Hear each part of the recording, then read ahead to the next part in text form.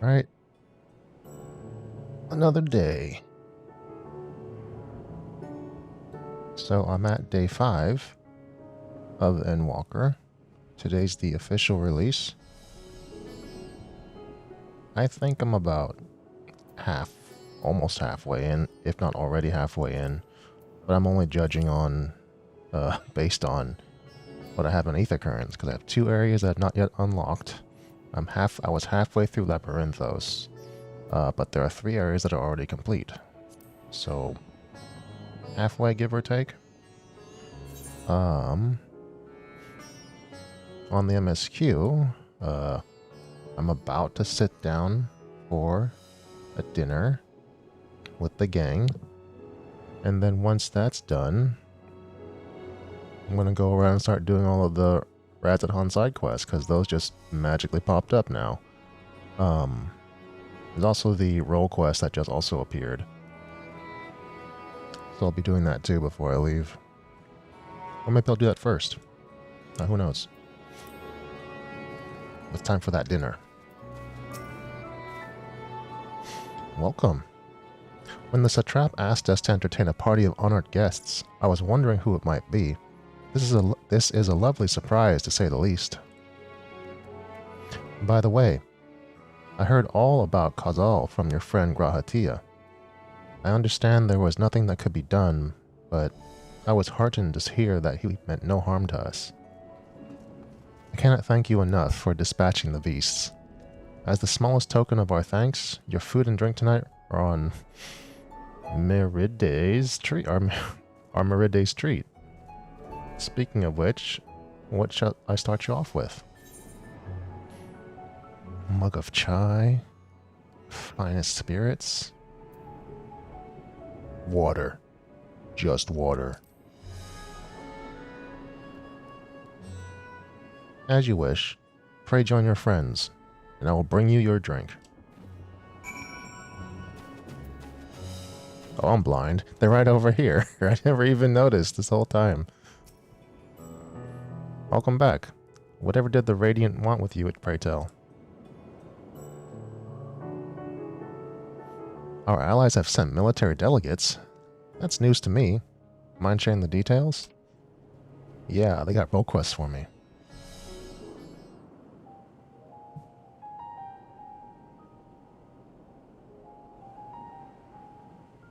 So blasphemies now plague all the realm.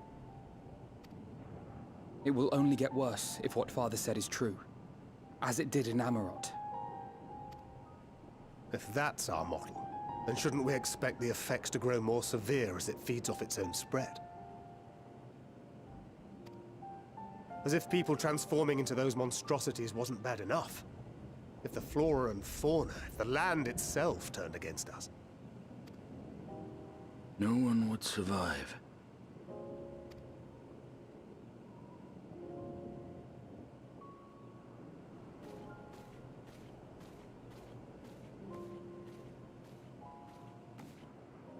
Here's your order, friend. Less water. May you find comfort in these dark times.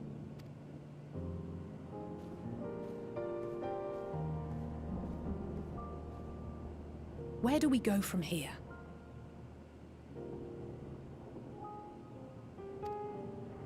If there's one thing we've learned, fighting blindly and simply reacting to what comes will accomplish nothing.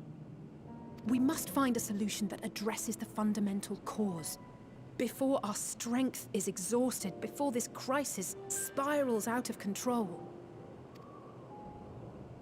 Is there something, anything we've overlooked? If there is an answer, Hydaelyn herself will have it. 'Twas she who bound Zodiac and forestalled the final days. Alas, we have heard naught from her since the Tower of Babel. Whether she cannot or will not speak, I can only speculate. Even the flower she gave us is no more. There's more flowers. Okay, we're gonna look. This is where we go back to Labyrinthos, right? Let's get more flowers.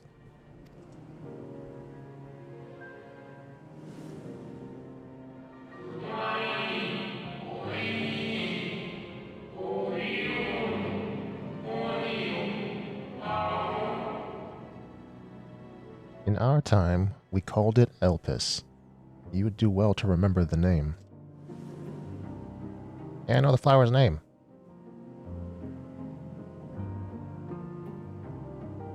So advised the Watcher. But what could be the significance of that name? It is entirely unfamiliar to me. To me as well. It meant something to the ancients, though. In our time. Most surely. Yet I do not recall a single mention of it in the records of Anida. Another dead end. And quite literally. It's not as if there are any ancients living we could go and ask. Not alive as such, but not quite dead. Oh, we going back to Amarat?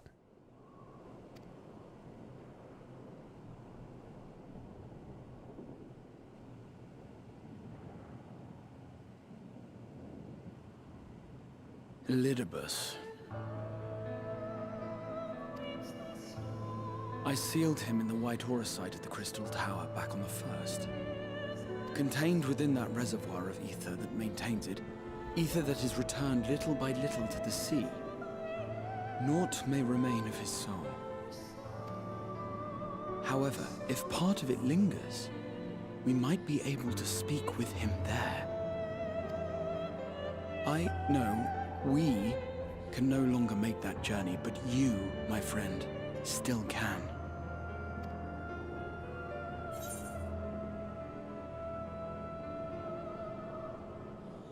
It's worth a try.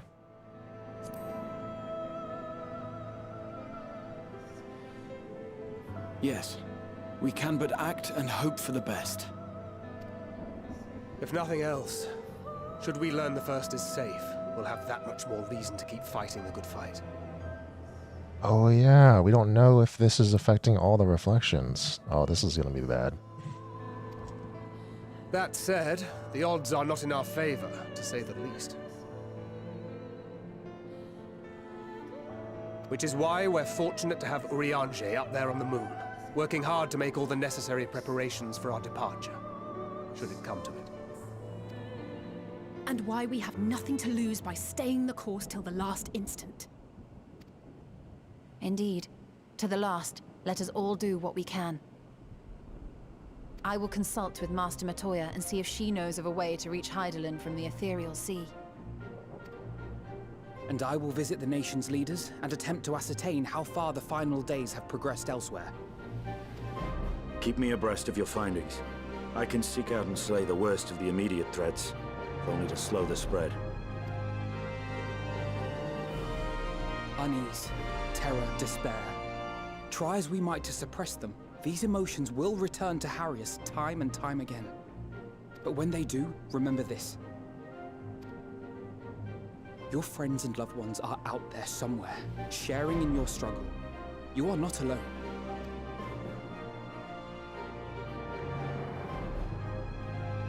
So ends the brief respite before the next revelation. Yes, so much left for you to see. Where beginning ends, and end begins.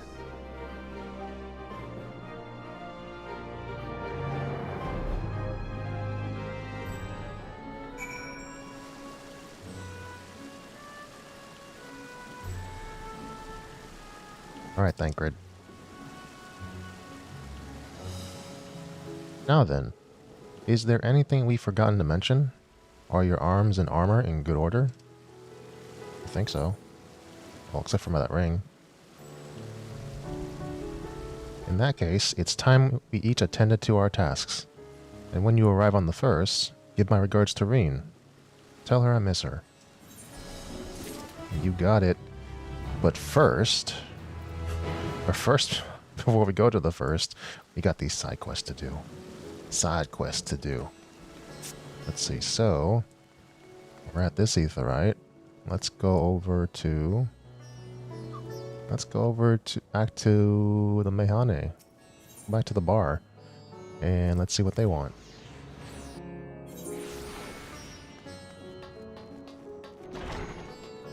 see, it's right here. What do you need? Such a precious trinket, yet its owner makes no effort to come and retrieve it. I do hope this doesn't mean... Well, if it isn't the brave soul who protected us from the beasts, and perfect timing no less. Might I ask you for a small favor? I'm looking for the owner of a missing item, you see. I was just cleaning up the shop when I found this unraveled woven band under the counter. A husband and wife visited here the other day, and I am quite certain it belongs to them. I was hoping to return it to its rightful owner, but they've not stopped by since. I fear the worst, but I am holding hope that they are well. I would search for them myself, but I cannot leave the shop unattended. Might you be so kind as to go in my stead? I believe the wife mentioned that she was an alchemist at the High Crucible. For the life of me, I cannot remember her name, though I do recall that she had long and striking red hair. Long and striking red hair, you say? The Crucible? Let's go to the Aetherite. Go to the Aetherite. Let's go to the plaza.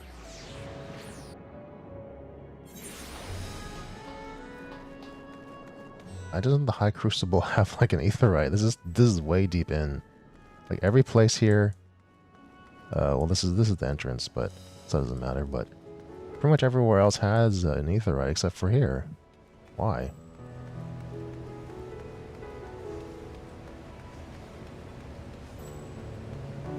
Hey, is this yours? No, it's not yours, because you're not the one with the long hair. Band, you say? It isn't mine, that's for certain. We were nowhere near Merides at the time. Fortunately, my loved ones all escaped harm. I can only hope the same is true for the person you seek. Yeah, the person I'm looking for has long red hair. It's the long red hair.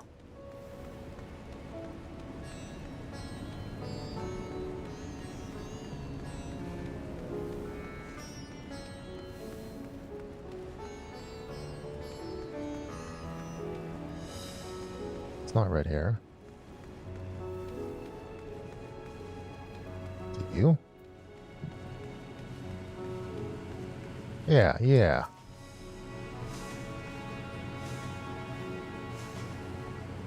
Yes, we were at Merides when the final days came, but what of it? Forgive me, I still find it hard to remember that day.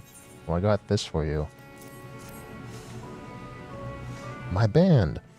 I was wondering where it had gone. My husband gave this to me and now it's all I have to remember him by. Oh, he got transformed or eaten or whatever. Stubborn to the end, that one. He distracted the... Okay, so he defended her. He distracted the beast so that I was able to flee, then went off to save the others. The Radiant host found me later. They told me he was gone, with not even a corpse left to bury. To tell the truth, I have been at a loss ever since. How do I carry on knowing that he gave his life for mine? We had so many plans. What our home would look like. What our children's names would be. And now nothing. Just a circle of woven thread he once slipped onto my wrist. And the memory of how happy we were to share our lives and each other. With each other.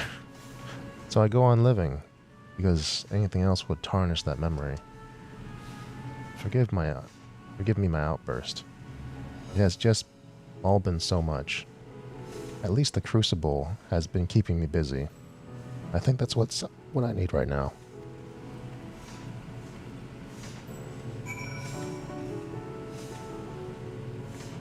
Alright, we found her. And her sadness.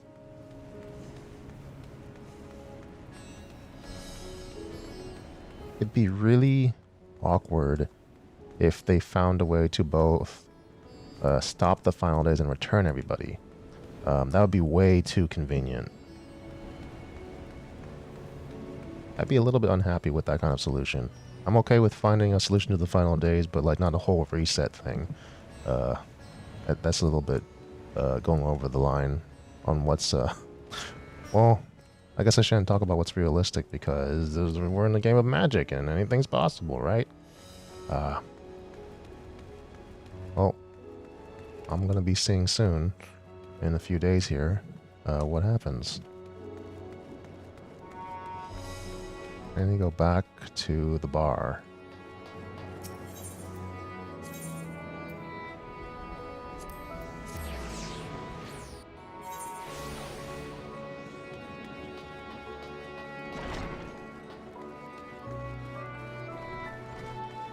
Alright, I returned it to its owner. Welcome back. Were you able to track down the couple? I do hope they are safe. Well, not so much.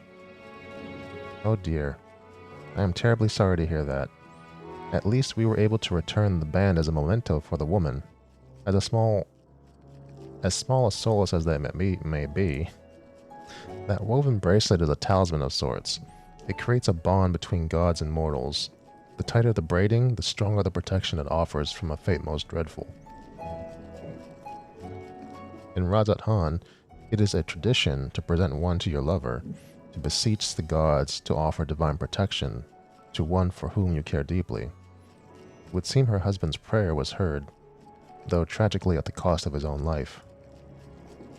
I imagine she will need time to heal, but I hope that she will visit us again, that I might offer her what comfort and kindness I may. At any rate, I thank you for attending to this task for me. Yeah, you're welcome. Thanks for the $10. Alright, so time to go. Maybe let's go towards the entrance and get one of these two. So let's go to the... Which one is this? Ozadal's piece? Okay, so it's going to be in this direction. I think I need to go up.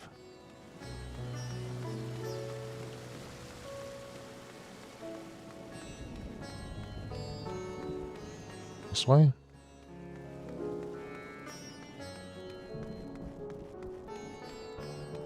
Oh dear.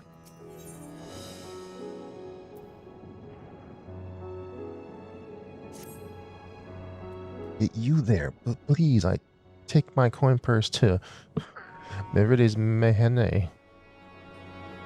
Buy all the apples you can. So hungry. I have no strength. My stomach. To Merides Mehene. Hurry. Okay, I was just there. Don't do side quests the way I'm doing it. Don't ever do it. One at a time.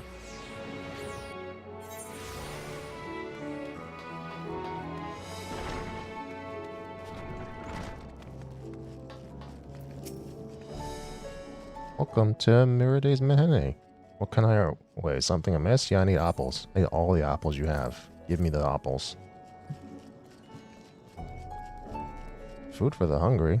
Worry not, he has more than enough coin for a crate full of apples. Bring it to him with my blessing. I'll take what I am owed and leave the rest. Pray return to remember... Oh, no, he's not dead. Pray return the remainder to him. You'll find the crate of apples in front of the Mehane.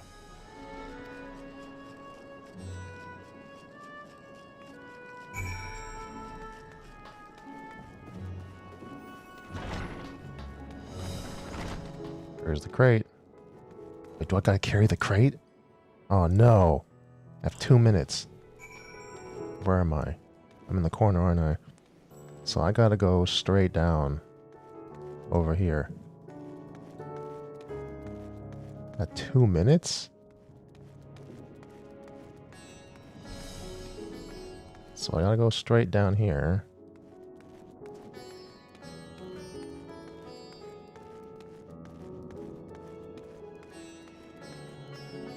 Oh. Can I make it in 2 minutes? 2 minutes seems like it's a little bit tight. That with the... Also with the slow on me. Okay, so I'm gonna go out this way. I'm gonna try to make it over to this area and then go up the stairs and get it to him.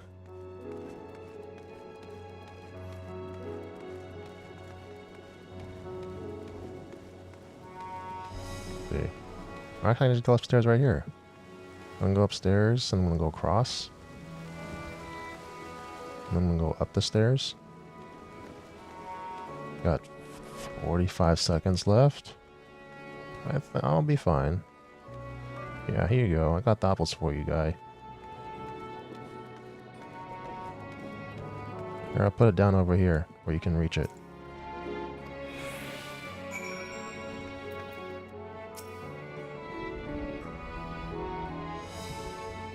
My stomach burns with 1,000 fires. Have you the apples? Yeah, it's right over there. The people of radz-at-han are so kind. So kind. Many thanks, friend.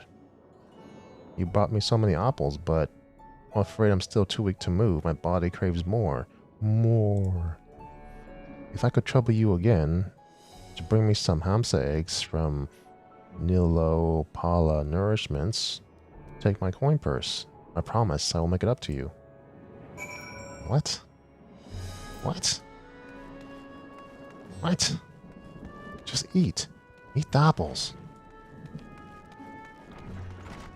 You want me to go way over here? Can I go from over here? I should be able to, yeah. So I go over here. And then just turn over here. You'll find some eggs.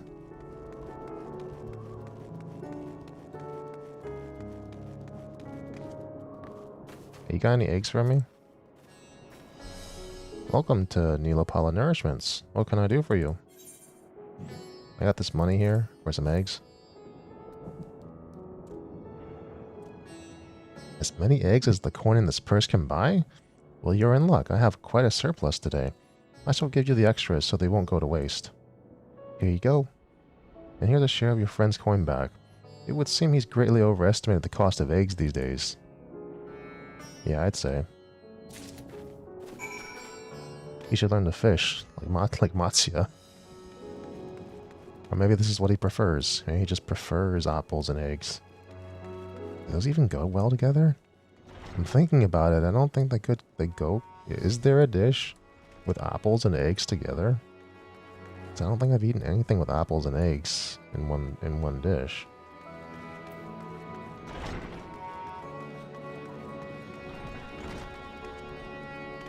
There you go. You're back, and did you find the eggs? Yeah, here's your eggs. And here's your coin back. What remains? Ah, my favorite. The yolks just melt in your mouth. My stomach calms, and I feel my stamina return. Thank you so much, friend. I had been attacked by a strange monster high up in the mountains. I descended as fast as I could, tumbling through the brush and tree boughs. Finally, I returned home. I was so exhausted I collapsed, only to wake again to the pangs of my empty stomach. But I found I was too weak to get up. Such is the curse of being so large. We Arcasodra have great strength at our disposal, but once that strength is spent, it requires a veritable feast to replenish. You may have whatever coin is left in my purse as a token of my gratitude. You have done me a great service today. Let me guess, it's 10 bucks. Yeah. Or 9.75, but there's 10 bucks. Wait, there's a person here. There is a person here. There's a person. Where is this person? Is it below me? Yep. Anxious adventurer. Praise the 12, another adventurer. I had been wandering around this God's damn city for hours. I was hired for some simple express deliveries in Ul'dah before realizing the destination was bloody radz-at-han. Simple my ass. After coming all this way, I still don't know where I'm supposed to go. Well, I'm at my wit's end and running out of time. These letters have a tight deadline, and if I don't deliver them, I won't merely lose my job, I'll lose my head. Could I ask you to take these 2 missives to the High Crucible and House Barrack, respectively? I can manage the 3rd one on my own. Return and meet me here when the job's done, and I'll see you're duly compensated for your efforts. Are you gonna give me 10 bucks? Like everybody else? Because everyone's been giving me 10 bucks. Okay, so one is in the High Crucible and the other one is over in Kama. So let's go to the High Crucible first. And we can get there by the plaza. Let's go to the plaza. The plaza.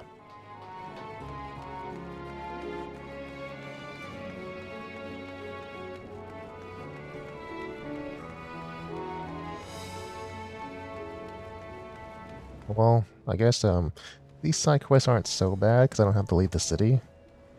That means I don't have to do any fighting. Or maybe I'm speaking too soon.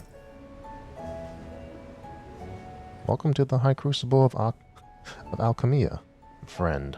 How might I be of service? Well, I got this letter for a person.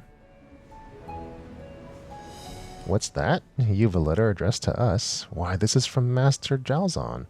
Last I heard, he was doing field research in Eorzea. I do hope all's well. Why, I can scarce believe it.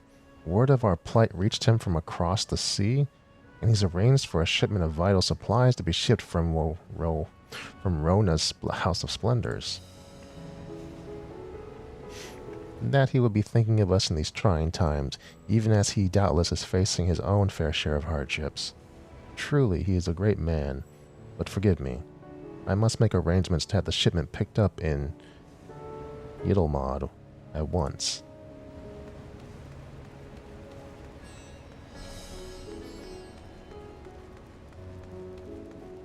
Alright, so then let's go over to Kama. Kama.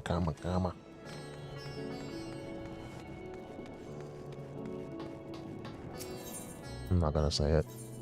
I'm not gonna say it at all.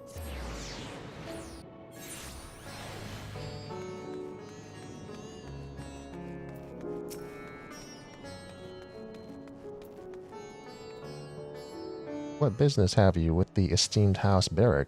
I have an esteemed letter for you. An urgent letter? Let me see. Why, it's from dear Ardashir. At least we now know he's not out begging on the streets. Ardashir is our youngest son of our house. Wait. Father was upset when he forsook blood and nation to tinker with such stained alembics. Thus he never... Wait, isn't Ardashir... Let me see, let me check real quick. I think Ardashir is the...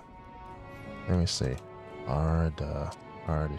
I'm just double checking. Ardashir. Yeah, Ardashir's the Heavensward relic kid. Yeah, okay.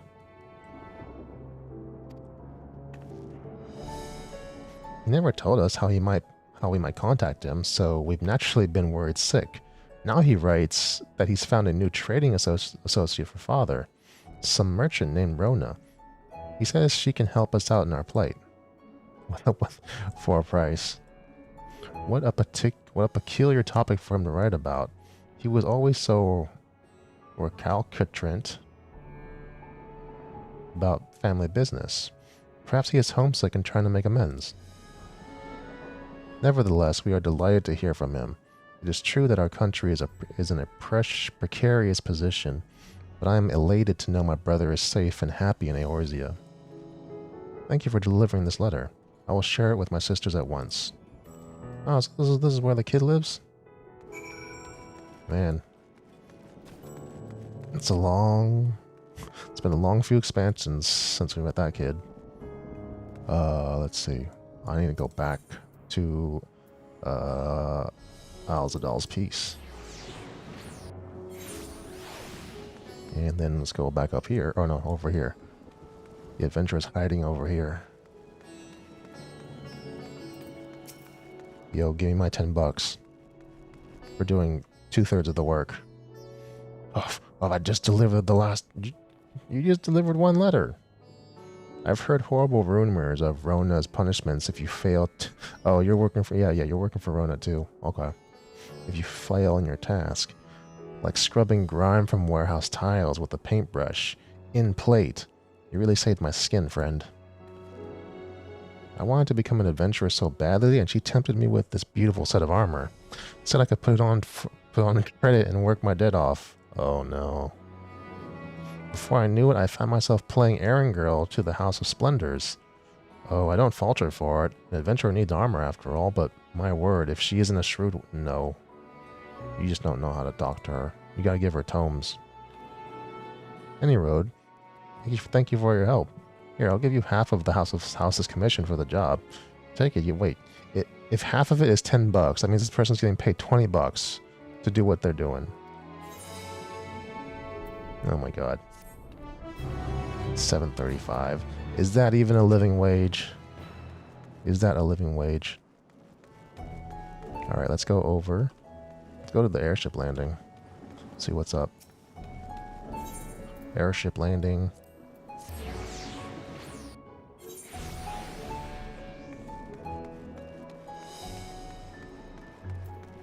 Okay, what do you got? You're a friend of that red-headed Mikote lad, aren't you? I remember how bravely you fought for us. Might I ask you a small favor? Yeah, okay. Oh, thank you. You see, my wife and I will soon be blessed with a child. It is custom for the father to swaddle the newborn in festive silk, but having been to the market twice, I find myself at a loss for which would be the ideal choice. I am loath to impose, but I would ever be so honored if you could make the choice for us, and sooner rather than later, as she is due any day now. Would you accompany me to the Ruveda fibers? Okay. He's like, make the choice, but make it right now. I'm like, dude, like, you're the one asking me for help.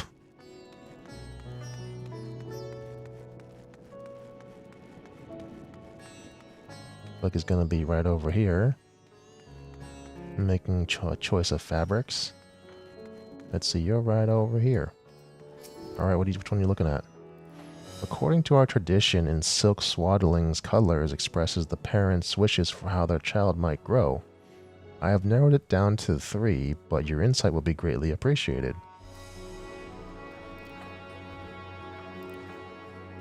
This lush green fabric represents a wish for a prosperous life, fulfilling not only in wealth, that is, but feasts and festivities and companionship as well. Who wouldn't want a life as rich as that? The bright yellow swaddling symbolizes a wish for wisdom. Intellect is prized among our people, and it is said that the color said to be the color of Sindaruva. Our child may become a respected advisor or alchemist. And yet look at this vibrant red silk. It would express a wish for a talent in the arts. Why, wouldn't it be lovely if our child would grow up to be a master artisan or performer? Hence my dilemma. I would want my child to be all of these, but I can only choose one color. What say you? Which do you feel would be the ideal choice? Well, do all of them? Can't you just... Isn't that what fabrics do? You can just mend the fabrics? Tri-colored silks. Inspect them and choose one.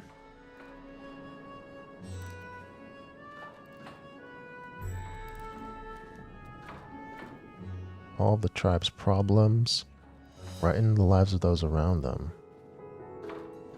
I mean, it is kind of a hard choice. I mean, of course you want to wish all of these on your child, but it's also a moment in time that you want it to be in symbolic for the rest of their lives.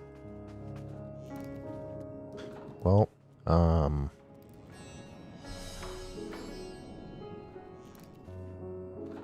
clever child to help solve the tribe's problems or brighten the lives of those around them. Well, you know what? We need some more help right now. So let's do that. Brighten the lives of those around them. That one. Red it is. I hope our child can someday bring joy to the village with their art. I thank you, friend. I feel much more confident in the decision for having consulted with you. I will bring the silk home to my wife today. I plan to visit Pox's Path once I finish up here. Would you be so kind as to meet me there later, that I might repay you for your kindness? Okay. Is that where I first met you? Yeah. It's over in the airship landing. Let's see. It's gonna be straight down over here.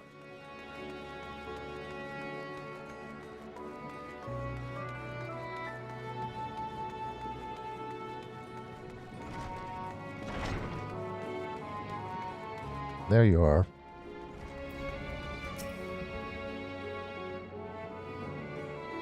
My wife was most pleased with the swaddling we chose, and I dare say it is even more auspicious that even such a valiant hero such as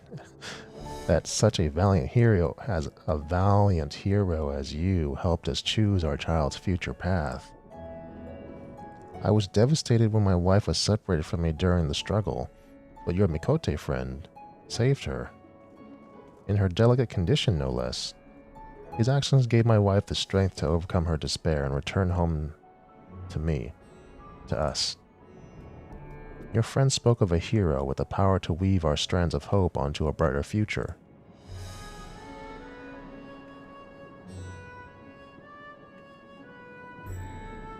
That hero was you, was it not? We shall treasure the swaddling you chose for us as a family heirloom, now and forever. My most sincere thanks for you all have given us. Alright, thanks for the $10.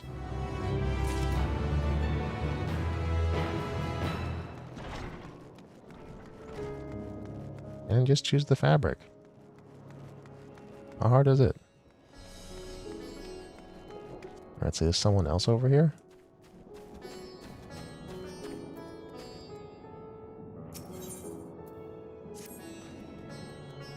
You must be the substitute Hamsa keeper. Well, you're late. Feeding time was supposed to start bells ago, and a hungry Hamsa is a noisy Hamsa, as you can hear for yourself. Okay. What are you standing around here for? Are you going to leave those poor creatures to starve to death? Get to work. Chop chop. Here you go. One large feed bag and one small. Hamsa of different stature have different diets, you see, and they're finicky eaters to boot. The smaller ones require only a simple mix of greens and grains, but our big boys also need a helping of silkworm pupae for extra protein. The foodstuffs are next to the wooden crate after there. I'll get to it. Okay. I'll get to it. No questions asked. Let me see.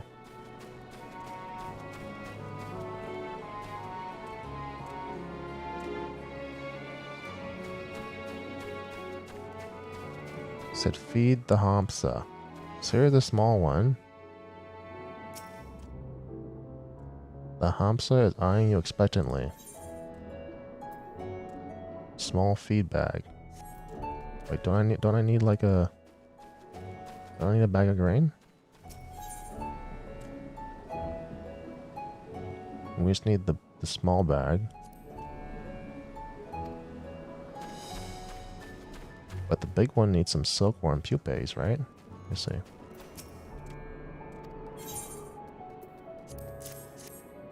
Here you go. The Hamsa shuns the bag and stares blankly skyward as if forsaken by the gods. Wait. Didn't he just need grain? Oh wait, grain and greens, duh. Sorry.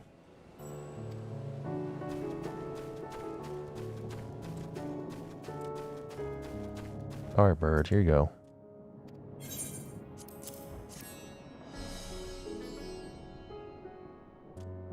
The Hamsa flaps its wings and its eyes and light up with a gastronomic delight.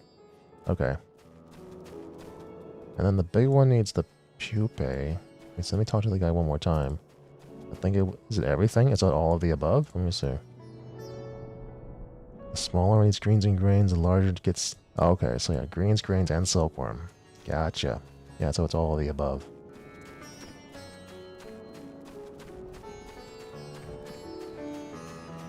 So... grain in the large one. And then greens. And then...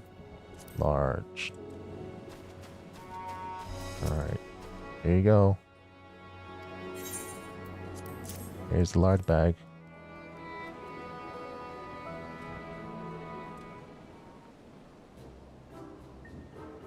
All of the above for our big boy. The Hamsa flaps its wings and its eyes light up with gastronomic delight. Oh wait, this is where we get it, Hamsa? Oh no, I didn't see it in the rewards thing. We're only gonna get $10 for this.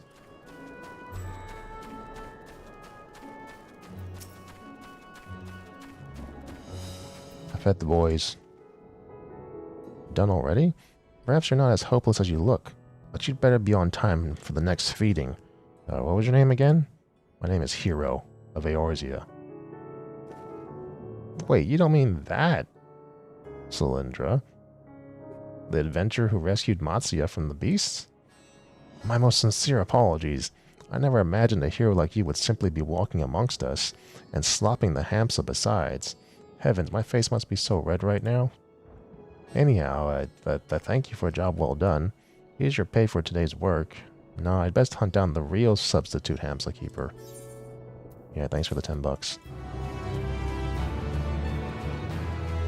How dare you? Mistaking me for a mere hamsa keeper. Well, whatever. Honest mistake. What do you want over here? Radiant host, captain. Why are you just standing here with a thing over your head? You're the adventurer who fought off the blasphemies with us, yes? Oh, you couldn't have come along at a better time. Just do me one favor. Just act as if nothing is the matter. Okay. If you're going to make these wild accusations of me, you best have some damn proof. I told you. I've never seen your damn ring. Right now, I'll be on my way. Oh, these people over here are talking right now. Yeah, this group of people. We're just standing here. How can you speak such lies? That ring was my most precious keepsake. Or whatever shall I do? Okay, now the captain's talking again. Yes, that should do. Thank you, Cylindra, was it? If it wouldn't be too much of a bother, could I trouble you to assist us in an investigation of ours? As you may have observed, that young woman believes that her ring was stolen by, that uncouth young man who just walked away. She has no physical evidence, and yet I cannot help but believe that she is telling the truth. And so I hatched a plan. I would make a show of diffusing the argument and allow the man to walk freely away. Then I would have him followed, that we might glean some insight as to whether or not he committed the crime. That said, it would be far too conspicuous if I were to tail the man all by myself. What say I pretend that I'm showing you a visitor to our fair city around the area? That way, I do believe we can approach him without arousing too much suspicion. Okay, fine. Yeah, show me around. Splendid. I can't thank you enough. Let us follow the rather unpleasant fellow. I believe I saw him headed in the general direction of the huge. Okay. Guess I'm gonna look for the dude. Gonna act like I'm being given the tour, even though I'm already acquainted with the city. Okay, give me the tour.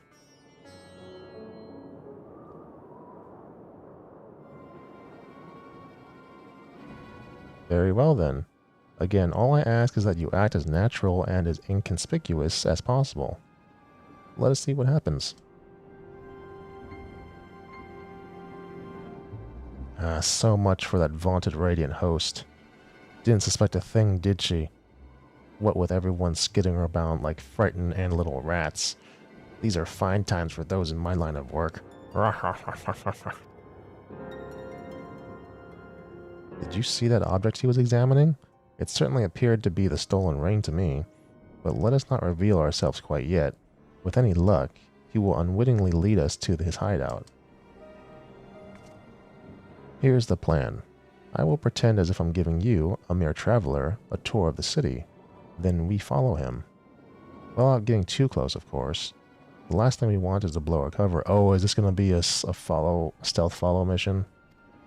Man, they did a lot of those this expansion.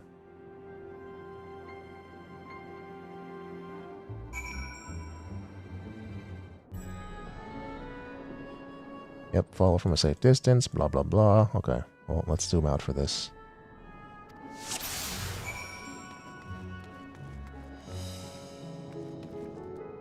Are we just walking too?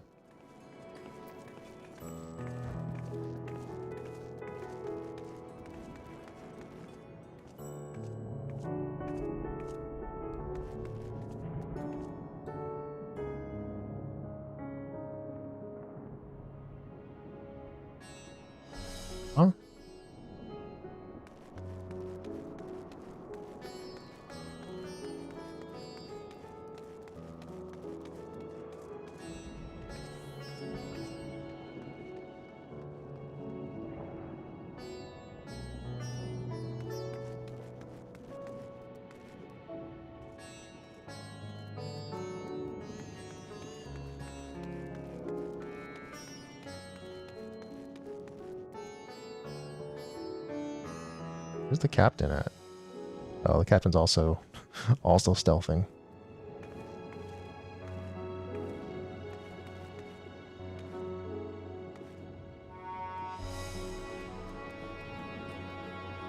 We're fine. We're fine.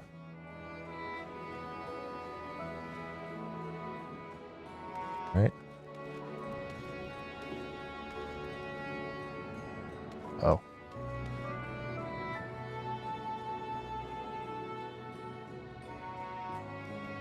Oh, am I okay right here? Okay.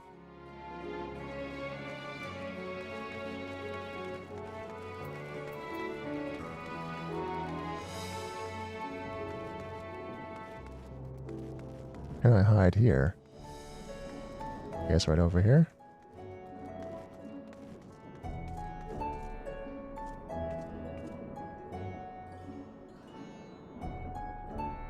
What?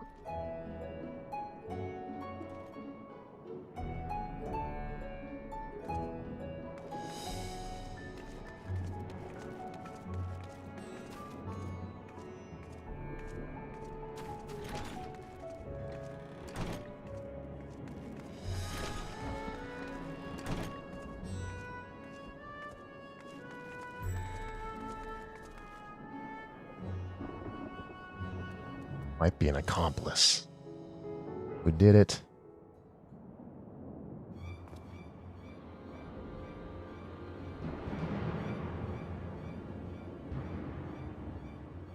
Oh, it's been a while since I've seen a ring of this make, and inlaid with exotic jadeite, no less. Jadeite. Yes, this should sell for good coin.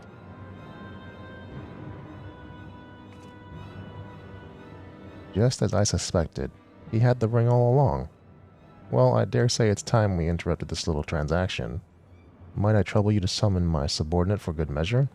I will keep watch here to ensure that neither the man nor his accomplice escapes.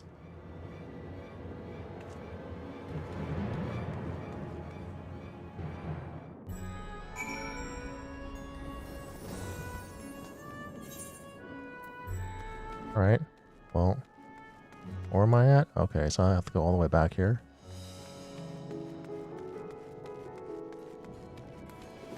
Let's sprint our way over there.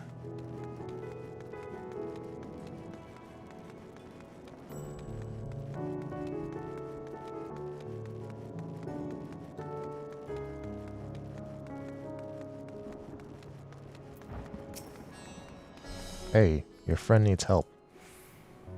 How fares the investigation, friend? A rare jadeite ring, you say? That matches this young woman's testimony exactly. It would seem you've caught the culprit red-handed. At any rate, I will make for the scene of the crime at once. And do not worry, we will not trouble you for any further aid. I assure you that the Radiant host can more than handle a couple of common ruffians. Above all, it is because of your efforts that this dear woman will be united with her precious keepsake before long. In my captain's stead, allow me to reward you for your kind deeds. And with that, I must be off. Thanks for the $10. Alright, someone over here? Hey you, what do you need? Are you gonna give me a corsage? Wait, could it be? Yes, you're one of the heroes that helped fend off the beasts for us. Oh, what an honor it is to actually speak with you. Do you remember me? Perhaps not, but I was one of those you saved from the ravening horde. I cannot begin to express my gratitude. You'll be happy to know that the little ones you helped rescue are as safe as well. So enamored they are with you and your friends that they've decided to put together a few gifts for you. Might you take the time to visit them over on Pox's path? They'd be even more thrilled to meet you than I. Okay. Let's go over to the airship landing. That seems to be the closest. And then let's turn around and go this way.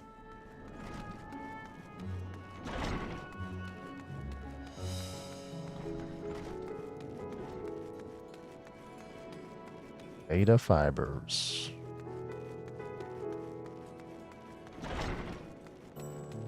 Let's go meet the children. An Ari girl and an Ari boy. Hey. Mirin told us not to talk to strangers. Well, I'm a hero. Really? Well, I'm Miss Istola's friend too. She saw I was in trouble and fought off monsters with her magic just to protect me. She's the most powerful mage in the whole wide world. Nuh-uh, Mr. Thancred is the best. He's strong and brave and gentle.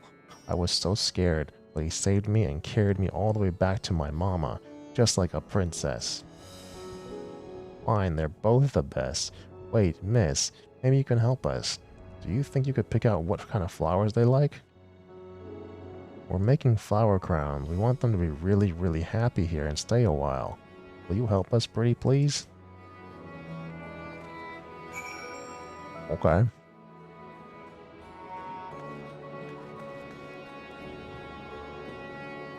Wait, this is the selection?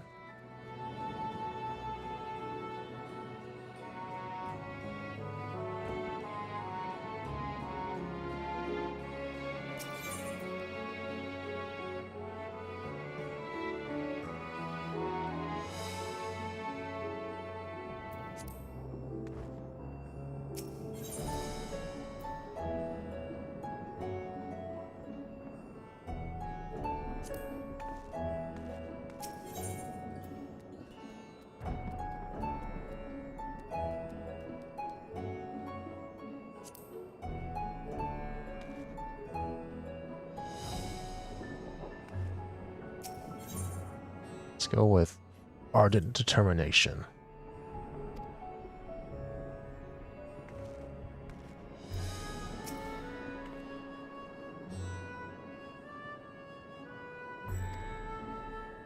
Oh. Let's get a pink flower for Thancred. It's fine. Yeah, when he pulls the trigger, pink petals just flutter about the scene. That's what I see anyway. Well, miss, did you find flowers suitable for Miss Istola? Yep. This one smells so pretty. It reminds me of the pretty smell when she came into our rescue with her magic. My turn, my turn. Which one did you get for Mr. Thancred? Got this one, this pink one here. You chose the pink one. I think that would look nice on him too. It's like what princes wear in Mama's store. Okay. Thank you so much, miss. We're gonna have so much fun making crowns for them. There's lots to do, so we'll see you around. Oh, can you tell Mirin that we'll be a little late? We're supposed to be back a bell ago. Okay.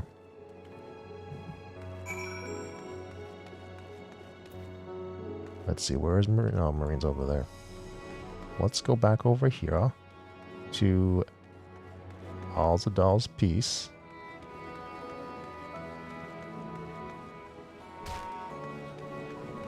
And then I'm going to go over to Ruveda Fibers. Beta Fibers. Beta Fibers. And they're going to be right here.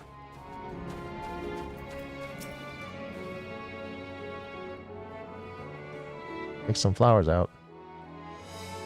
You don't say. It sounds as if you were of great help to the children.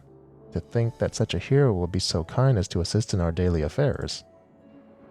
I cannot bear to think what would have happened to them were you not there to save them. Because of you, they have been given another chance at life. Flowers may be a small token, but this really means a lot to them.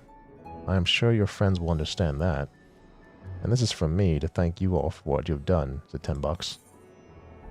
And I'll take the purple flowers.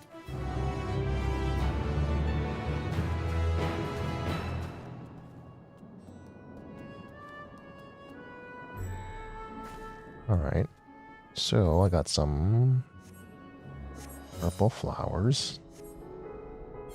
Bags are starting to get stuffy. That's fine.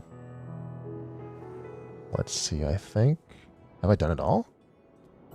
I think I've done it all. I have. This is probably a House of Splendors. Yeah, I can skip that for now. Alright.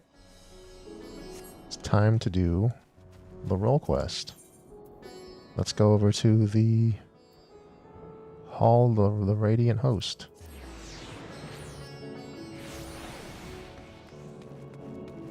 Give me my role quest. Wait, I don't think this is the right way. I think it's back over here. It's over in this hallway. Here it is. The Doman Delegate. Do mine eyes deceive me, Lady Cylindra? Oh, thank the Kami. Lord Heian has requested assistance in the resolution of our most urgent matter. The hunt for a fell beast believed to be a blasphemy.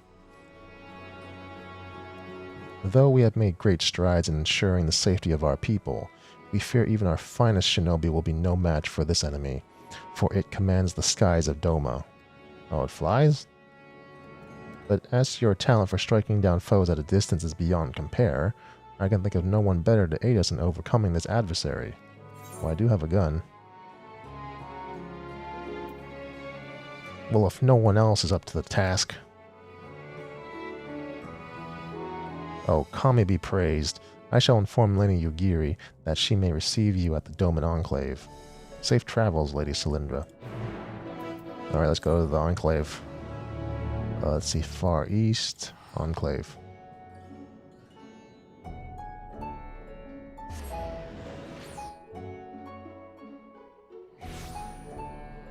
Let's see, she's gonna be over here. It's kind of neat they're making us go back to some of the older areas. Keep them fresh. Sort of. Hey, Yugiri. It is good to see you, Cylindra. When we received word that all of your people, that you of all people had answered our call, I could scarcely believe it. Yet, here you are.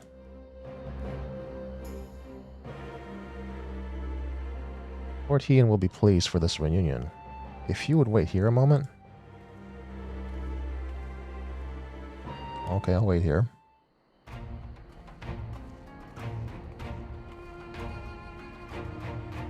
Well, well, that the Kami should guide your steps to our door once more, and with such fortuitous timing.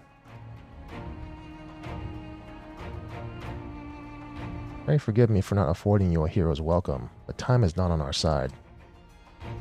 Not long after receiving word of men transforming into hideous beasts in Thavnir, a similar creature was born of a woman in Asari. After attacking another villager, it took to the skies and fled, though to where we know not. An all too cruel twist of fate, for the one slain was among the prisoners returned to us in that deplorable exchange with Asahi and the Empire, just when they had at last begun to piece their life back together. This blasphemy must be stopped. Alas, our foe is wont to keep to the skies, well beyond the reach of our samurai and shinobi. Thus did we seek the aid of those proficient in ranged combat, able to pluck the beast from the heavens. Yeah, I got a gun. Of course, martial prowess alone will not solve our problems. Others have turned into weaker but no less gruesome abominations, as was the case in Thavnir, and their numbers increased by the day. From what I understand, this phenomenon is not unlike a sickness which spreads by feeding on fear and anxiety, emotions which of late can be found in abundance. Slaying the beast means nothing if the people's hearts cannot be put at ease. Lord Heian.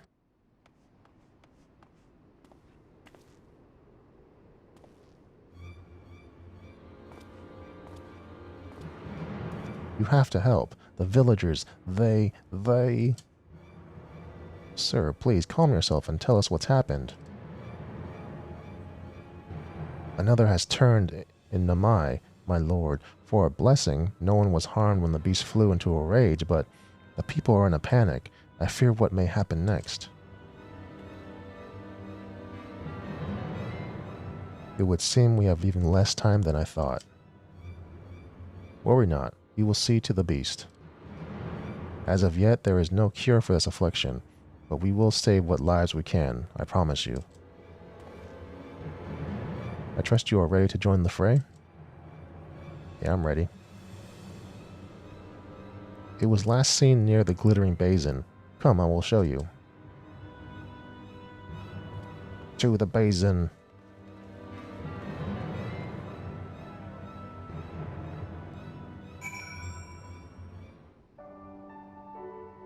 Oh, they just took us there. Alright, that's cool. The beast was right here, I swear it. Thank you for leading us here, but it's not safe. Please return to your village.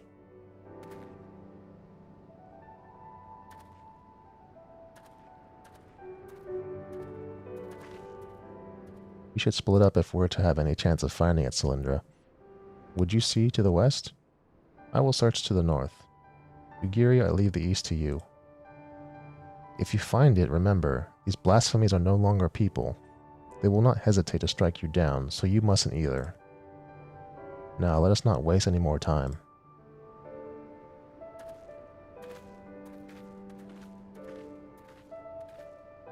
And I'm really glad I picked Machinist to level up for the main scenario, because I love the Namai area. I love Yancha. Music's great and everything.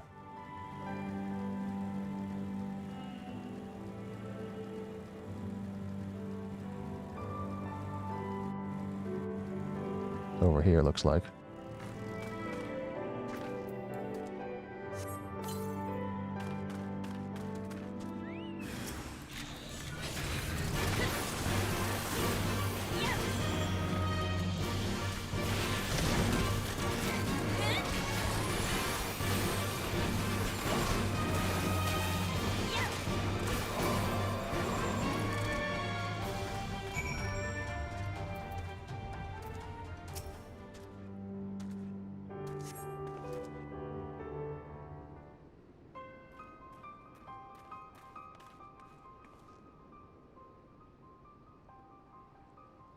Are you alright? We heard shouting and came as fast as we could. It would appear Cylindra arrived not a moment too soon. Why? Why did you kill my brother?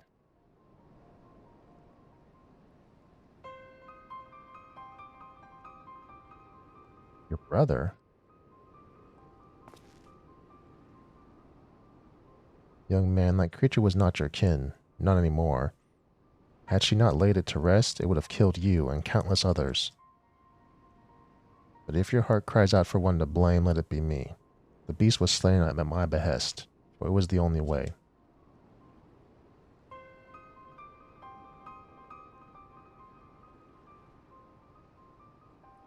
No, no, you're wrong. You killed him, murdered him. I hate you.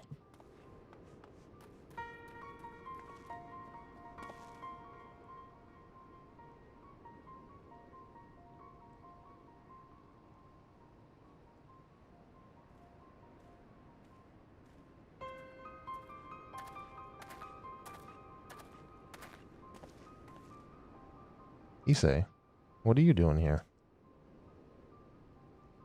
Searching for Tonbo, though clearly you found him first. The monster was his older brother, as you may have guessed, and Tonbo gave chase the moment it ran off.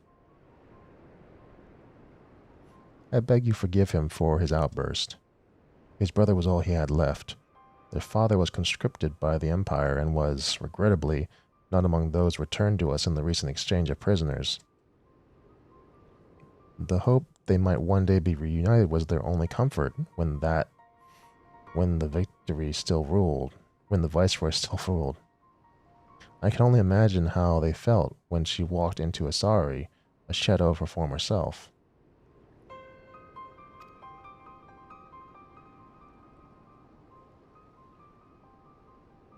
Tsuyu may have had no memories of the monster she was, but her victims still see her in their dreams. Nevertheless, like many, The brothers prayed your mercy would see their family restored. But then they only learned of her death and of their father's absence. Deprived of hope and of hate all at once, they had nothing. Oh, my apologies for rambling.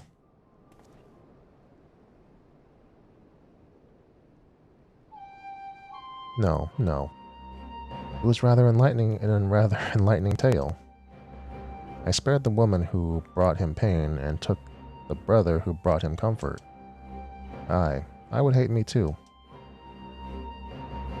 I swear I will set things right for Tonbo, for all the people of Doma. Please return home, Issei, and be safe.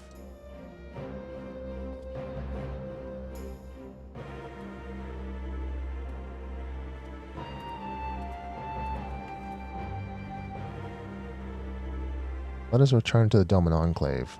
This ordeal has given me much to consider.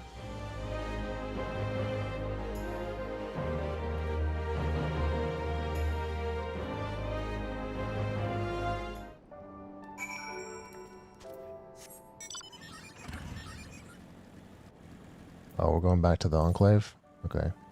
Let's go to the Enclave.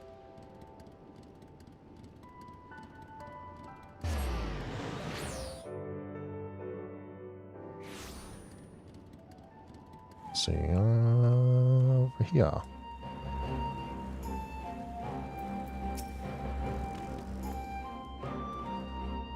I owe you a great debt for your timely assistance, and an apology, for I've made you an executioner in young Tombo's eyes. Would that I had been the one he witnessed cut down the beast his brother had become.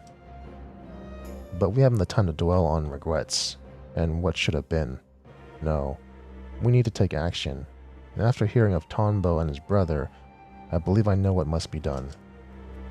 A great many of our brothers and sisters were returned to us in the prisoner exchange, but even so, there are those who yet remain lost to us. Meanwhile, Yotsuyu, who was directly responsible for much of our people's suffering, was never held to account for her crimes. In death, she claimed vengeance for her suffering at the hands of her brother, but it came at the expense of justice for her countless victims. The people of Doma have every right to resent me for failing them, and their grief. But what of those who cannot bring themselves to do even that? Who are left alone with their anger and their pain? May very well give way to despair, and then they would share the same fate as Tonbo's brother, yes? Which is why we must needs consider who else might share in his anguish, ere we find ourselves beset by more beasts. I will begin making the rounds of the villages and to inquire about those whom their neighbors believe are more distressed of late. Very good. I and the other shinobi shall continue our search for the blasphemy which sets these events in motion. And you, my friend, we will have need of your talents again ere long. Rest assured we will keep you apprised of our findings. Alright.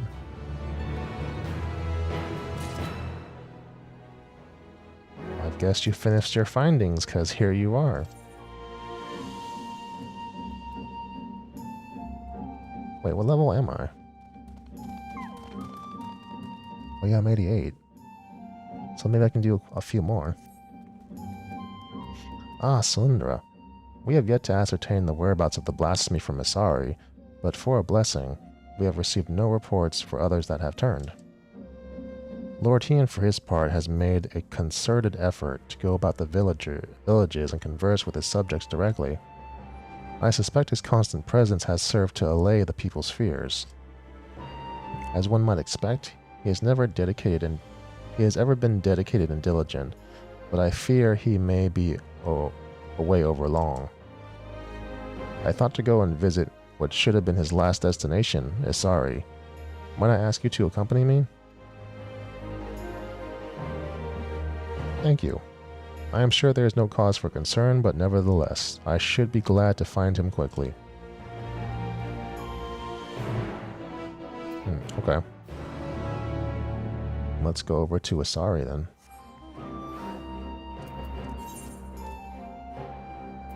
Let's see, let's go to, oops.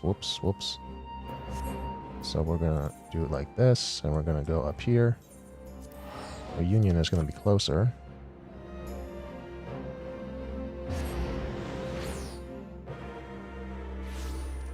Let's go straight south. Fly, meme raptor, fly.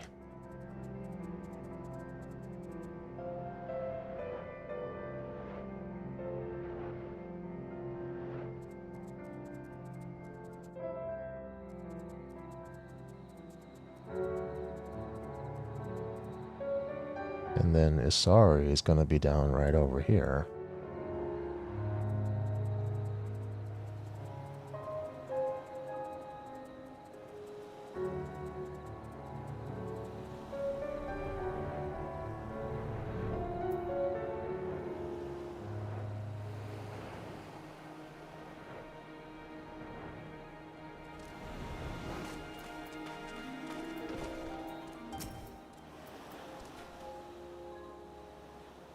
Cylindra, Yugiri, my apologies if I gave cause for concern. Assessing the state of affairs here in Asari has proven difficult. To put it simply, the people, one and all, refuse to speak with me. They simply bow their heads and turn away at my approach. Knowing the blasphemy originated here, I can't help but wonder if that has aught to do with their silence. Perhaps you could attempt to engage with the people in my stead. Surely they have no cause to deny the two of you. I should hope not. Nevertheless, I will don a disguise lest I draw undue attention. Come, Cylindra. Let us see what we can discover. Thank you, both of you.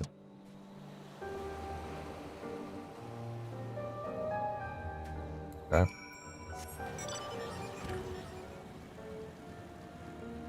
Let me just roll in on my bike. They can't ignore me now.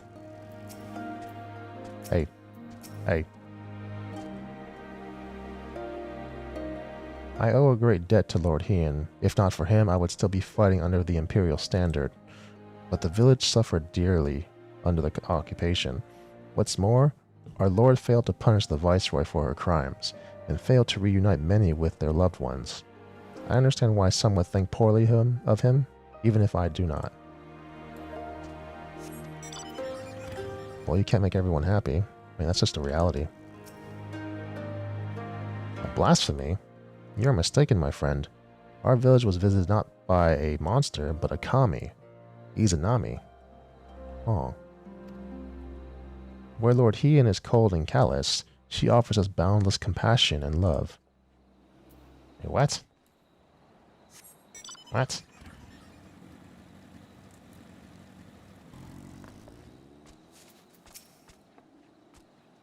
Aye, that's right.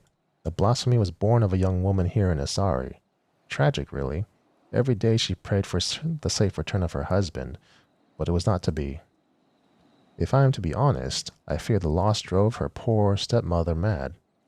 Kisei has ever been a devout believer in the kami and their blessings, but she somehow convinced herself that Minato has become one.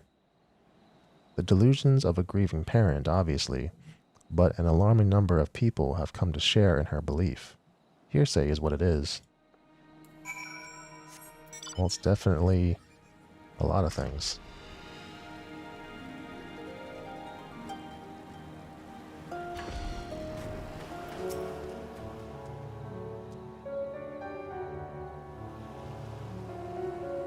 I see. Little wonder they would refuse to confide in me. The belief held by some that this blasphemy is a kami, however, is quite concerning. Izanami presides over life and death. She gave birth to the nation of Doma and ushers souls of the departed onto the land of the dead. I trust you understand what it would mean to deny them a source of hope in such dark times, even one such as this. The villagers also claim that this Kisei can speak with the dead.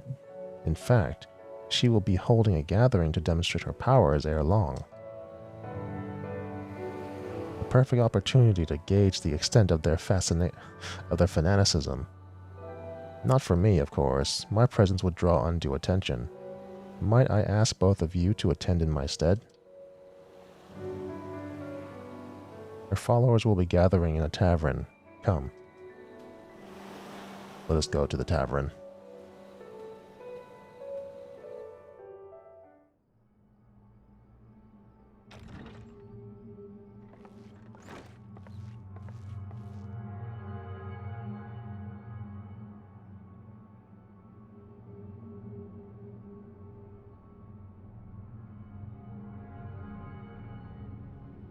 O spirits of Asari, I beseech you, lend me your voice and let your presence be known. Cross the veil and be among us once more.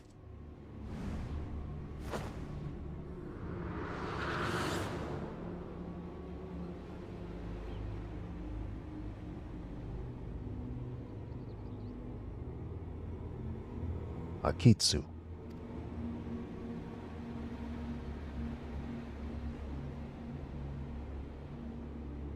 Father?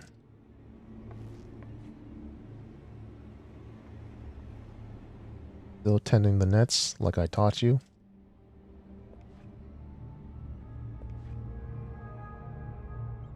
Yes, Father. Every day, thanks to you, we never want for fish. Our bellies are never empty. I am proud to be your son. I was always too embarrassed to tell you before, but... And I am proud to have been your father. May you ever be blessed by the sea's bounty. It hurts. It hurts. Father, what's wrong?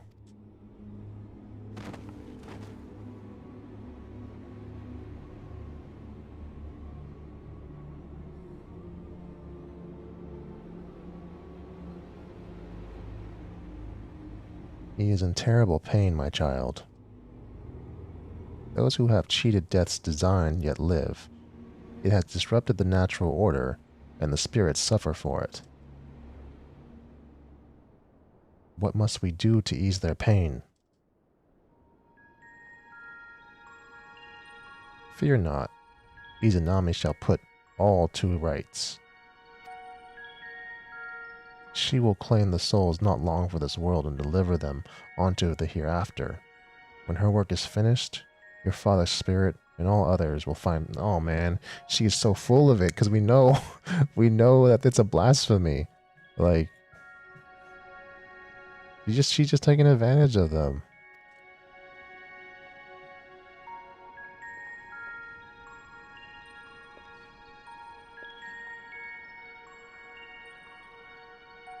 Can you find my father?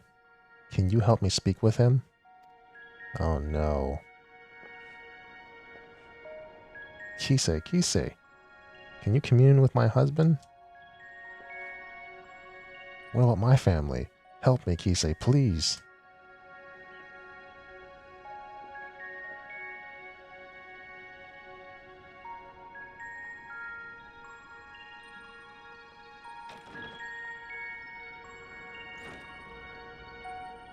And that crafty old hag.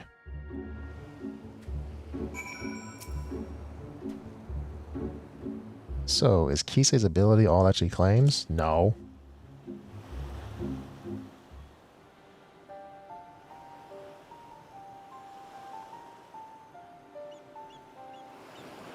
A young man spoke to his dearly departed father, thought through her.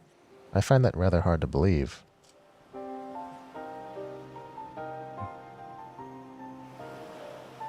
Even so, those in attendance appeared quite convinced, my lord.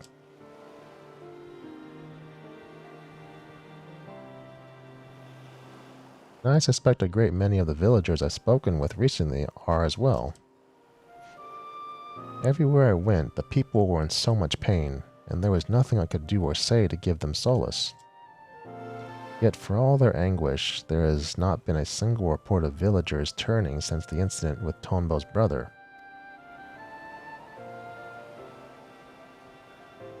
Which can only mean word of Kisei and her ability to speak with the deceased has spread. The belief we can commune with our loved ones in death is a comfort far beyond my power to provide. Though I fail to see how the people would abide the kami claiming innocent lives to restore order.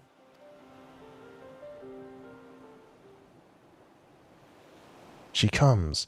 Izanami! Am I get to see her now? A blasphemy? Here? Let's see it.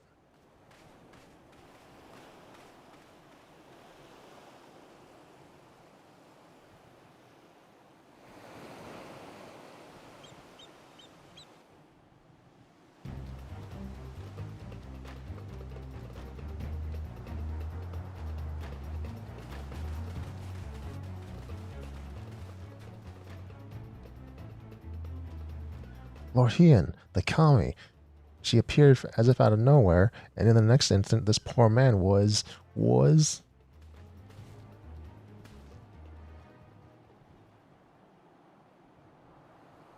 He did. So we were too late.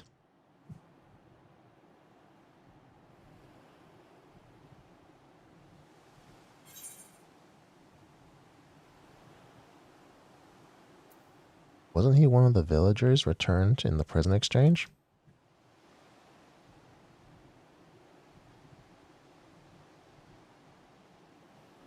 You recognize him?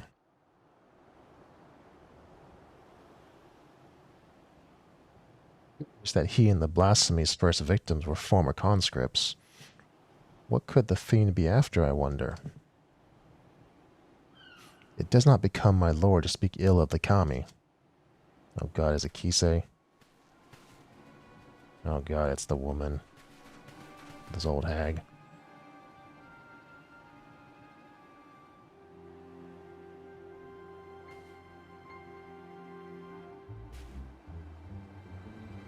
I understand you are come to investigate the rumors of a monster born in our village. A blasphemy, you called it. But you are sorely mistaken. My stepdaughter, Minato, was chosen to serve as a vessel for Izanami. I witnessed her ascension with my own eyes.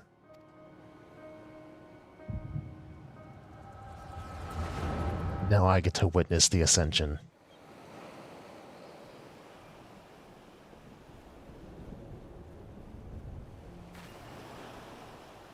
Minato, please. I can't. I won't. There's no logic in it. No justice.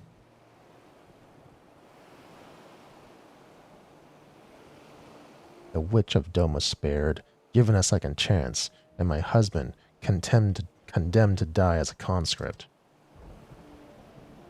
I'll never know what became of him. Lord Hien can't give me even that. And when I look at the families he made whole at their happiness, I feel the hole in my heart, the gaping wound that will never heal, begin to bleed.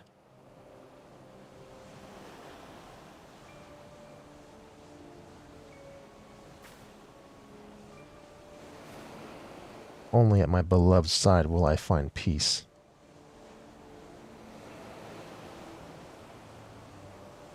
You mustn't lose faith, Minato.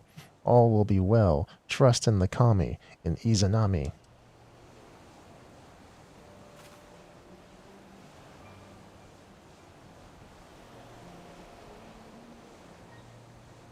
I want to believe, but...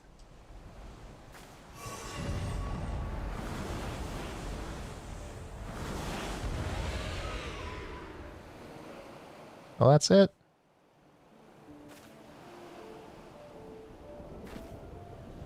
Just one of those?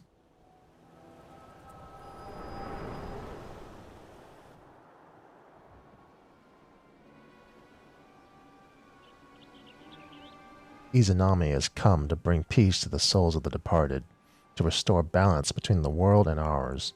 Surely you would not dare defy the will of the kami, and you don't know what you're talking about. This balance you speak of has claimed the lives of 2 innocents, but recently returned to us. I will not accept that the kami would condone such cruelty.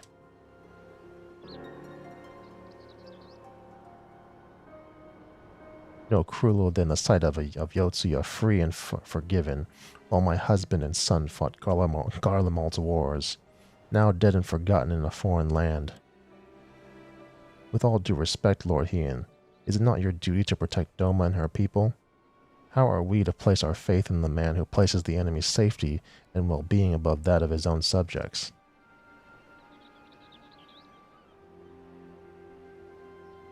Only the kami are deserving of our adoration, as they have always been.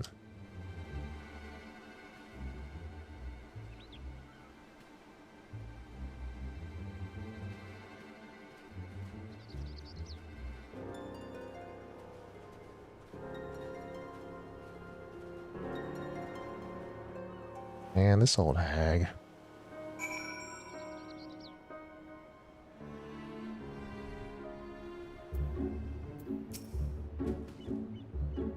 The villagers are no doubt loath to ask it of me, but preparations must be made for burials and funeral rites. I can offer that much, at least. You seemed distracted during our conversation with Kise. Is something the matter? Yeah, my echo, tripped off.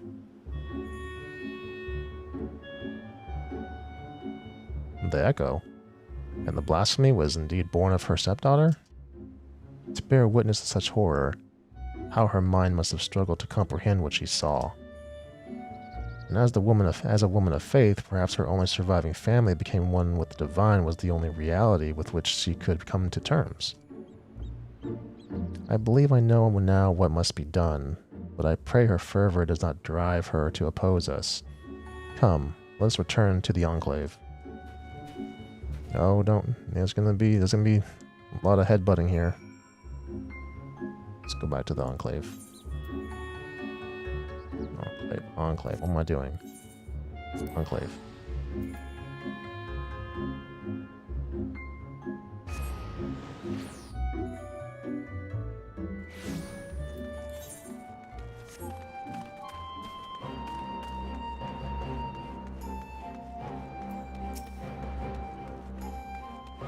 Alright. From what you told me of your vision, the nature of Minato's despair as well as the focus of her ire is clear. It is plain she was a good-natured and kind-hearted woman, grieving for the loss of her husband. This loss alone may not have been enough to turn her, but my failure to hold Yotsuyu to account, together with the sight of other families reunited, compounded the turmoil in her broken heart. A path to despair paved by my good intentions, a truth that will weigh heavy on my conscience onto my dying day. Minato was prepared to die in sadness rather than live in hatred. If she could see the beast she has become, she would implore us to stop her. Which is why we must find the others who will return to us in the prisoner exchange before they come to harm. Once their safety is assured, we may hunt down the blasphemy and bring a close to this tragedy. Okay.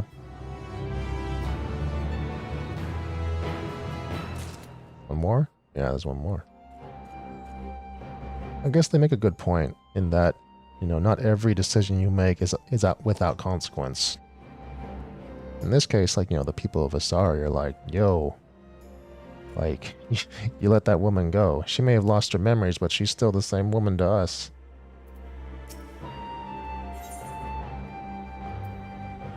Although I did still want Yotsuyu to live. I thought it would have been good if she stayed alive, but they saw fit to see her dead and become a primal. I mean, her story is sad too. It's not entirely her fault. That's the way it goes. Ah, Cylindra, if you are come to ask after the blasphemy, I have naught to share. As of yet, our shinobi have seen no sign of the beast.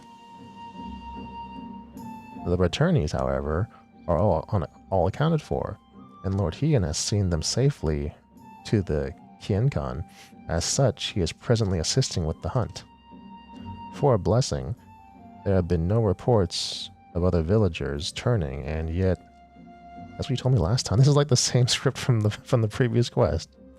Before the situation takes a turn for the worst, there is a matter I feel warrants further investigation. Kise, yeah, the old hag. Though a villager of Asari, I suspect she may in fact hail from my home, Suinosato. Knowing they would be loath to answer my inquiries, I entreated the Kojin to contact Suinosato in my stead. To hear or tell of it, Princess Kurenai has made great strides in establishing stronger ties with the outside world. At mention of Kisei, however, their cordial warmth turned strangely cold. Yeah, because there's nothing good about her. Sure, she loved her daughter.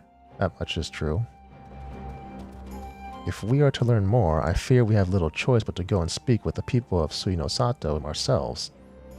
A simple visit for you, I imagine, but my banishment complicates matters. That said, it has been many years since I left home. Were I to disguise myself, I might well go unnoticed in your company, if you are willing to take the risk. Yeah, whatever. Thank you. Let us make for Onokoro then.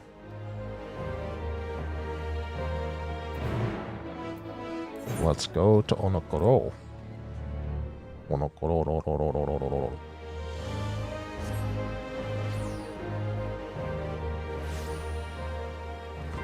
And where to? Oh, to the dock?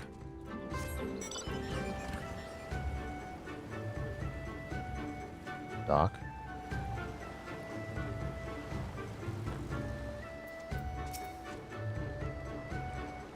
That's your disguise? Your old clothes?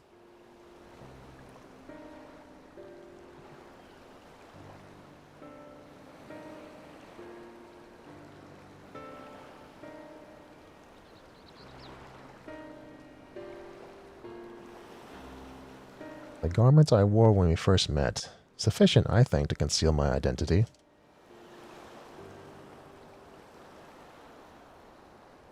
How many years has it been since I last saw home?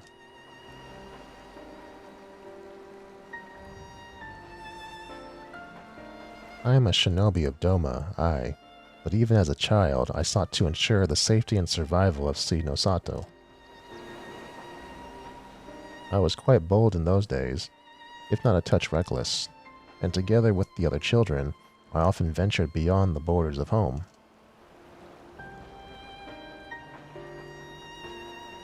We yearned for adventure, and so one day we sought to behold the wonders of Doma.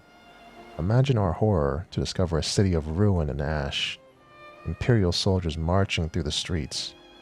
We fled at the sight, but in my haste, I lost my way in the bamboo groves.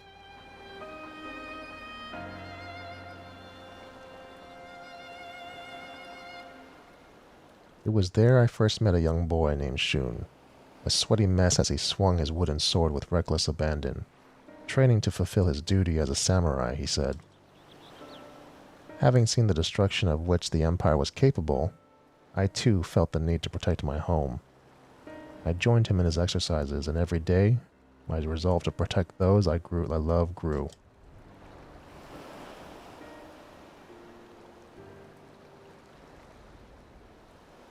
Sadly, my elders refused to listen. They were content to remain hidden beneath the waves, and hopefully, the Empire's notice. With a heavy heart, I left in search of the strength I believed we sorely needed, and I found it as a shinobi. But the people feared war and conflict would follow on my heels should I return. I do not begrudge their decision, nor do I regret mine own. Part of me is overjoyed at the thought of seeing home again. Openly defying the wishes of the Ruby Princess, however, would abode ill for my family. They have suffered enough for my transgressions. This is why, for their sake, I would remain naught but a faceless shinobi at your employ. Okay. Thank you. With that in mind, let us make for Suinosato. Let's do it.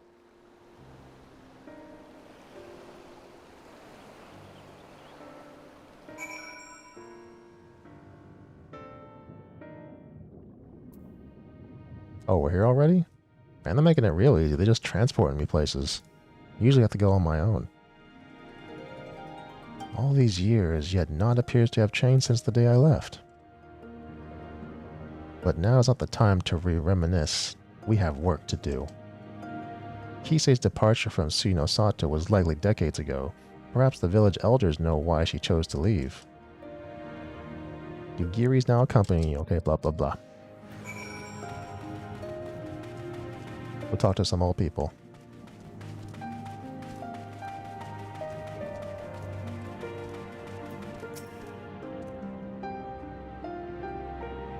Oh, the name sounds familiar, and yet... Apologies, friend. My memory's not what it once was. Let us seek out another. Like, I like the whole, you know, party system where they have someone follow you, but like the chocobo takes the same place as the person. That they kind of like overlap a little bit. So it makes it kind of weird sometimes.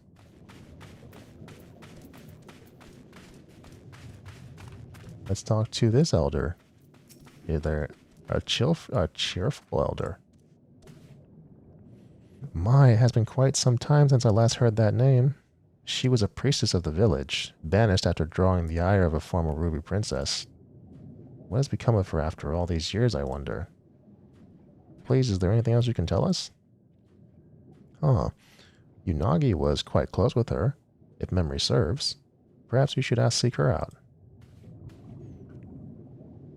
Okay. Yeah, see, they overlap each other. Mother had hoped I'd avoid my parents, but if there's no other way... Cylindra, might I ask you to take the lead? Oh, Unagi's her mother? She an elder?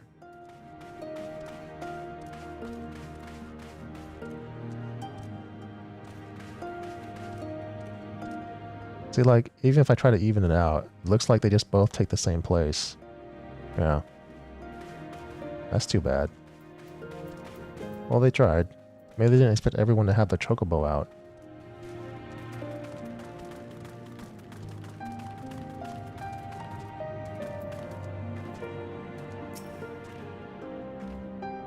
It is good to see you again. To what do we owe the honor of your visit? Well, I need to talk about this old hag called Kisei.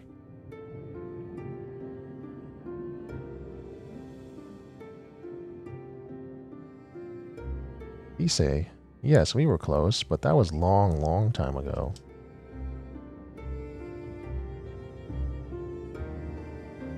Still, if I can be of assistance to the woman to whom we owe so much, I will share all I know.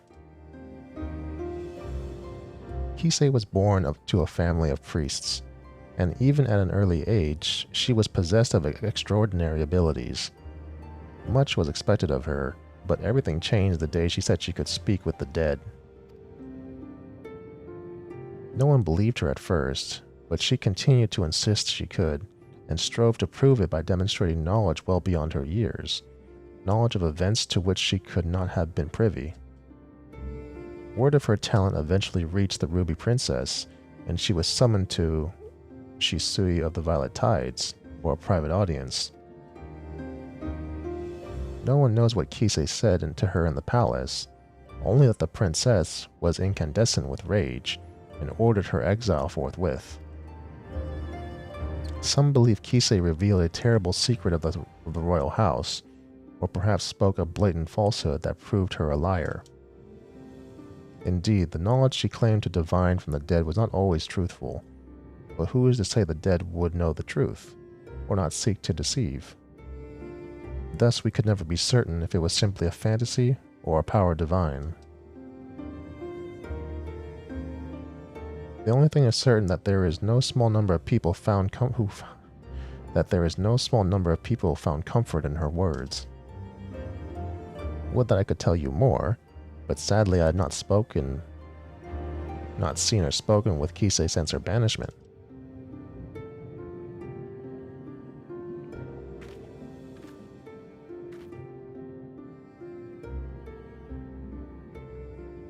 Forgive me, but have we met your companion before?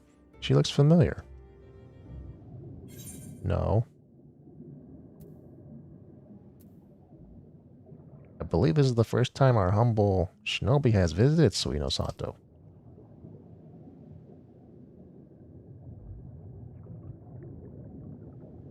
Ah, is that so? For the briefest of moments, you reminded me of someone quite dear to my heart. Being a shinobi, I presume you have heard tales of your Giri Mistwalker. Should you chance to meet her, May I ask you to deliver her a message? Tell her that her mother and father love her, that we could not be more proud of her.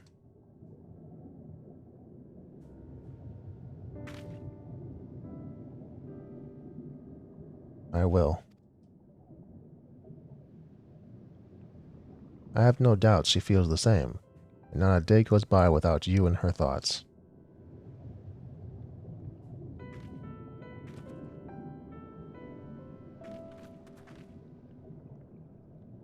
I believe we have heard enough. Shall we return to Onokoro?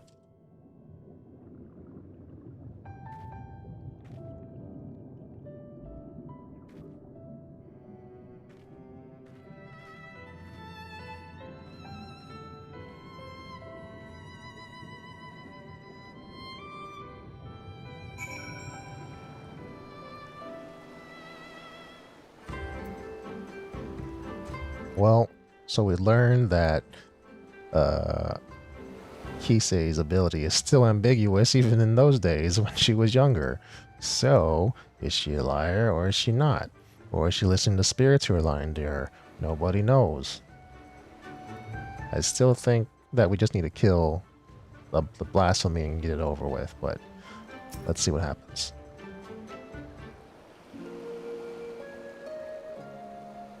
My apologies for placing you in so peculiar situation. Though I must confess, it did my heart good to see mother and father well. All the more reason I must do all I can to keep the peace. As a shinobi of Doma, no, as a member of the Eastern Alliance. Mayhap there will come a day when the Suinosato opens to the world. A day when Yugiri Mistwalker can be reunited with her mother and father. Would that Lord Hien could be afforded the same opportunity. But Lord Kayan and Lord Mina have long since passed. Too many lives lost in the Imperial occupation.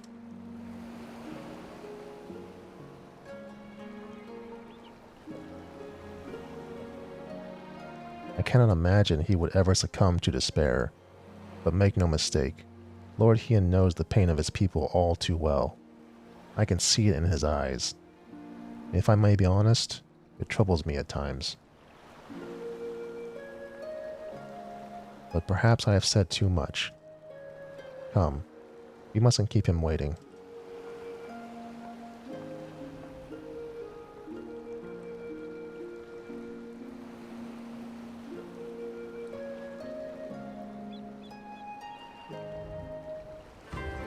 And there's a lot of pain and anguish going around in this expansion, even more so than Shadowbringers. Let's see. Let's go back to the Enclave.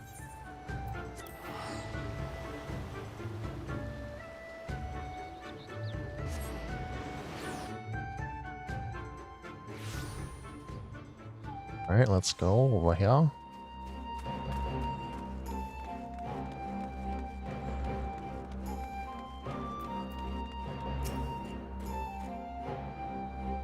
Welcome back. I trust your journey proved an enlightening one? Sure did. Kisei's full of it still. So she does in fact hail from Suinosato, and you say she has possessed these divine gifts since childhood. Genuine or no, the people believe her, and more flock to her side with every passing day. But the returnees are safe at the Kien-kan. Its defense is bolstered. As for the blasphemy, I have spoken with our Confederate allies, among others, and together we will establish a network of contacts across the length and breadth of Doma to take up the search in earnest. Mark my words, we will find it. Alright, thanks for the $10. You got another for me? You do have another for me. And I'm level 89. Alright. See, this is level 88. Okay, so...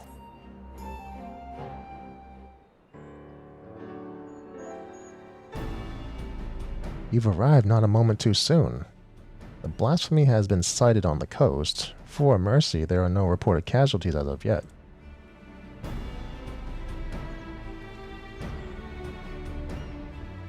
Just the woman I was hoping to see. No sooner had we cast wide our net than a Confederate messenger was at our door. If you would join us, Rasho awaits our arrival at Onokoro.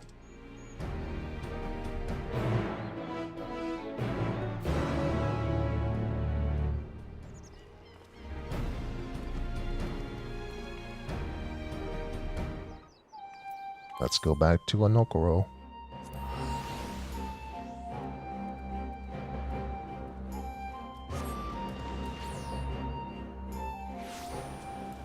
Let's see.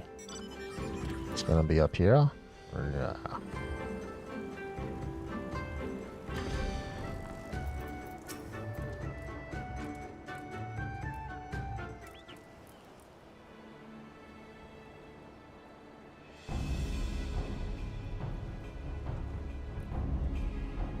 Well now, that noble Lord of Doma should come in person once again.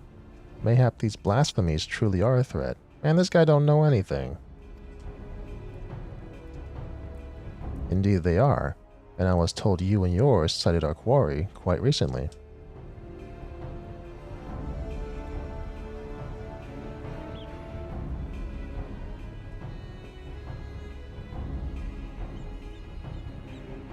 Aye, that we did. Near the islands of Shoal Rock. The beast appeared to be docile by all accounts, but appearances can be deceiving. If it is as you say, and this blasphemy has eyes only for former conscripts, then we have naught to fear. I trust those we accepted into our care are still at yours at the Kian Khan, enjoying the finest Doman hospitality.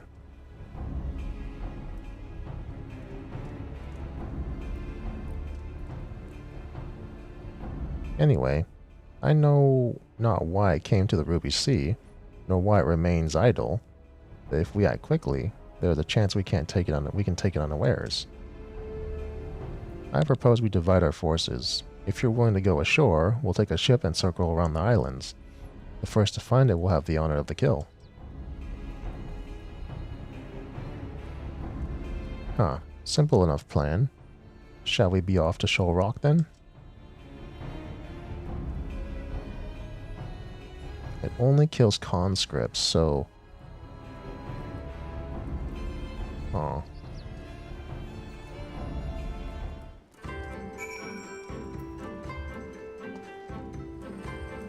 I think they were talking about before that they have like remnants of who they originally were that makes up who they are when they're in blasphemy form.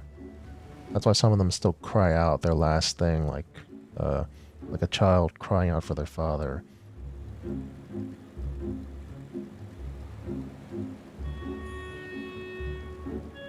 Oh, right over here. Right here.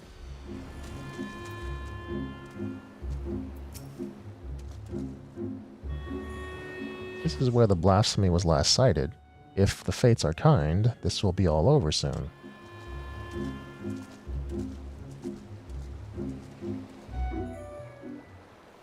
Fight?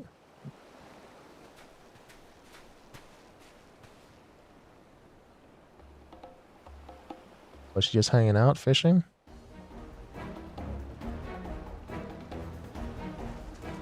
Hey.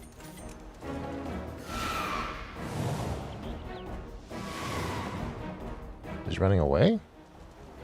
Damn. Such speed. I doubt even my falcons could keep pace with it.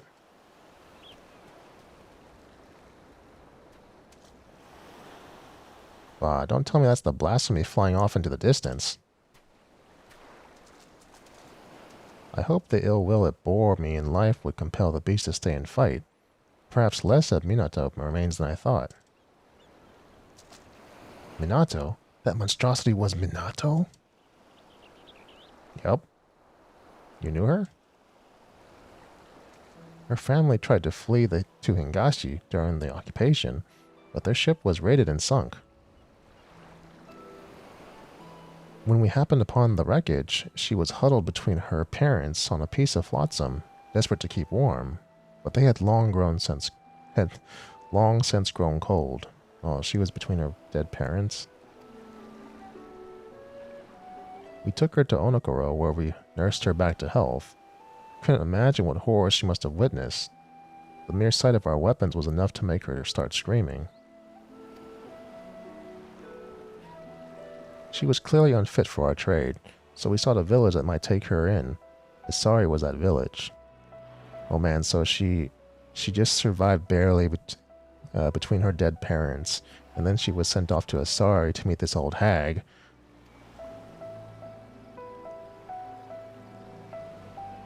Several months later, I chanced to meet her on this very beach. She was in the company of a young Ari fisherman, and I knew at once that she had found more than a home there. I saw them there many times after. She found something comforting about this place, I think. Oh, that's why she's here. Okay. So something strong within her. There's something about, even after the transformation, like if whatever will compels them that is strong enough, it remains with them. According to reports from radz-at-han, the memories and desires of those who turn can influence their behavior as blasphemies. Yeah, that's what I mean. Yeah, that's what I was saying. Then perhaps Minato's memories are what compelled the beast to come here. And that would also explain its timid nature. Minato was never one for violence, and the sight of you, blade drawn, no doubt stirred what little of the woman remains in the monster. If that is the case, an assault on the Kyokan is unlikely, guarded as it is by our samurai. But how are we to fight an enemy so quick to flee at the first sign of danger? Robbed of her parents, her husband, and now her life? I would rather we didn't have to at all.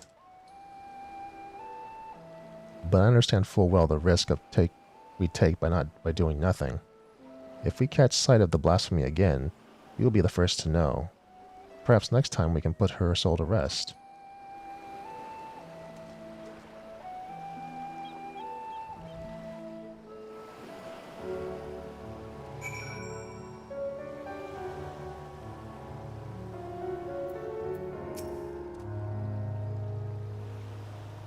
There is naught to do now but bide our time. Come, let us return to the Enclave. Alright, let's go back to the Enclave.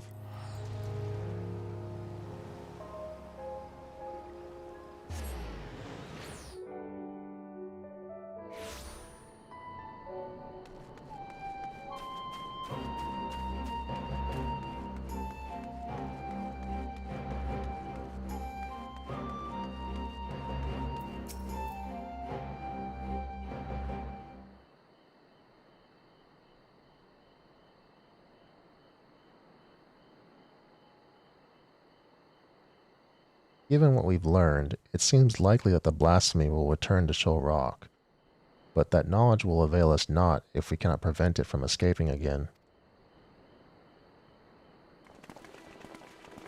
Oh no, it's the old lady. I knew it. Now what do you want? Lord Hien, on behalf of the people of Isari, we are come with a request. For your head. We welcome you with open arms and open hearts. What is it you would ask of me? Those returned to us in the prisoner exchange have been granted shelter at the Kyokan. That they yet live is an affront to the Kami's grand design, and the spirits of our loved ones suffer for it. Balance must needs be restored, and so I beseech you to render them unto the goddesses. No, no, no.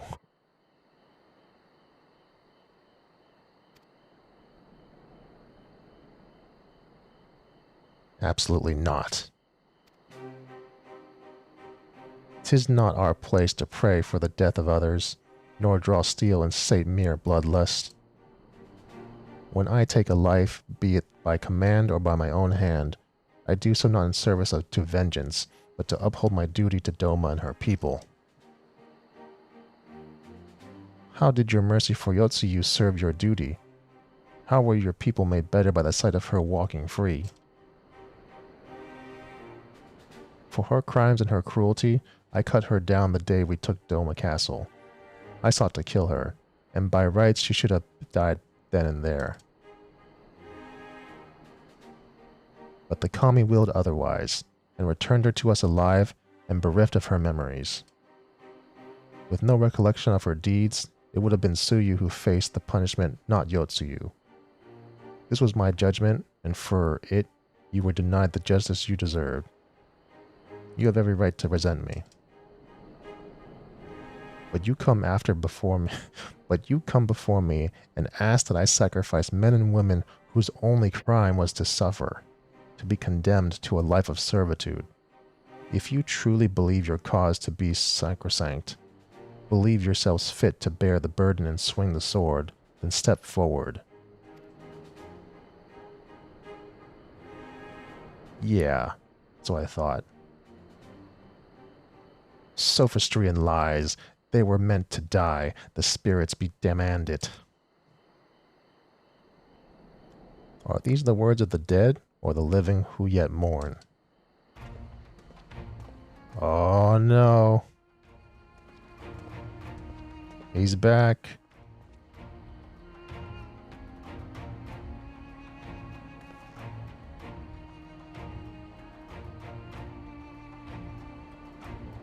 Word of the Asari priestess and her gifts has spread far and wide, and I thought to see the truth of it myself. By coincidence, I crossed paths with a traveler hailing from the selfsame village, who had a mind to return as well, but alas could not, and so he bid me deliver a missive in his stead.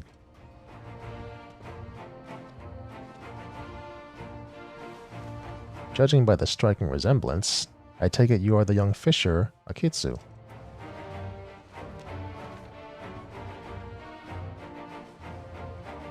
This is a letter from my father. He was severely wounded in battle, but expects to make a full recovery. He's alive, but that would mean...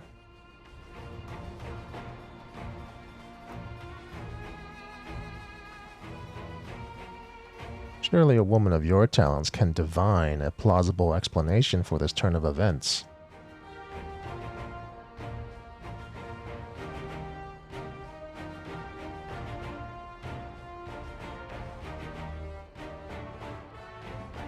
You shall pay for this contumely. What is contumely? You know what? I'm gonna look up what contumely is, because I really want to know. I come across a lot of words in this game, but what is contumely? Insulting language or treatment. You shall pay for this contumely. How do you even say it? Contumely, yeah. Yeah, contumely. You shall pay for this contumely. My daughter will make certain of that.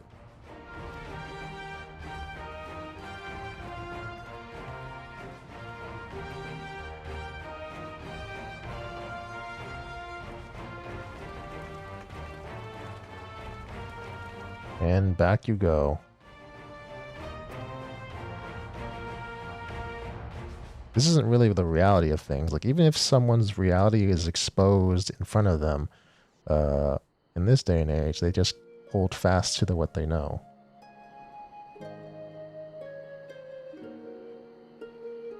Apologies for the abrupt and otherwise unannounced arrival. As you can see, my Lord Heian, I am returned. Well, glad I am for it. Thanks to your timely arrival, we have given the lie to Kisei's claims of preternatural powers. I gather you are apprised of recent events. Aye. It did not take long to learn of the state of affairs here in Doma, and that my assistance may be required. I had heard tales of Kisei channeling the dead, including the father of one young fisherman.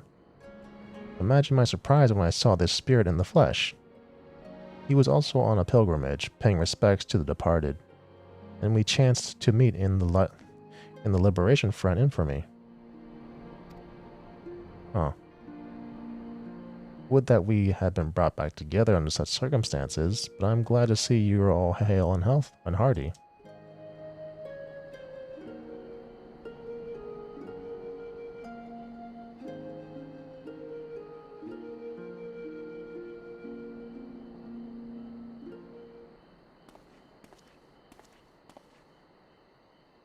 Uh-oh, it's the boy.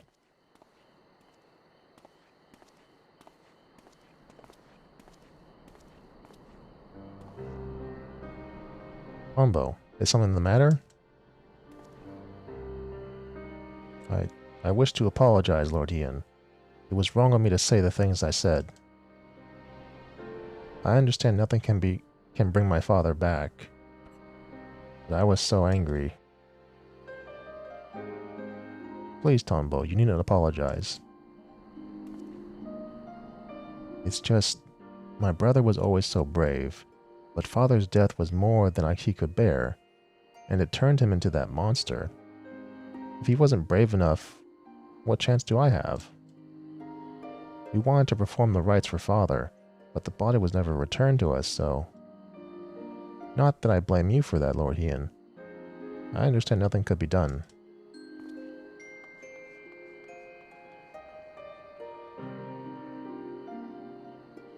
That Akitsu's father survived is nothing short of a miracle, but I fear he is indeed the rare exception. I have offered prayers at more graves than I can count. It would be cruel to give others the false hope that their loved ones might return. And yet Kisei continues to do just that, offering comfort with her lies. A tempting but ephemeral balm for wounds that have yet to heal, much like the anger some harbor for you, or resentment for the families restored while theirs remains broken. But for those like that poor boy whose hearts lacked for hatred, who know only sadness and despair, they too may turn. Exposing the truth of Kisei's deception hasn't helped matters. If we are to prevent more suffering, we must pursue a lasting solution. I would be most grateful for your counsel, Gosetsu. There is much I could learn from your pilgrimage. If there is aught you require, but say the word and it shall be done. It is the least I can do for the part I have played in Yotsuyu's tragedy. I failed her in the end, but I will not fail you, my lord. Thank you for your aid, Cylindra. The day's events have given me much to consider. When our next step is decided, you will be the first to know. This is the level 88. Is there a level 89 one then? Let's see. Or are they going to skip and go to level 90 and be for the last one? Oh, no, there's a level 89.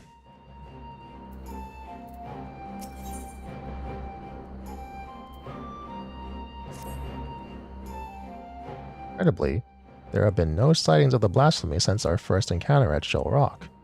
As Tansui surmised, it seems to fear confrontation. We, for our part, have tried to make good use of this intervening calm. Even now, Lord Hien and Gosetsu discuss how we might prevent other villagers from turning. If you would wait here a moment, he would no doubt wish to hear your thoughts on the matter. Well, I have thoughts. Let's talk about the thoughts.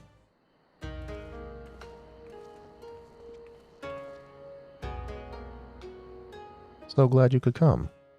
As Yugiri no doubt explained, the blasphemy continues to elude us, and so we have turned our attention to other matters we can and should address.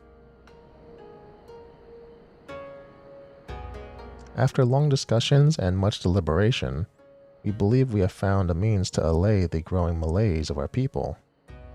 If you would, Gosetsu.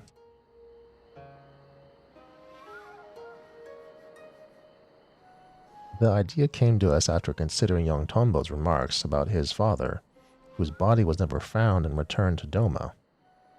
Others no doubt share in his melancholy, unable to bury and mourn their loved ones, as is their right.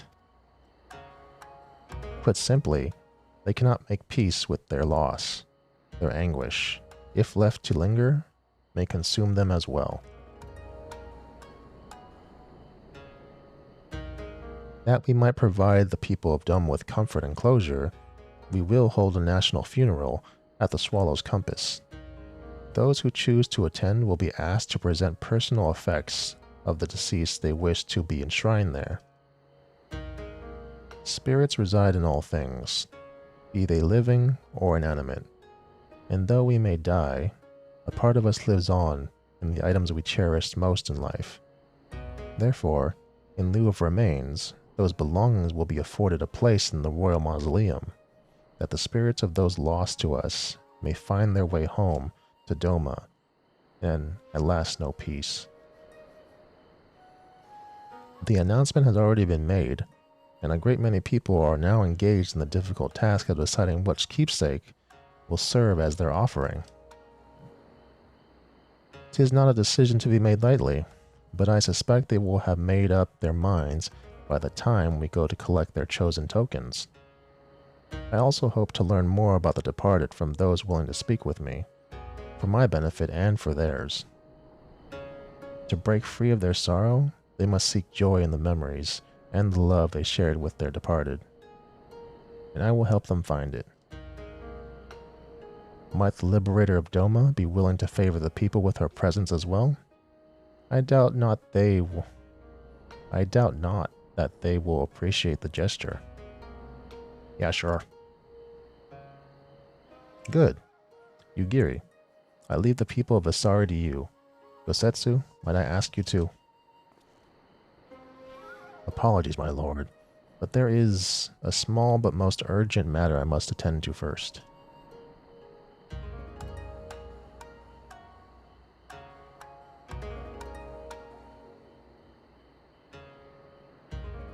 Very well, I shall not pry. Now, Cylindra, let us go and pay a visit to the good people of Namai. Let's go. Let's go back to Yansha.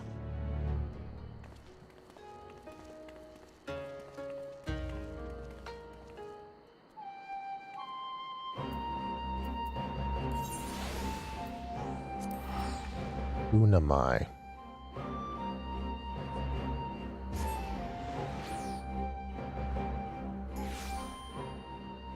Here he is. What do you get to say, Ian? Right then. Before we begin, I would remind you that you need only listen to the tales of their loved ones. As overseer of the ceremony, I see it as my duty to deliver their effects personally. Because of this, it is of the utmost importance that we keep clear of any beasts that might damage our cargo. It goes without saying how important it is for their offerings are delivered in pristine condition, and I will be no good to you in a fight while heavily encumbered. If stealth or flight are not options, I must ask that you fight for both of us. But we needn't worry unless the occasion arises. For now, let us be off. Oh no, it's an accompanying. He's accompanying me. Okay. Well, let's do it.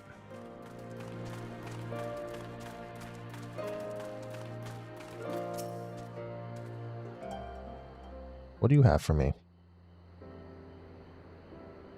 My husband, my dear sweet Moroya. Or Moroya. Never returned from Garlemald, but perhaps now his soul might know peace.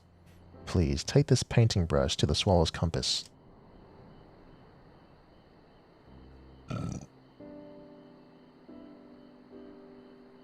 I shall handle it with the utmost care.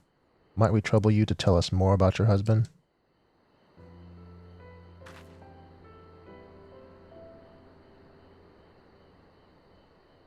Moroya was a kind and gentle soul. There was nothing he loved more in the world than to create. That brush never left his side, not even when he tended the fields anyway. And when he tended the fields. Any spare moment was dedicated to his craft, and he produced the most wonderful vistas of Yansha. It was his dream to take us to Kugane, where he would become a famous artist, until he was conscripted. In the early days, he would send drawings of the places they took him, though I know not how.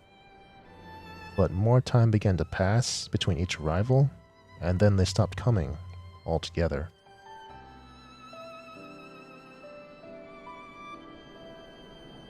I know not in what far-flung land he died, but I pray it was as beautiful as his works. He sounds like quite the man, to hold fast to his art even when forced to endure such hardship. His soul will find peace, of that I have no doubt.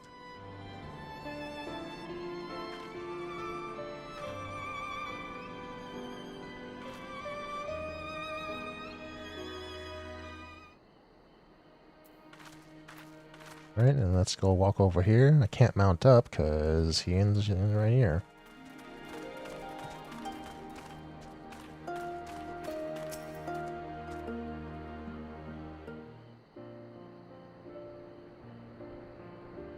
I must thank you again, Lord Hien, for this honor.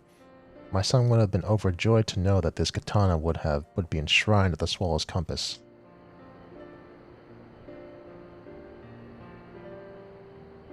Hey, the honor is mine. I'm sure your son was a fine warrior.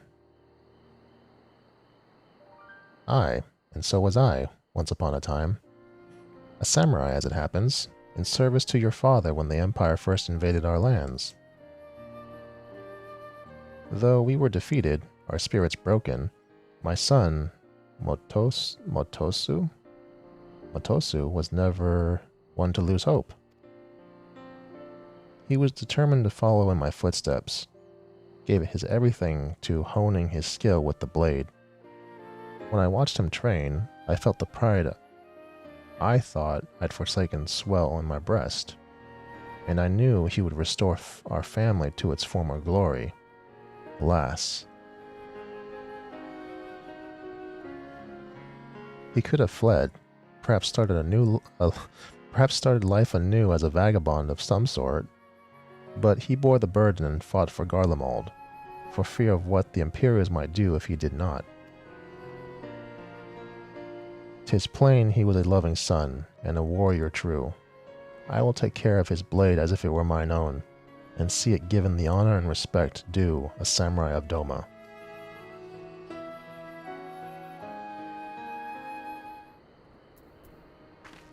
Alright, and then let's go over here.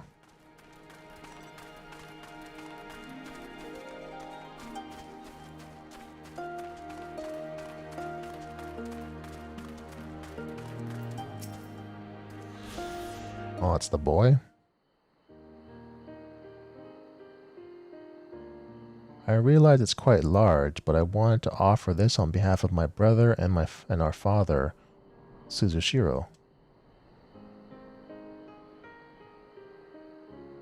If you are willing, I would very much like to hear more about them both.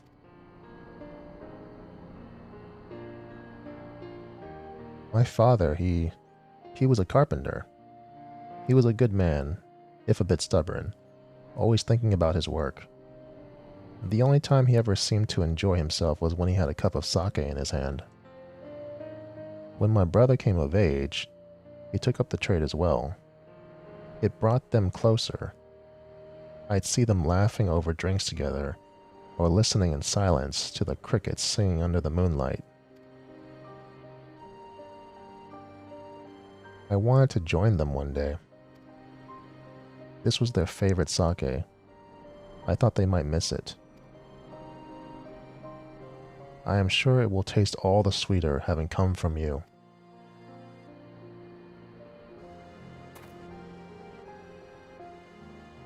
I realize no one can ever replace your brother or father, but if you will allow, I would be honored to share drinks with you in their stead. When you are of age, of course.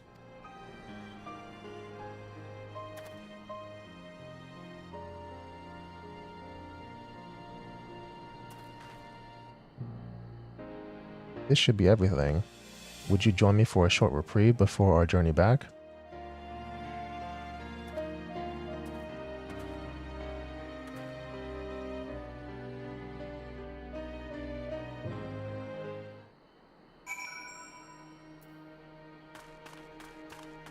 Oh, is he gone now? Okay, he's not here anymore. So let's go over here. So where is he going? We're going over here. Where is he? Oh, still ahead. Nerd.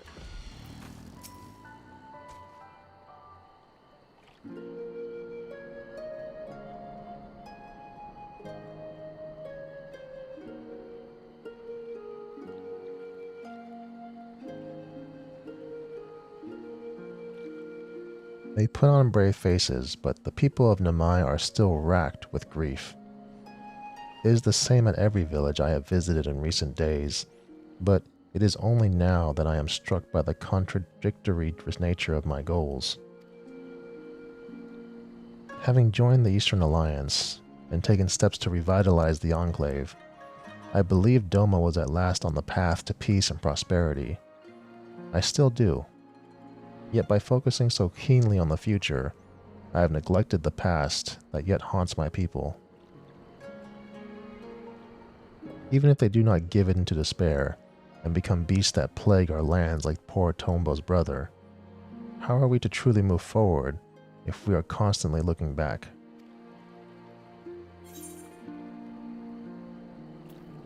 Is there not someone for whom you yourself still grieve?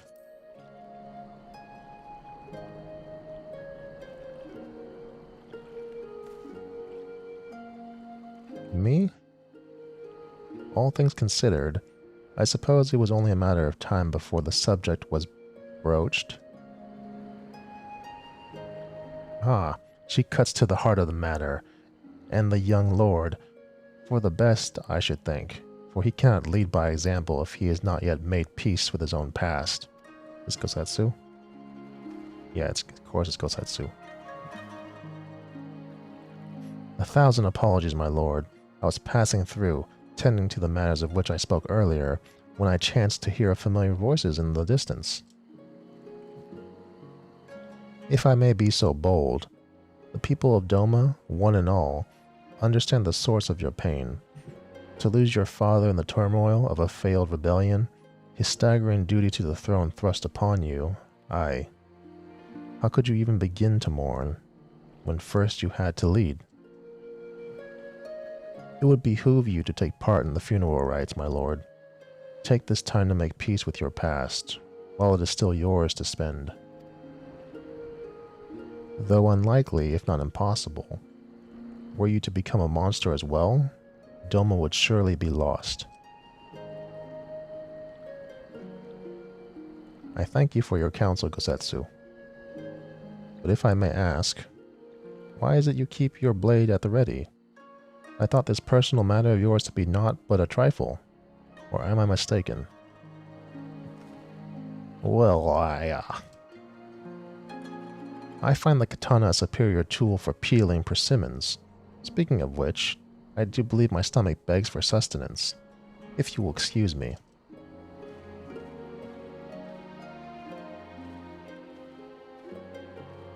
Training. To help slay the blasphemy, no doubt. Fitting that he should offer me counsel, yet refuse to heed it in kind. He is not the warrior he once was, but he is wise, our obstinate friend.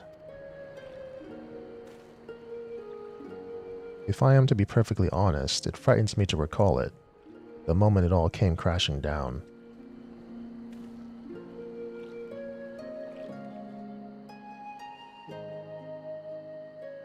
We'd taken Doma Castle. Victory was ours.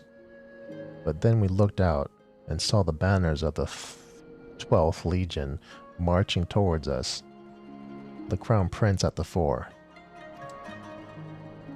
No sooner had Gosetsu and I escaped than we received word that Xenos had slain my father.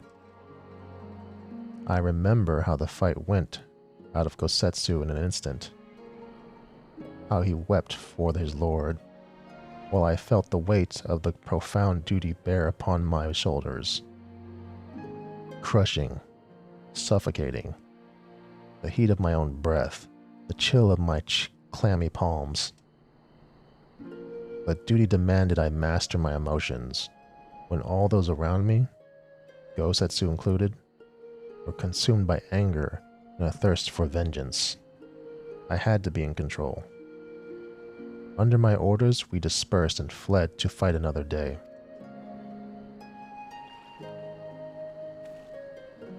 To this day, I have not stopped to reflect on my father's death. How could I? Devoted as I am to finding Doma's way forward.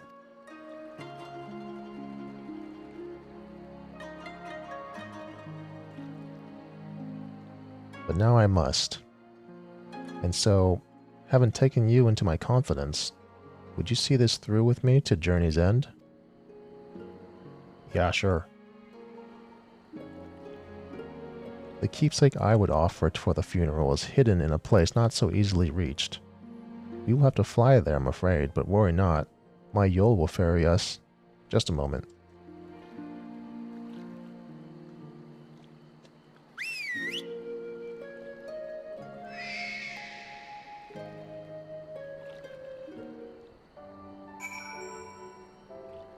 Time for a ride. The place we seek is Plum Spring in the mountains. Shall we? Yeah, let's go.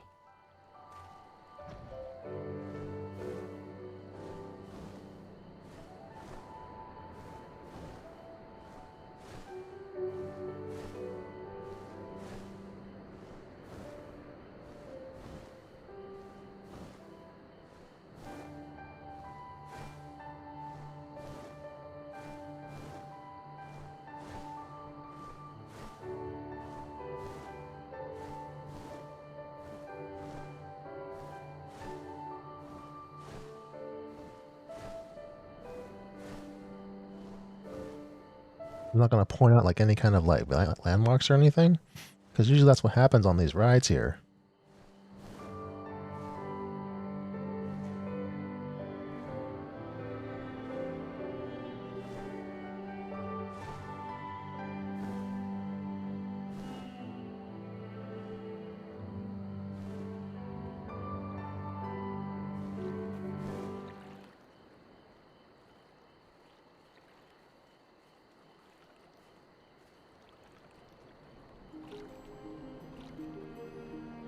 My parents would bring me here for Hanami as a child. Its beauty and serenity was that I could forget the realities of the occupation. Indeed, some of my fondest memories of family are here, which is precisely why I chose this place to conceal the singular gift my father bequeathed to me as a child.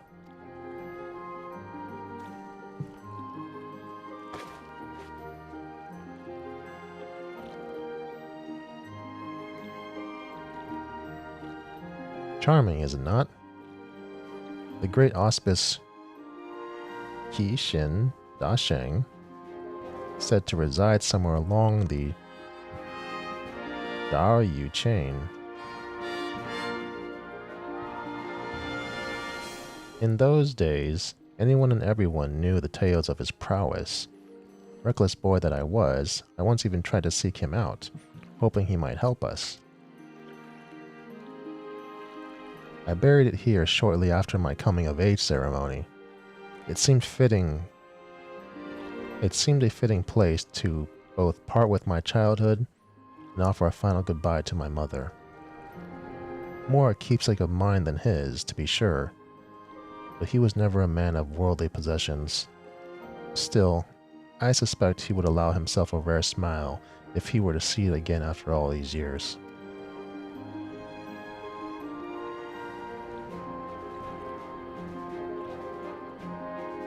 And that is precisely how I wish to bid him farewell, with a smile.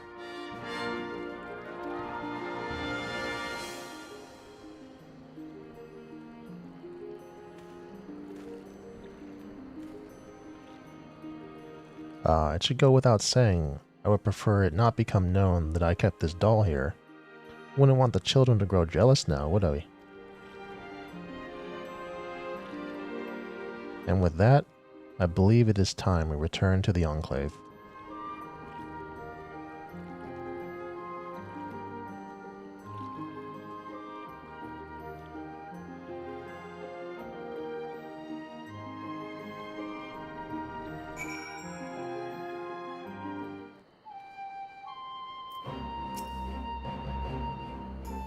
There are yet more villages to visit and offerings to collect, but preparations are proceeding apace. Soon the people will have one less cause to be tempted down the path of despair. Of course, there still remains the problem of the blasphemy. The former conscripts will remain at the Kienkan until it has been dealt with. We will slay the beast in due time, but before that, I would be honored if you present the funeral rites. If you were present at the funeral rites. Pray speak with Yugiri when next you visit the Enclave, and she will tell you more of the proceedings. Oh, it's going to happen at the funeral. We're gonna have the funeral, and that's when she appears. This is the level 90. This is the last one. And I'm not yet level 90. Let me just do a repair. And then let's go visit the merchant. Well, not the merchant. I'm gonna visit the donation basket. Give me all that double money. Let's see. Let's donate that. Donate this flower because I don't need it. Donate this. Well, these are worth something. Let me see. Let's donate that. Yep, donate that. Yep, that's fine. Donate it. Donate it. Donate everything. Donate. Donate this. Donate this. Okay, donate. Yep. Thank you, thank you. Alright, donate all of this. Donate. Donate. Donate. Donate. So I want to make sure that I'm just donating equipment. Donate. Donate. Donate. And donate this. Yeah, give me that double money. Give me that double return. And then let's move up all the materials to fill up all the empty slots. And then I'm good. And then, so what's next is to go back to radz-at-han.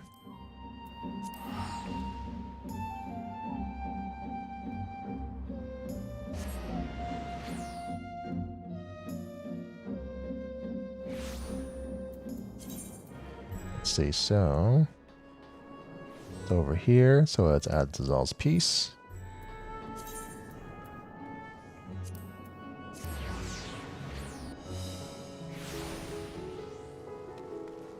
It's going to be right over here. But before I pick up the MSQ again, I'm going to take a quick restroom break. Starting now.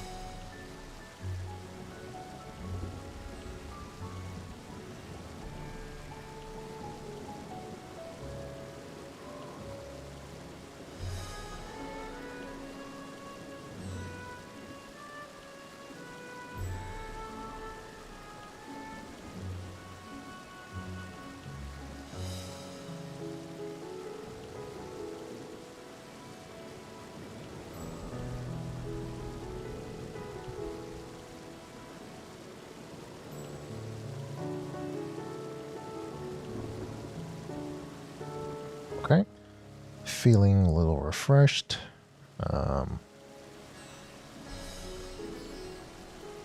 Let's continue on. Let's go back to the first.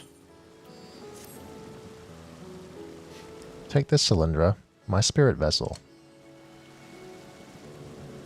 What, do we need it? Empty now, of course, but it should allow you to operate the tower systems in the umbilicus, or umbilicus. Even if the smallest fragment of Elidibus's essence remains, it should be possible to locate it. As for access to the umbilicus, pray seek out Lena for assistance. Chances are she still stands watch at the Ascensor Gate. Yeah, I know that. Should she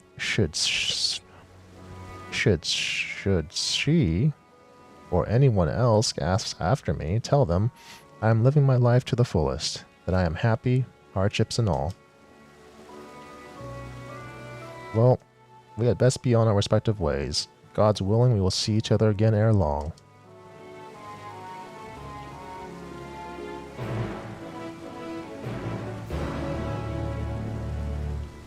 Let's go. Back to the crystarium. Well, for a job in this case.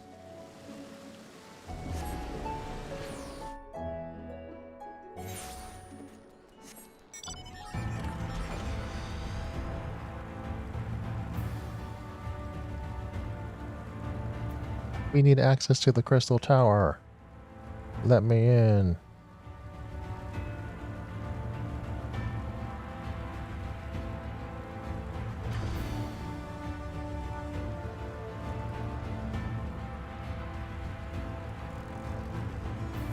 I'm back.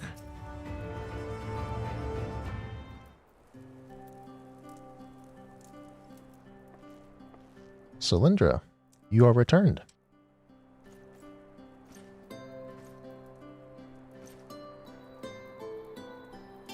Have you been well?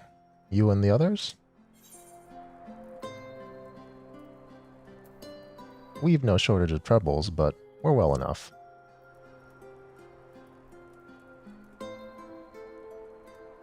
Then things are much the same for you as they are here, as they were here. My lord is doubtless enjoying himself. He sure is.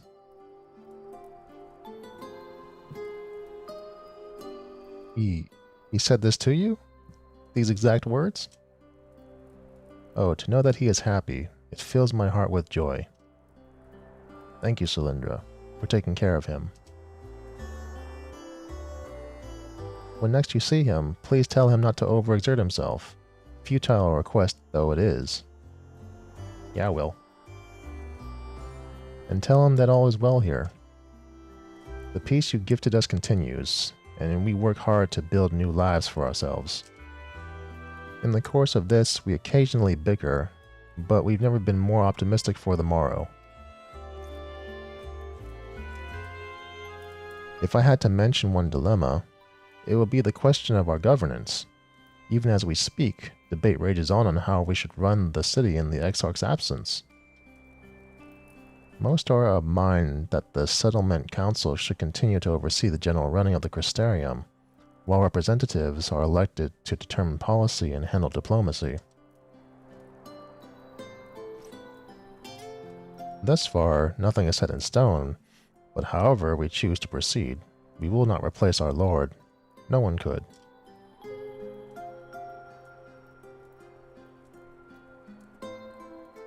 I need to get into the tower.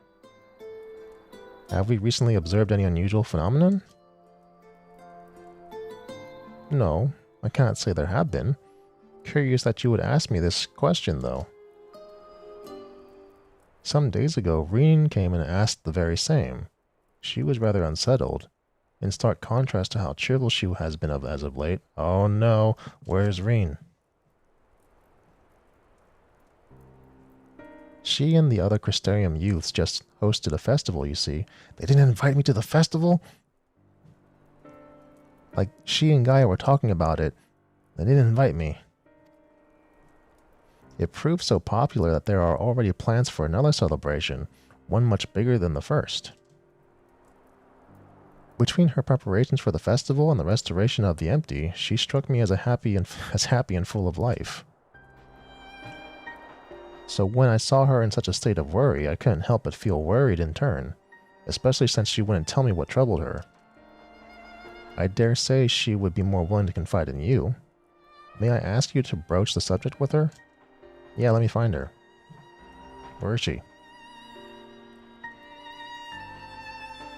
You wish to enter the umbilicis?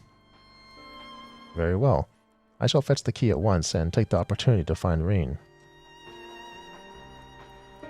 Please wait for me in the city, in front of the Cabinet of Curiosity, shall we say. I will be there as soon as I can. Alright.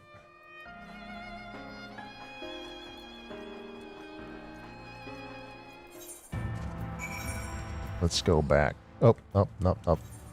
Charlene is my home now, so I have to go to the crystarium.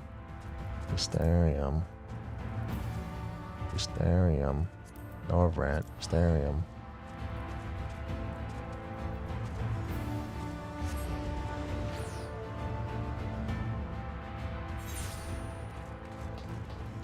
Go to the Cabinet of Curiosity.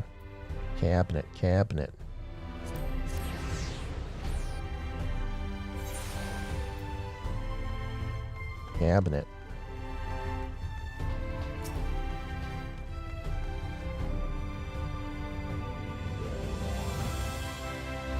Okay, can't be skipped.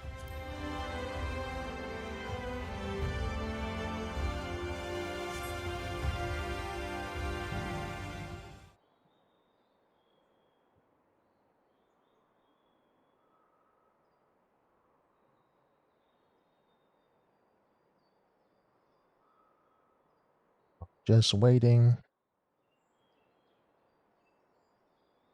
Do my old eyes deceive me? Is that truly Cylindra?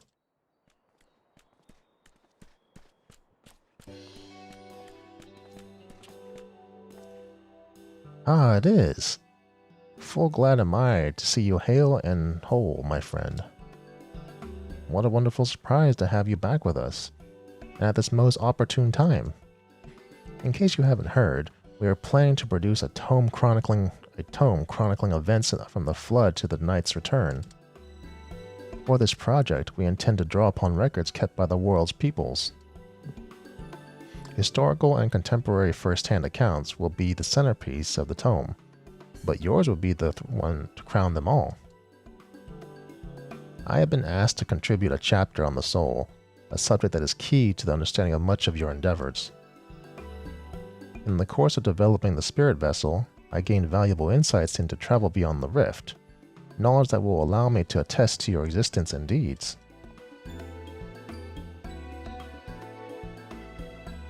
There is no end to the questions I would ask you, but if you could indulge me for one now. In your quest to restore the Knight, you faced many a formidable foe. Among them, who offered you the greatest struggle?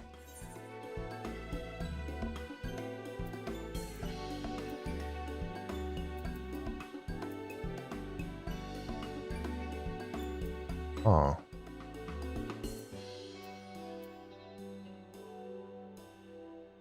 Who gave me the greatest struggle?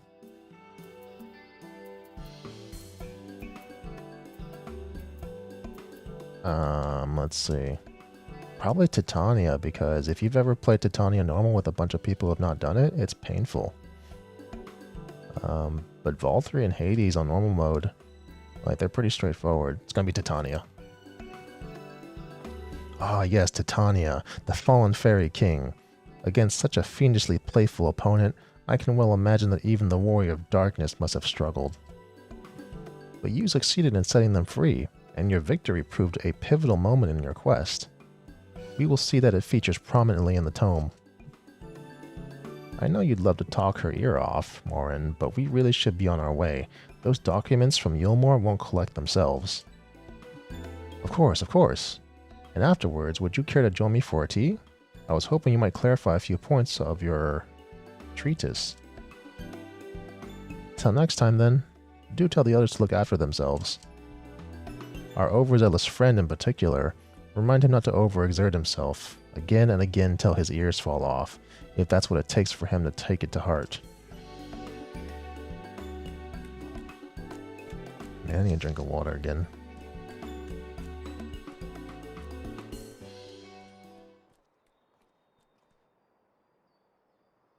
Who's next? Who wants to talk to me? Is that the Warrior of Darkness? Oh no, it's kids. Oh no, it's this kid. It's Riccatio. It's her, it's really her. What are you doing here? If you're going to battle, I can give you some medicine. I made it myself.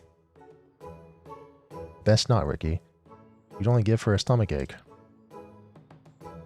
We've come to see Morin to get his advice. Well, I just saw him. One of the guard finally agreed to teach us how to fight, but first we need to choose a fighting style. While I know I want to be a mage, Arkil isn't sure. Magic isn't really my thing, so I was thinking of taking up the axe, or the sword, or maybe the bow. They seem alright, but it's hard to decide, so I thought I'd ask Morin. He knows about lots of things. He isn't here? Aw. Oh, why don't you have the Warrior of Darkness choose for you? What do you think suits Arkil best? Axe, sword, or bow? Be a man. Choose the axe. The axe? If you took up the axe, you could be just like Ardbert, the Warrior of Light. I love that tale. Let's borrow the book today. It's really popular though. Hope it's still here. Thanks for helping me decide, Warrior of Darkness. I'll start with that style, and maybe try something else later on.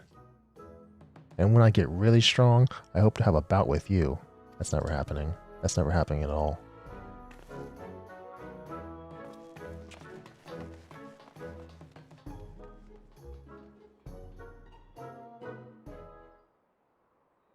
Alright.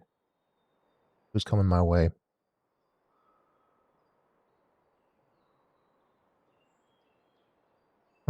Such fun she's been having basking in the adoration of musty old bookworms and wide-eyed younglings.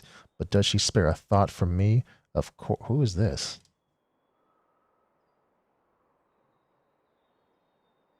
I waited and waited and waited, but she won't so much as acknowledge the presence of her beautiful... Oh no!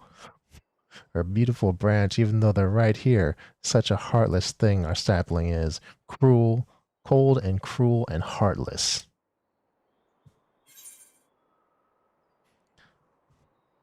Feul? Oh yeah, this one. Oh, faithful Feul, loveliest of branches, how I have missed you. If you truly missed me, you should have cried for me at the top of your lungs the instant you arrived. To make up for it, you will call with twice the passion next time, though for there to be a next time, you've some few struggles to overcome. So, my adorable sapling, the world is on the verge of destruction, isn't it? And she knows. She knows what's going on. Yeah, it is. How do I know this? Joined as we are, spying on you is as simple as sliding down the back of a rainbow. Is sliding down the back of a rainbow easy? Would that I could aid you in your quest, but the fate of we Fey folk is bound to that of the star. Whither it goes, so to do we follow. So to do we follow. That's like I said. I did say it right. Such is our way. The most I could do for you is spare you the pain by gifting you the sweetest of eternal dreams. But if escape's not to your liking, then you must struggle with your fellow mortals. Ah, but here we are. Here are the ones you were willing to wait. Here are the ones you were waiting for. I wonder what manner of conclusion awaits you at tale's end. Okay, bye.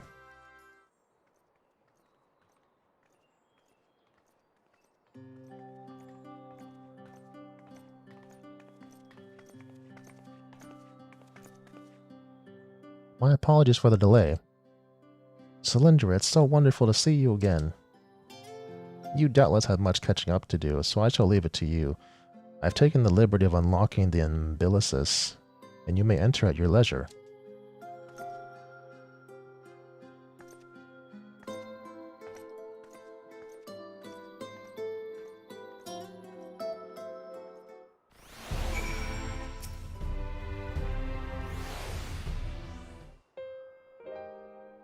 I'm relieved to hear that everyone is well.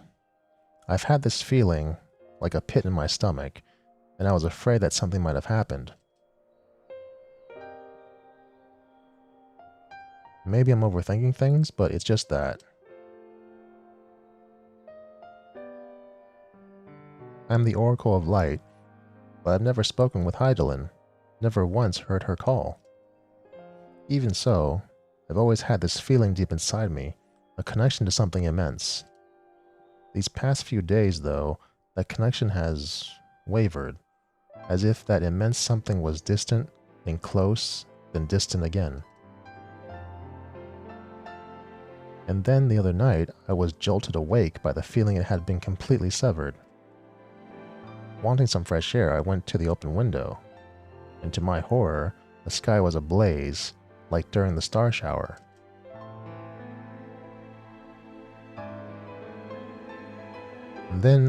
But then I blinked, and everything was normal. The next day, no one said a thing. No one else had seen what I had seen. As far as I could tell, nothing was out of the ordinary. I began to wonder if it was a figment of my half-remembered dream.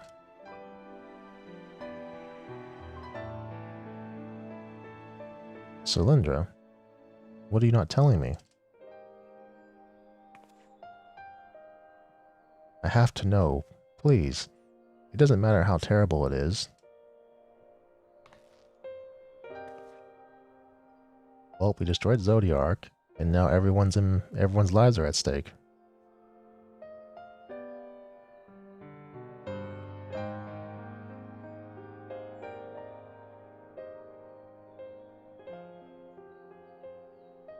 It wasn't my imagination then. The doom we witnessed in Amarot has come again. I can't believe it.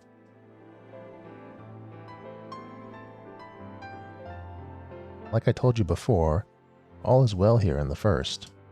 So don't worry about us. Please look only to the threat before you. We're fine right now, and even if we weren't, we've learned how to survive. Should the final days reach us here as well, you may be rest assured we won't go quietly. No, we'll hold on until you can find a way to save all our worlds. So long as you continue your fight, so too will we, united in purpose beneath a blazing sky.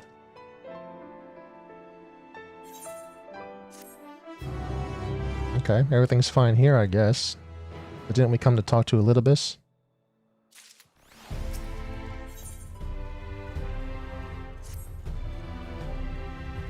You're headed to the Umbilicis, to consult Elidibus, aren't you? Right? Yeah? I'll do some consulting of my own and speak with Lena. Decide how we might best prepare for the final days. So it's farewell for now, but we'll see each other again. I'm certain of it.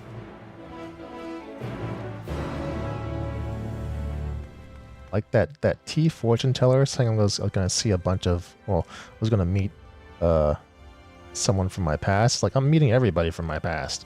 I'm meeting everybody. Let's see, there's no, the Aetherite's over here. I need to go to the gate, the docile gate, and take me to the gate. Alright, let's go.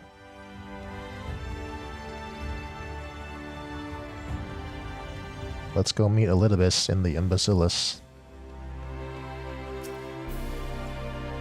Ah, Mistress Firestrider, welcome back. The captain has told me all. Give the word and I will show you to the ocular. Let's go.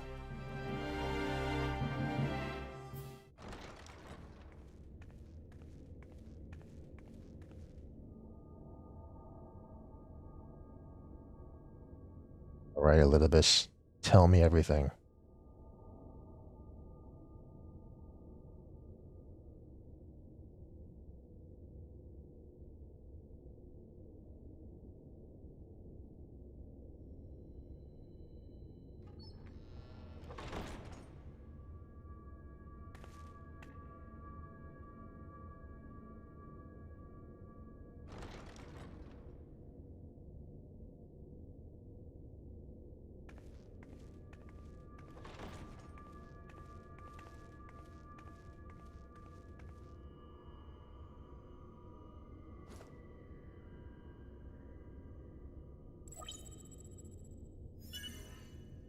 Biometric authentication complete.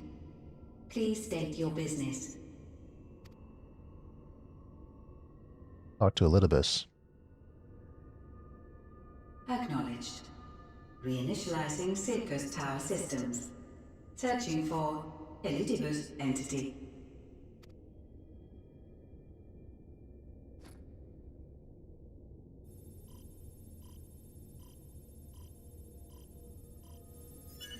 Target located in subterranean core power accumulator.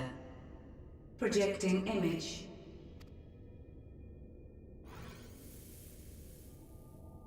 My home. My friends. No more than a dream.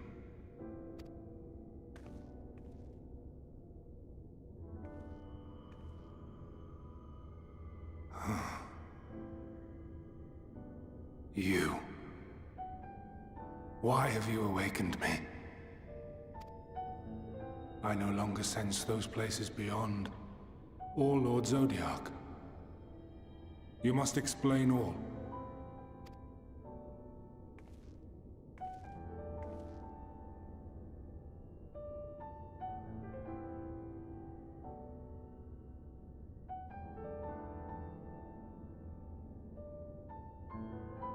So, he is fallen, and my brethren's souls returned to the star.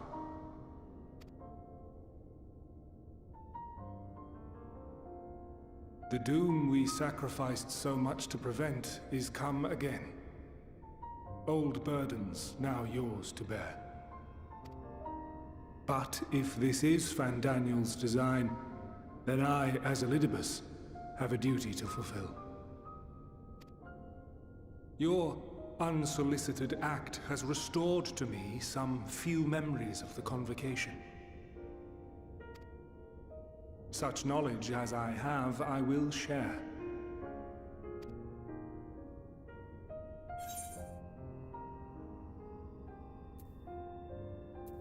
Thank you.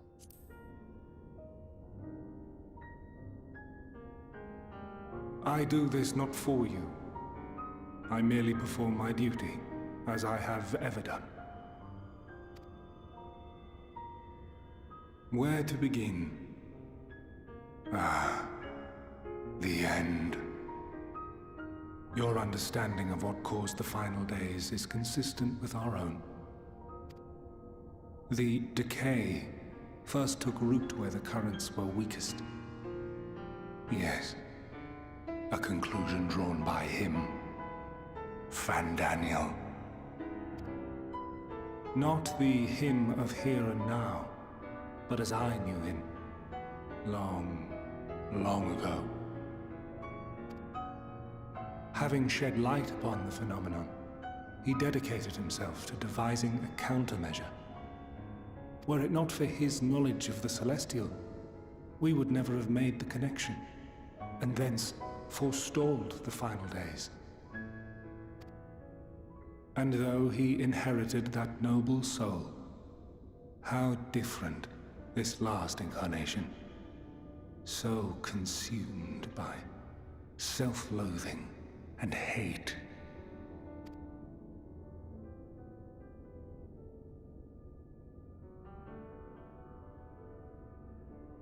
Elpis. Yes, the name is familiar to me. Yet I know it not as a flower, but a place. A testing facility for determining which of our creations were fit to be released into the world. Many worked there, and before joining the convocation and assuming the title of Fandaniel, he was their chief.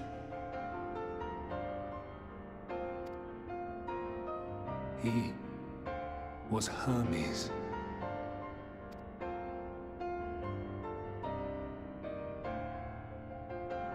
That is all I know. The crystals tell little of the lives the 14 led prior to their induction. Elpis itself would tell even less. Nary a ruin has survived. .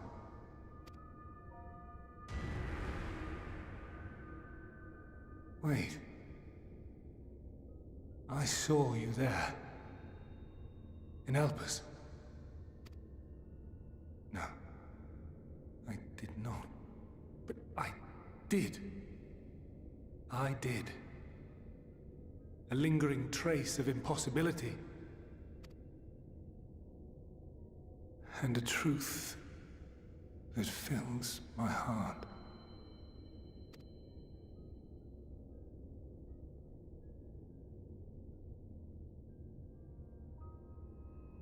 My memories remain clouded, I fear. However, they have revealed to me one possible course. You must travel to Elpis, to the time when Hermes served as its chief. And we're gonna do time travel? In glimpsing the Exarch's memories, not only did I make his summoning magic mine own, I also mastered the workings of this tower, which, having absorbed my empowered essence, now harbors an abundance of energy. As such, I believe I can deliver you unto the past, unto that place and that precise moment. Oh dear. I'm not ready for this. Given the eons that must be traversed, the gateway will not be fully formed. It's a one-way trip. Your form will be less tangible still than those warriors of light I had summoned. In all likelihood, none will be able to see or hear you. Yet even should you manage to interact with others, you will be unable to effect meaningful change. For the reality you wish to save, the reality to which you must return, exists as a result of the final days. You cannot reshape the past to undo the tragedies of the present. Cannot unmake the sorrow and suffering fated to come. In full knowledge of this, will you still entrust your life to your foe and make the journey?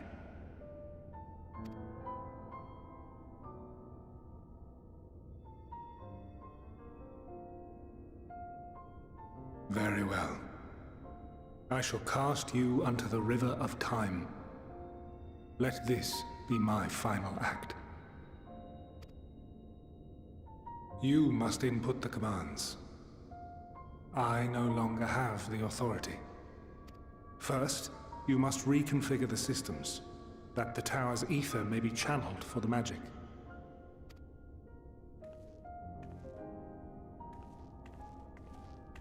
Sure, I know how to do that.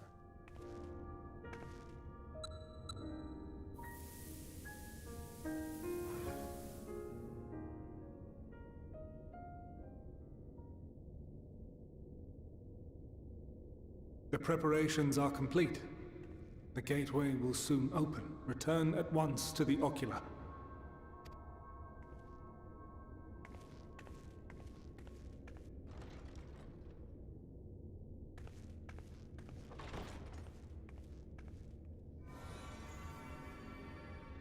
All appears to be in order.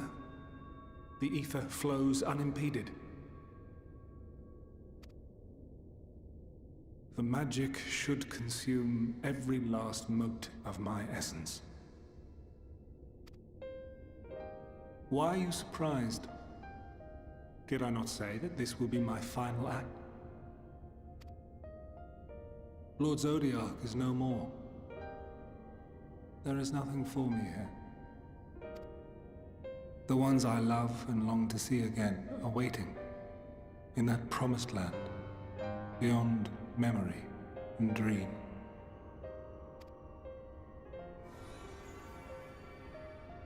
Now go, warrior of light. Go, and do not look back.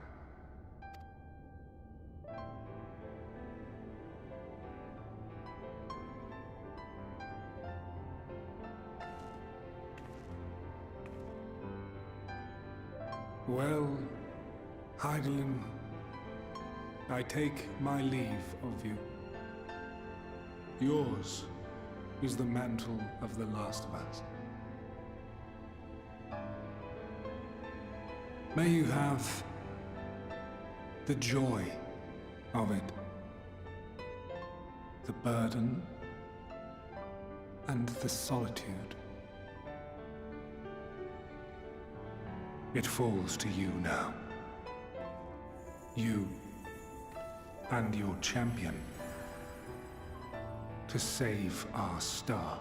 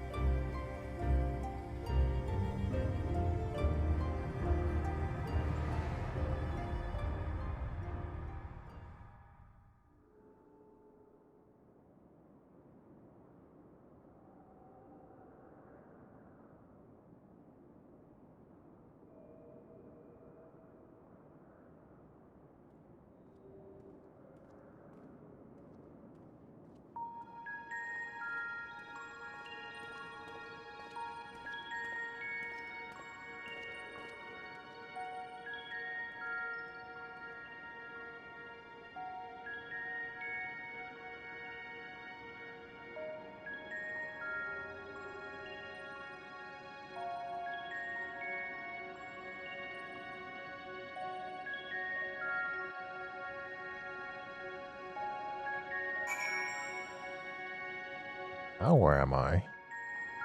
That's where's the map? I don't know. The map says it doesn't know where it's at. Is there Nope, this is not an actual. Let me see. Nope, compass don't work here. Actually, I can't use any of my actions, actually. Alright, alright. Aetherite-like device. Let's touch this. Too far away.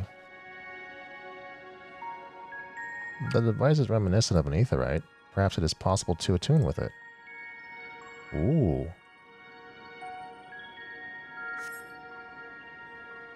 You fail to attune to the device. It operates differently, huh? Oh, explore the facility. Real amaretines, huh? I don't think I need the map for this.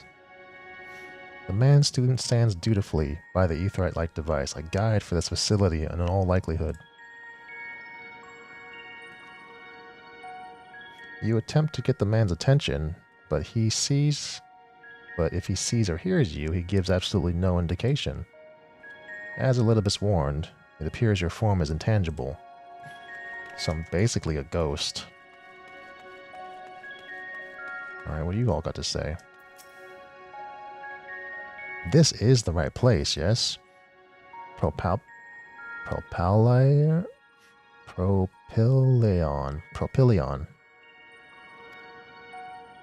Judging by the woman's words, this facility is called Propyleon.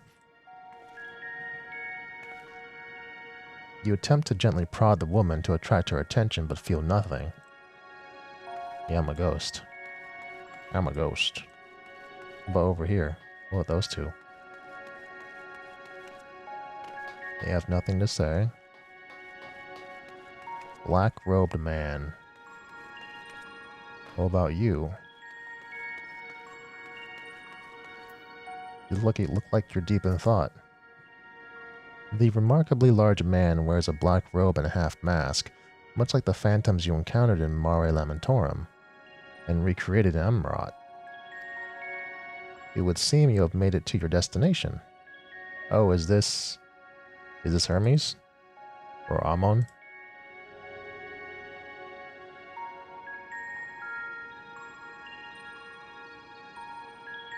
You gesticulate wildly and shout all manner of greeting and obscenities, but the man does not so much as glance in your general direction.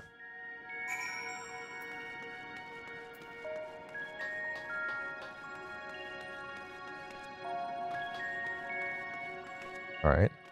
Sturdy door. You suspect this door leads outside, but how to open it? You just push gently on it.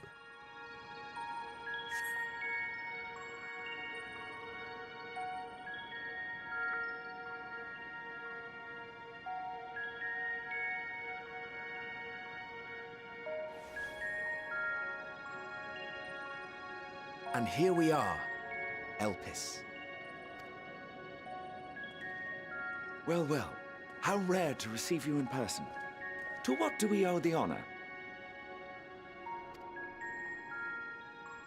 Oh, just a few odd tasks. We'll be here a while. You're welcome to stay as long as you see fit, of course. As a matter of procedure, however, I must ask that you kindly remove your masks.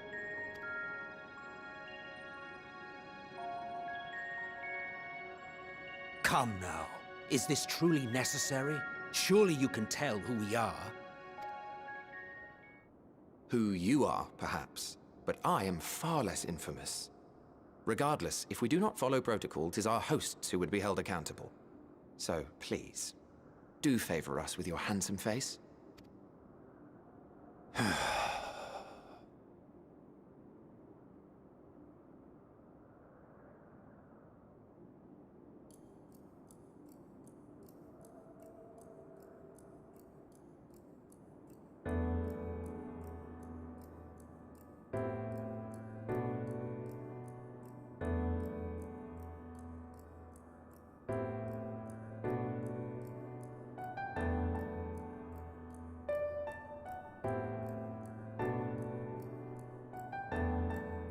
Satisfied?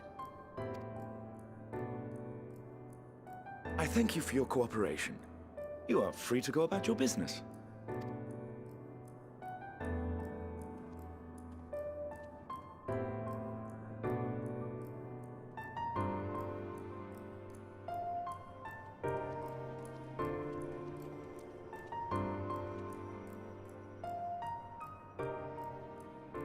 By the by, you see it too, yes?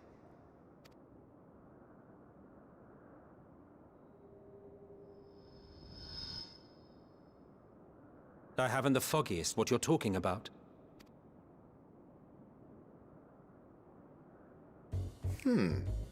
That's odd.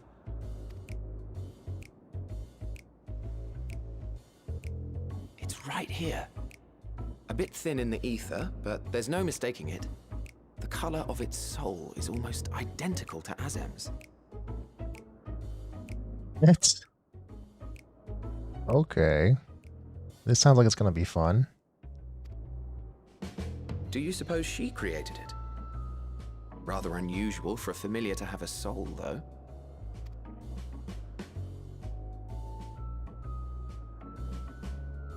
Don't ask me.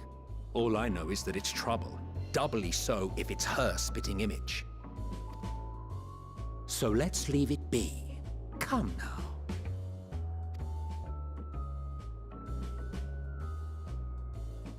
I'm right here. It's trying to say something, but it's literally too intangible to form words. Why don't you give it some ether? Spare a snifter of your bounteous reserves. Who do you take me for? Why, a dear friend, of course. One who wouldn't let acts of kindness, such as my accompanying him on errands to far-flung outposts, go unrewarded?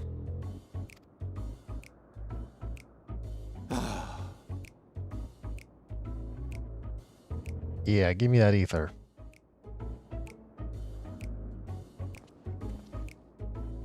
I suggest you close your eyes, or this may be unpleasant. Okay.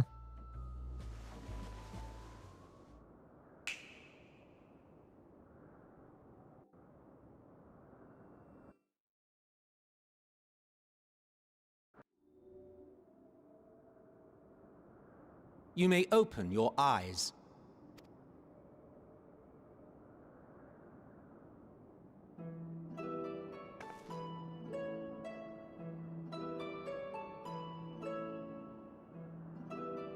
Oh, I'm normal size now.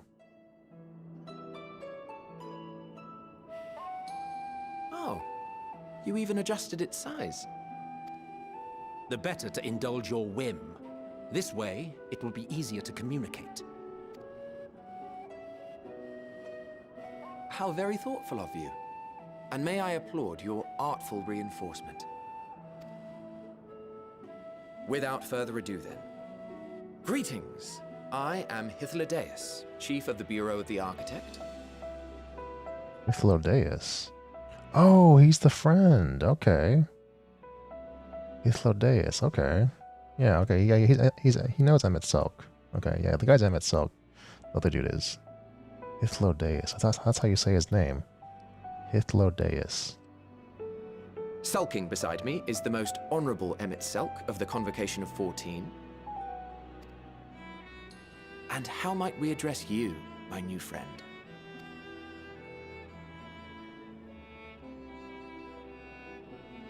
A fine name. And I'm pleased to see you understand our words. So, tell us, whence have you come? The thinness of your essence suggests you weren't created here.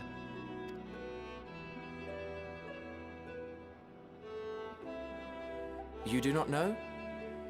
Or cannot say? Allow me to ask a different question then.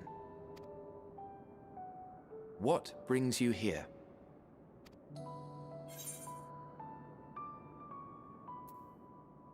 Want to learn about the Elpis.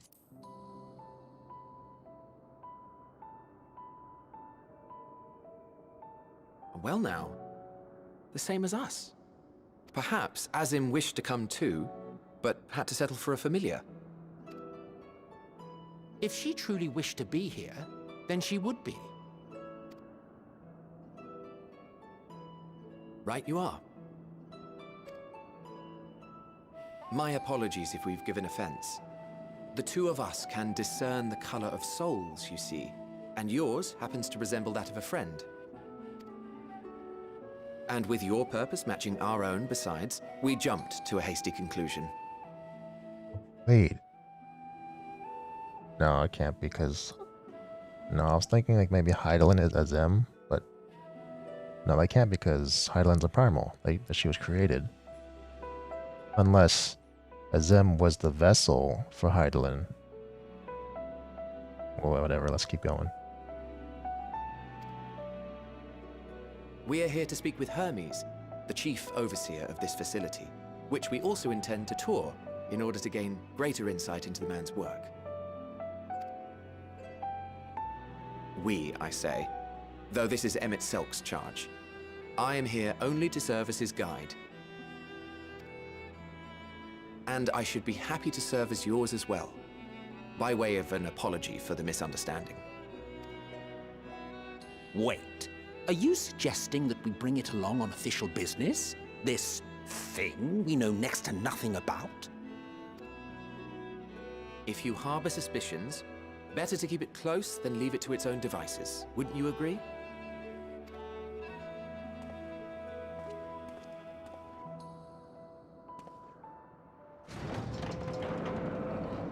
Besides, having a mysterious life form in tow is the norm rather than the exception here.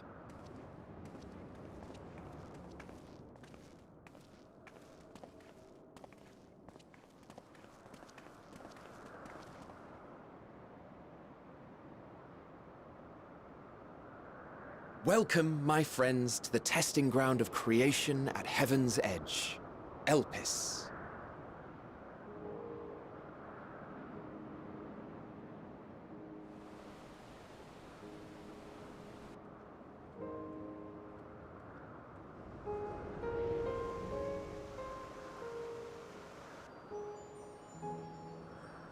Hey, This presence. the Heidelin? She's already created?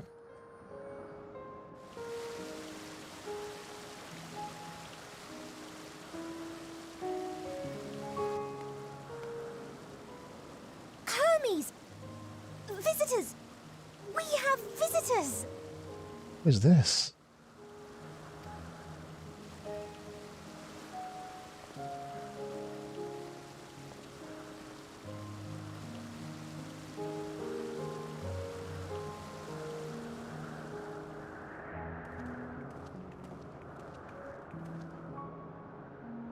What secrets are you hiding, I wonder?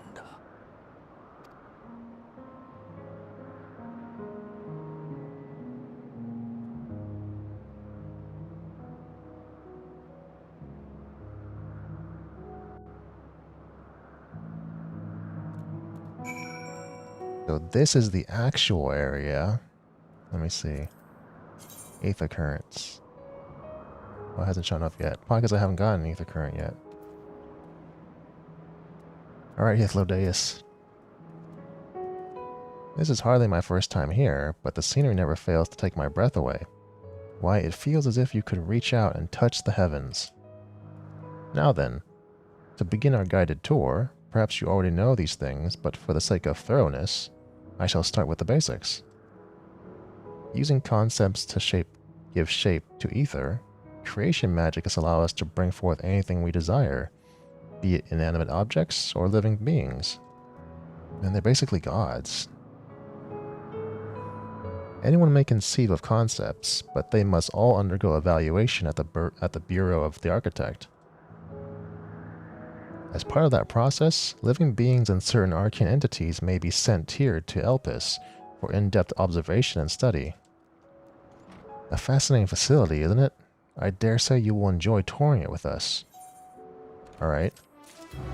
Let's begin the tour. Let's see. Wow, this is a large area. And there's... okay. Alright, alright. When I get something, you're gonna give me something? 10 bucks and a gift? Now then, our friend Hermes, aside from overseeing the facility, he also conducts his own research. Chances are he will be at the main observation hub, so let us seek him out there first. Attired as you are, however, you stand out a little too much. Our dear Emmett Selk wishes to keep a low profile for his errand, so... Do you know how to make a robe? The basic concept will do. No? In that case, Emmett Selk? No. Your whim, your responsibility. You're getting another... You're getting not another thimble of ether out of me. The way he scrimps sometimes, you think he wasn't a nigh-bottomless font of magic. Very well. I shall make the robe, but perhaps you can assist me. Come, let us search for the requisite material.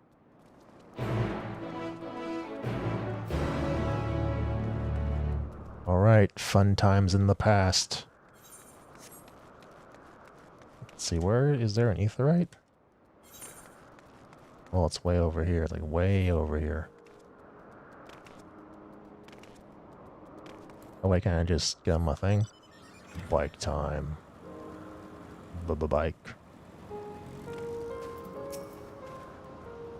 Yes, these creatures should suffice.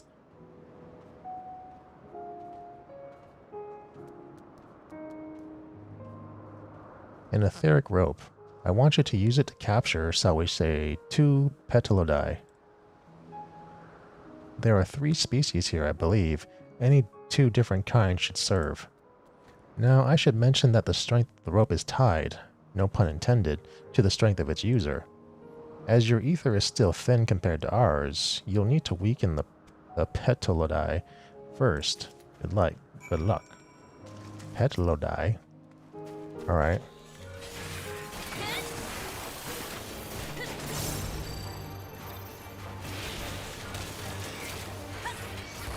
Uh-oh.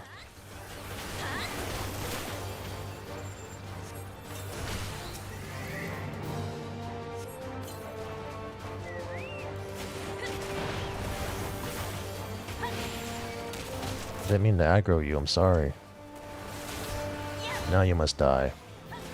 You must suffer for your transgressions against the warrior of light.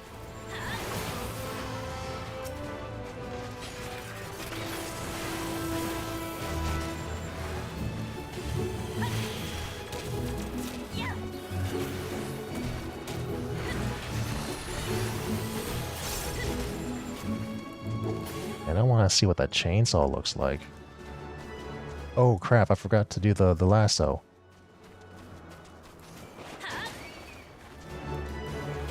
Petalouda.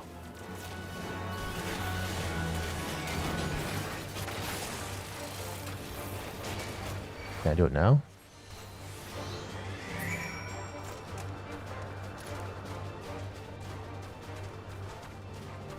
Alright, I got it. You've caught the petalouda? Come, let us see. There you go.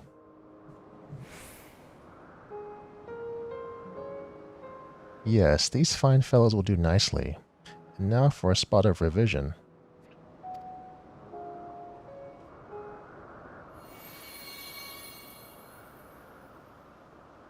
There, it's ready.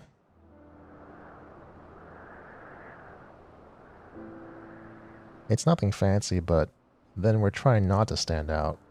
Try it on for size. You turn living beings into clothing? Just like that?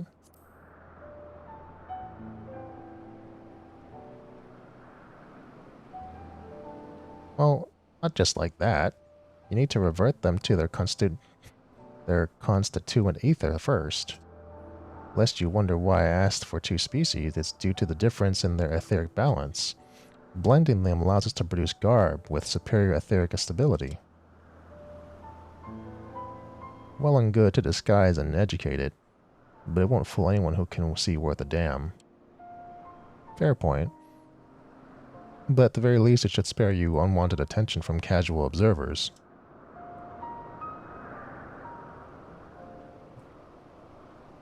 Emmett Silk speaks true. Even dressed like us, your unusual nature will be plain to those who think to look. Should someone question your presence, don't make up excuses, much less try to explain what you actually are. No, best to simply say that you're a familiar. The question is, whose? Ah, of course, Azem's. If you say you belong to her, people will give you the benefit of the doubt for any and all outlandish behavior. Exploiting our associate's absence? For lack of her presence, absolutely. Were she here, she'd have been the first to propose the idea, and you know it.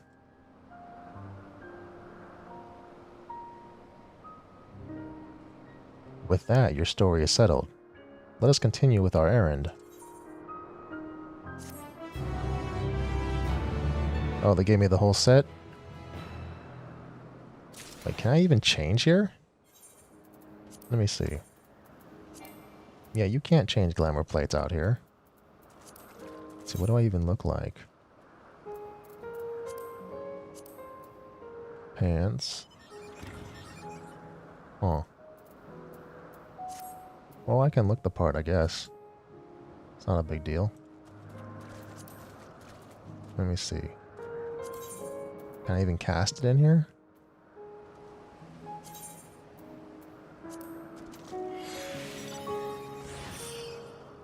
Oh, I can. Alright. I'll just do the shoes and the coat.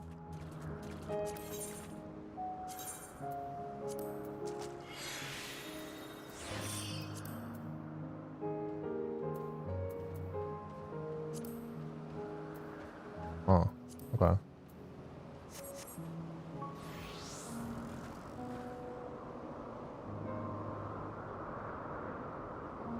That's fine.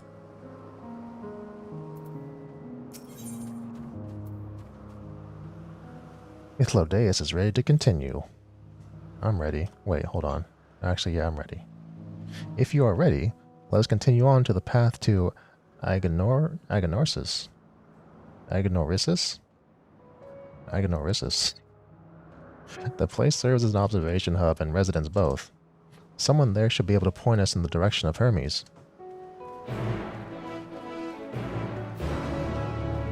Let's see any side quests magically pop up, because that happens a lot here. Alright.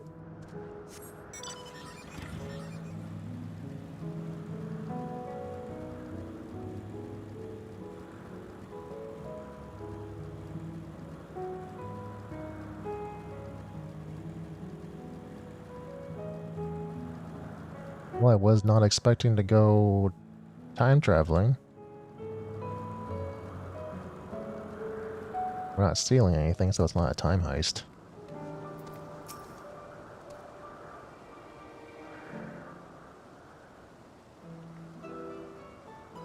Yes, can I help you?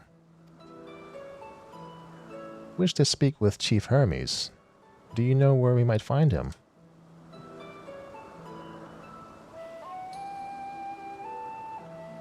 Well now, by your mask, I assume you are one of the 14. I wasn't aware there was to be a visitation. Between you and us, it's something of a surprise. Your discretion in the matter would be appreciated. I see, I see. My lips are sealed. The chief should be out conducting observations as usual. His focus of late has been aquatic creatures, so I expect you will find him at one of the pools here. Pools, you say? Many thanks, and apologies for disrupting your work.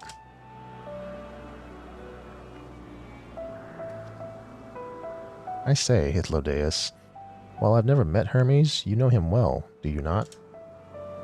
That being the case, couldn't you simply find him by his aether? Aye, that I could.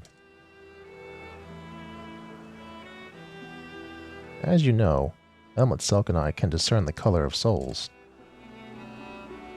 By that same token, we can also see aether spike quite keenly and from great distances. With this skill, I could readily locate Hermes, but I felt that it would be a waste of an opportunity. We're here to perform an assessment after all. By searching the ordinary way, we're stand to gain insight into Elpis and the man in charge of it. This is as much for your enjoyment, like as not, but point taken. If you're going to accompany us, make yourself useful and help us look for Hermes. According to his profile, he has short dark hair. That's it? That's all you gotta get. So you know, it's because we're in Elpis that we don't have a Kalza. It's because we're in Elpis that we don't have our cows up. A special exemption due to the need to be aware of dangerous creatures. Elsewhere, we do not exhibit our individuality. It's unseemly. This is all common sense, but I would not assume you possess any. It's true. It's a rare treat indeed to be able to search for someone by their appearance, and I thank you for humoring me. Come, let's find our man. So that's why everyone normally has their cowls up and the masks on, but that's just individuality is frowned upon. And I guess not necessary for research. Let's see what we got. We got an aether right over here.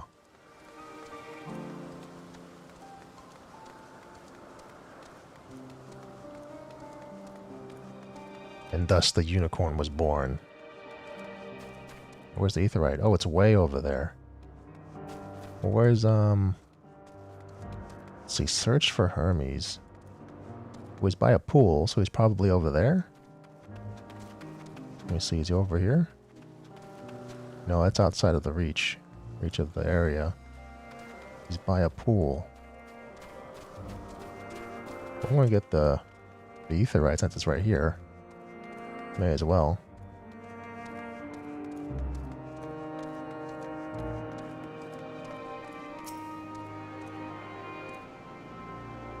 This is pretty cool.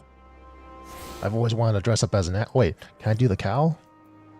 No, I can't because I have my. This is the headpiece. Yeah. Wait, visor? Yeah. It would have been cool if we could put a cowl. You know, there are cowl glamours, but there's no actual like Asian cowl. Would have been cool if there was. Alright, let's go look for Hermes. So he's standing by a pool. So there's another pool over here that's in range. And there are other players standing over here too. Who's this other girl that I saw? The winged girl. Let's see. Just like a bird girl?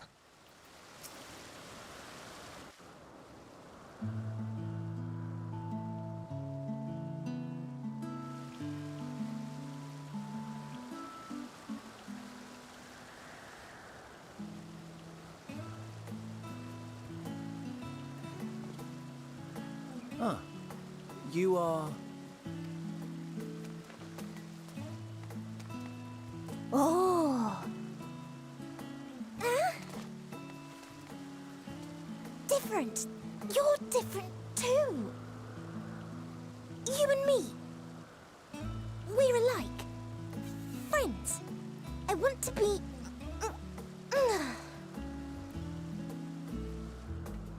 Wait. Please. Wait.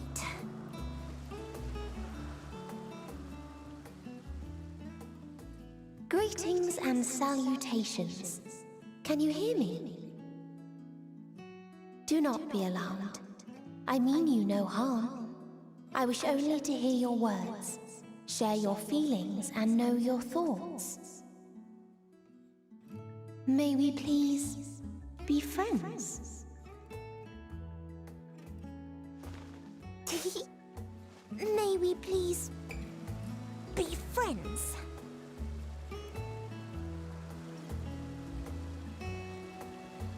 Ah, I see you found him.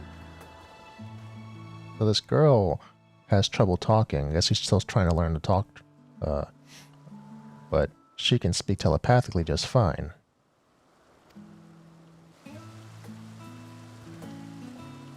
Ithlideus. It's been a while. Too long, I think. Too long indeed for close collaborators. On this blessed occasion, I bring not only myself, but others who long to speak with you.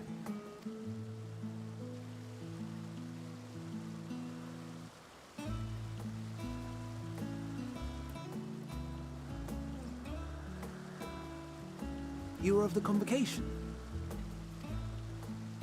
Emmet Selk at your service.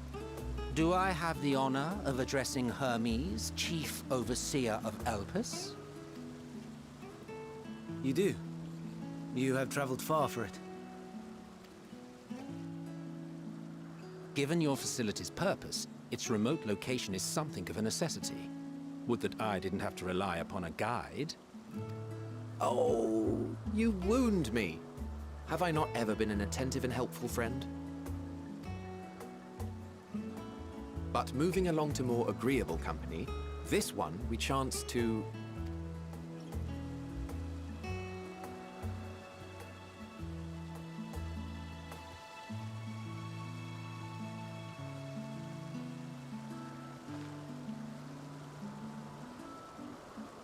Well, you certainly have her attention. Is she one of yours, Hermes?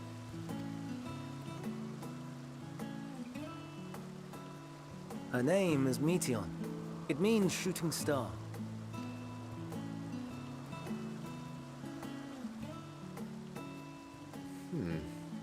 If I may make an observation, her aether is terribly thin.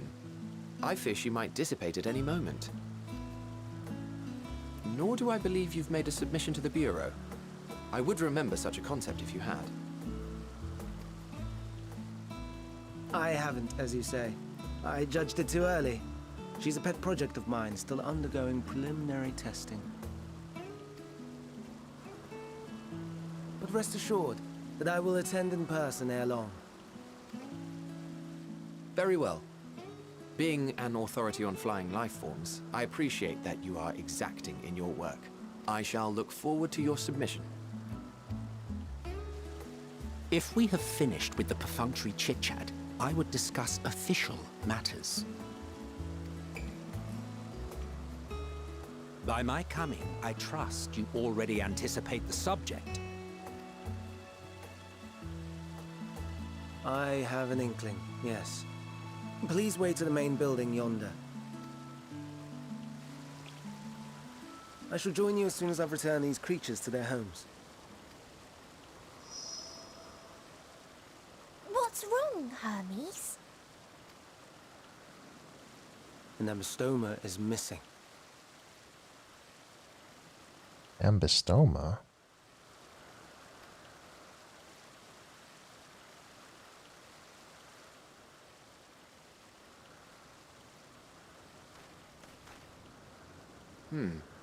I may have found it. A creature with the self-same ether as those there, nestled in the boughs of a tree outside the grounds.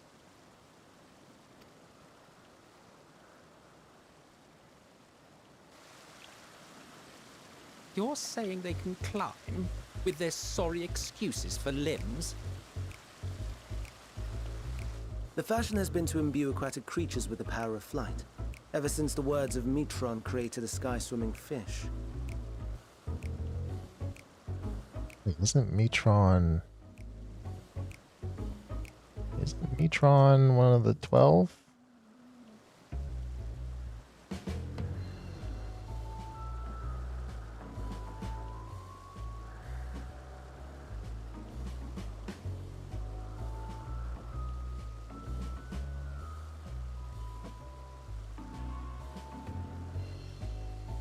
Oh wait, no, Metron is that was from Eden. Yeah, that was Gaia's old boyfriend or something. The okay. The ambystomas too can fly, if only slightly, and they could conceivably climb a tree. Whether they can come down safely, however. Excuse me.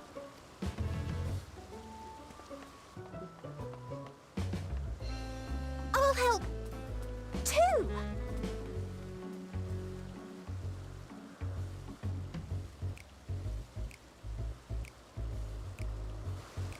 And what are we supposed to do with this lot?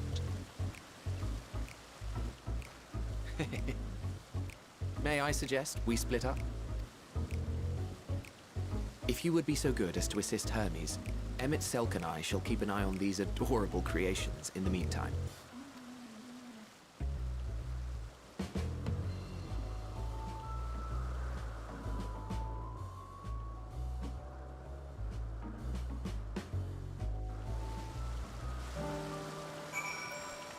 Okay. Well, there's monsters out here.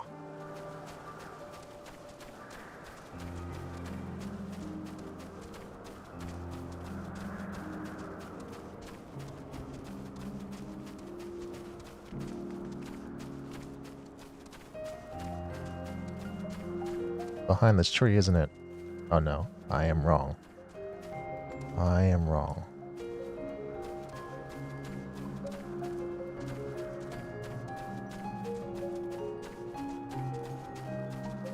Search for the adventurous. Oh, I see it.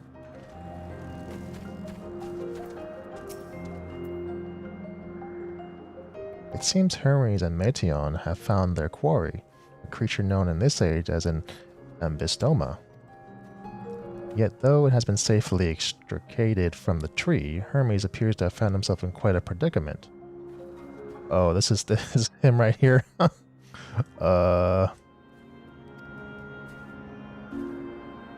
ambystoma. Hermes saw it up high in the tree. He climbed up to get it, but it jumped on him and he slipped. You need a hand? No, I'm fine if a little embarrassed. Now, for your own safety, please stand back.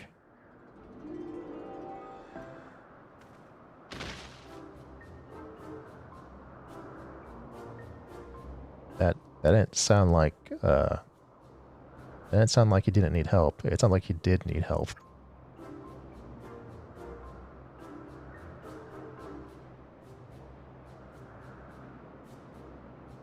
you alright?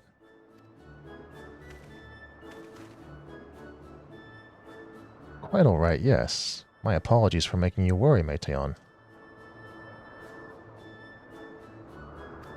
Both you and, Cylindra Firestrider, you are called. An intriguing name, somehow reminiscent of a new creation. Thank you for coming after me.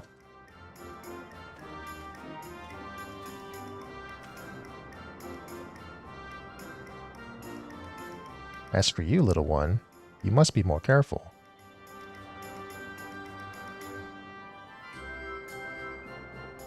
You may be able to fly, but it doesn't mean you cannot fall and hurt yourself. Oh no, I had forgotten all about its fellows.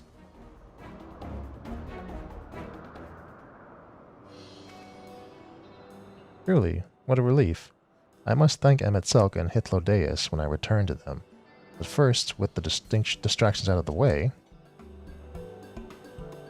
as Chief Overseer of Elpis, permit me to welcome you to our facility. I hope you will enjoy your time here. Like, I think this blue girl here must be the prelude to, like, harpies. But she seems perfectly capable of talking and being generally nice. Has there ever been a nice harpy? Can't remember. Side quests? No, but there is a gemstone trader.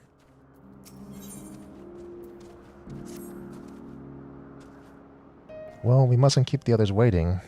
Let's return to the anagnorisis.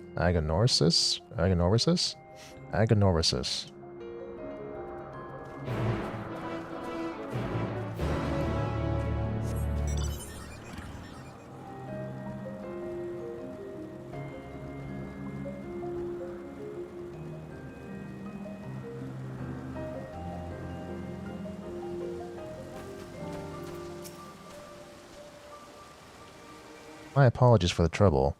Owing to your kind assistance, all the ambistomas are safe and well. I will presently send them back to their space, if you would go on ahead to the main building. Upon entering, you will see a table and chairs, a meeting area. You may speak there. Very well. Take care not to let the creature slip away again.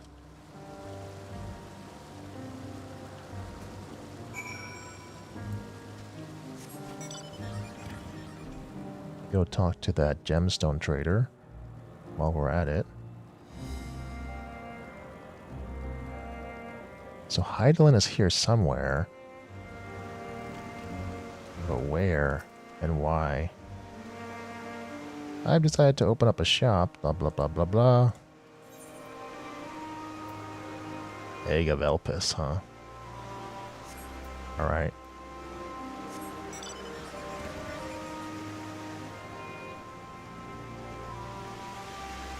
Is it in here?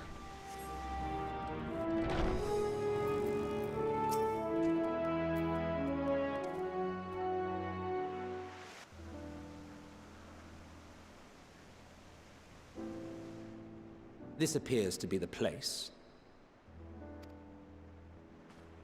And here is where we part ways. So soon? We just got back together after all Shadowbringers. You need to hang around longer. We will be discussing highly sensitive affairs. Only a select few may be privy to such knowledge, and that does not include someone who cannot or will not divulge their origins. Well, I can't because I don't want to mess with time. Oh, actually that makes sense because... So before Elidibus sent us out, he was like, wait, I have seen you before. So this is all meant to happen.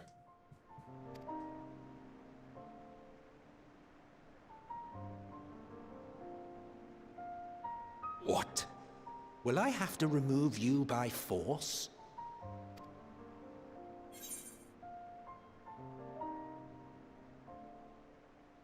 I have important things to say to him as well. Yes, I'm sure your business with Hermes is quite pressing. You may speak with him to your heart's content after ours is concluded. I do not object to her attendance. Hermes, this is highly irregular. Perhaps, but I believe she can be trusted. Meteion would not have taken to her so quickly otherwise. Moreover, the presence of a third party may help me to maintain composure.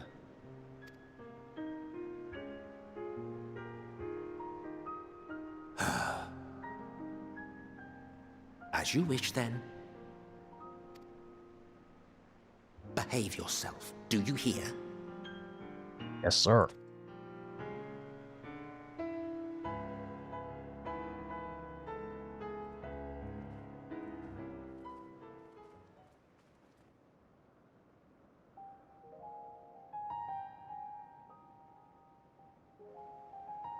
So, it's finally happened, then. Aye. Van Daniels declared his intention to step down and named you as his preferred successor.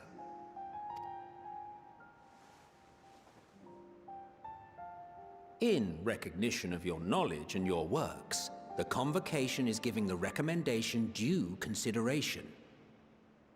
As one who does not know you personally, I am to use my impartial eye to take your measure. And above all else, to ascertain your disposition towards the invitation.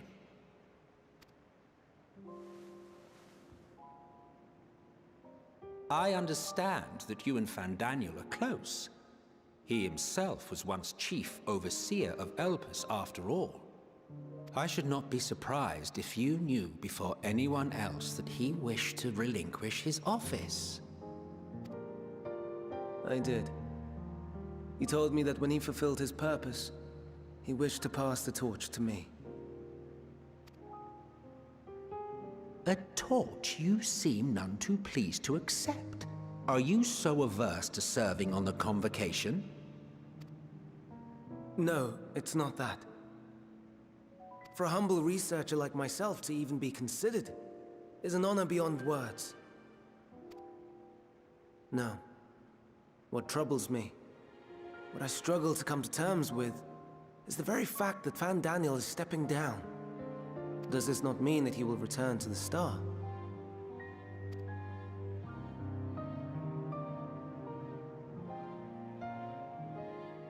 Of his own volition, yes, like so many others have before him. Return to the Star? Does that mean die? Well now, that's not a word I hear often. Is that what you say here in Elpis? Mankind is the life of Aetheris. Each of us, a drop of blood flowing through its veins, bearing sustenance. In our finite time upon it, 'tis our duty to make it a better place, that all who call it home, now and in future, may abide in happiness.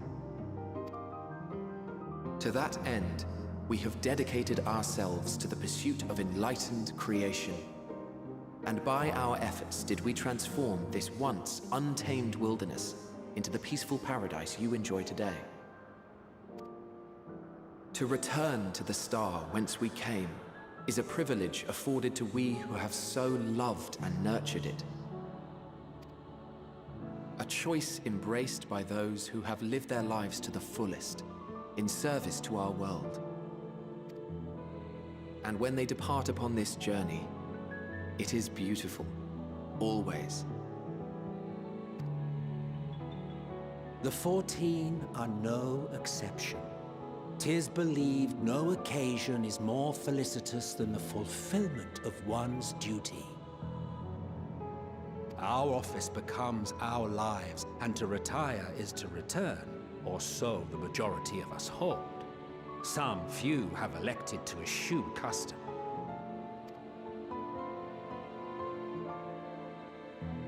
Mayhap you feel Fandaniel's deeds do not warrant his return.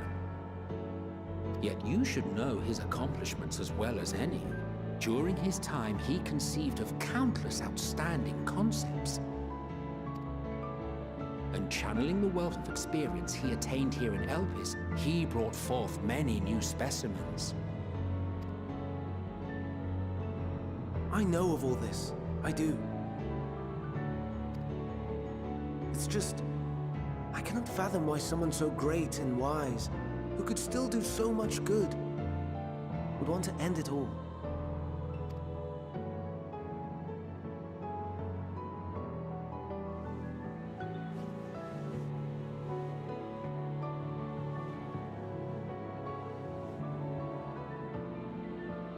Oh no. I've made her upset. Forgive me. I know I requested your presence. Might I trouble you to take Meteion outside? A change of scenery would do her good.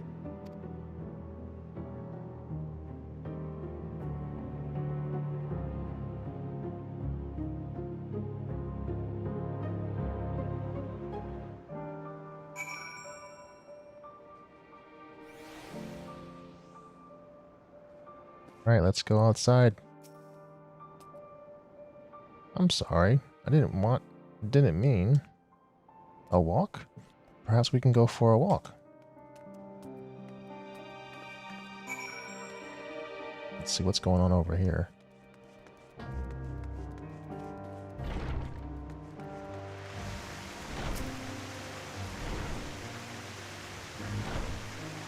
Hermes gets sad when he thinks about death. When others are sad, I'm sad too. That's how I am. How he made me. Don't worry, I'm fine now. Oh, she's like an embodiment of like the flower. So like whenever the casa, they call it, whenever that happens, like she feels it. Changes her too. So why did you come here? I got things to do. You want to learn about Elpis and Hermes? Oh, teach you. I can teach you. We could take turns. I tell you something, then you tell me something. Sure, why not? Then it's settled. Where to start? Ah, yes. Let's talk to Memnon. He should be near the Aetherite. I'm not good at explaining, but Memnon is, so I'll have him explain instead. Okay, Meteion? Meteion's following me now?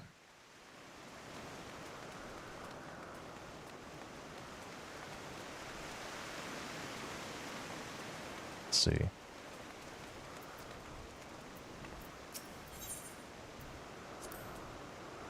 Ah, the Aetherite. Anyone can use it to teleport anywhere. Well, maybe not anywhere. Not to the ground or other isles. For that, you need teleporters. Oh, and permission. To the ground, huh? So there's more. There's more to this, but I'm not sure if we're going to be able to see all of it, or any of it. And what do we have here? And though you look like a person, you have the ears and tail of a beast. I assume you are familiar like Meteion. Is there something you need? This is Cylindra. Can you teach her about Elpis? Ah, newly arrived familiar, is she? Very well. I should be glad to introduce our fair facility to her. As you know, it is mankind's duty to make the star a better place. As part of this duty, we employ creation magics to bring forth new life. However, we cannot simply release our works into the world, for it would lead to chaos. And no, any and all life forms must undergo extensive testing to determine their fitness to exist, testing which is conducted here in Elpis. Every candidate is subjected to rigorous study, in which we identify their properties, surmise what habitats might be suitable, and speculate as to the effects they may have on the environment and other species. Should it be judged a beneficial addition to the star, it will be allowed to take place in the world. The two of you, too, were created with the hope of making a star a better place. So heed your masters well and be good, do you hear? We will. Memnon, we will. Thanks for the lesson. You had a turn, now I get a turn. Where did you come from?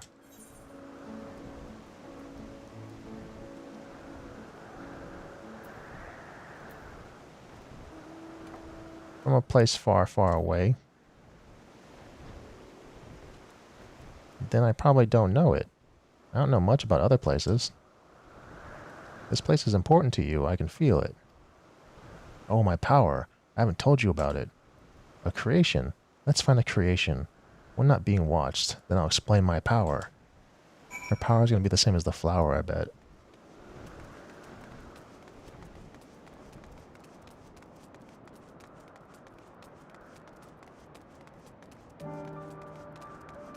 How about this bird? Can you use your power on this bird?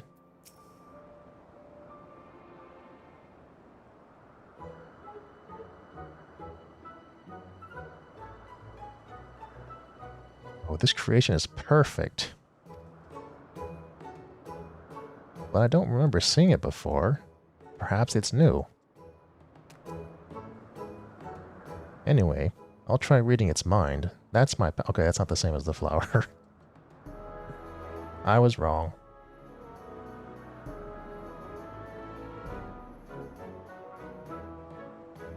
But nothing on its mind. It's got zip, nada, zilch.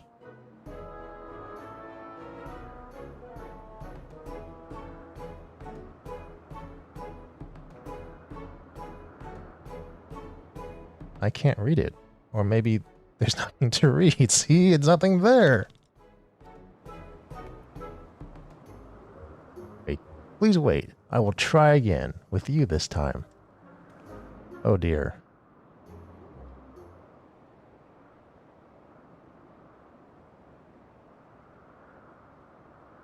Greetings, can you hear me?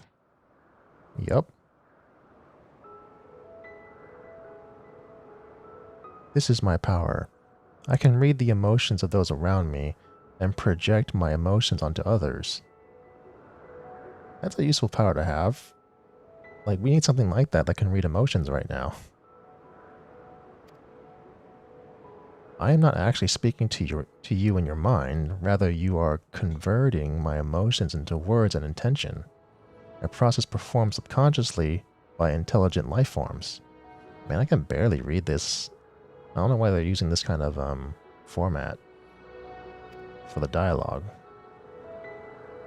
And this ability is vital to my mission, for it allows me to interact with intelligent beings even if they should communicate via unknown languages or other nonverbal means. I guess that makes sense. As a consequence, I am clumsy at speaking. Yet, though I struggle to express myself in this fashion, Hermes wants me to speak as much as possible, for everyone has thoughts and feelings that they may wish to hide. I harbor an affection for you, one that is difficult to define. Aside from the fact that you share common traits with us, your thoughts are complex, prismatic. They draw me in and leave me wanting to know more. Out of respect for your privacy, I will refrain from using my power when you're speaking with you. Nonetheless, I want you to know that I wish to be your friend.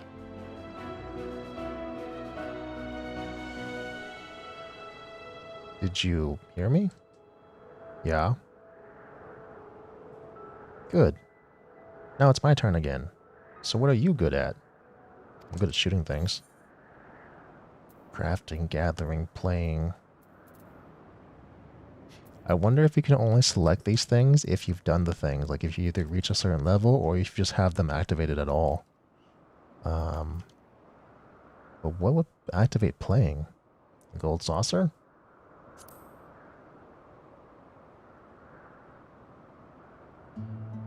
Playing? I'm still not sure what that means. Hermes says let's play, but then he goes off for a walk. Or looks at creations. It's fun, but no different from work. Well, that's playing.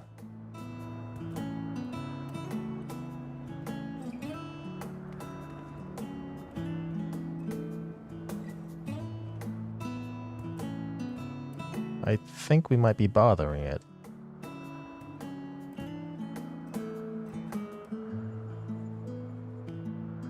let's keep going, and we'll go see Euryanthe next. She's usually in a small building on the west row. Alright.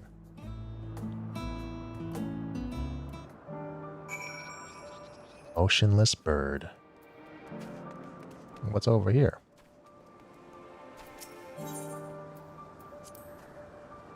Spriggans? What are spriggans? Oh no, we call them Orei. If there's many. Orei if there's many. If there's just one, we say Oreus. Though they're cute, they can be naughty. Sometimes they run off with concept crystals, and Hermes has to run after them. Oh yeah, they do like crystals. Alright, so it's gonna be over in this direction.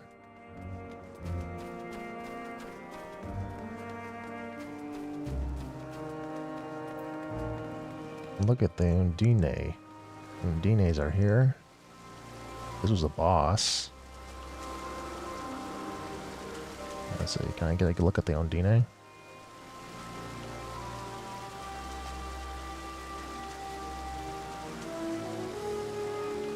Oh, okay.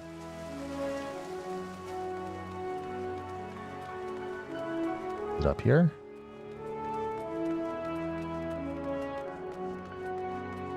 Is it one of these buildings? It's gotta be this one because it's lit up. Looks like I can open it up. Yeah.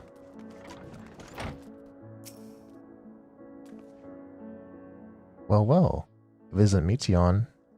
I see you brought a friend today. Greetings, Euryanthe. An apple? Could you make me an apple? The kind Hermes likes, covered in syrup. I want to share it with Cylindra. Oh, candied apple. Hermes is certainly partial to them, but you know you can't eat, Meteion. You weren't made to do so. But I liked it too. It may seem that way, but it's due to your ability to share others' feelings. You've taken Hermes' likes for your own. In any case, I can't prepare an apple right now, but I'll bring one for Hermes soon, I promise. Okay. I'm sorry, Cylindra. I wanted to show you one of my favorite things. Then I could ask you about yours, but I failed. Tell her what you like. I like fried rice. Well, that's what you like? Yes, yes, I can feel it. Your joy and happiness. And it makes me happy too. Thanks for sharing it with me, Cylindra. Well, we've walked and talked a lot. Maybe Hermes has finished talking too. Shall we go and see? Yeah, let's go and see. My guess is that once we complete this, there'll be a ton of side quests that will just spring up. But I shall see soon enough.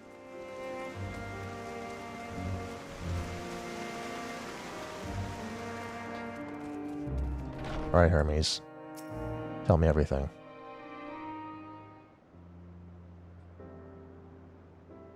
There you are. I can see the fresh air has done Meteion good. Cylindra wanted to learn about you and Elpis, so I taught her. About this place, about my power, about your favorite food.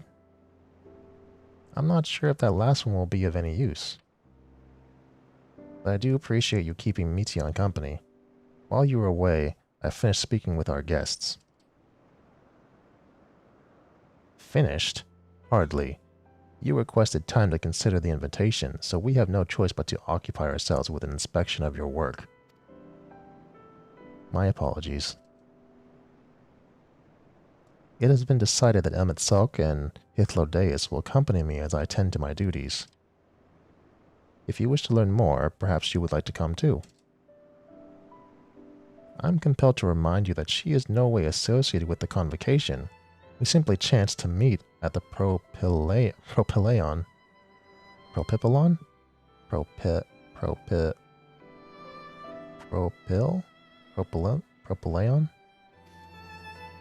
There is no guarantee that matters we discuss will remain private. I do not mind. To see the joy in her presence brings Meteion. To see the joy her presence brings Meteon, I cannot imagine our mysterious friend harbor's malicious intent. Cylindra is kind. Really, truly. She taught me as much as I taught her. You're coming, of course. To watch Hermes? You're bound to learn lots and lots.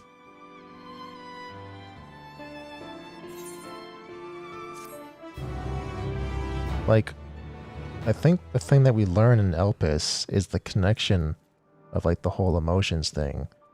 Like, we need to figure out what that is so we can understand how to, like, stop the people from, like, changing, and or how to fix the celestial currents.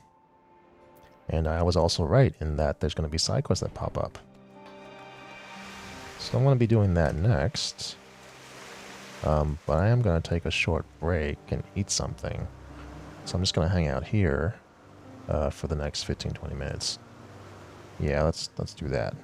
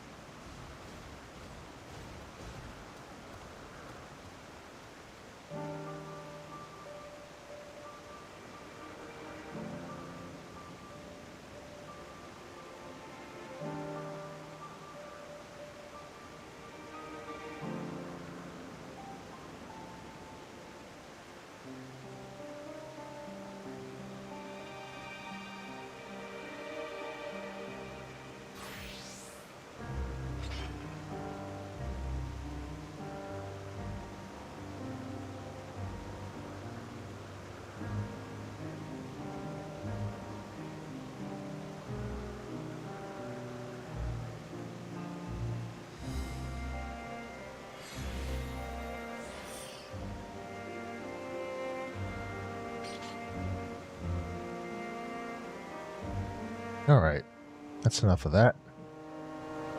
It's time. Time for side quests. Let's start with you. Over here.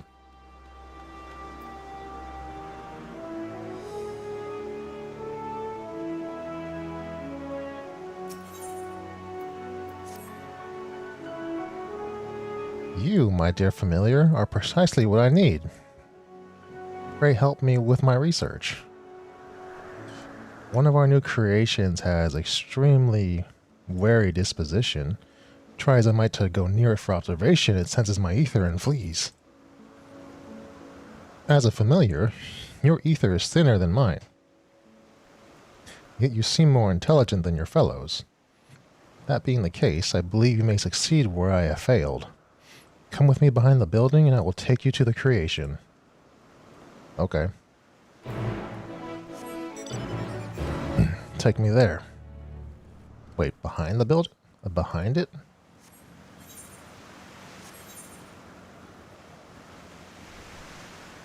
Like behind this building? Or all the way behind? Oh yeah, I'm supposed to be looking... Oh my god. I totally forgot about ether currents.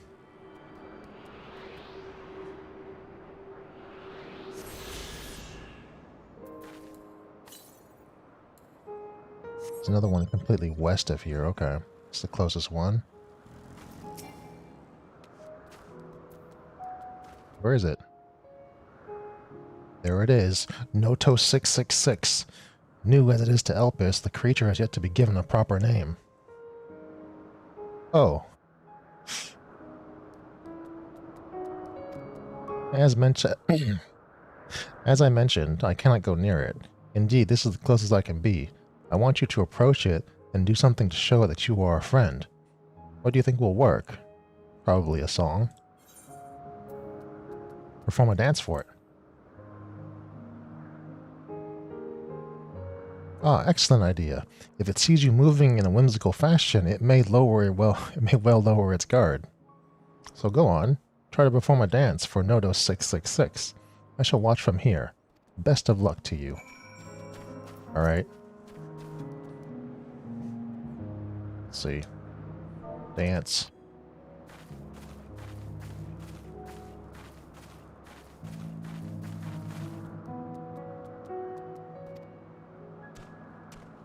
Just runs away. Well, I tried. I witnessed it all. You did very well, my dear familiar. Noto 666 is designed to facilitate the proliferation of fruiting trees by bearing their seeds to faraway places. While their young are still unable to forage for themselves, 'tis the duty of male creatures to bring them food. In leaving you the fruit, it appears to have taken you for one of its own. I wasn't sure how it would respond to your overtures, but I wasn't expecting that. Go on, take your gift, and let's return to the anagnorisis. Anagnorisis. You deserve a reward for your troubles.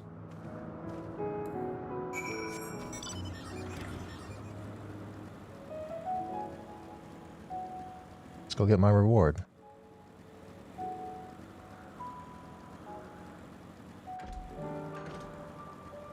Wait, where the heck am I going?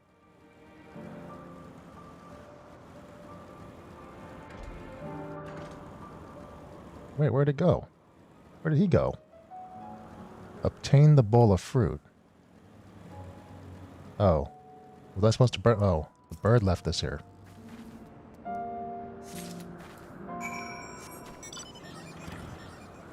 Okay.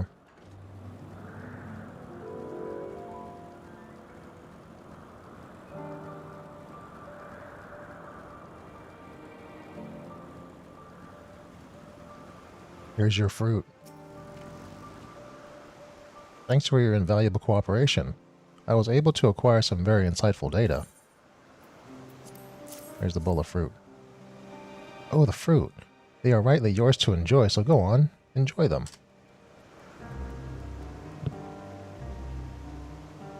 The fruit looked good, but it tastes even better. Each bite a small piece of heaven in your mouth. Judging by your expression, Twitsin Noto 666 saves the choicest fruit for its young. Though it has but come to us, I have a good feeling for the creature. When the time comes, we shall have to think up a suitably fine name for it. Here is a reward I promised. Thanks again, my dear familiar. You're welcome.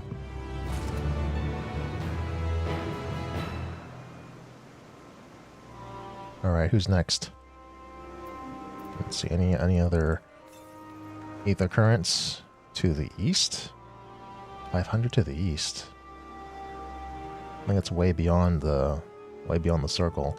So there must not be any there in the area right here anymore. So that means time to go to the earnest observer. Hey. Hey you. Wow, where in the world could the rest have gotten to? Ah, friend familiar. If you have a moment, I require help rounding our agavoids. Agavoids young? 6 remain unaccounted for, and I would be most grateful if you could search for them with me. These creatures secrete nectar from their tails, which attracts insects where they swarm. You would like to find an agavoidus.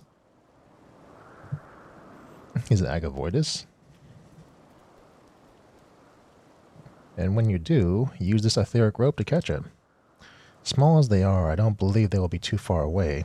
Let us endeavor to find 3 each and then reconvene here.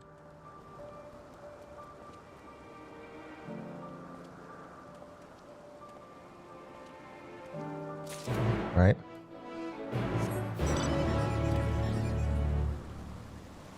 Let us catch and then reconvene.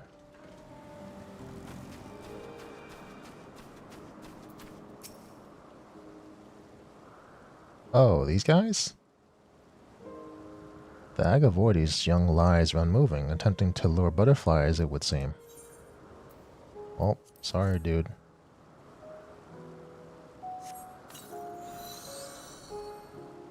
Okay, there's one. Is one gonna fight me?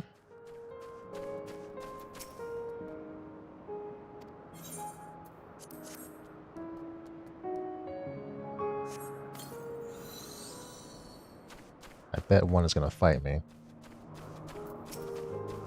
Like this one here. This one looks like it wants to fight. Or not. I guess not.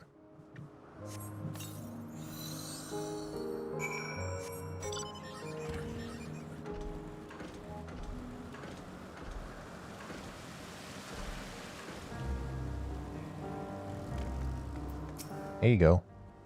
Ah, you are returned as well. I managed to find 3. How about yourself? I got 3 too. Wonderful. This accounts for all of them. We can finally release the creatures. Lest you wonder, the agavoides were created to curb the insect population. They have passed the first phase of determination, and thus will be provisionally sent out into the wider world. Though a few steps remain before they can fully take their place in nature, I have no doubt that they will make our star a better place. This isn't much, but please accept it by way of gratitude for your assistance. Sure, you're welcome. Let me just open up these coffers. Clan my bags. Oh, what is this? Scarlet Moko robe of the last unicorn. Oh.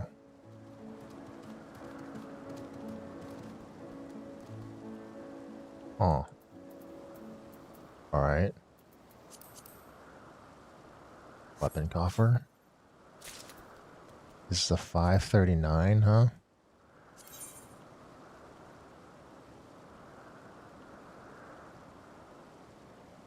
But I mean, it's still not better than the relic, right? Yeah, it's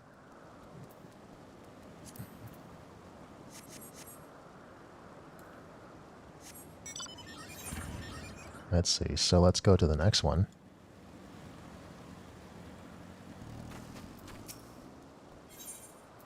What do you want? How curious. A familiar bearing armaments.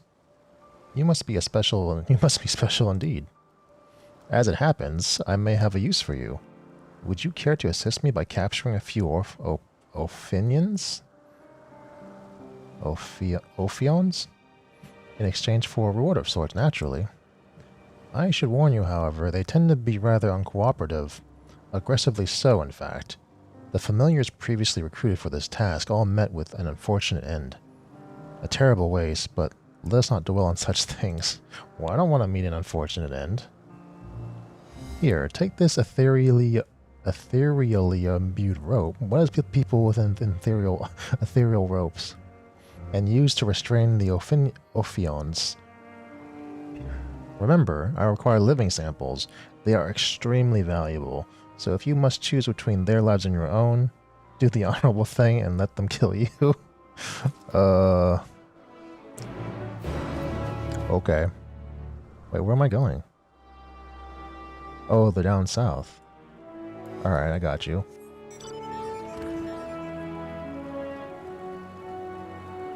Go get some Ophions.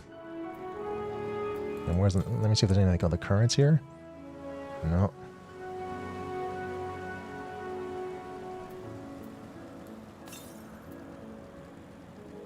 Southwest. 384 southwest. Directly west. Huh.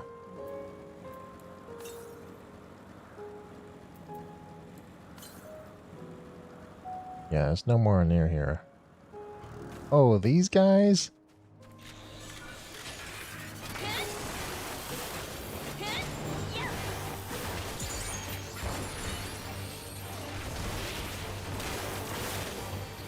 Don't kill him, don't kill him, don't kill him. Ouch.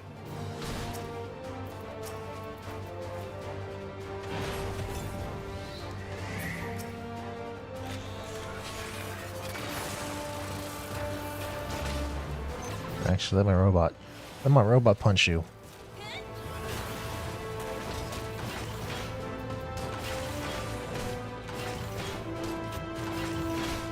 And it does a lot of damage.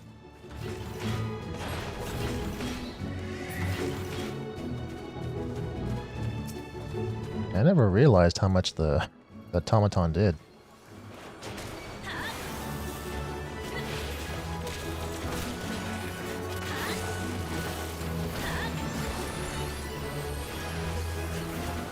Uh-oh, here we go. Use the rope.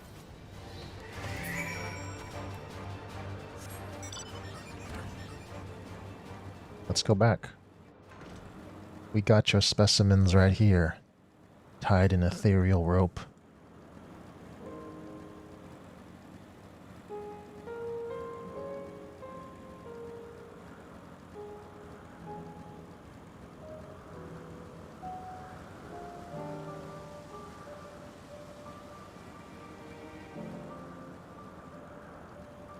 Where is he? Is he? Oh, there he is. Here you go. Have you brought the specimens I requested? Yes. Yes, I have. Well, well. To overcome such ferocious creatures and live to tell a tale, your makers certainly placed great importance in durability. As for the Ophions you brought me, they will be delivered to the Academia Aniter. Aniter? Academia Aniter. Like the other creatures in Elpis, they are currently under observation, that we may determine their suitability for existence beyond these confines. Samples are carefully selected and sent to for further study. If they are found worthy, they will receive official approval. Only then they can be submitted to the Bureau of the Architect. As even you can imagine, the evaluation process is particularly strict for voracious predators such as the Ophions. It would reflect rather poorly on those involved if they were able to wreak havoc when unleashed onto the wider world. Not that it has any concern of yours. Here's your reward. Now run along, would you? Okay, thanks.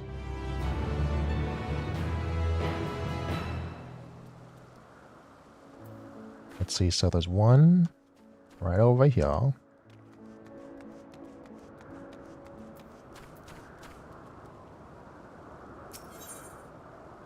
Like, imagine in nature if we had a process that vetted what could be allowed to exist in nature. I guess that would be cool, I guess, to some extent. But also weird to come upon if we had such a concept in our world.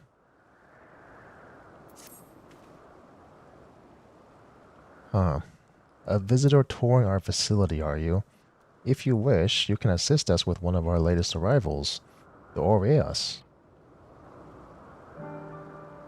The creatures are identifiable by their long ears, which they use to detect danger. They're also keenly attuned to minerals, and can find deposits even in pitch darkness. Now we were testing the effect of minerals on them when they reacted acutely to mana stone. Becoming visibly agitated, they grabbed a stone and scurried off. We need to round them up again, and could use a helping hand. If you are up for it, please seek out my colleague, who is out searching. She should be somewhere between here and First Bloom, and can give you instructions. Okay.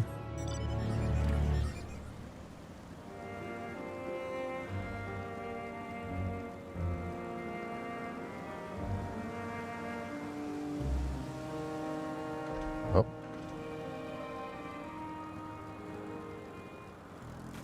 Graceful observer. Come to help us find the Aureai? Aureai, you say? We're much obliged. 3 of the critters have been sighted yonder. When you find one, please use this Hypnos potion on it. It should put them to sleep, allow you to easily capture it. Should the potion fail to work, it occasionally does, you can simply exhaust the creature into submission. Why don't I just do it for all of them?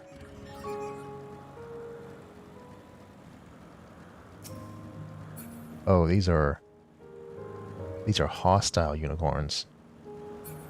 Is that a mark I see? Yeah, it's gotta be an A rank or S rank. Use the Hypnos potion. Here you go.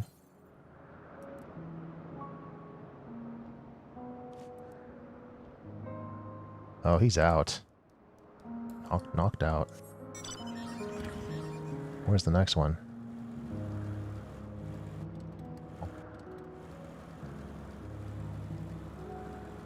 Should be another one around here. There it is. I see it. Let's try it again. And you're out too. Let's go find the last one. Looks like it's a little bit further north.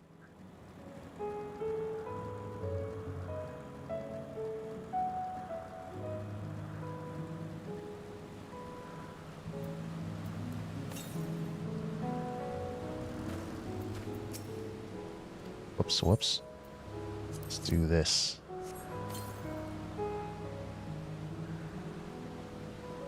Has no effect. Oh no, we have to knock it out. Whatever shall we do?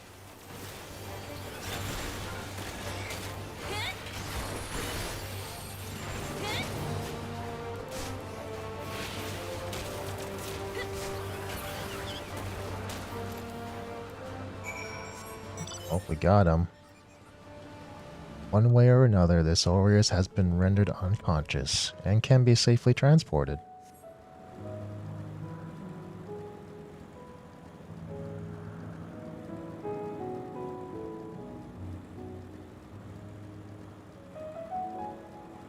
I'm glad there are not too many side quests here. Look how many other areas there are. There's going to be a ton of side quests. There's going to be a ton.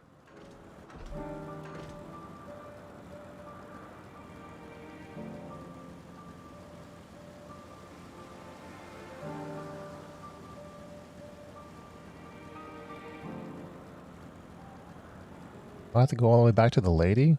Oh, I bet that's going to happen. She's going to be like, oh, thank you for helping me. And then she's going to send me back to the original person.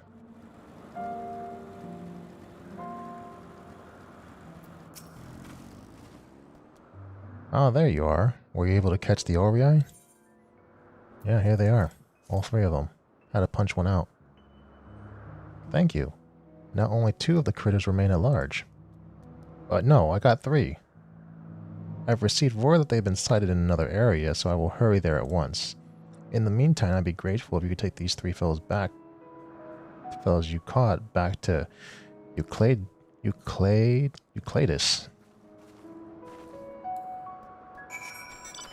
Okay, so she's gonna go off and do that. Okay, thank you. Thank you for not making me do it. If this were any other game, it would have made you do it.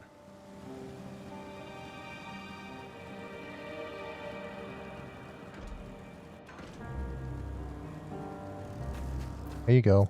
Found him. Oh, 'tis you again. How did you fare with the Ori? Here you are. Caught some. Well now, you should bring the creatures yourself. I hope they didn't give you too much trouble. No, I had to punch one. Their abnormal behavior was most certainly caused by the power harbored in Mana Stone. Still, we have the highest hopes for the Aureus.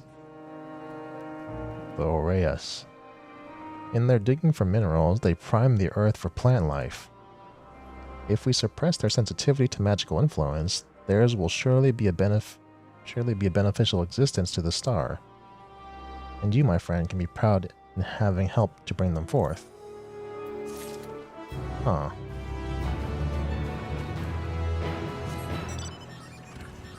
Priming the land for plant life, huh?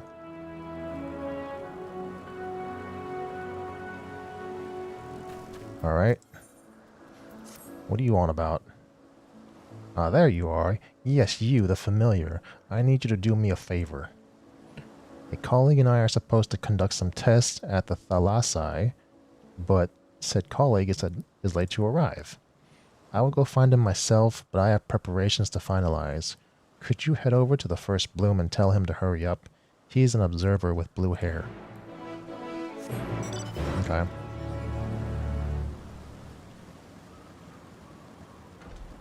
So they did not invent cell phones in this time. So they just have familiars do the work for them. That's like the one constant between now and the future.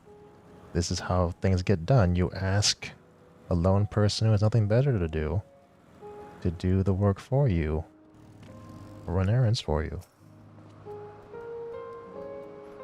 Well now, there's a familiar I'm not familiar with. Apologies, I couldn't help myself. So is there something I can do for you? Ah, the tests. I was so deep in thought I completely lost track of time. In my defense, it was these very tests I had been pondering. Lest you wonder, they are for a species of fish that purifies the sea by devouring carcasses. Small as they are easy targets for larger fish. Thus did we imbue them with poison as a defense mechanism. Not wanting the poison to outright kill, we kept it weak. Even so, it gradually accumulates within the predator's body, and testing has determined that it will lead to mass death. Though we wish to avoid this outcome, this concept for the fish is truly marvelous, and it would be a shame to abandon it. But what to do? You could give it warning colors. But of course, in doing so, it reduced the likelihood that they will be preyed upon. Yes, I believe we have our solution, and it's all thanks to you, my brilliant familiar. I'll go and join my colleague at once. We have a test to perform. Ah, do you suppose you could fetch something for me? For the test I have in mind, we'll be needing some bird from Elpis Feathers.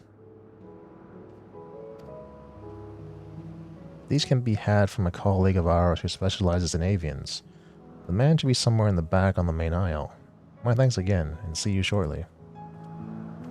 Okay.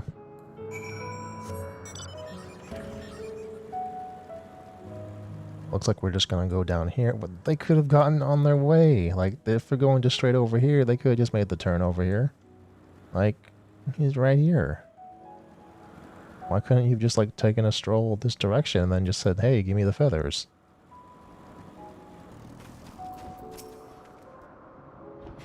Whose familiar might you be? And what is it you require? I need some feathers. Bird of Elpis feathers, you say? I assume they are for your master. Here, go then, and run along. It's not for my master, for someone who was too lazy to just take a turn and ask you themselves.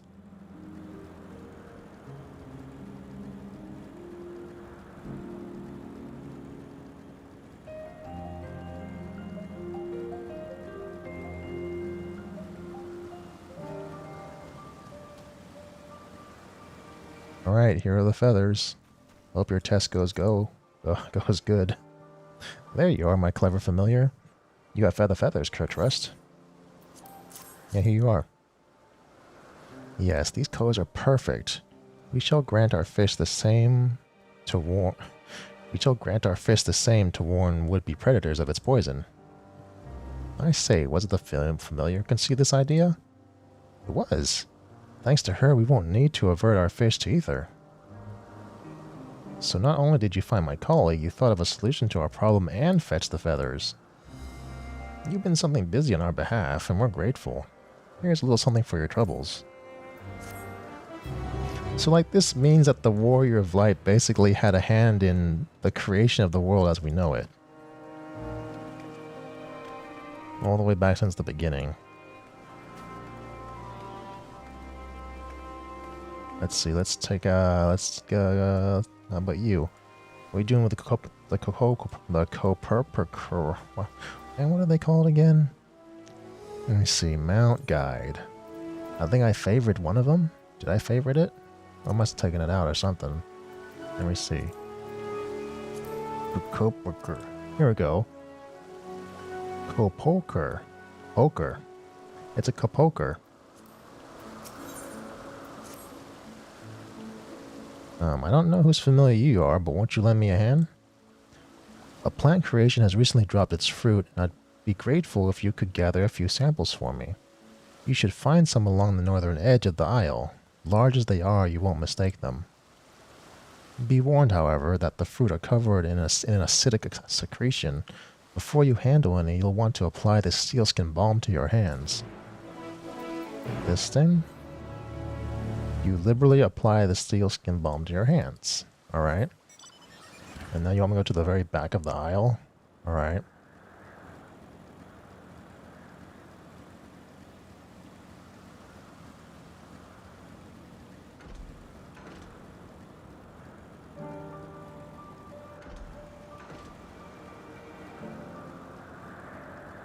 Go out over here.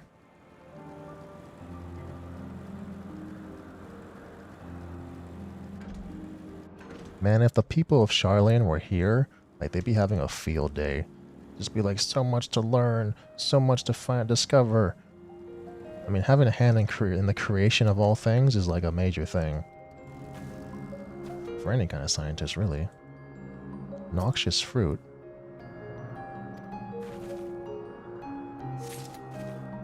Oh, these birds have seen better days.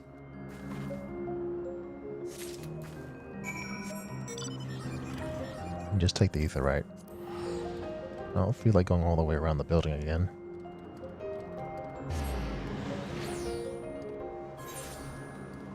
Let's go south.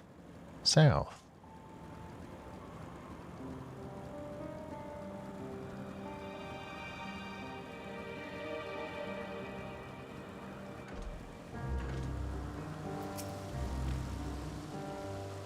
Ah, you're back. Were you able to get the fruit? Yeah, it's right here. Got your fruit. Oh, such marvelous specimens. My thanks. You appear none the worse for wear either, so you must have used the balm like I suggested. Very good, very good. Yeah, it was the first thing I did, because I smart. You may be wondering why the fruit is covered in an acid. One day, each fruit will become a carnivorous plant that preys on herbivores, keeping their population in check. Oh, wow. But until it matures, it needs protection from those self-same herbivores. To that end, we tried giving the mother plant the impulse to spray its fruit with its digestive secretion. The fruit you brought, we will examine to determine its resistance to the acid, and make adjustments as necessary. My thanks for your help. As acid? I think I know what it's talking about, but the name eludes me.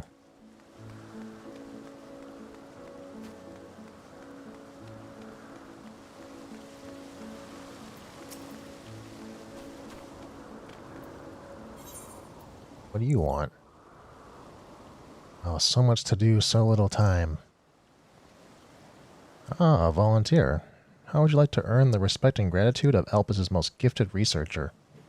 I require assistance in gathering eggs. A simple task, really. Egg gathering? That's the reason I came here. Excellent. Why, I sense your social standing rising even as we speak. To business then. I seek Daedalon eggs, that I may ascertain their ability to produce and raise offspring. One somewhat disconcerting trait of these winged wonders is their proclivity for laying eggs here and there, and everywhere. That is the reason why I'm finding it rather difficult to keep track of the damnable things. I have never the time nor inclination to go chasing after them myself, but I'm sure you don't mind. If the parents take offense at you pinching their eggs, you have my permission to slay them if need be. Then slaying I shall.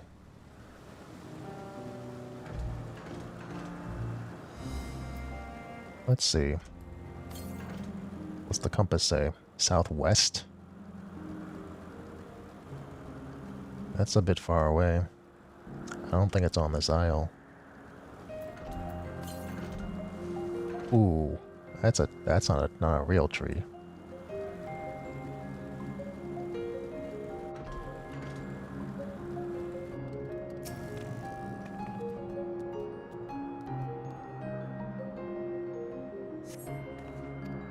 No eggs here.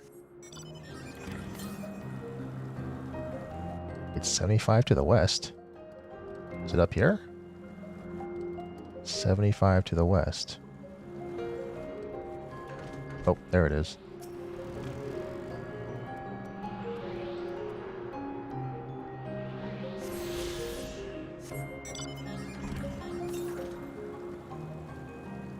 There's another one even further to the west.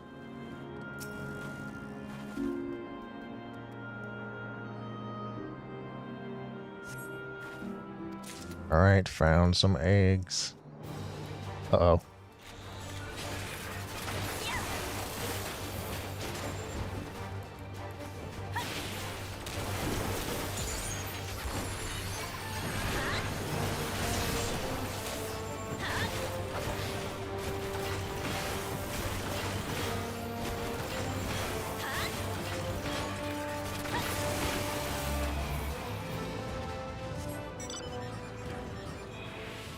Alright, let's all be faster, take the aetherite.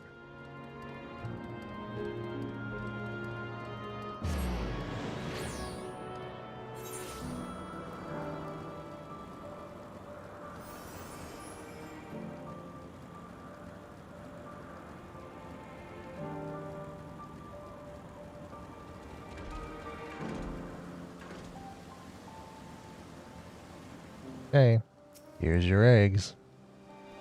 I assume you haven't returned empty-handed. Nope, here they are. Splendid. I now have ample evidence that the Daedalon are breeding as expected.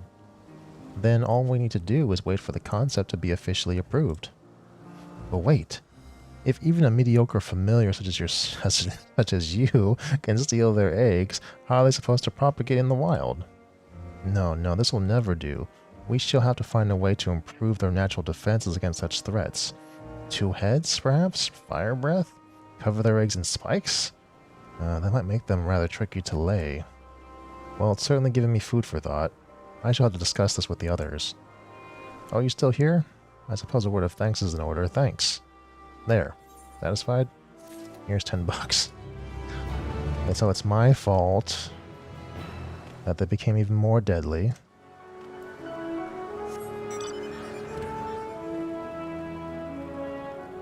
Alright, so that's all of it. Good. Let's go back to the MSQ. I need more answers. Let's see, what is the... my bags are fine. Bags are fine.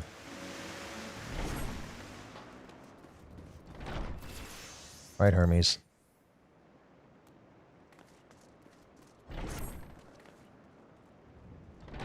If everyone is ready, there are a few creations I need to check on. First, we shall return to the spot where we found our way with a ambystoma. Have care when you step outside the hub, for there are many unruly creatures about. The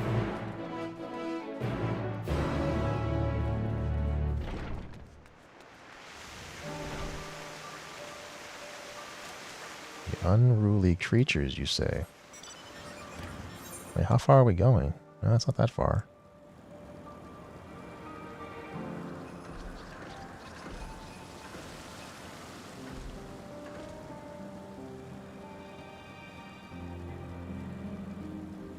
Oh, there he is.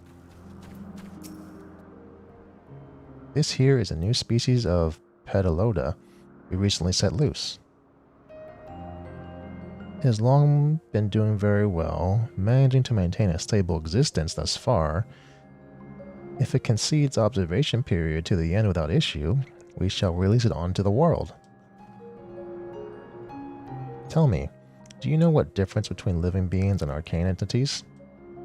Not really. It is the presence of a soul, yet the soul isn't something you can choose to have at will.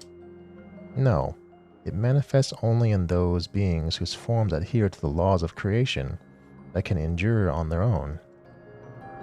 Beings that do not fulfill this requirement, such as those spontaneously born of magic or natural phenomena, do not have souls.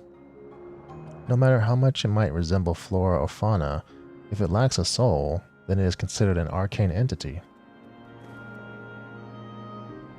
So you see, it is not for mankind to decide what is living. The domain lies beyond our manipulation, and it is hubris to assume otherwise. So they consider themselves mankind. Oh. But come, let us head to the nearby beacon. I've received a report that arcane entities have gathered there. Okay, so what are these soulless creatures? What do these soulless creatures look like?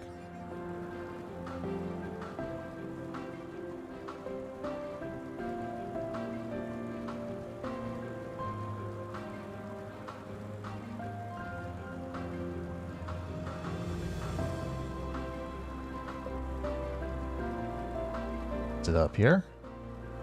Probably up here. Yeah, here they are. Oh, that? Yeah, I could say they're soulless. They're elementals. Wait, if elementals are soulless, then what are the people in Gridania praying to when they say they, praise the elemental? Ah, yes, lightning phonema. Lightning phonema? Phonema? Just the report said. Although we call this structure a beacon due to its form, it's in fact a magical device. By manipulating the balance of elements, it keeps the isle airborne and maintains the climate thereupon. In the course of its operation, it often sees an internal shift towards a given element. Right now that element is lightning, which draws the phenomenon here to replenish their ether. Oh, it appears Meteon is busy. She's busy? Oh, she's just talking with them. Would you care to assist me in her stead and feed the phonema?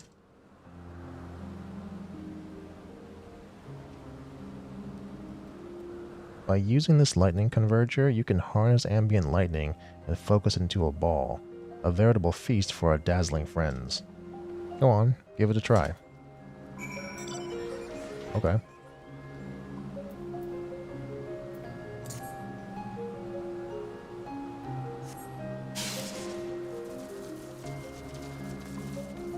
right?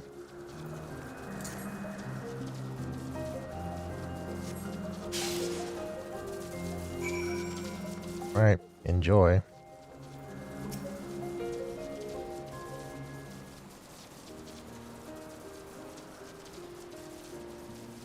Perfectly done, Cylindra. Look.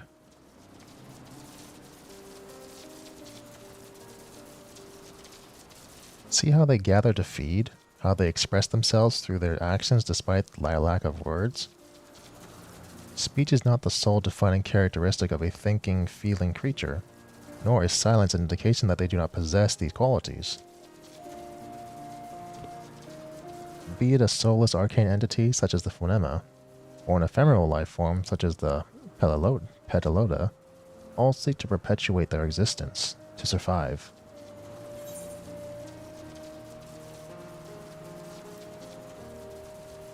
Is Meteion a living being?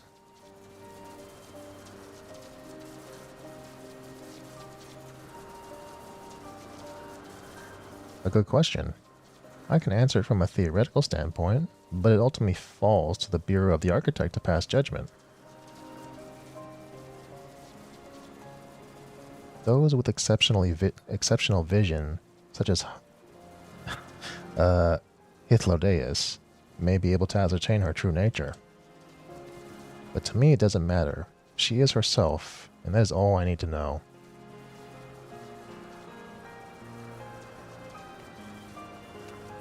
Oh, you finished already? I'm sorry, I was in the way. Not to worry, my dear.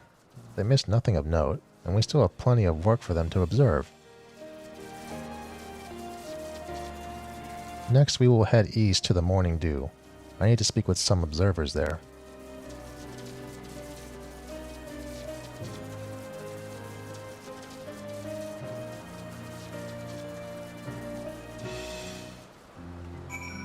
So, like, this Hermes who eventually becomes Fandaniel, and then is reincarnated as Amon, who is then given his memories as Fandaniel.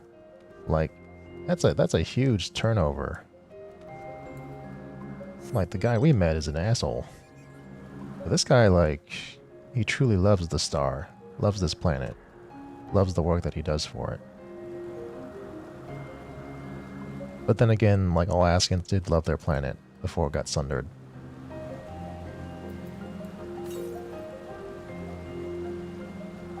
Let's see, 139. Let's see, where is it?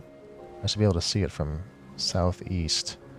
Southeast. I see it.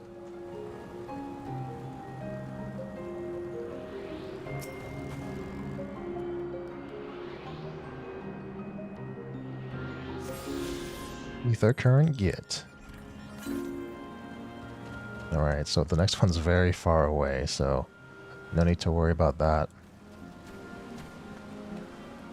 You got a gobu, he gooba goobu.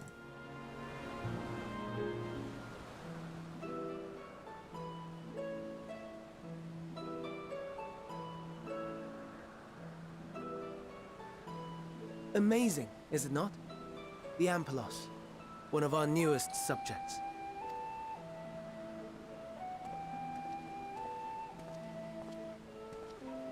So, how are we coming along?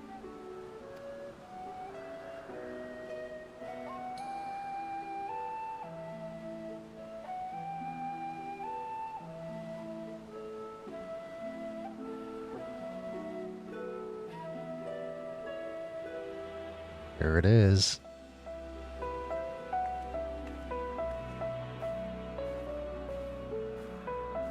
So what's its real name?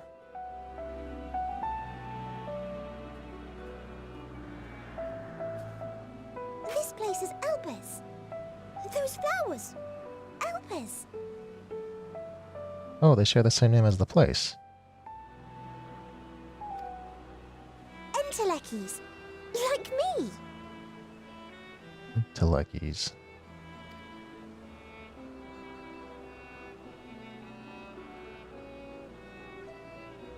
They are a product of Elpis, and so named for their birthplace. A happy accident, born of the hands of a former researcher who loved beautiful blossoms. unique for how they change color, to reflect the emotional state of those nearby. Yeah, see that's just like just like Meteon. She senses people's emotions, and these flowers do the same thing. Though be it here or elsewhere, they are seldom seen in any hue save purest white. Reflect the emotional state, you say? By what means do they achieve this? In creation, there exists an energy wholly apart from ether, one driven by emotions. See, that's the key. That's the key. That's what we're looking for. In like manner to how we manipulate ether, this flower is subject to the influence of said energy.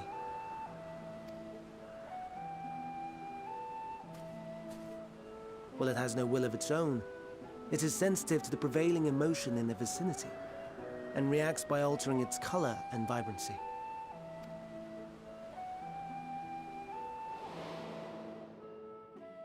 Akasha? It is one of the unseen energies defined by Harnish alchemical theory. Though a gross oversimplification, some describe it as an essence influenced by feeling.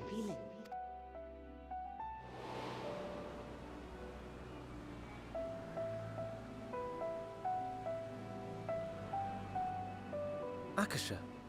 Though I'm not familiar with the term, your description suggests it is the self-same energy. Dynamis, we call it.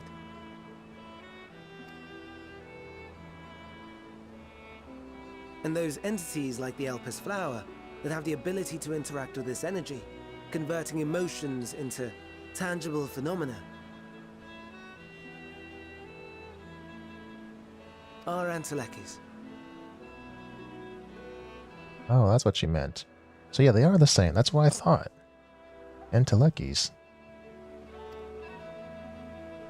That's me! That's me! An enteleki! That you are, my dear. And no ordinary one at that, but the first possessed of free will.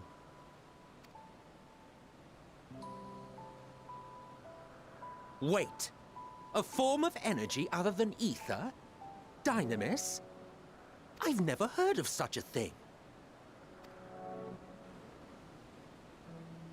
Hardly surprising. Dynamis cannot be seen, much less felt. And though its existence has long been theorized, we had no proof until the flower's serendipitous creation. What's more, Dynamis is far weaker than ether. Under normal circumstances, its effects are drowned out by the latter. On account of which, beings comprised of and reliant upon the ether, like you and I, are unable to make practical use of Dynamis. 'Tis a truly esoteric thing, known to but a select few scholars. Intriguing. Then, given the limitations you described, why create Meteon?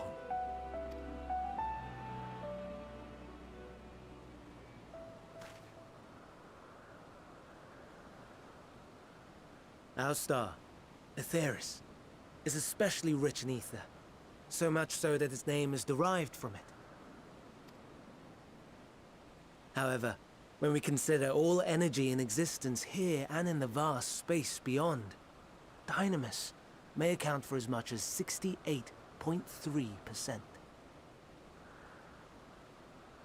The more abundant form by far. Were we able to control it, we could open the door to limitless possibilities. 'Tis not unlike a gently flowing stream, unable to break through the dam of ether barring its path. But if we could imbue the stream with the vigor of a raging river...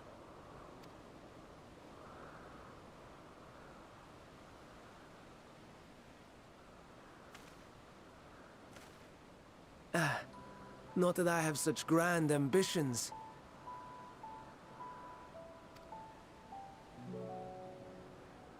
Nay.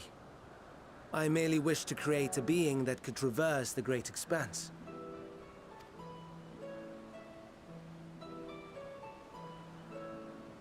The relative scarcity of ether beyond the bounds of this star was a concern. And so, I looked to another source of energy by necessity. Oh. So he created this creature maybe to look beyond Aetheris? To be a spacefaring creature? We know space in that... Well, we don't know space, actually. All we know that there's the moon. That's all we know. Then there are the reflections, but those exist in different dimensions or something? I don't know how the reflections exist in correlation or in conjunction with our world, because they must be in different places. They're just reflections, so they have their own spaces and their own worlds, own universes. So they must have been curious about their own universe and their space and everything, when Aetheris was just one.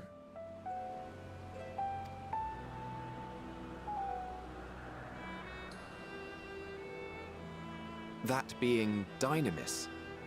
No wonder her ether is so thin. Precisely. Yours is thin too. Like an enteleki. Like me. That's for a completely different reason. So, are we the same? Intelekis.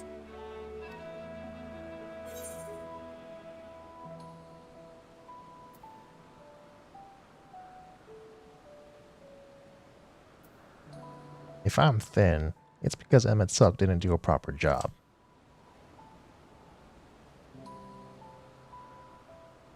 Well, aren't we ungrateful? Mayhap I should revert you to the pathetic, faded thing you were. A deficit of ether alone does not an enteleki make.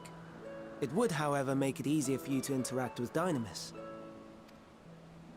And limited though its influence may be, this quality could prove the difference between victory and defeat. You do well not to underestimate it. Oh, is this going to give me the ability to do something with it? I get the ability?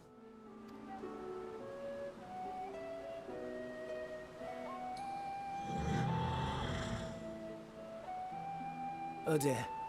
I'd forgotten about the poor fella. You must excuse me a moment while I go and verify a few more things.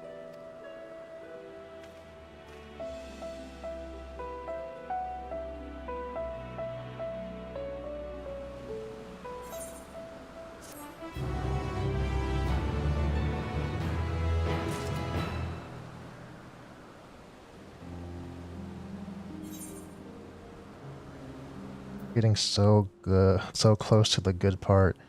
I just hope that there aren't too many side quests on the way. But I'm wrong. There's gonna be a ton of side quests.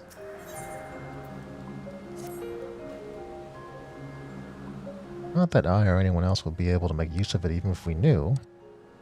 But it irks me to discover that there is an entirely different form of energy that no one told me. That personal annoyance aside, Hermes' knowledge is undeniably impressive.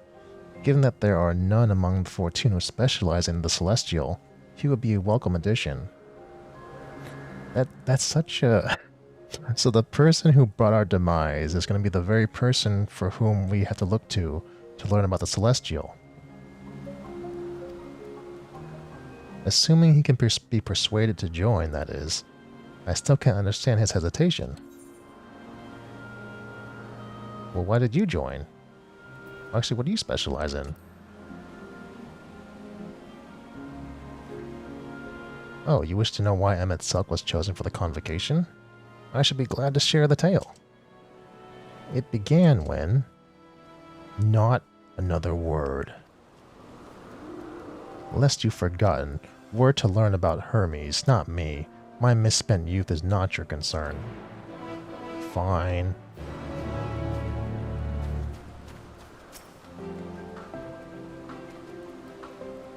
My apologies for the wait. I've inspected the Ampelos to my satisfaction. All is well with the creature, I dare say. It won't be long ere it's released onto the world. Oh, we know. I've seen plenty of those. Another creation, however, reportedly isn't faring so well. The Charybdis. This is what we shall tend to next. If you would follow me, my friends, we shall return to the main isle and head north. Yes, please. And please don't let the recite quests. Yeah, no side quests. Let me imbibble this story. Let me drink deep of the lore.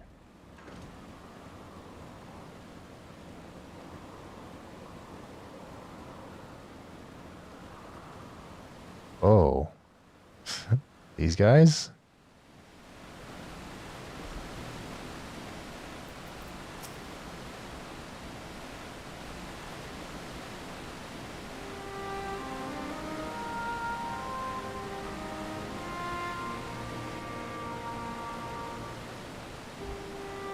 I understand there's a problem with one of these cryptises. With one of the cryptis. Yeah. Yeah, that's right. As you know, the cryptis is based on a sea creature, owing to adjustments to enhance its affinity to wind. It is capable of flight. The specimens created from the concept could fly without issue, but a problem arose in subsequent generations. This third generation creature was born with an etheric balance leaning strongly toward water. Its aquatic origin reasserting itself, it would seem. The result being its affinity to wind is diminished and it cannot fly. No matter what we try, we can't get it to rise even in the slightest bit. For such a change to manifest in so few generations, I fear that they are too unstable, flawed. With your permission, I will revert the creatures, and recommend to the Bureau that the concept be revised. With its etheric balance leaning towards water, the cryptis would indeed struggle to manipulate wind. Yet it is too early to conclude that it cannot fly. Having failed at first, it may simply have developed a fear. I shall transform and fly with it, helping to manipulate wind until it finds its wings. Wait, what? What? You didn't go to such lengths.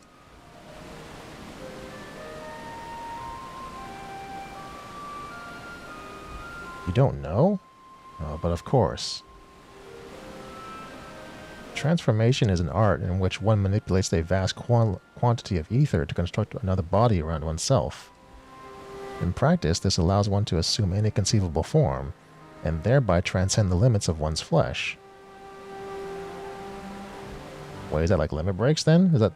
So, we're kind of transforming, but not really? It's like an unfinished form of using this method? Maybe? Yet convenient though it may be, transforming in the presence of others is considered vainglorious in the extreme, and as uncouth and unseemly as running around robeless. Shameful. Am I to understand you make a habit of this? Nothing of the sort. It's just that when transformed I can wield the wind and fly. It may seem excessive, but what is our shame next to the lives of these creatures? They deserve a chance, and we owe it to them to do all in our power. Be that as it may. Oh.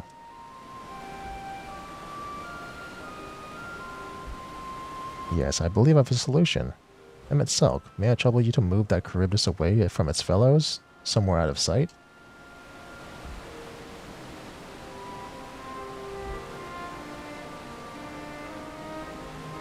Meanwhile, I'd like the rest of you to help me prepare here. What mischief are you scheming now? No mischief, I assure you. I would but spare you the need to report to your colleagues that Hermes committed an indiscretion. So have a little faith and run along.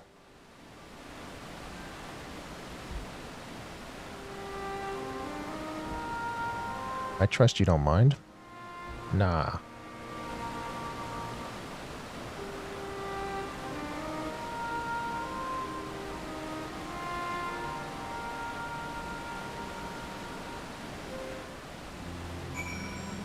Alright, so what do? We got a limit break? Emmett Selk is out of sight? Good. Let's speak of the plan. It's a stroke of genius, really. We have Emmett Selk train the Charybdis. Wait, what?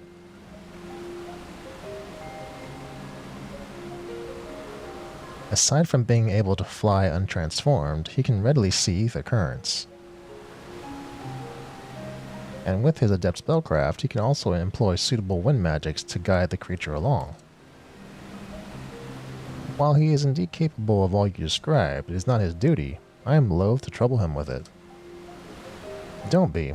As I mentioned, it would also be for his own sake. With that settled, let's begin at once. Cylindra, I want you to go to Emet-Selch, tell him that you have a favor to ask. He will be disinclined to cooperate at first, but you mustn't be discouraged. With our friend, the trick is to be unflaggingly persistent. Off you go now, and good luck. I have a favor to ask. They went way far away.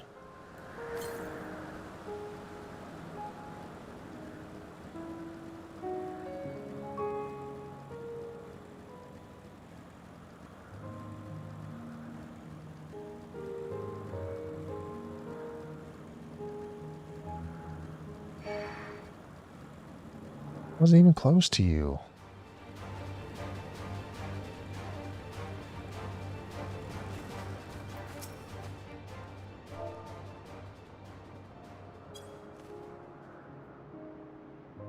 Oh, no, you don't.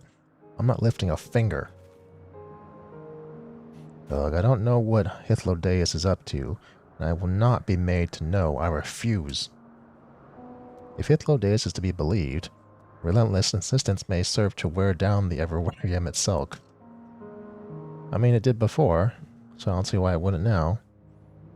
Please, Emet-Selch. Please, Emet-Selch. Whoops. Whoops. I need a comma.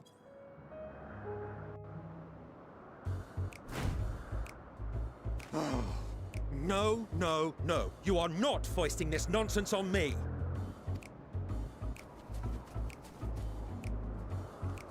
I'm given to understand you have the power to help the Charybdis, and should be quite willing to do so. And so I appeal to your better nature, most benevolent Emet-Selch. Please teach her to fly. Or else Hermes will transform. Right now. Now, there's no need to go quite that far. Altruism is its own reward, as I'm sure he would agree. Oh, would he now? And who contrived to put me in this position, pray tell? Nothing so devious. I merely suggested a possible course of action.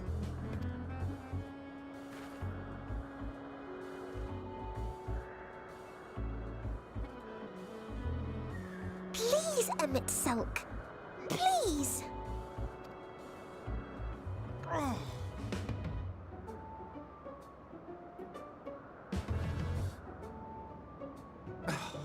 did not come all this way to play nursemaid to your creations. I'd thank you to remember this favor and let it be the last.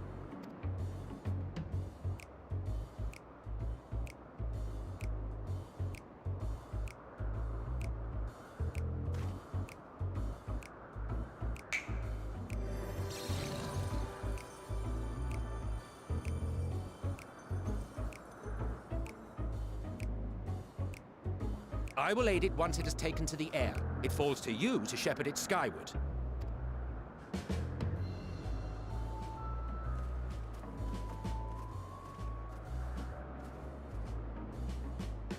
Well, let's relax and enjoy the spectacle, shall we?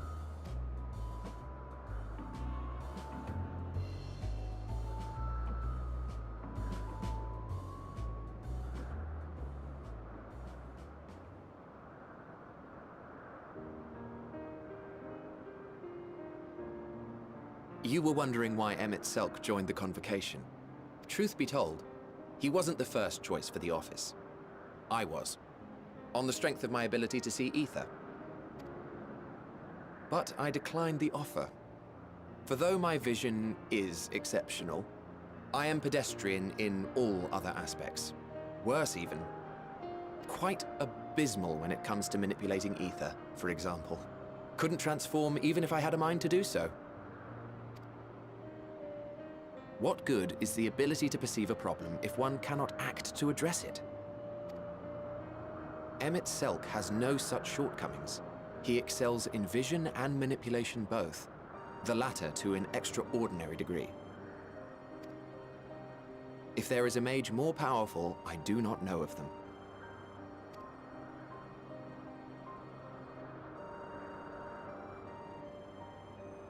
Thus did I recommend him for the office in my stead. And I wasn't the only one. Far from it. Countless others vouched for his skill and character. People the world over, to whom he had previously lent a helping hand. Oh, how surprised he was. Claimed he hadn't done anything remarkable for anyone. Modest to a fault. He deserved every bit of acclaim he received. Yet he may well have gone unappreciated were it not for a mutual friend. A singular soul who can't help but involve herself in the business of others. Where she walks, excitement is certain to follow. Her antics irritate Emmett Selk to no end. But much of his grumbling stems from genuine concern. When our friend calls, he never fails to answer and lend his talents.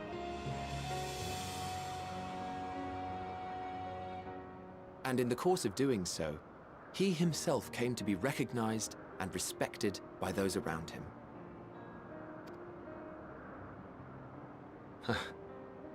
They are truly remarkable individuals, and I'm proud to call them friends. To help them realize their dreams. This will be my greatest contribution to our world. And when they have fulfilled their respective purposes, so too shall I have fulfilled mine, and together we may return to the star. Look at me, spilling my innermost secrets. I can't seem to help it with you. I can only assume it is due to the color of your soul. I just don't understand how you can be so alike and yet so different. Well done, my pet. Well done!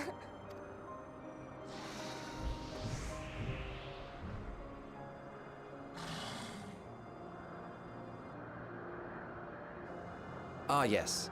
I dare say the Charybdis will be fine here on. Why don't you go and signal to Emmett Selk? Let him know that his arduous task is at an end.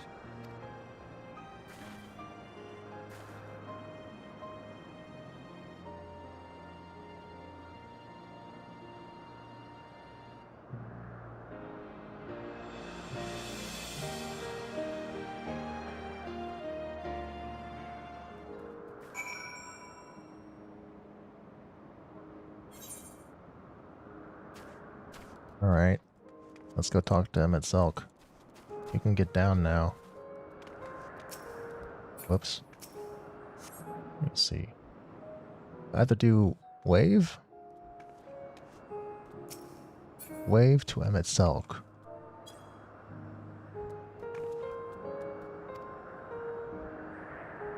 Emerging from his revier, Emmett Selk notices you and begins to descend with the Charybdis.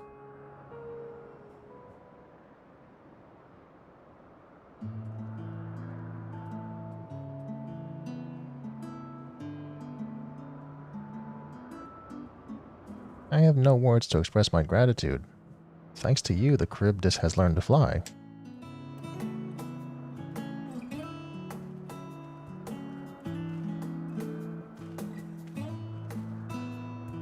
And Cylinder and I could relax and have a pleasant chat. I'm sure you did. The creature needed some small assistance at first, but soon it was flying more or less on its own. I doubt you will need to repeat the lesson. That was truly impressive.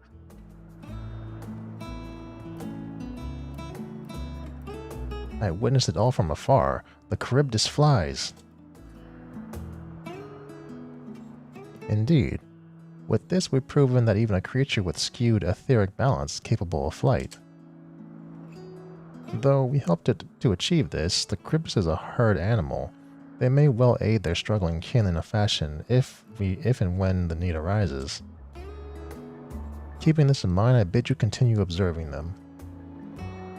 If this is what you want. But if I may say so, rather than hoping an idealistic possibility comes to pass, would it not be simpler to have the concept adjusted? That way we could guarantee the anomalies such as this specimen are never born in the first place? These creatures are already here. We will spare no effort in giving them a chance to survive. As you wish, Chief. As you wish.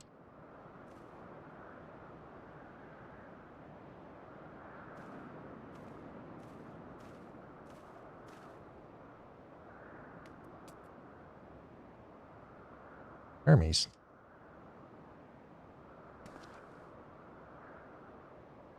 I'm fine. Don't worry. Well, that concludes all of my present tasks. Let us return to the anagnorisis. Anagnorisis. Yeah.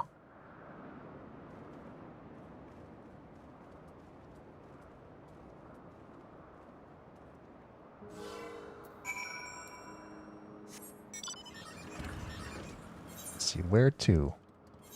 Going, wait, hold on. 200 to the west. Oh, that's out of the way. Let's go back for now, and then as soon as I turn it in, I bet there's going to be more side quests. I hope not.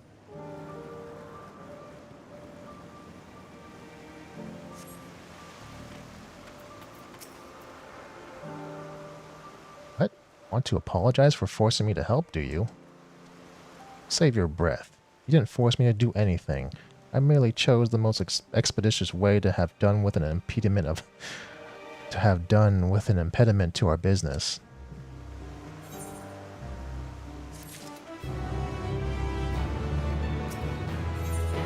Oh wait, yeah, I was right. Side quest, they just popped up. Alright. Let's get to it.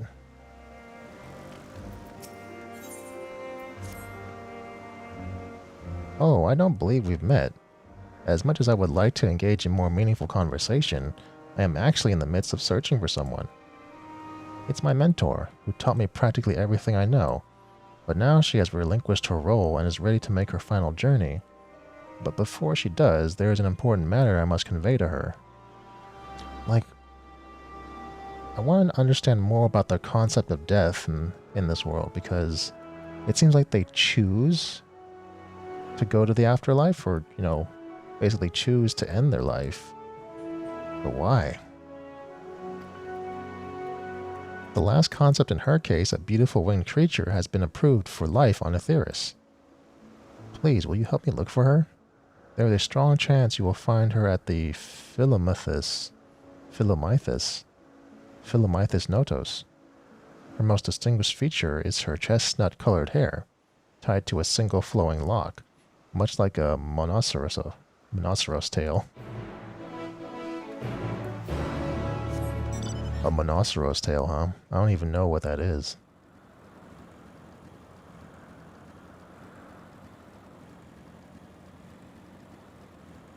There's a blue one.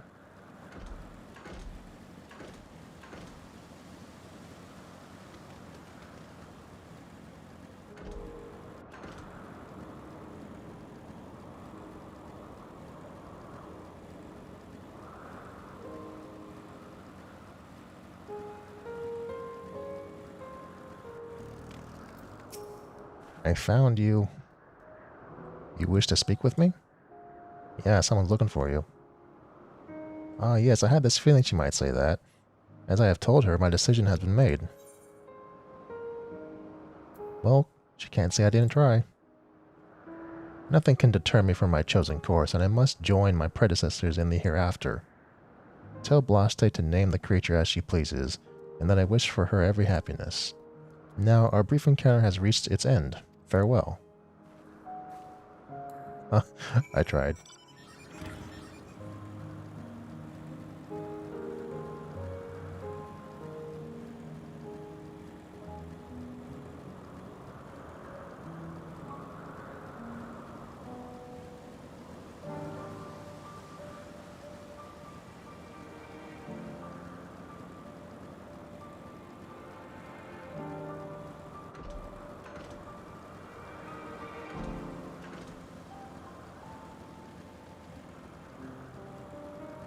Alright, here you are.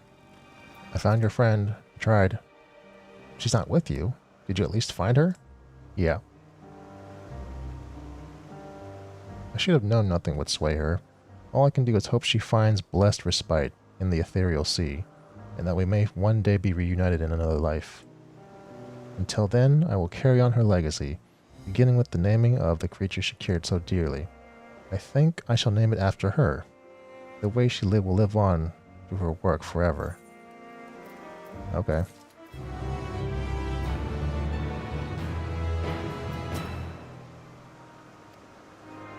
Oh, alright.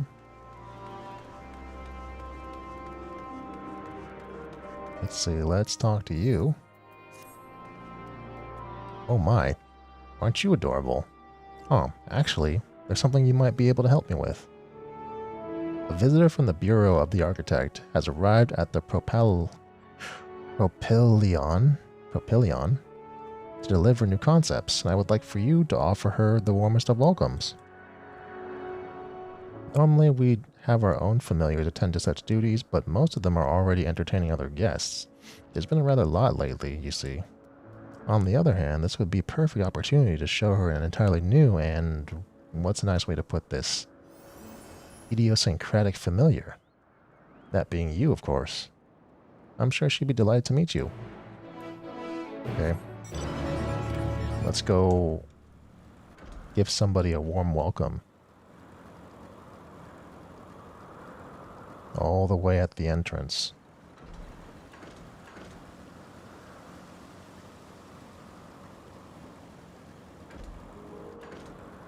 And this probably isn't even going to be the worst of the side quests, because while this is concentrated to this area, like there's 2 more aetherites, which means there's 2 more areas, 2 more hubs. Not to mention if there were like settlements in between. It's going to be a long, long day.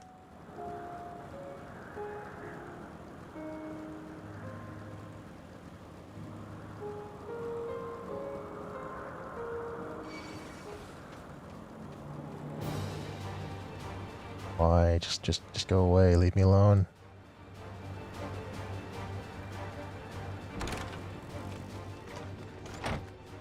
It's you.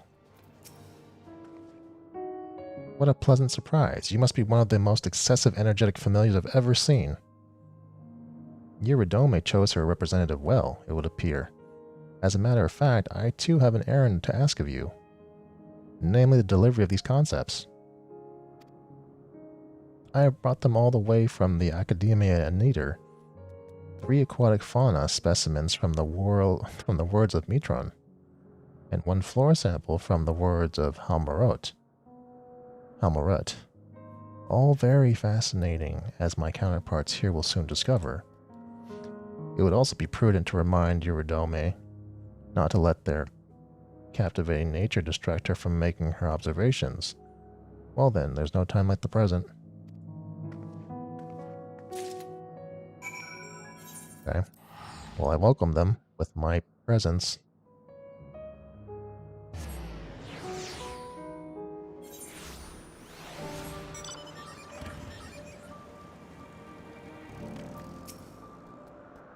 I trust our guest was enamored with you as I am. Yeah, and he also had these crystals. New concept for us? And fascinating to the point of being distracting. What an odd thing to warn me about. Though it all does sound rather intriguing. The Academia and Aether always produces concepts of the most outstanding quality, and I'm eager to learn what treats we have in store for this occasion. Let me see. From the word of Mitron, we have what seems to be an aquatic mollusk capable of storing ether in its shell. I can only guess as to what purpose that would serve, but I dare say it will become abundantly clear in due course. Oh, I do apologize. I already find myself mesmerized by these concepts, just as our visitor predicted. For your part in bringing me these wonders, you have my thanks. Okay, you're welcome.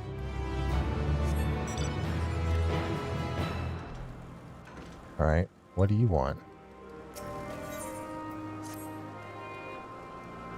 A familiar come to observe us observers, are you? By what are you called? Hero. Cylindra, you say? 'Tis a fine name. I am Phidias, a researcher here at the anagnorisis.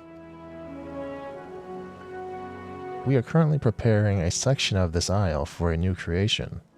For this, we need to expel those creatures that inhabit said area, that they'll not interfere with our tests. The simplest way to do so is to have the endwalker sneeze. The explosive noise never fails to send nearby critters fleeing. We are just about to tend to this task, but seeing as you are here, how would you like to give it a try? Yes, please. I knew you would be keen. To look at you, 'tis plain you're an inquisitive sort of familiar. Now then, my beastkeeper colleague is already on site to the northeast of here. Seek him out, and he will tell you what to do. Alright, let's go clear out some creatures. Hopefully with a Gubu.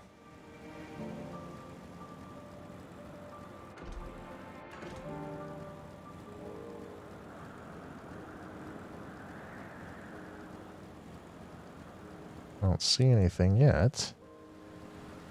Alright, here's somebody. Oh, there's the Gubu. Yes! Huh, he's supposed to be here by now. But who might you be? Oh, you're clearing the site in Phidias' stead? How very kind of you. Come then, let's get you on the Empelos. Once you're securely mounted, ride it yonder and have it sneeze at the bushes. The nose will scare away whatever creatures may be hiding. Yes. I will sneeze on everything. Sneeze.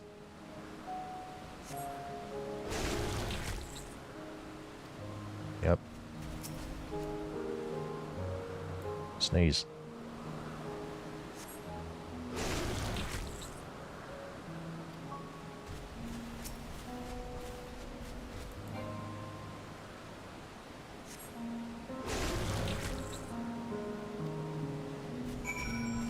Did it.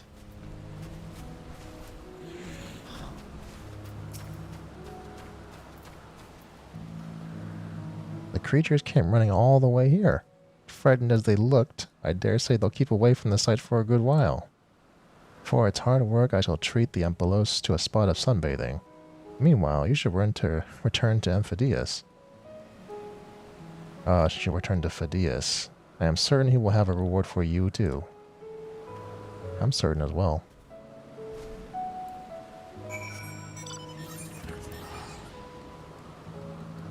Let's teleport back, because I'm lazy.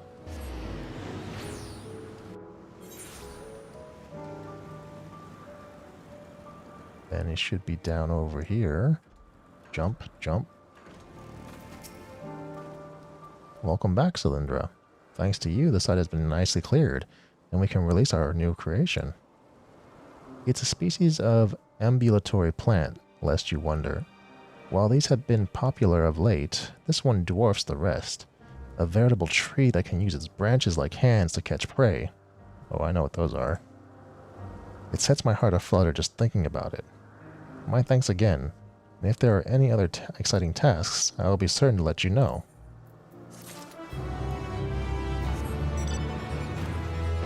Let's see. I think we're down to 2. Yeah, we're down to 2. I want to get a move on and continue this part of the MSQ because it's getting pretty exciting.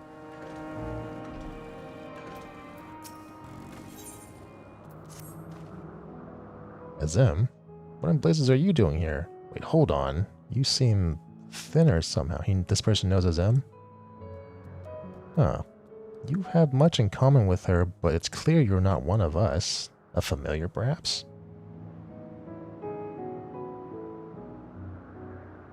I suppose it's just like her to send one of her minions to poke its nose into our affairs, but since you're here, instead of hanging around like a bad smell, why don't you make yourself useful?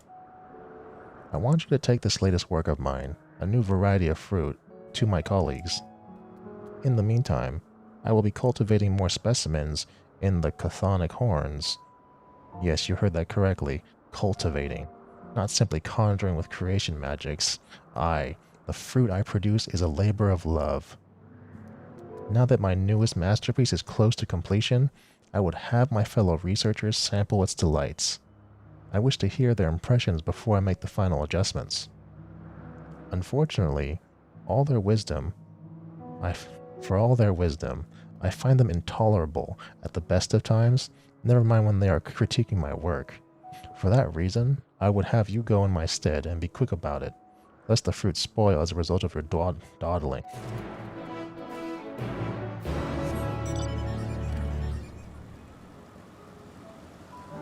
It takes all kinds to make a world, right?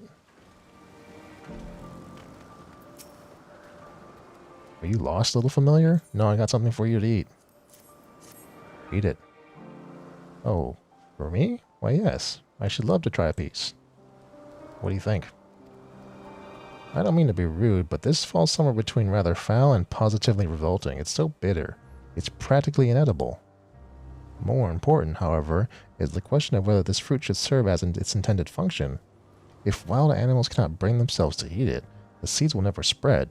I can't imagine this creation being approved in its current state. Like, all these people here are like, they're just terribly smart.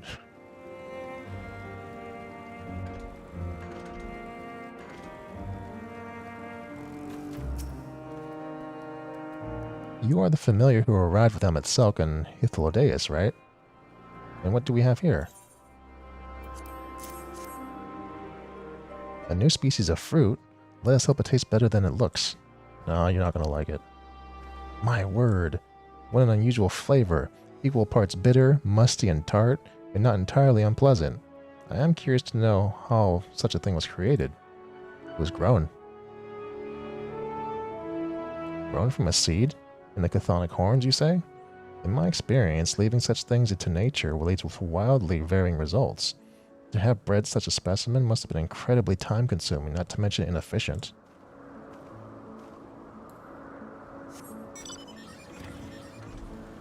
Well, I'm gonna have a lot of I'm gonna have a lot to say to this guy once I'm done. You wish to speak with me? Yeah, here's some fruit. Tell me what you think. My impressions? Very well. Good gracious, what is this? It's so outrageously bitter, something akin to a wave of icy cold has spread throughout my entire body. I certainly wouldn't eat this out of choice, but it could be made into medicine for staving off the heat in arid environments.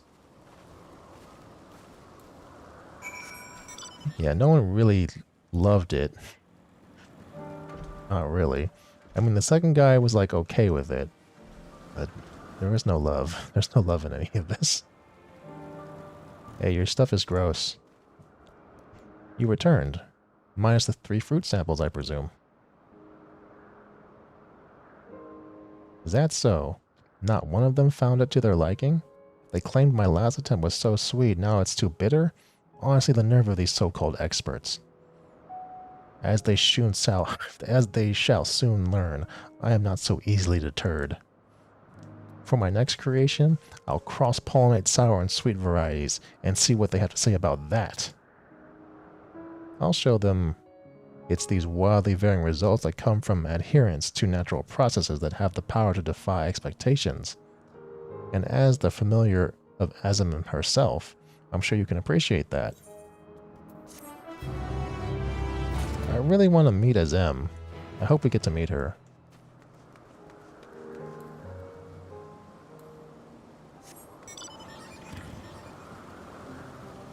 Wait, there's another one? Oh, there... I thought there was one more. I didn't see this person before. A familiar, and all alone, I see. And look at how thin you are. If your remaining ether were to be exhausted, you'd simply fade from existence, and we wouldn't want that, now would we? I suggest you visit the Morning Dew. You'll find the winds blowing in from Leith most invigorating. Perhaps while you're there, you might seek out a friend of mine, and invite him to share a meal with me. If it's not too much to ask, that is. Wait, where is it? Oh, way the heck out here? God. And you people need cell phones.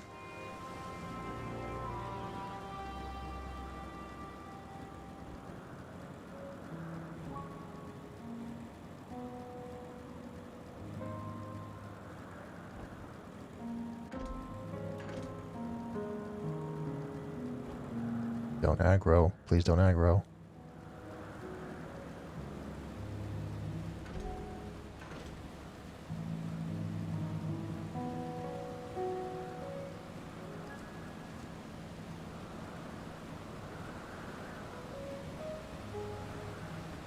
You just napping here? Oh yeah, he's just napping. They're all napping. This is the nap spot. Huh? What brings you here, oh friendly familiar? Time for a meal, eh? Ah, yes, quite right. Thank you for reminding me. Still, a few more moments can't hurt, surely. I dare say you've noticed how refreshing it is to even stand in this idyllic place. The air itself is permeated with rich ether, and fine droplets from Leith ease the aches from a hard day's work. Try a nice big stretch. You won't regret it. Stretch. Whoops, that's the wrong one. I have to do it exactly right here.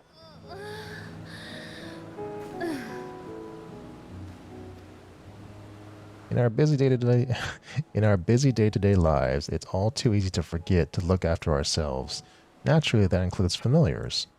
Speaking of which, I'd best get something to eat, as you so kindly came here to tell me. As you seem new to these parts, my friend, will probably be wondering whether you've lost your way. Go and put his mind at ease, would you? Yeah, I'll go do that. I'll do that by teleporting back.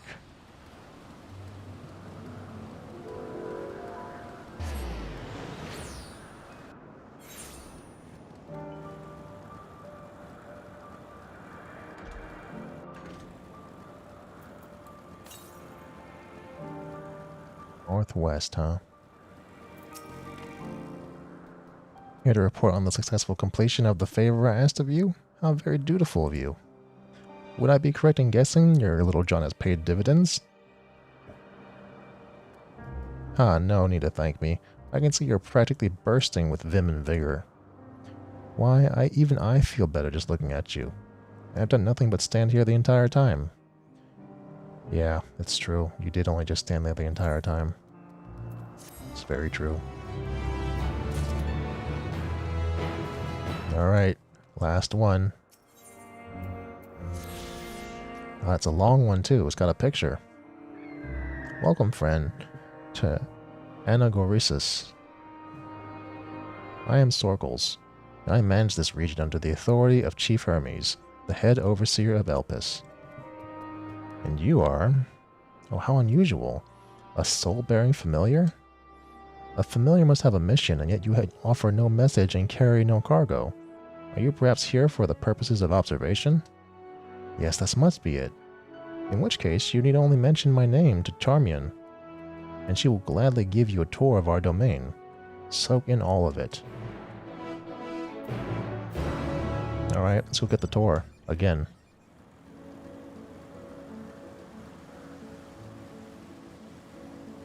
Hey, Charmian. Yes, what can I do for you? I'm here for the tour. Cylinder, is it? And Overseer Circles? Wishes me to act as your guide? Oh. Oh, no, I didn't mean like that. I would be more than happy to show you around. I'm simply wondering why the Overseer would choose to send you to me, of all people. I haven't been here long myself, truth be told, until quite recently. I was wholly engaged in a prolonged research project in the academia and aether. Surely there are other more experienced individuals who could provide a more comprehensive... This grumbling is hardly constructive now, is it? The task was given to me, and I will attempt to cover the most salient features of our facilities to the best of my abilities. After all, it is not every day that one is asked to indulge in the curiosity of such a rare and fascinating visitor. You can commence the tour at this very moment if you'd like. Yeah, let's get started. And let us begin. Rather than have me lecture you as we walk along, I think observing firsthand what we do here in the anagnorisis would prove more beneficial. I will point you in the right direction, and you can question my colleagues to your heart's content.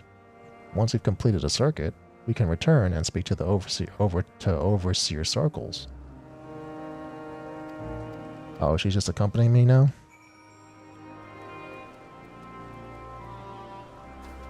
Okay, let's go down.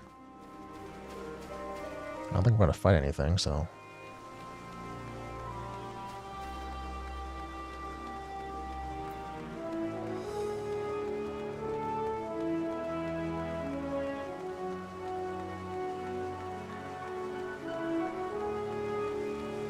This guy over here.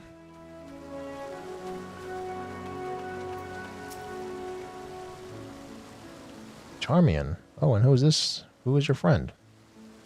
I'm a familiar. A Zem's familiar? Why, you appear so astute and deliberate in your thinking. I should very much like to make an extended study of your composition and consciousness. Oh, do forgive my forwardness. It is my duty to chart the behavior of familiars, and I find it ever so diverting. Arcane servants are rarely permitted to roam on the world at will, you see, but our research here is given special dispensation. Once the subjects are properly registered as concepts, of course. There are times when familiars are tasked with tending cattle, or must otherwise coexist with other living beings. Such projects are brought to me, and I am responsible for observing and evaluating their potential compatibilities. Oh, but of course, if a Zem might grant us permission, then you could abide here for a few years while I analyze. On that note, we really must be moving along. Step lively, Cylindra. Okay, yeah. Let's get away from this guy.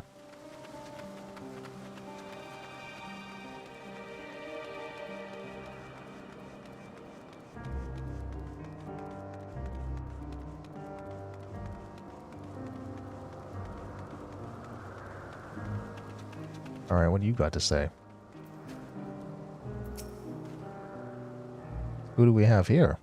A familiar of some kind, judging by your ethereal structure. Yes, I am accompanying Cylindra here on a tour around the anagnorisis, at the behest of the Overseer. A tour? Feel free to wander as you please, of course, but I advise keeping your distance from larger creatures. The fauna I have under observation occupy the top tier of the food chain, and do not take kindly to intruders in their territory, especially the specimens found in the other islands. They can be exceedingly hostile. While I am sure you're quite capable of defending yourself, no one appreciates a surprise test through the abdomen, eh? Thank you for the warning. We will proceed with due caution. Alright, let's move on. Let's go talk to this other dude here.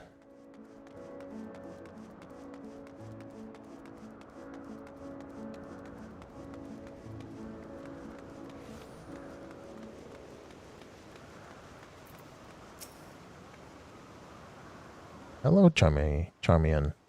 Was there something? The Overseer asked that I give this familiar a tour of the grounds, and I thought the best way to do that was to show her what we do here firsthand.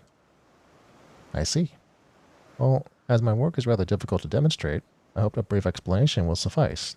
I mean, I just helped you earlier, didn't I? Our creations are many and varied, but I mainly preside over the plant life. When it comes to watching certain grasses grow, one must be prepared to observe over the course of several years, and in the case of trees, sometimes decades. Tedious perhaps, yet necessary. plants are capable of altering an entire habitat, and their presence as a food source has an enormous influence on the local wildlife. Was that the sort of thing you wish to know? Yes, that was perfect. Thank you. I think we've covered the main areas of interest. All that's left now is to speak with Overseer Circles. Alright, let's go back.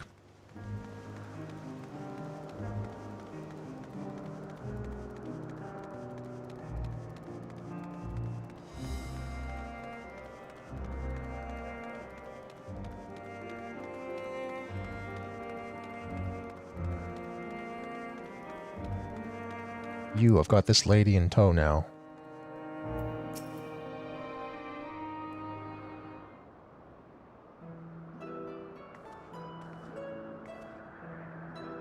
Ah, I see you've completed the tour. Almost.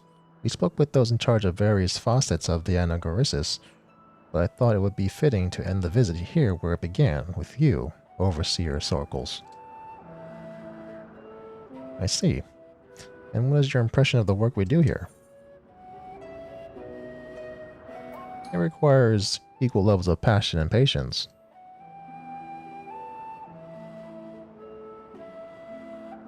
I'm glad we could help further your worldly education. And I'm glad to see you enjoyed the experience. At least I hope you did. You are truly a masterpiece of creation. Only a soul-bearing familiar could demonstrate such a robust cognitive and cognitive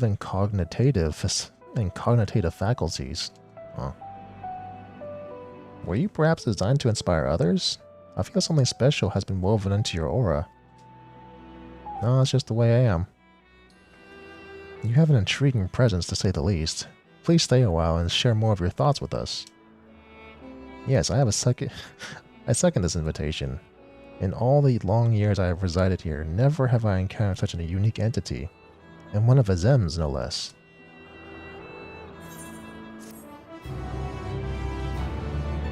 I guess we'll keep talking after I get a small sip of water.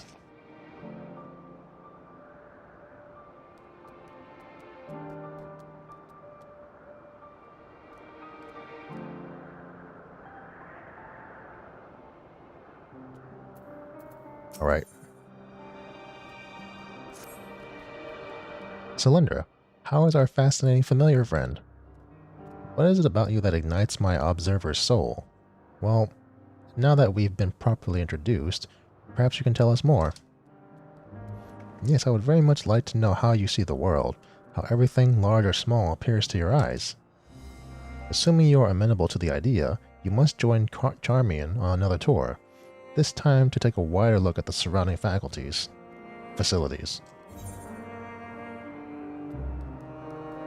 I am interested in learning more about you as well. I see. Then we shall delight in teaching each other. Where to begin? Which facility do you suggest, Overseer? Oh, any place you feel would be best to elicit a response from our guest. Are you right? Yes, of course.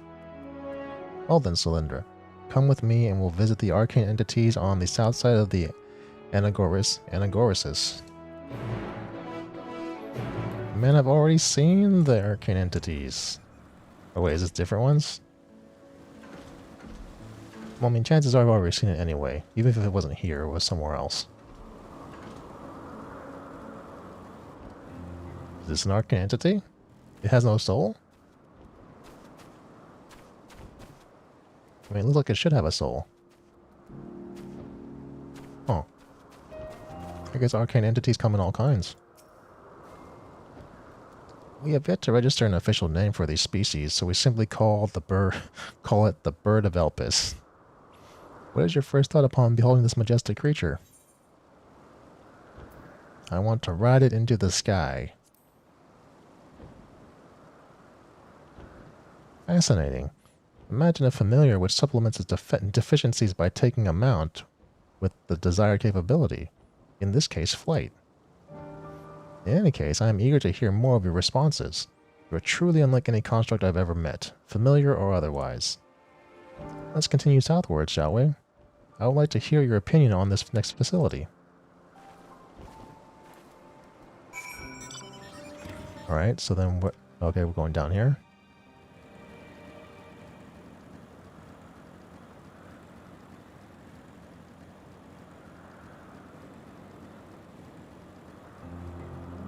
Let's go up these steps and then to the left here. My left.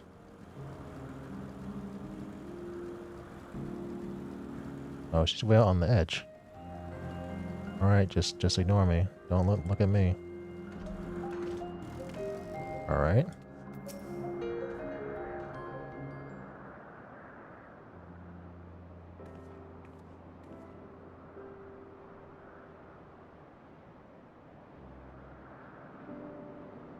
That structure over yonder houses some of our more unorthodox researchers.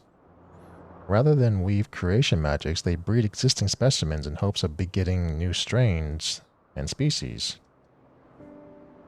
The method is imprecise, the outcome uncertain. To my eyes, such research seems awfully self-indulgent, merely a means to sate the whims of one's intellectual curiosity. Our purpose in life is to improve Aetheris. In my opinion, we should steer clear of techniques which produce flawed results. We have no use for flawed creations?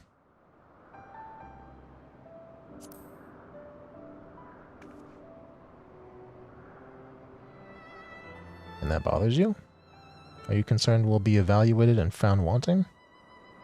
I never considered it that way. Thank you. I had thought to broaden your horizons, and here I'm realizing how narrow my own views can be. Hardly a desirable quality to be an observer. Time for a spot of rest and reflection, I say. Shall we move on to the morning dew? It's favored by many an observer for its calming tranquility.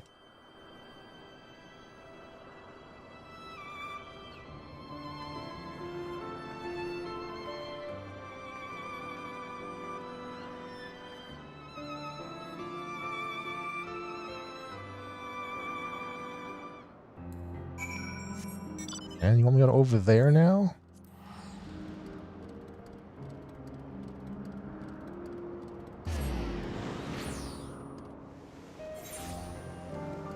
Alright. Let's make our way over there.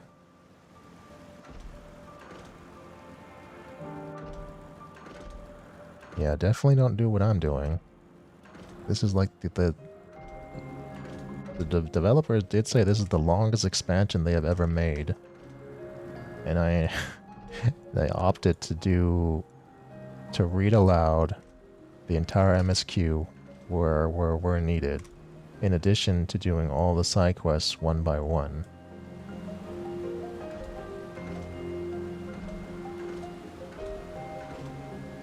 But I will do it. I will do it. Okay, here she is.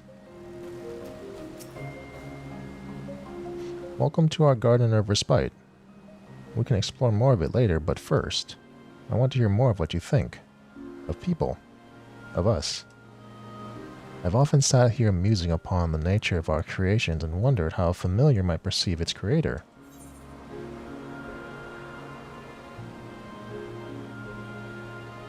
I mean, yeah, that's what I thought. You're basically gods. Deities?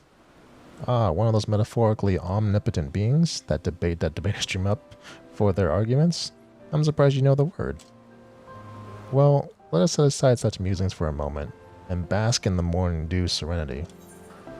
Alright, I'm basking. I'm basking. Are you well rested now? One cannot perform at one's best without allowing the mind and body time to recuperate. Here on the anagnorisis, we often encourage another to nap or partake of some of the fruits we grow. We could conjure such treats into existence, of course, but there is something oddly gratifying about plucking ripened fruit fresh from the tree. Oh, how remiss of me. How exactly do you sustain yourself? Is the Zem supplying you with ether? No. No? but you'll fade away without proper nourishment. The tour can wait. We must feed you immediately. Would you mind picking some of the white blooms in the west of here and bringing them to Overseer Sorkles? Orchestratus flowers, we call them. I'll have everything else ready by the time you arrive. Orchestratus flowers. Man, who came up with all these words?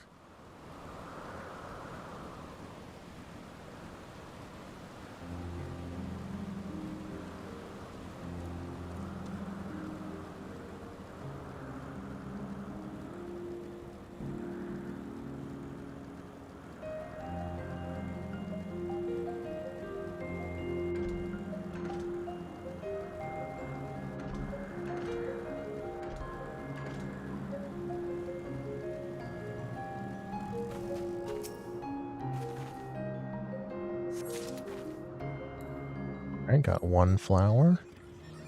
That means the remaining two are in this area. Uh-oh. Uh-oh. Almost ran into that bird. Bird of Elpis. And then one more is right behind the bird. Don't look at me. Don't look at me. Just ignore me.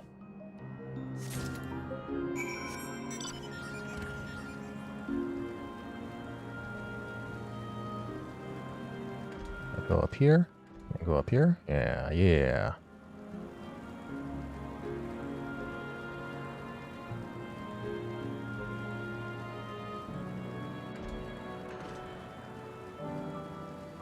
I'm back with those flowers you asked for.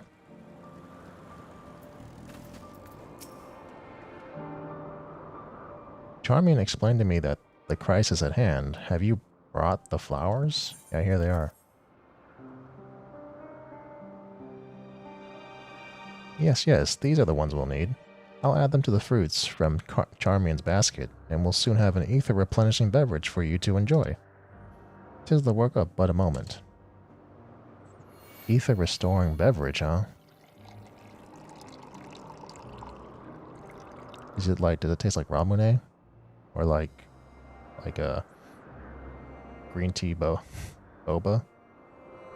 And here we are, freshly squeezed anagnorisis juice medley. Go on then, drink up. I'm curious to hear what you think of it. Drink.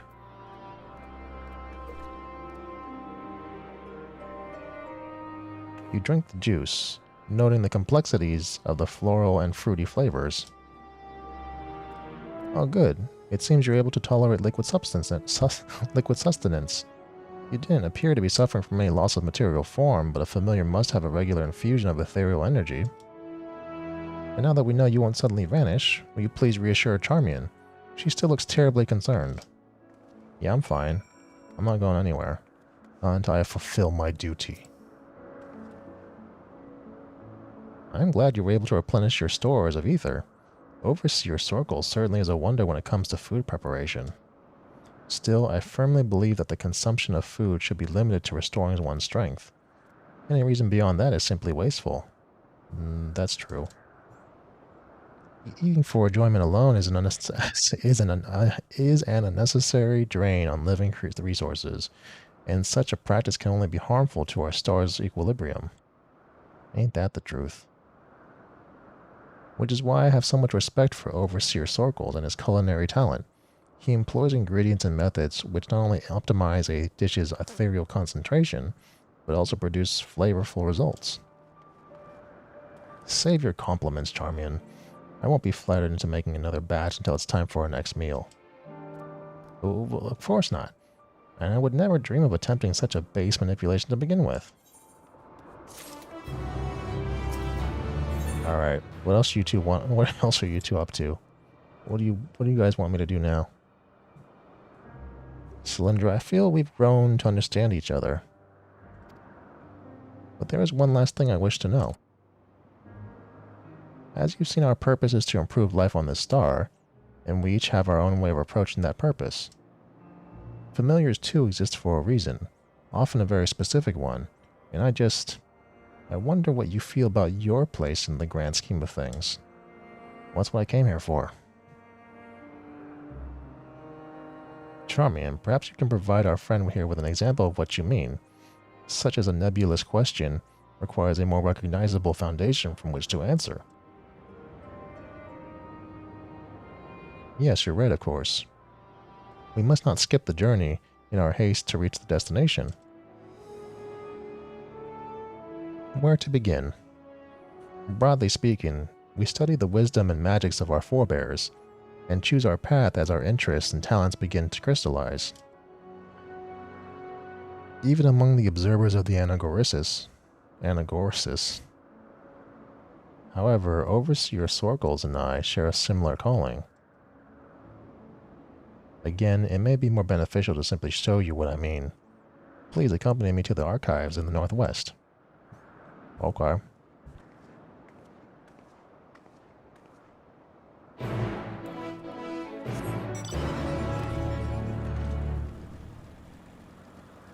Everyone's so confused about why I exist, and like, I'm just trying to get some answers so I can prevent the end of the world.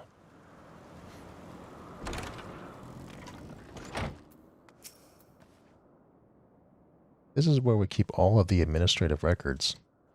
Any of these documents will help give you an idea of what we consider to be our defining purpose.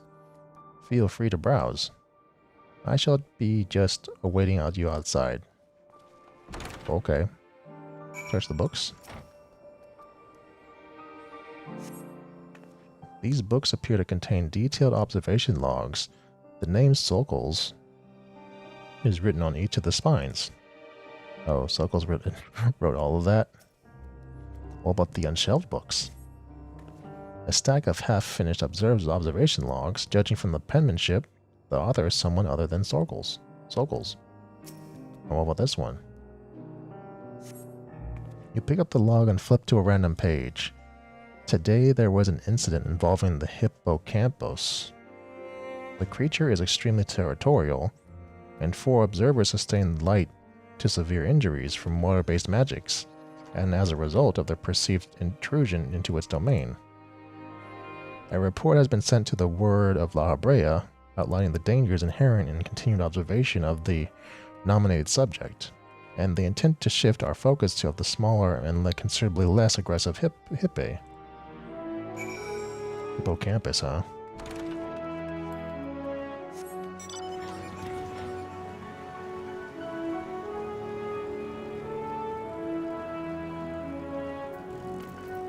What happened to this hippocampus?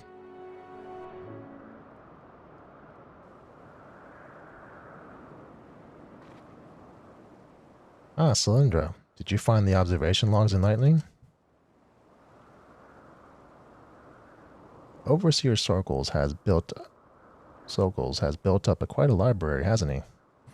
He's logged comprehensive observations on every living being on the anagnorisis.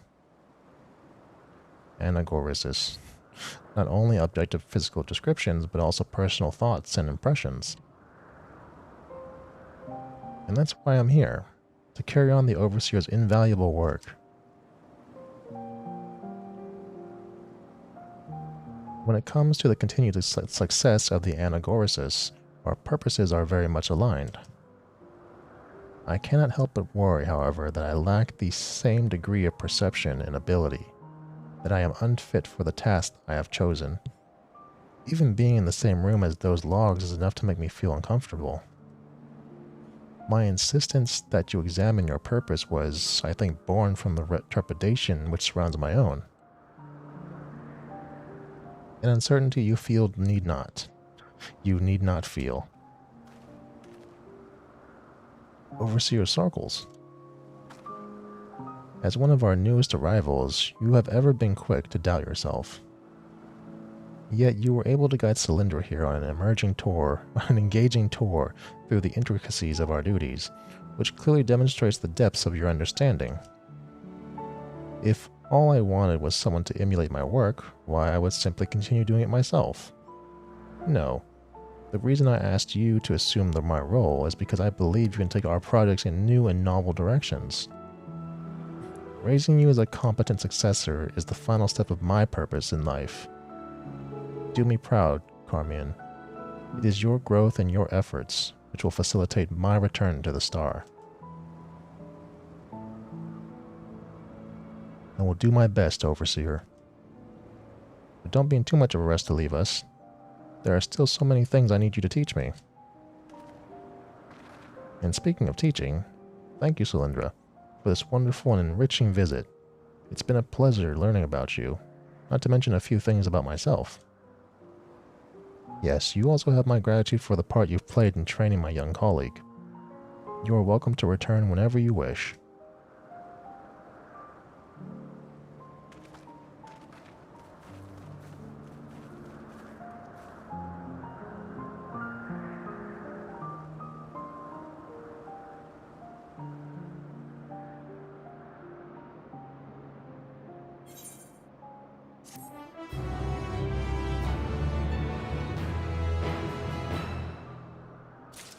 There are a lot of ideas they're throwing about here. Like, I want to know where Heidelin is, because she's obviously here somewhere. I want to know more about the celestial stuff. And I want to know more about, like, their idea of returning to the star. Like, what their idea of death is and why it's so welcomed, I guess. Well, let's see. I think that's all of it. Yeah. Let's carry on.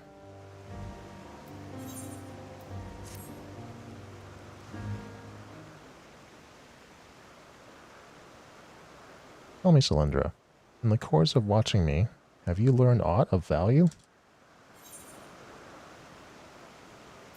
Dynamis. Dynamis seemed promising.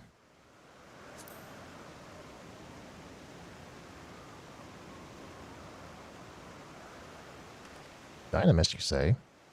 Curious that such an obscure phenomenon should be of interest to you.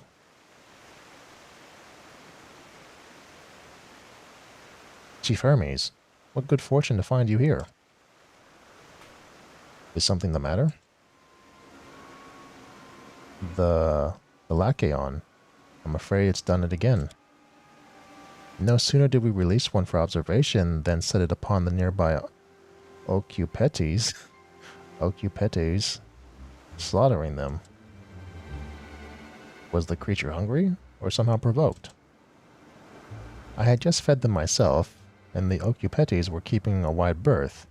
It is the nature of the Lacheon that is to blame. Their innate viciousness. Temperament aside, it is an outstanding creation, perfect in form and function. Though it may not be suited for release, I have no doubt that the Bureau will accept its concept for preservation. In any case, there's no point in postponing the inevitable. Doros will revert them all once the paperwork is in order. Where is the scene of the incident?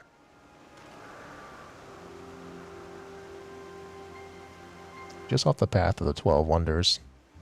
As you make your way, you should see it on the left. I don't know if Doros is still there, however.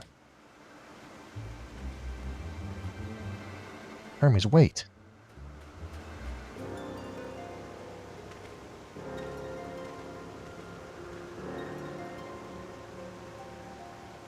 If this is part of his work, then I would observe. We follow.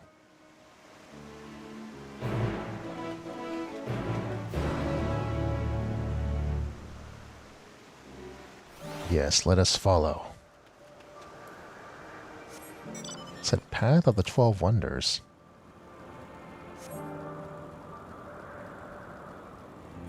Oh wait, where am I going? It's down here.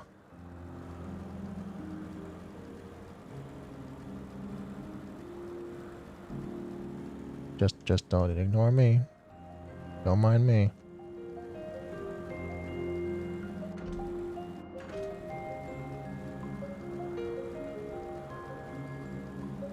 He should be over here somewhere.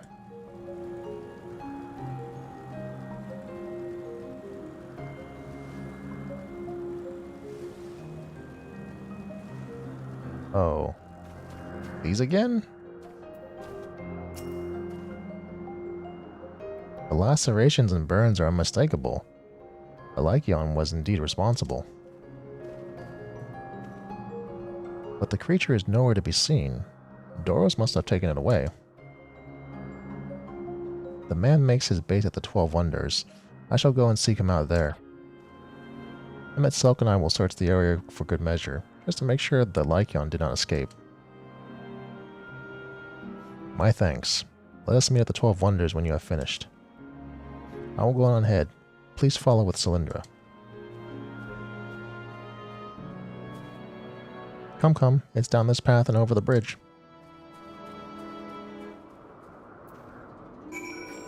Alright, let's go over the bridge.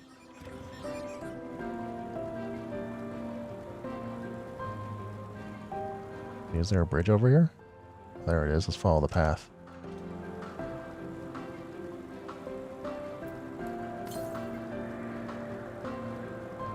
The 200 Jalm southwest.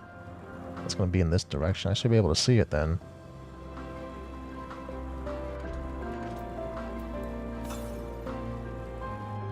Southwest. There it is. What is this? That's a B rank.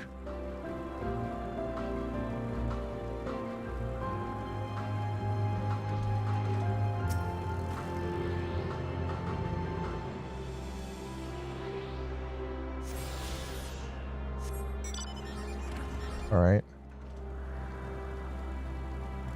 Alright, Meteion. We're here. There it is. The 12 Wonders.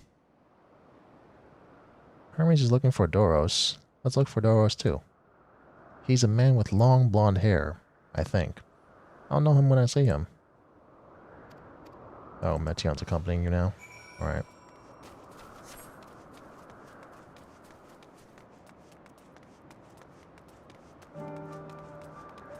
Oh, we're at a new location, which means the potential for new side quests, which will inevitably happen. Let's get this ether right.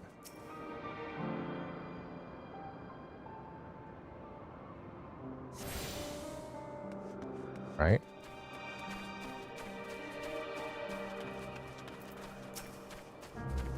Blonde-haired woman.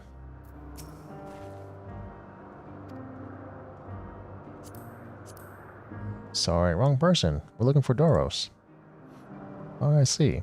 We do have similar hair, so people often mistake us from afar. I hope you find him soon. Oh, it's a blonde-haired man.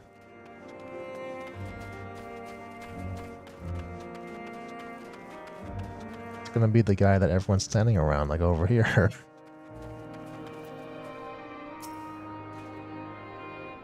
Doros, that's Doros.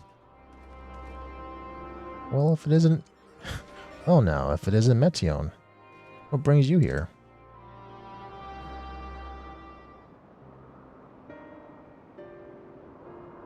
Ah, I heard I thought familiar voices. I didn't realize you two had decided to help me search for Doros. Thank you. You're in charge of the Lyciones, I believe. Where are they now? Out in the field in restraints. Frenzied as they were, I couldn't well return them to the Catissus? Once I've submitted my report, I'll see them reverted without delay. It's as he says, the beasts are indeed quite ferocious. You're one of the 14. Well, what brings you here? Nothing you need to concern yourself with, as you were.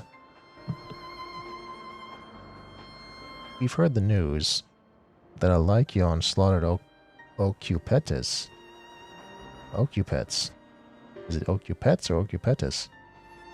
As the observer in charge, you're of the opinion that they are not fit to be released?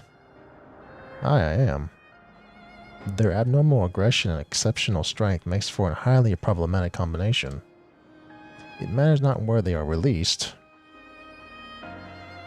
Lyciones would threaten other species and upset the natural order. Could it be that the specimens observed are an outlier? Highly unlikely. We've created a good many of them. All exhibit the same tendencies. Even when we used kairos to begin with a fresh slate, their behavior was unchanged. Kairos. A memory reconfiguration system. The chief himself created it. Memory reconfiguration? It allows us to erase or alter memories, that we may observe creations in different environmental conditions without needing to remake them from scratch. Quite impressive, and potentially dangerous. Depending on the intensity of the etheric emissions, Pashtarat may wish to have words with you. Pashtarat? Rest assured, I've kept all values within prescribed limits, and to prevent misuse, its applications are limited to those authorized by the Chief Overseer. Do not misunderstand. To manipulate subjects' memories is an intrusive act, and I deeply abhor. But it is still preferable to execution. Come now, Chief. Let's not be so melodramatic. What was born of Aether is simply being reduced to its original state. I know the distinction concerns you, but we mustn't lose sight of the bigger picture, making rational choices for the sake of a more prosperous star. If a creation cannot be properly studied, or even with the aid of kairos, we remake it. If a creation is deemed a detrimental existence, we unmake it. 'Tis all for the greater good, and none question the necessity of such routine processes. I understand these things, I do.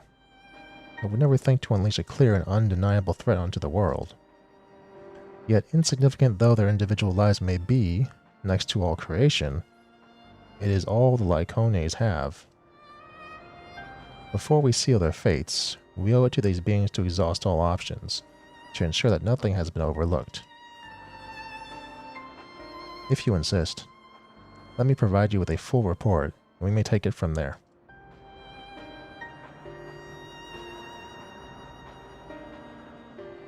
Would it be possible for us to attend the discussion, that Emmett Selk may be better carry out his duties?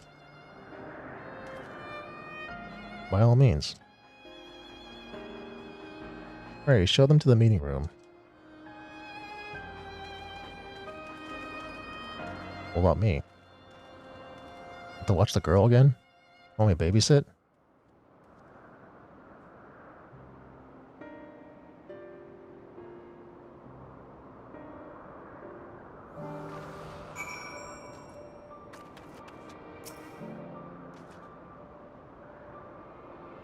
To man, other beings are just things, to be used and controlled, like magic.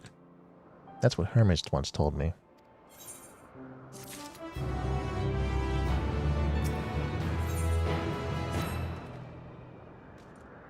I fear this discussion may take a while, during which time...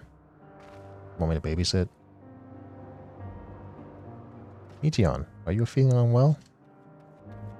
It's not me, Hermes, it's you. I won't go to the meeting. I'll stay with Cylindra.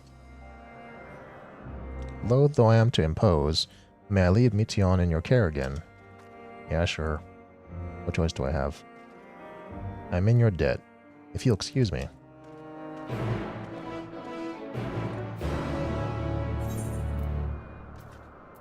Well, all these boxes I need to open. Open these boxes.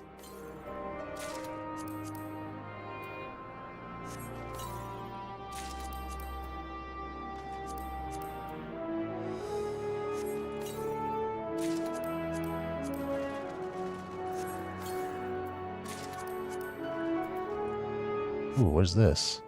Long kilt? Is it just a dress? Yeah, it's just a dress. Guards of the last unicorn. Oh. The synthesis.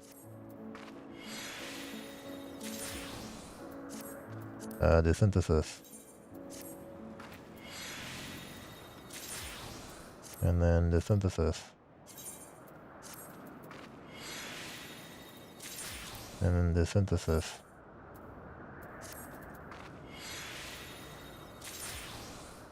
Oh wait, hold on. Item comparison. It's not that much different right now. Doesn't make a difference. Synthesis. And the synthesis.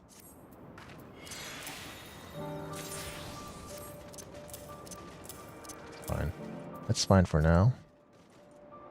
Can you help me with something, Cylindra? The meeting will make Hermes sad. I want to cheer him up with the flower. Hermes likes flowers the most. Of all creations in Elpis, most creations are expected to be interesting or beautiful or strong, better in some way. But flowers are different. They're designed to suit our emotions, what we feel and want to convey. Hermes likes that. I can't make flowers, so I'll search for one, and I want you to search with me. Let's start here, at the 12 Wonders. Meteon is accompanying you, blah blah blah blah blah. Okay. Let's go over here.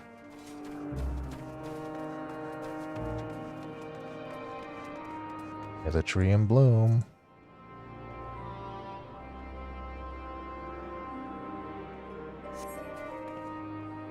Vibrant purple flowers bigger than your hands adorn the trees. Ooh, big and bright. I love them. But they might be too bright. You have to think of the recipient. That's what Hermes said.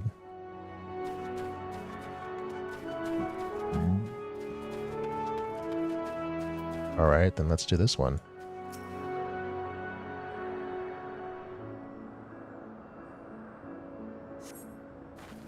A tall, slender tree rises before you. You crane your neck to look for flowers. No flowers? If there were apples, we could have covered them in syrup. Let's head outside next. Don't worry, we won't wander far. Okay. Let's go over here.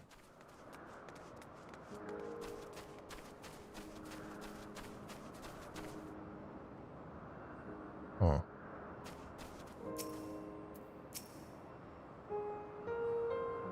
We got this flower bed. An array of beautiful flowers grows in the bed. Their mix of colors forming a pattern. Yeah, I see that. This would be better for Hermes. But they're hedged in. That means we shouldn't touch them. They're either under observation or poisonous. Any other place should be fine, though. Let's keep looking.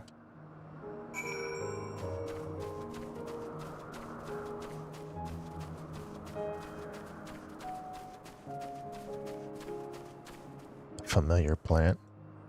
Is a familiar plant.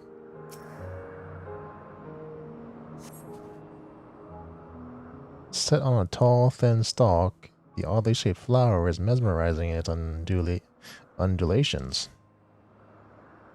Oh, a coneon, a flower that can move. When Hermes wasn't looking, it shot seeds at him. Not a good gift, maybe. But you're good, Cylindra, at spotting flowers. Find something soon. It does shoot seeds.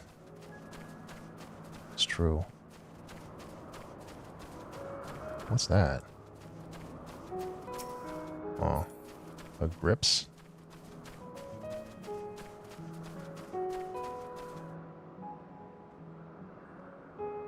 Oh, right here?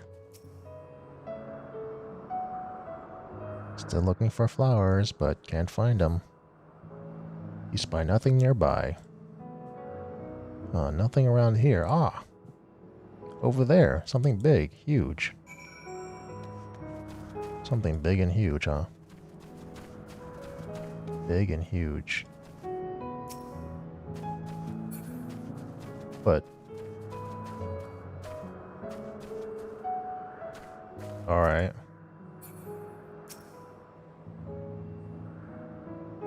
Malodorous grass.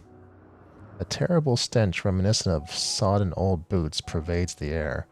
Without a doubt, the culprit is this marble-like creature before you. It's an Adonis. The things around its mouth look like petals, but the flowers are the orbs on its head. When Hermes inspected it, it swallowed him up. He didn't leave his room for days. What do you think, Cylindra? Would he like it?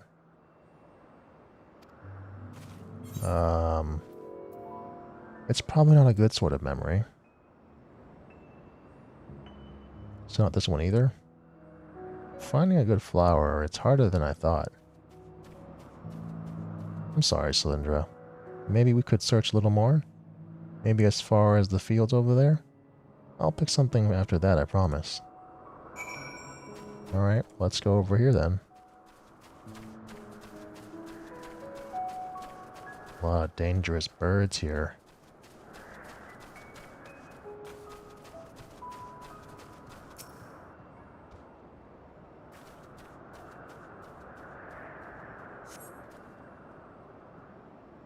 Lush green fields straight out before you, ending where the sky begins. Oh, there's nothing. The shiny thing over there? What could it be? Over where? Over here?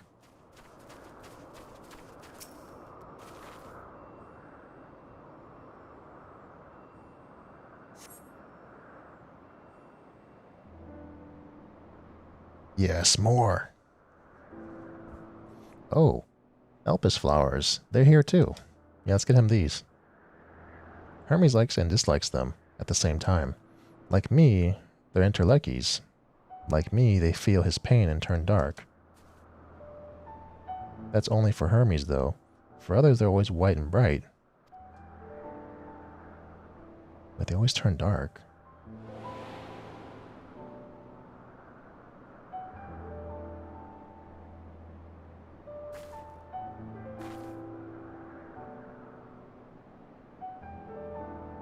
Oh, truly, the flower was dark in your home. Wait, if he makes the flowers dark... Well, it's because he's always sad and everything, right? And so, right now, with the final days, like, the air is permeating with, you know, sadness and despair. That's what makes the flowers dark. Then, do you have it too? A dark emotion.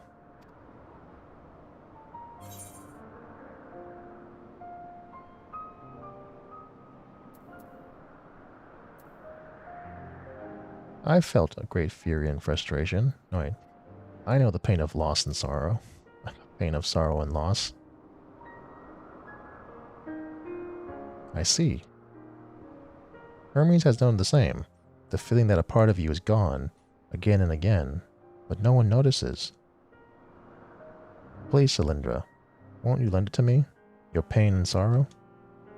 I want you to make the flower dark in front of Hermes. He has been in a dark place. Since before he created me, he needs to know that he isn't here. He isn't there alone. That others are sad too.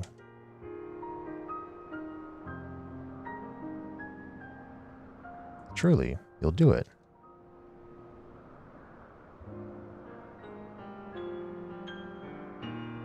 Thank you, Cylindra. Thank you. It means more to me than I can say. Oh, I'm gonna force the flower to go dark? I can't wait to see how Hermes reacts. Let's go back and fetch him. Like, yeah, let me get my darkness on. Let's just wait, hold on. 112 to the northeast. Northeast. So if I go this way, I should be able to see something. There it is.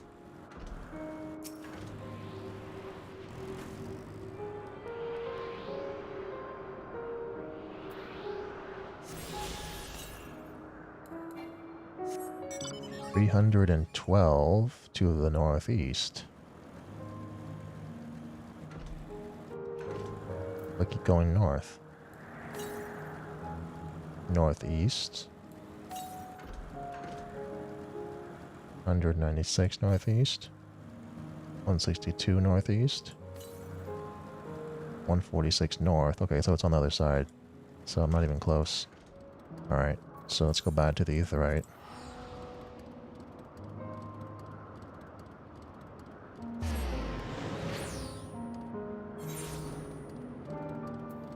So what's the closest one here? Okay, so there shouldn't be any more on this aisle. So I should be fine. let's talk to Meteon. Meteon.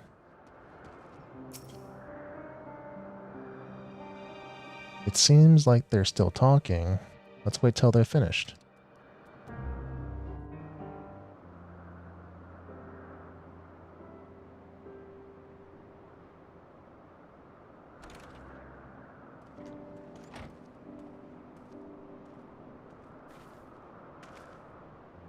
Hermes!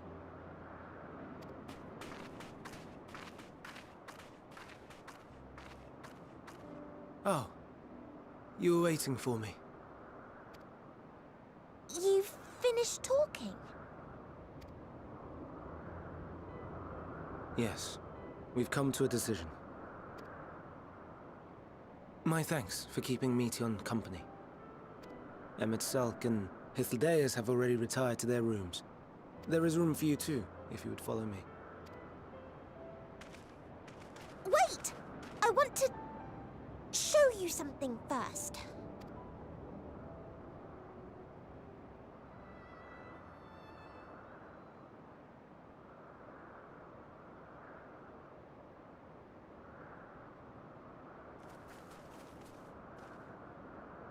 Elpis flowers? Go on.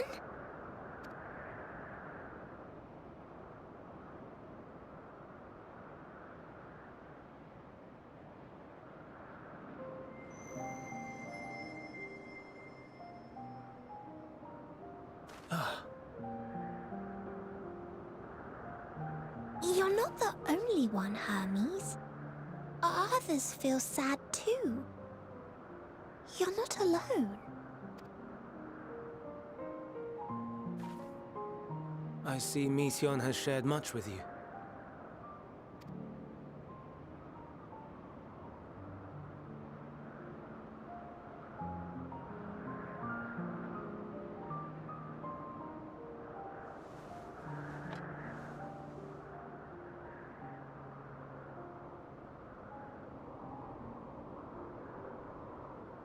May we talk a moment?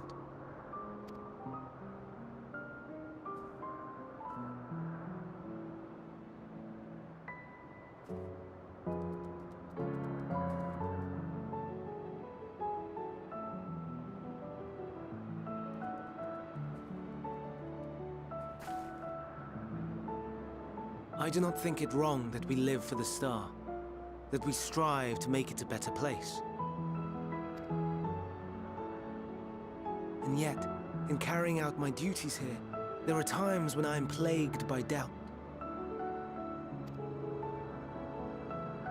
Do you recall what Hythlodaeus said when we first spoke of my nomination? Death is the privilege of those who have fulfilled their purpose, a choice they embrace of their own free will, and when they depart, it is always beautiful. Perhaps it is, but only for man. Creations that he deems useless are discarded with nary a second thought. Some scarcely born into the world, afforded a handful of breaths before life and potential are abruptly extinguished. We make an effort to spare them the pain, but they sense what awaits. Rage and anguish and cower and fear, and it is not beautiful. Yet no one cares. No one. So fixated are we upon the duty that we do not pause to question the method. Pain and suffering, confusion and despair, writ plain in the eyes of those poor creatures. Yet no one sees. We turn a blind eye and carry on in blissful ignorance. Nor to miss. And always, always the blossoms shine pure and white. A contradiction so blatant I could scream, want to scream. How can you all accept this aberration? Then I wonder, am I the aberration for thinking thus? And I am filled with dread. But now I know I'm not alone. Not the only one for whom the flowers weep. I won't ask what you thought as you kneeled beside the Alpes, or if you only did it at Meteon's insistence. Nevertheless, I thank you. To know that you too have experienced suffering is a comfort.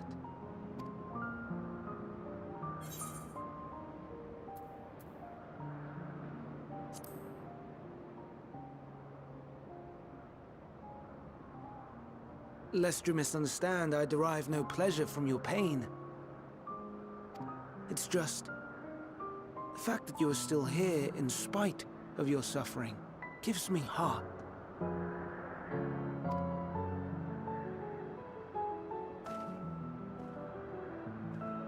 The stars in the heavens. Know you what they are?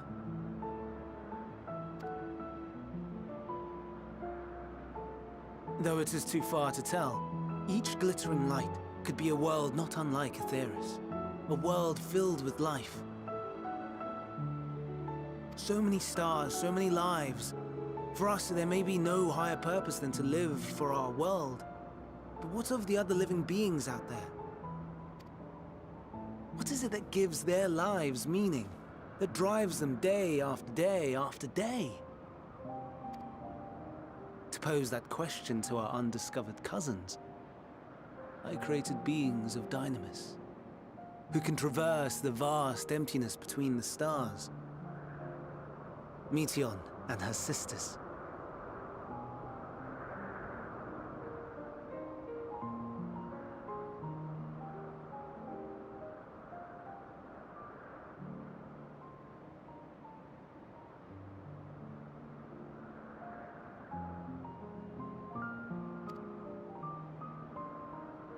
Aye, sisters. She has a great many of them, and they have already departed on their journey, traveling to one star and then the next in search of life. As one might expect, exploration on such a grand scale is rife with difficulties, and thus far I've naught to show for it. But I have faith that we will make some manner of discovery ere long. And when we do, I should be glad to share our findings with you, in gratitude for your kindness.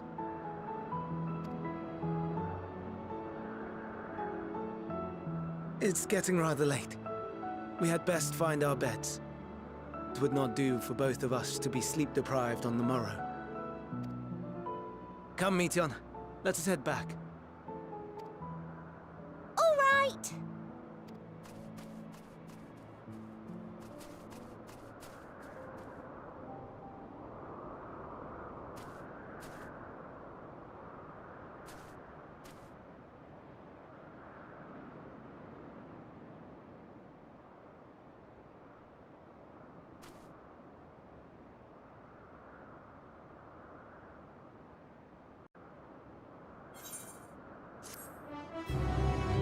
Alright, so I think a couple of things are happening here.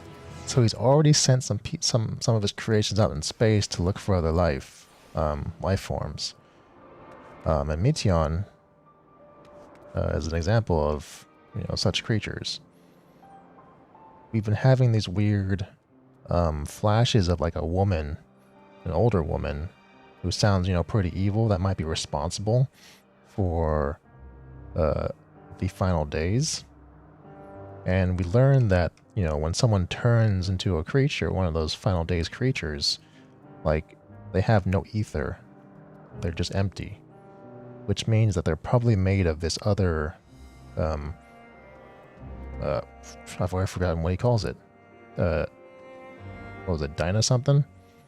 So, like, the Dyna energy, they're made of Dyna energy, most likely. And so, I think this is the turning point. This is where we learn who's responsible for the final days. Like either his agents or his creations that he already went to space either bring something back that they shouldn't have, that are Dyna energy creatures, bad creatures, that disrupts the flow of ether in their world, or something happens to Meteon, something happens to Meteon, to where she's either the catalyst or the one responsible for it, I'm thinking. Something like that. However, we've got more side quests to do. A lot of side quests. A lot.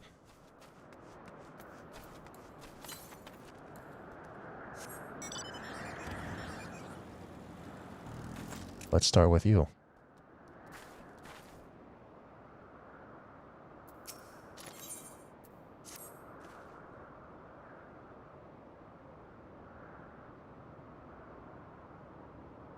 Where's that take little sod? Where's it gone? Oh, I was unaware we had a visitor. Pardon my language. I hate to give the poor impression of Elpis with my unprofessional behavior. Alas, I am quite at my wit's end with this new cultivar. You are fortunate not to have overheard worse. Its restorative properties are superlative. That much is true. Yet what possessed its creator to give it such nimble little legs? I shall never understand.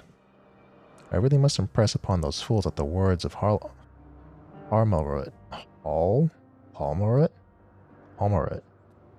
that not everything needs to be ambulatory.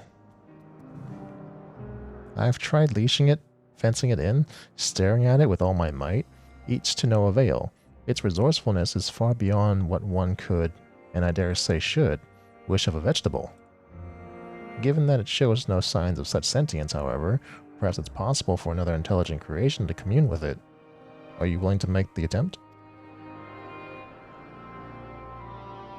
When it embarked upon its most recent bid for freedom, I sent my assistant after it. His own legs have grown quite powerful by this point, so with any luck, you will find them not too far into the west. Alright. Let's go over to the west.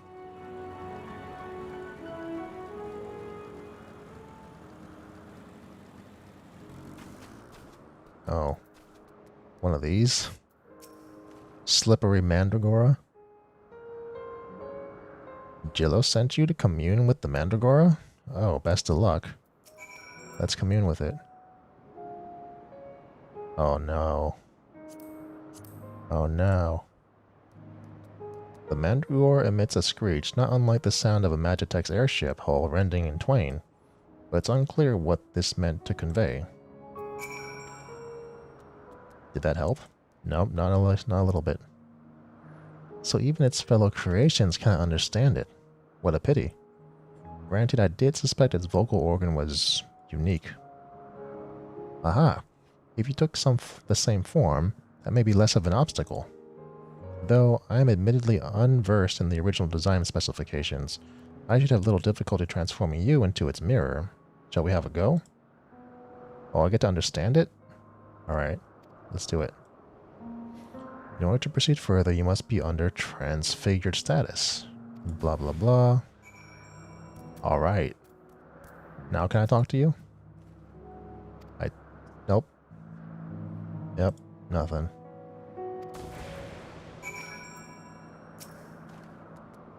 Pardon me. I had not the slightest idea what you were saying. Would you mind repeating that? Nope. Foiled again. Nonetheless, we have gained valuable data. Still trying to... I think the only way to understand them is to plug in a PS4 controller. Alas, please inform Julos that it may be some time before I return. Good, I don't want to chase after it. Can I jump up here? Yeah.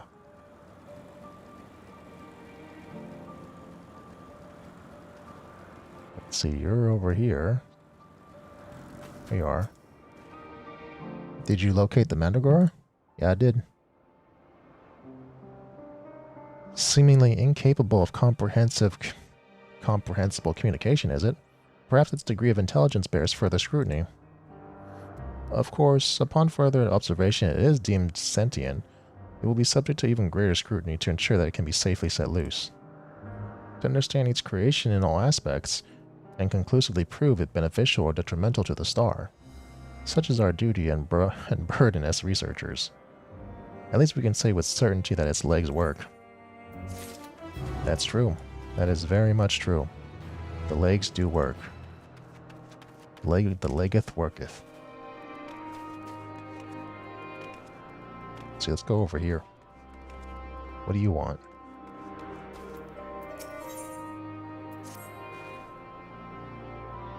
Everyone certainly seems content to allow their familiars to wander about unattended of late.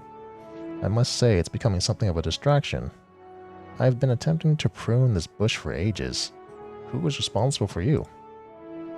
Nobody. Me? Azem, you said? In that case, I suppose some degree of independence is to be expected. Oh, I take it you're the resilient sort as well. Sure. I mislike where this is going. I completely agree.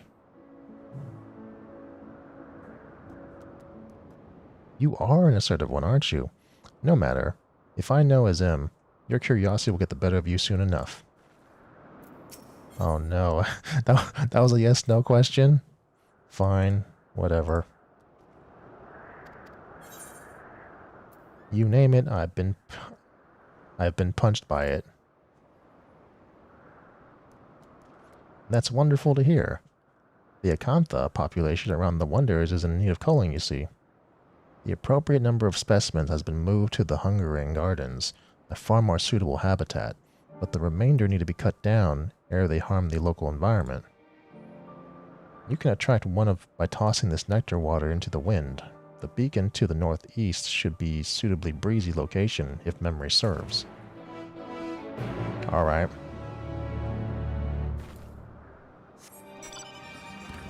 I can kind of see it's over here, it looks like. Let's go throw some nectar into the wind.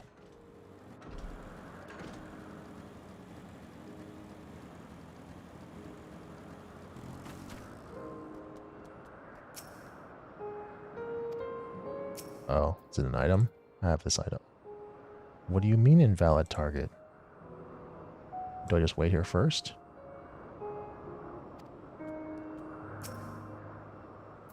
Well, scatter the nectar water near the destination. Well,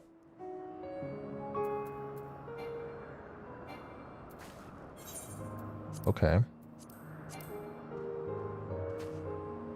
Invalid target. Oh, I just have to use it on myself. And then I wait. Okay.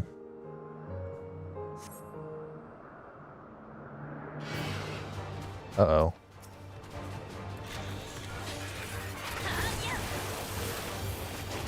Let me summon my chocobo. I might have some trouble here. Yeah, I'm gonna have trouble here.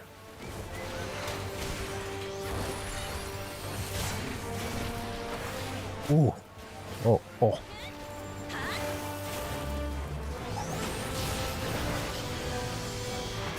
I should get rid of this other bird, because this bird hurts.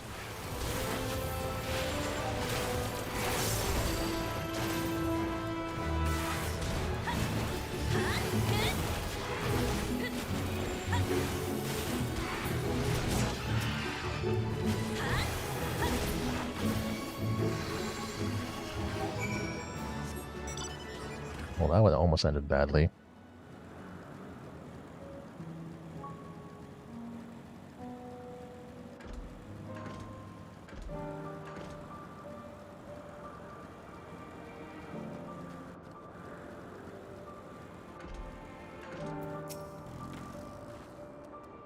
Ah, the scent of nectar, water, and fresh cut vines. You did as I asked. 'Tis much appreciated. The acanthi grow and propagate quickly. Too quickly, as I have learnt. Their short life cycle makes them an excellent source of fertilizer in woodland areas. I had hoped this factor would be enough to keep their population in check, but it appears that without natural predators, they proliferate so fast as to smother the local flora. Moving them to the gardens will do for the moment, but I must find the means to make them less evasive as a species, lest they be deemed unsuited to the world. I couldn't bear to see this happen to my darlings. Oh, did I neglect to mention that I am the creator of the Akantha concept? A great many of those who research the creations in Elpis submit their own concepts from time to time, you see. It would be wasteful not to put the knowledge we gain from observation to use. Just that it would be wasteful to allow my darlings to be sent to the Leaf. I will make this concept work, I promise you that. Oh, don't worry, it'll work. I've seen plenty of them. I've seen plenty of them. Let's go this direction.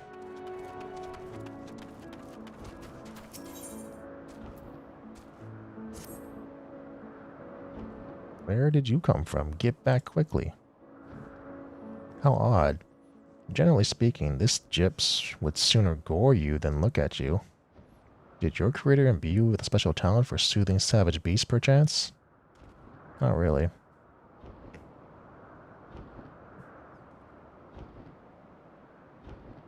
Curious indeed. I dare say this calls for further experimentation.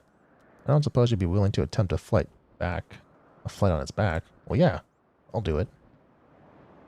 I hope the grips will find use as a mount, you see, but its aggression toward unfamiliar faces has precluded any real trials thus far. Please consider it. I am considering it. I've considered it. You're willing to ride the grips? Splendid. We can begin immediately, assuming you have your preferred riding trousers on. Are you and your trousers ready to ride the grips? Yes. What is he riding? Something else.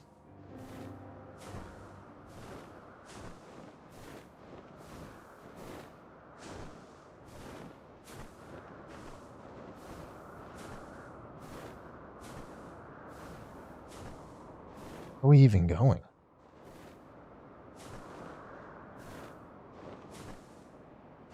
Let's say to you a little tour of Elpis. Yeah, let's go on a tour. Take me on a flight tour.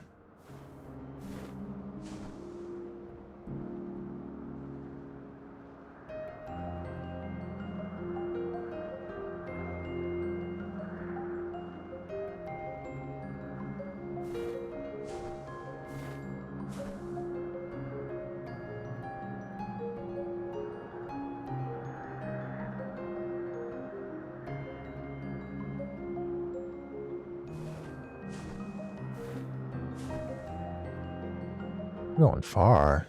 We're going back to the entrance.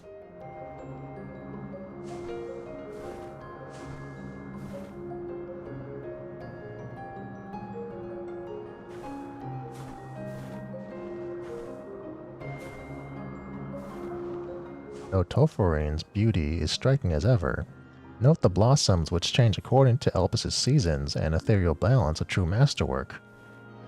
The grips seem quite content, a result of the flower's sweet perfume and your masterful handling, no doubt.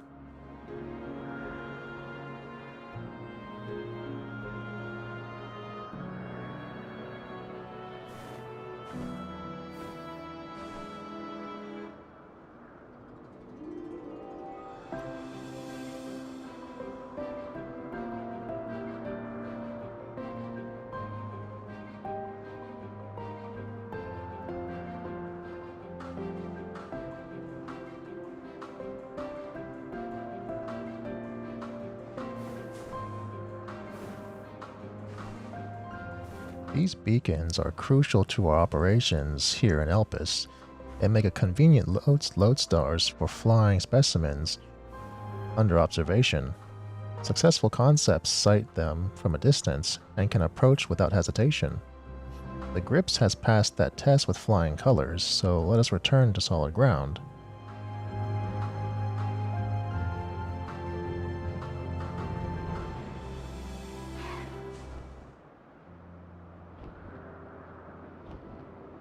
Elegant landing, another mark in favor of the Grip's utility as a mount. I believe I have the data I need. Thank you for your cooperation. I'm sure you are curious as to what today's trial means for our friend here. If you like, we can speak further back at the Wonders. I'm fairly certain that he passed the test, because he is there, in my pocket.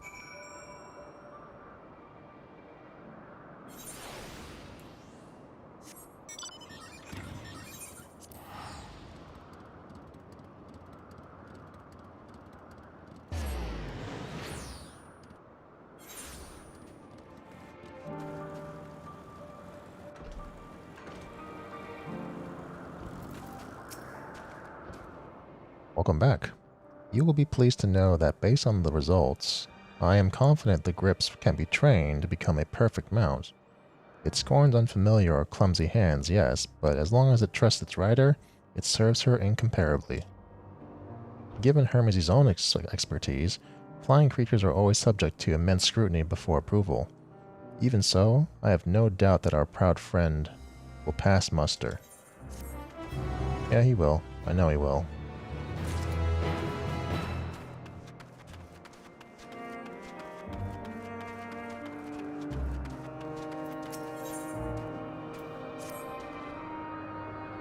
Oh, aren't you adorable? Yes, you are. Oh, whoa.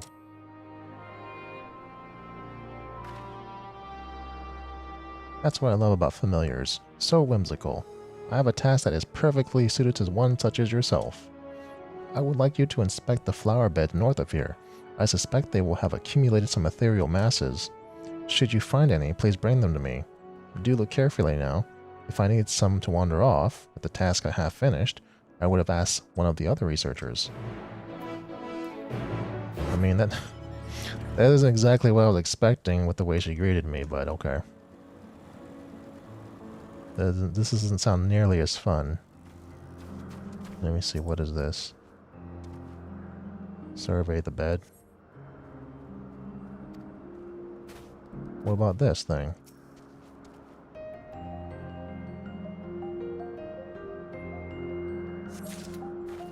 Okay.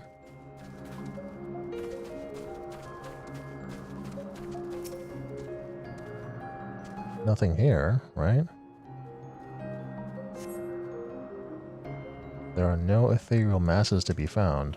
Well, yeah, because I can't see any.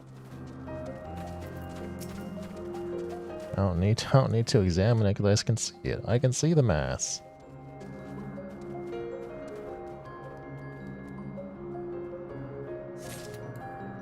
Right. Easy.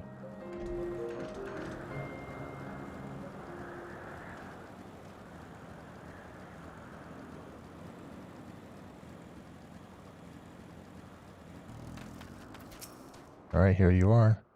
Did you scrutinize every corner of the beds? Well, I got these two. As suspected, masses of earth and aspect. The Gardens of the 12 Wonders reflect the balance of dynamic and stagnant aether in all 6 aspects. An excess of activity in a single aspect leads to this type of agglomeration. 'Tis these flowers' way of bearing fruit, so to speak. Beautiful as they may sound, ethereal masses indicate that we must adjust the ethereal balance in Elpis to maintain an ideal environment. There's not for you to worry your dear little head about, of course. Such magic is as simple as breathing for us. Run along now. Is it really as simple as breathing? If it is, that's amazing.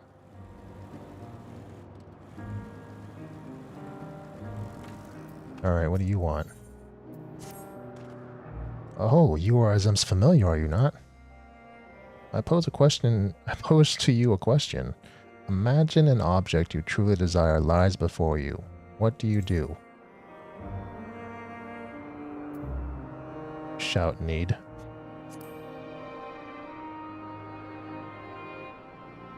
I see. As rumored, you do show a glimmer of intelligence. Avarice is a mark of sentience, you know. Speaking of which, my pot of nectar has recently gone missing, along with the nymphi I was observing. Welcome as this confirmation of their intelligence is, they aren't meant to eat all of that at once. Of course, should I pursue them, they would like as not hide for fear of reprisal while they devour the lot. However, they may respond if a fellow familiar expresses her doubt that so much nectar truly belongs to them, if you take my meaning. Alright, I'll go doubt them. I will doubt them. I'll doubt them so hard. Let me see. Right here. Hey, what are you? Oh, you're a beaver. I doubt you, beaver. I doubt everything you do. I doubt everything. Squee squee. The nymphine waddles away, looking rather pleased with itself. Okay. How many are there? There are 3 of them? Better keep the rest zoomed out. Let me see. There it is. Hey, beaver. I doubt you too.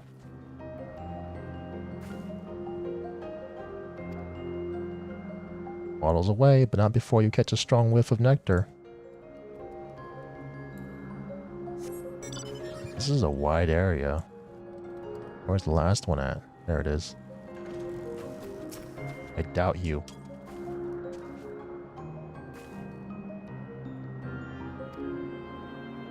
Squeals in a presumably disgruntled fashion and waddles away. I have doubted them. I have doubted them so much.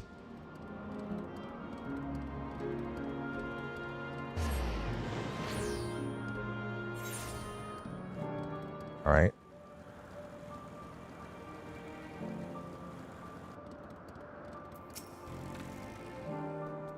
You've returned. But where are my nymphi? They're beavers. What in the world are you talking about? Come now, tell me what you saw. Spare no detail. I'm a professional. Well, the beavers ran off. Strange, brown-furred creatures that waddled? My nymphi were bright and winged and oh no. No, that's absurd. Oh, no. Tell no one of this. Some things are better off lost. Wait, were the beavers a mistake? Is that what... You're not going to tell us what the what the origin of their mistake is? Fine. Whatever. Fortified enclosures? That would be dreadfully dull for all involved. Oh, if only there were someone who... Aha! You have impeccable timing, my friend. I am in need of a bit of assistance, you see. Do you even have any money? Why, of course I do. Are not all creative minds well compensated for their work? I mean, not really. I mean, I think starving artists are a thing. Now listen. We have been asked to design a new island for the purposes of containing and monitoring poisonous specimens. Alas, we know little of such concepts. And last I attempted a bit of research, I woke up 3 days later with far too much information about grips. You, however, have the look of a familiar that could not possibly care less about this subject. Oh, he's 100% right. Thus, I do require your services. You need only ask the researchers at the anagnorisis for a brief introduction to poisonous creatures, and steadfastly ignore any niggling curiosity in favor of reporting back here. You want me to attend, what is it? No, you just want me to attend some, like, off-the-cuff lectures?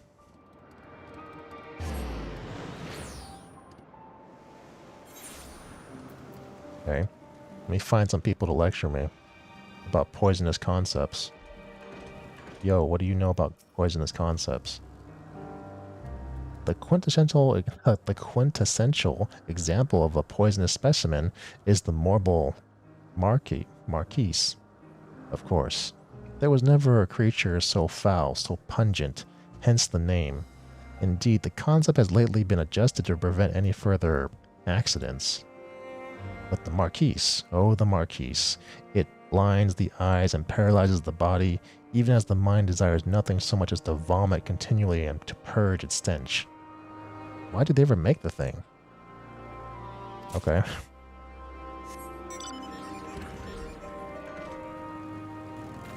What do you got to say? You are soliciting ideas for an isle of poisonous concepts? In that case, you might ask the new cultivar from the chthonic corns. I am told it bears poison fruit. Alright.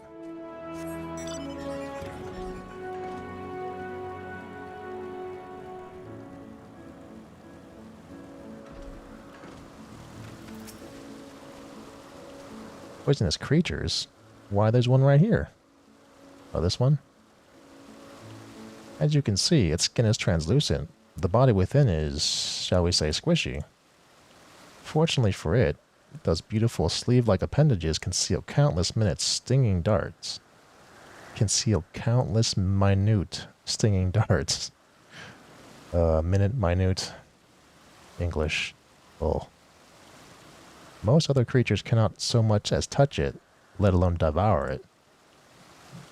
It would be fascinating to see how it fares against non-aquatic concepts.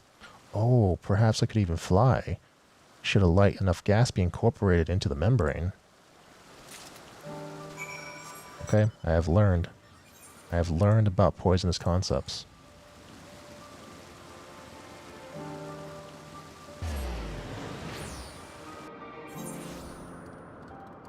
Alright.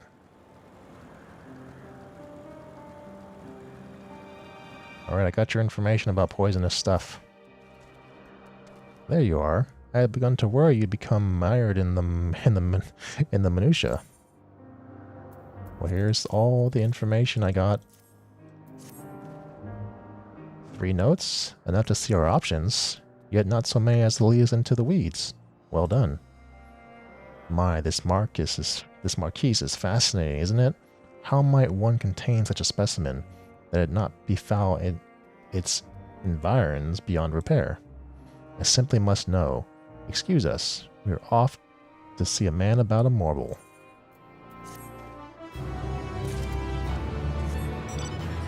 Alright, so we've got one last one to go. So happy. My guess is that we're going to travel to this area, and then we're going to have one more round of side quests. And I hope that's it, because it's a little tiring. Man, I mean, I appreciate all the extra information. Like, I like it, but yeah, it does get it's a little tiring. My, what a familiar essence you have, like that of a familiar. If you're familiar with the comset. Oh, just my little joke, Cylindra. Just my little joke. Cylindra, was it? I'm Hippothe. Or Hippotho? Hippothoe? Mew Mew. Oh, that's her familiar. Yes, we're getting to that, Cylindra. Say hello to our familiar friend here. She's an Aloris. An Aloros. The Alori. The Alore.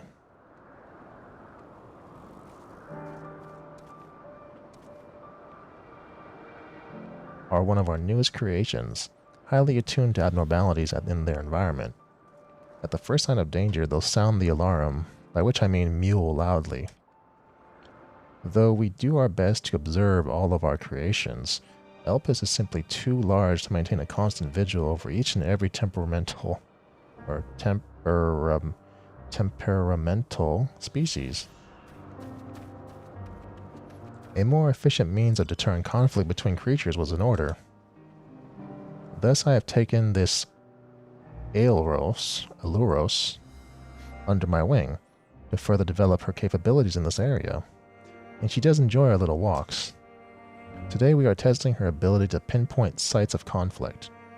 Would you like to observe? Simply tell her the task has begun and she'll do her utmost to locate disruptive creatures. Please do subdue any unruly subjects once you've found them. We can't have beasts running around amok. Okay. Sure. What kind of quest is this? It's just a regular one, okay. Mew Mew. Follow the Aelderos and try not to fall behind. Alright. Don't need the map for this.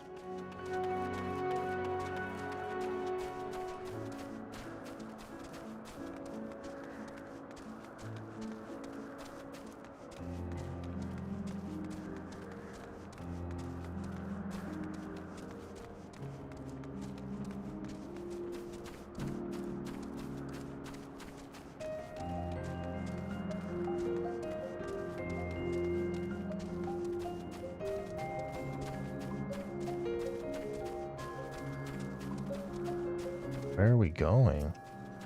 What's happening to this guy? Oh, because he's in a cutscene. Oops. The Aluris alerts you to around 2 nearby creatures that are facing one another down, and looks at you expectantly. Oh, you want me to stop them?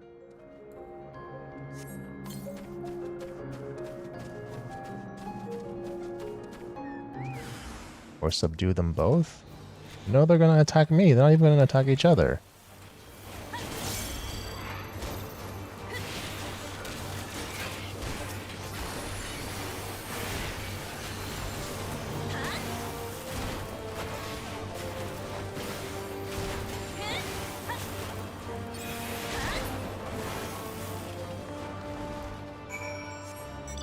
I've subdued them.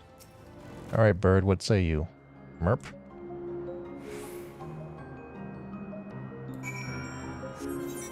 Alright, let's go back.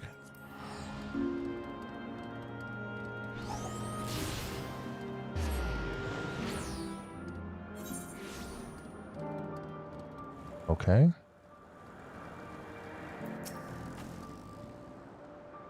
She seems quite content, but in the name of science, what were the results? I destroyed them both. I ended them. As I expected. Well done, little one. Magnificent creatures, the both of you. It's a shame we cannot give you a pair of 20 wings and a bell too, but it's against protocol, I'm afraid. The other Roy are enchanted with theirs at birth, so they are able to acclimate properly. I'm certain you have your own unique potential to rise to, however. In fact, why not join us for another phase of testing? Oh, you got a follow-up quest? No, no. Let's see, where are we at right now? Okay. Let's keep going.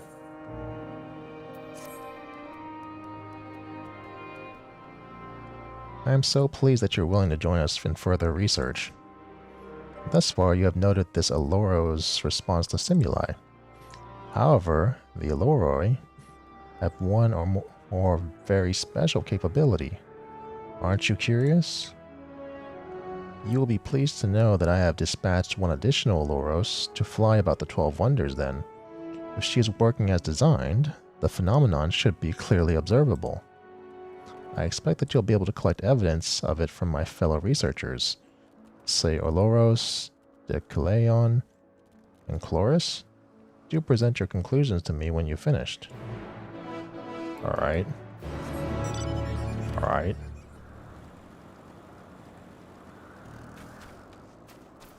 What do you got? I would advise you keep your head down. I saw some manner of creature darting about in the air just now.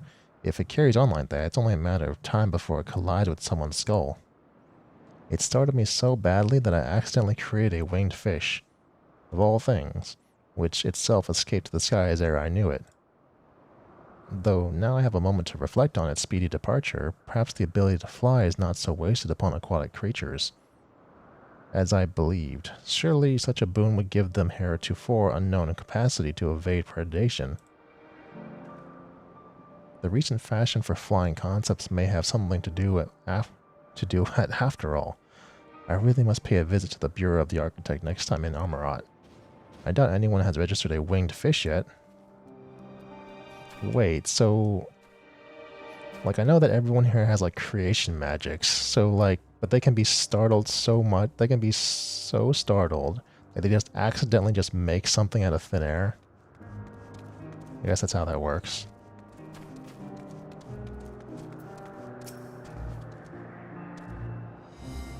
A tiny winged creature. Do you refer to Hippotho's familiar, perchance? I did see it not long ago. I know not where it's gone off to, I regret to say.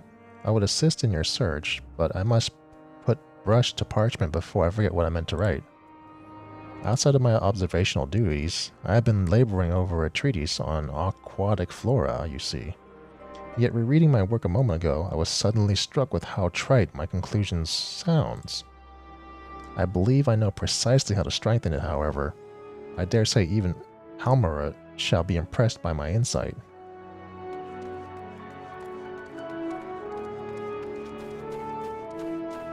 Alright, who's over here? Yeah, this lady again? Wait, hold up, hold up. Are they in the building? Can I go in this building? Oh, yeah, the door's lit. Isn't this the most daring familiar you have ever seen? Behold its soft and fluffy fur, its pudgy belly, its charming little bell, its eyes that gaze imploringly into the very depths of your soul. It makes you want to dismantle it and gobble its adorable ether right up, does it not? I dare not, of course. Whoever it belongs to will be quite cross indeed. Yet even to gaze upon it strokes within me a creative passion the likes of which I've never known. Mew. Alas, my muse, perhaps I need to create my own familiar of surpassing cuteness after all. Like, so going back to like that guy who just magically made something because he was so distressed, then the final days in Amarat, because, you know, if people's creation magics were going out of control in addition to them transforming, that means they were just creating abominations and then becoming ones themselves. Like that's so much more devastating than what we're experiencing currently. So this is the flying cat. Yeah, it's a flying cat. I thought it was a bird from this distance, but I'm blind, so. I see you have spoken to everyone. And what are your findings? Exactly right. The Ellerai bless those they meet with inspiration. After all, we are at our best and our brightest when our hearts are at ease. With clarity of thought and faith in ourselves, we can do anything. And what could possibly quell inner turmoil so well as the lovable creature like this? Mew mew. It seems duty calls. She senses another irregularity. Off you go then, dear girl. With today's results, the Illustros concept will be approved in no time. I am truly fortunate to have such wonderful familiars to work with. Yourself included, of course. Oh, well, thanks.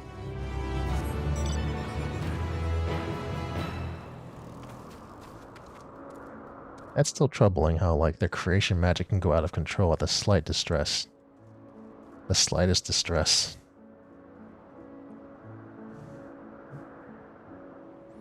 Alright, let's do the main scenario. Let me just make sure. Alright.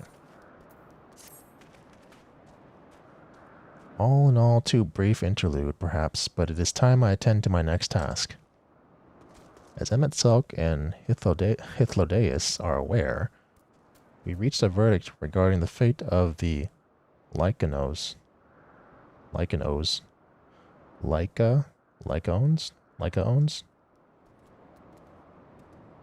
Lycones? The fate of the Lycones. 7 were created for observation, and all 7 must be unmade. Doros has followed the correct protocols, and as chief and overseer, I can find no fault in his judgment.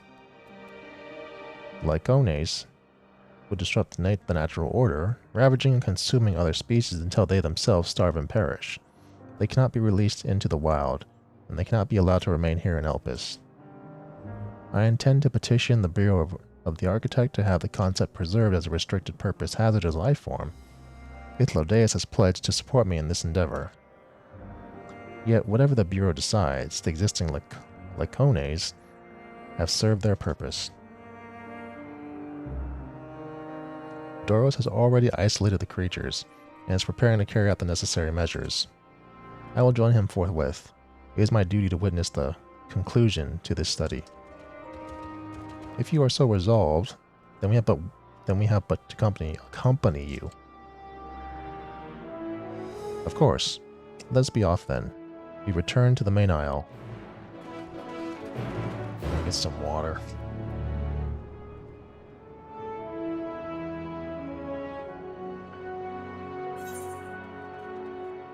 To the main aisle, huh? Oh, not all the way to the main aisle, but on the way to it.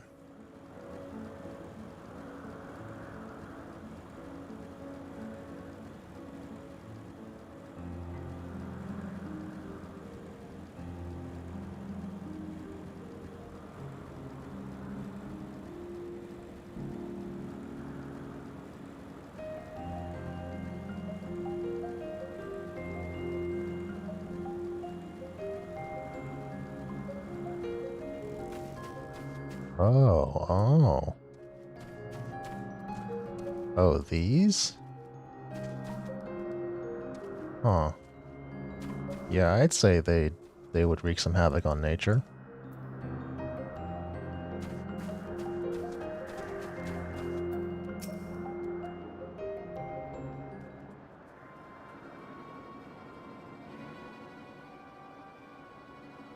Doros, are you hurt? What happened here? They caught me off guard. I had them bound with etherical shackles, but they became frenzied, even more so than usual, and broke free. I was able to stop 4, the other 3 escaped.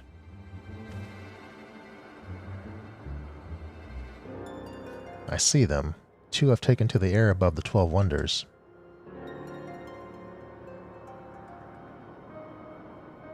The last one is up ahead, lurking in the fields. You and Cylinder handle that one. The pair in the sky you can leave to me. This is how it must end, then so be it. I will render assistance to Emmett Selk, unneeded though it is.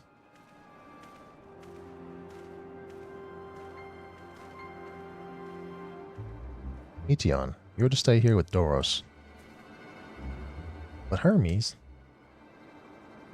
The Lycones must be reverted. I would spare you their pain, and mine. This is my burden, not yours, but if you are intent on helping, then please follow my lead. Alright. Sounds like we got a fight. Alright, let's do it. A fighting we shall do.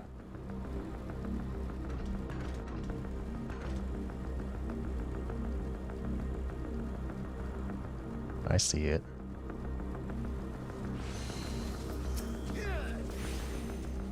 I appreciate your help, and lament that is necessary. There it is, our quarry. Within striking distance at present, but if it feels threatened, it may well flee beyond our reach. Here is my plan. You will approach slowly in full view and draw the Lycone's attention. Now I warn you, its abilities are as fiery as its temperament. Once it spots you, it will unleash orbs of flame. But fear not, by my measure, you are more than equal to the task. Withstand the onslaught for a few brief moments, and that will give me time to catch it unawares. Ready? Let us begin. Oh, okay.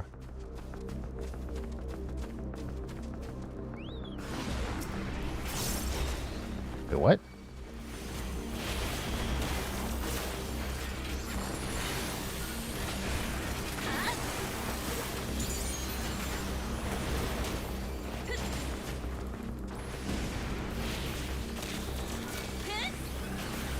I did all of my buttons wrong. Everything is wrong.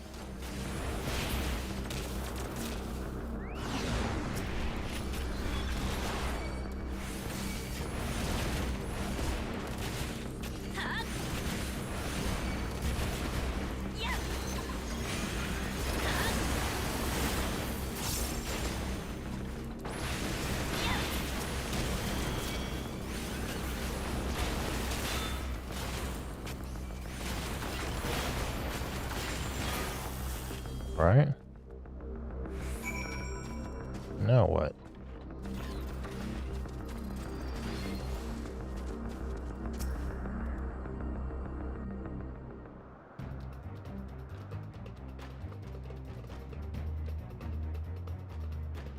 Now.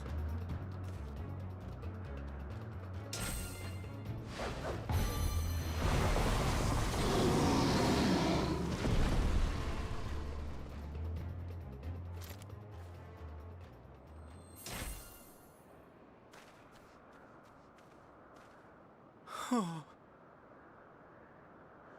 Forgive me. Please, forgive me. May you and your kin find peace. Wherever your souls may drift in the underworld,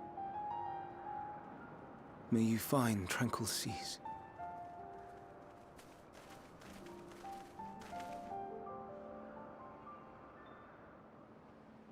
Be not forgotten, in concept endure, to reclaim form and one day live again. Serve not the star, or any purpose save your own. Live again, if that be your desire.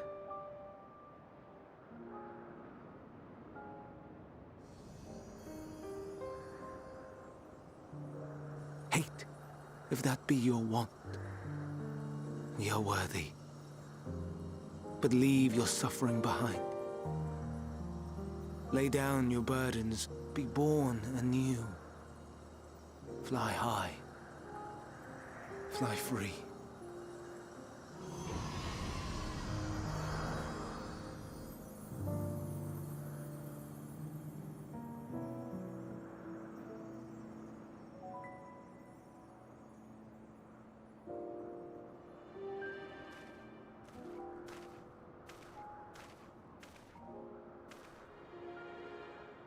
Join the convocation, Hermes.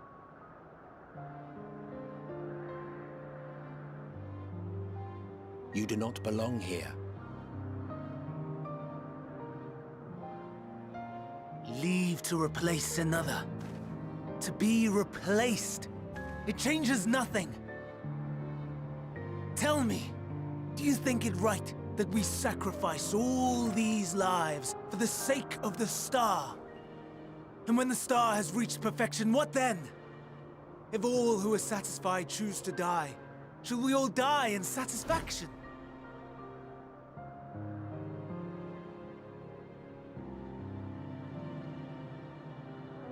I do not know. Were I to take up the seat of Fandaniel, it would be tantamount to approving my predecessor's death. I do not know if it is right. And to be torn by such thoughts. I do not know if I am fit to represent mankind. Hermes! Please don't be angry. It hurts so.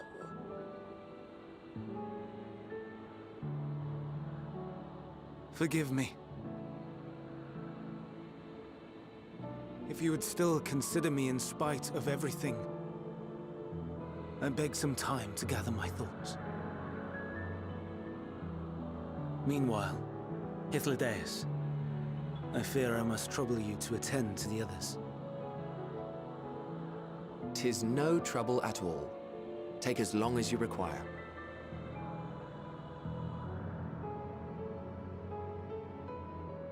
And you, my friend, I pray you find that which you seek.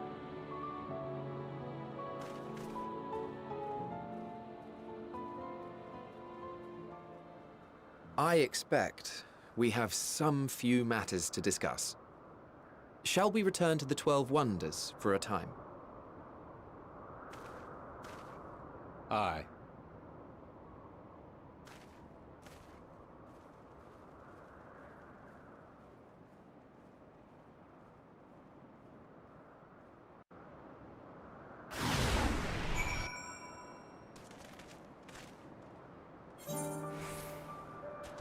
Like, this version of Fandaniel is so different from the one we know. I mean, it's pretty obvious that he values and cherishes life, like all life. And so then why was he so, so insistent on just destroying everything? Doesn't make sense.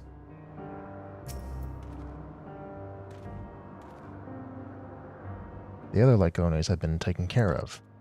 The incident may be resolved, and life in Elpis continues as normal, or ends, as the case may be. Rationally speaking, I understand Hermes' argument.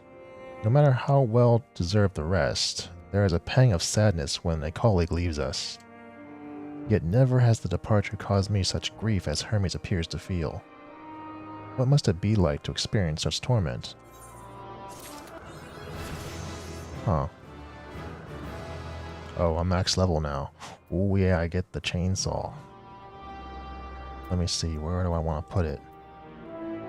It's on a 1 minute cooldown. Wait, do I have a... I don't have a shift Q, do I? Oh. Okay. Let's do that. Let's do a shift Q. Another AoE. Alright. Is there any side quests? No. There isn't. Let's continue on then. Where to now? If there is anywhere you would like to visit before we leave, I should be glad to show you the way. Hermes has not yet outright refused his position on the convocation, merely postponed the decision. As such, I may as well resume my assessment. If we cannot accompany him, then I will content myself with questioning his colleagues. Ever the pragmatist, then allow me to remain in your humble guide. What of you, Cylindra? Will you continue along with us? Wonderful. Our fellowship travels unbroken. I say we explore another part of Elpis and see what new encounters there are to be had. If you would follow me, we will first head back towards the anagnorisis.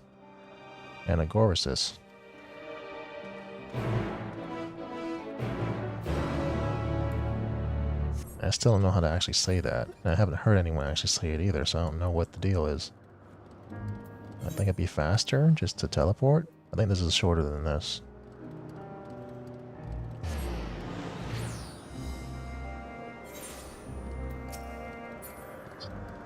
I want to go this way.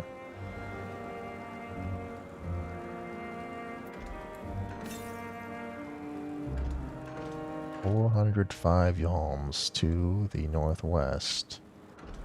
Yeah, so it's going to be in the next and last area.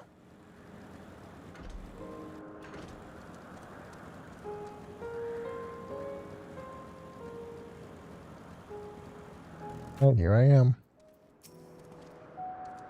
From here we follow the path northwards to Notoneus. There we will find one of the teleporters, which will facilitate travel between the islands of Elpis. First-time travelers must be accompanied by someone with requisite permission, which I have previously been granted. We only need to use the device together once, and henceforth you will have leave to use it freely. Shall we? Yes, let's shall.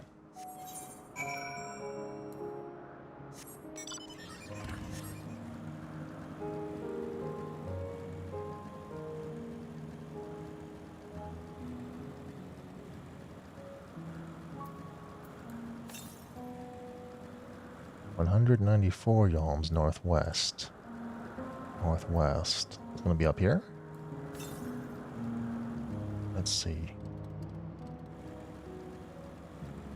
129 to the west.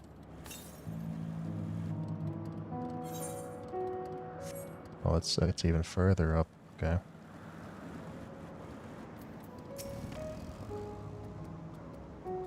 Here we are. Notoneus. This teleporter will take us to the kallimelios. kallimelios zephyros. Kallimelios zephyros, the western island. That's it right there, looming large over us.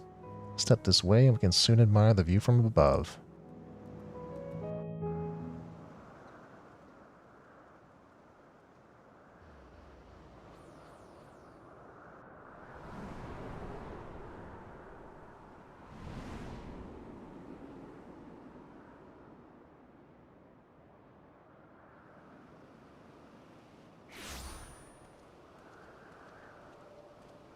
I present to you kallimelios zephyros.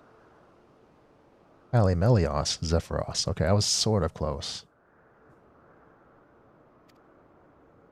Here you will find a number of testing facilities, as well as the observation hub of Poiton Oikos.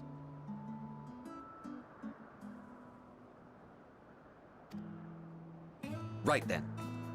Let's begin by...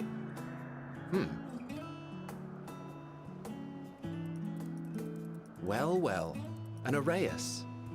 How delightful.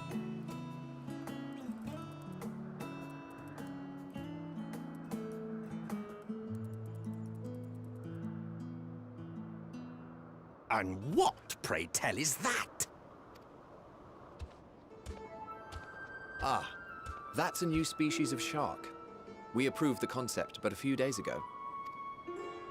Sharks are among the most popular sea creatures. Rare is the day when someone does not submit a new concept. At first, they were largely orthodox, consideration given to such things as size and environmental impact, and then a whimsical someone thought to bestow it with flight, another superior intelligence. And then the floodgates burst, concepts with multiple heads, or arms arms and legs, and so on and so forth. It was getting absurd. A part of me wanted to tell them to go away and find something else to create, but in the end, I couldn't deny their passion. And here we are.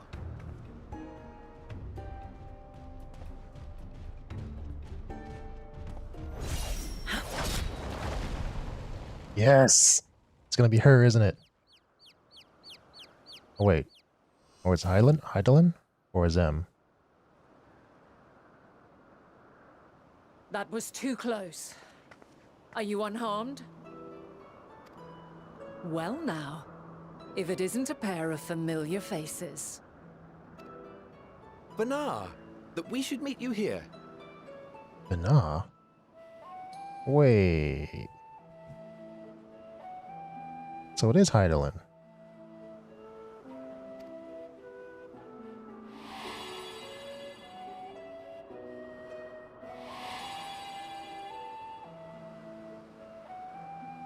As I mentioned earlier, the better part of the convocation holds that when we retire is when we return to the star. Well, she is not among said majority. Even after stepping down, she carries on with her work. Vanar is her name, and she is the previous Azem. Oh. So I was thinking of the same person. Yeah, okay. It has been a while, Hythlodaeus. You look well. Less so, Emmet Selk. I dare say the lines upon your brow have both deepened and doubled in number. A shame for one so young. You must make an effort to frown less often.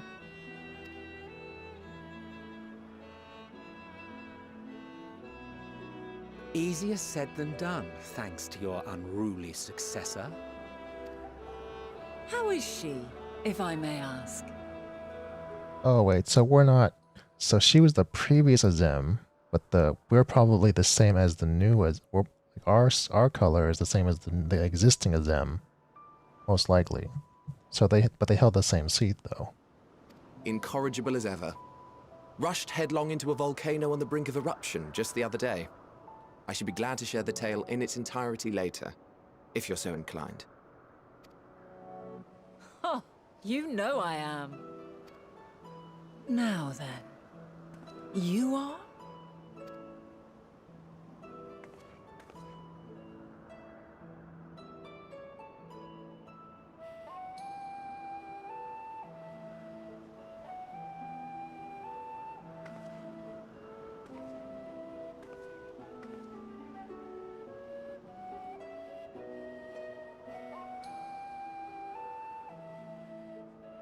say, have you perchance come from the future?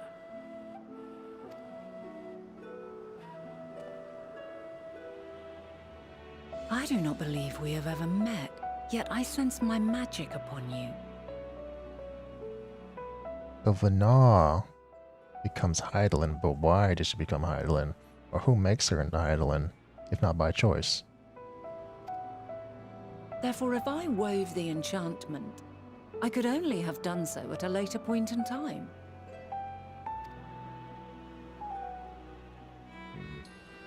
What manner of magic is this, if I may ask? A traveler's ward, of course. It prevents the corruption of one's ether.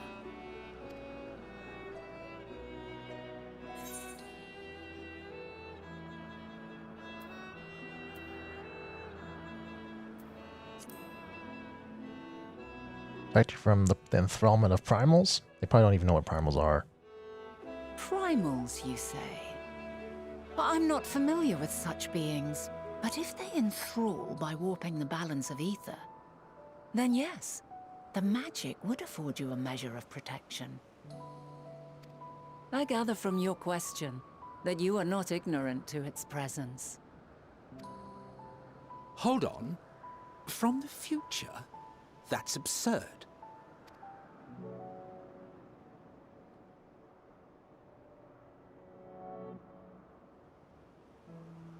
What is it? Are you unable to speak of the matter?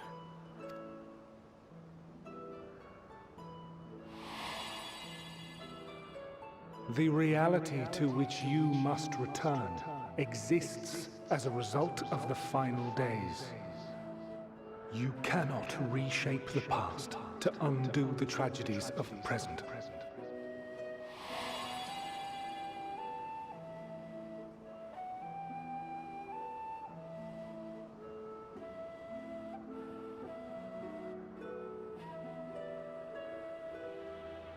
So, your actions here will not change your history, but they may yet affect the course of ours. How very exciting! I'm quite fond of delving into the unknown, and there's naught more unknown than the future. Until a moment finally arrives, we cannot know for certain what will come to pass, regardless of our supposed foreknowledge, so you needn't worry for us. More importantly, that you should go to such great lengths as to travel unto the past bespeaks the gravity of your quest. Will you not reveal it to us? Mayhap we can be of aid to your cause.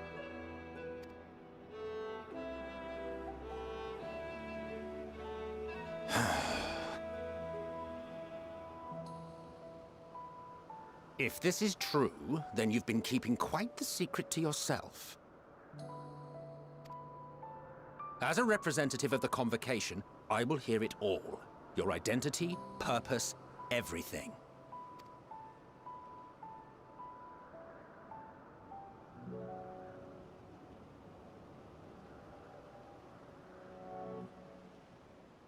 Why don't we move to a place more conducive to calm conversation?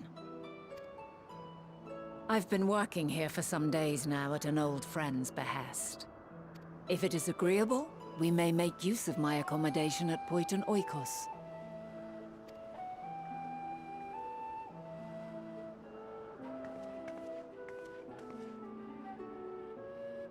We were meant to meet. I am certain of it. Else I wouldn't have marked you so clearly and sent you unto myself in the past. It's precisely the sort of mischief I would get up to, and quite inspired, if I do say so myself.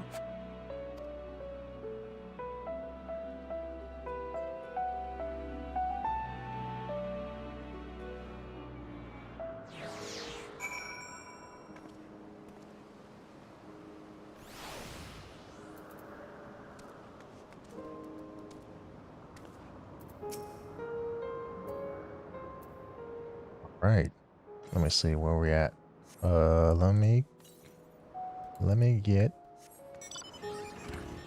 You see, approximately to the northeast. To the northeast. Wait, to the east.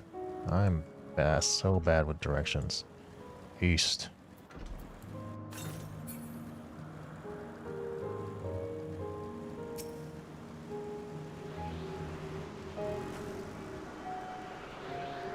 Oh. Oh.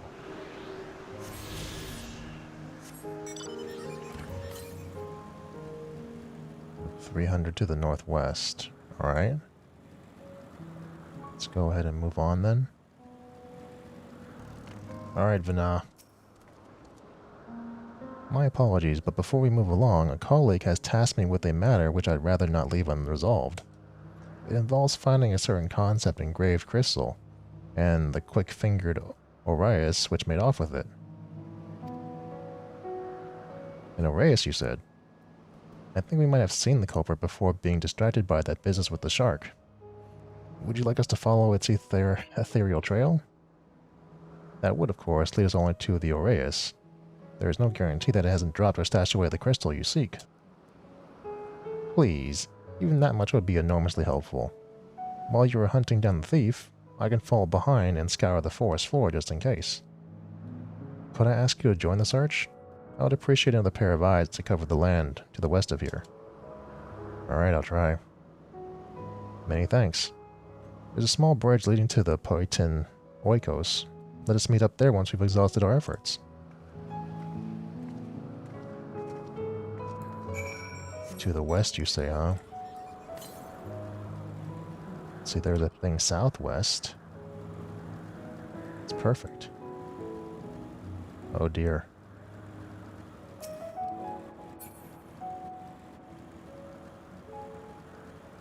Let's see, where is Yalm's West? I see it. I see it.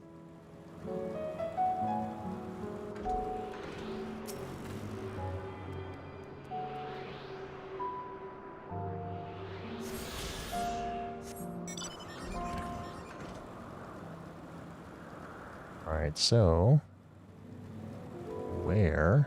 I go up here? I can go up here. Let's see.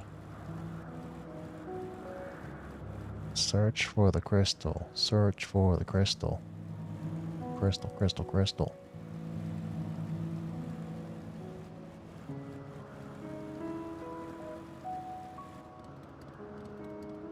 There it is.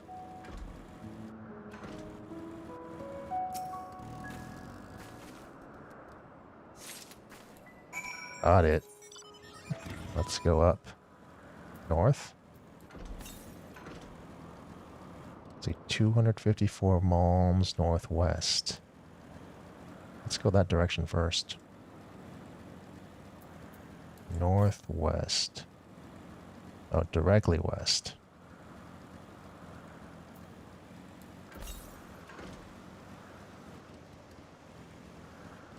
Hundred. Directly west. Northwest. Oh, there it is.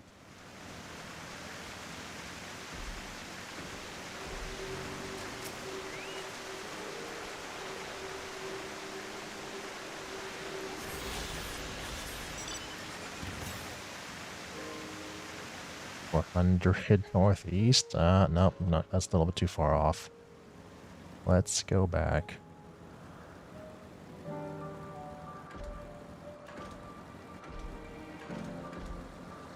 Yeah, I was thinking that Heidelin wasn't just a primal. Like, yeah, she was. Someone was her host, and it's Vana.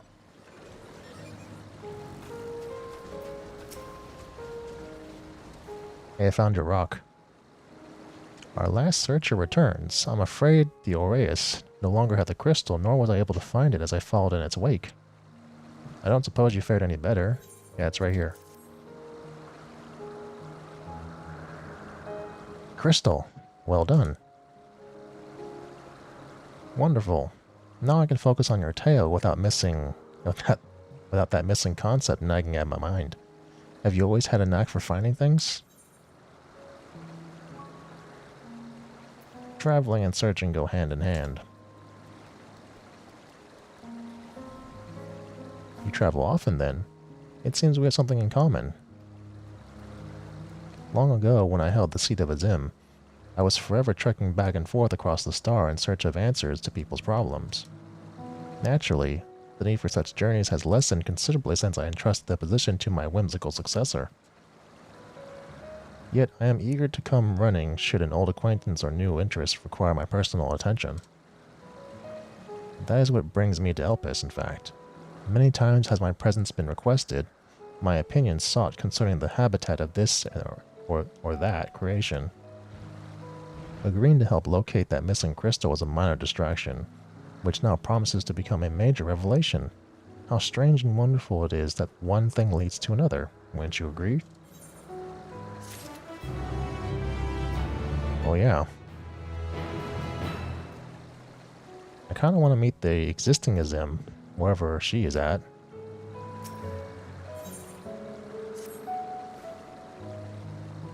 Thank you again for your timely help. Now then, 'tis time I return this stolen property. If you will go on ahead to my accommodation, I will join you as soon as I have attended to that task. Follow the path straight ahead to the building at the top of the slope.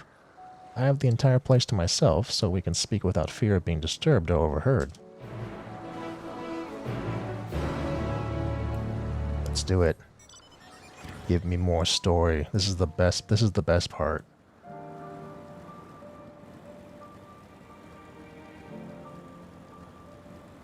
Let's see, where is that?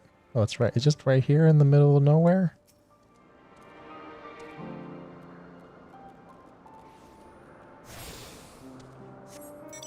See, what's the compass say? Oh, 150 northeast? That's gonna be up there, isn't it? I bet it's gonna be up there. Let's see, I'll go up here. Wait, 162 east? Huh? 97 east. Is that gonna be on here? Yeah, yep, here it is.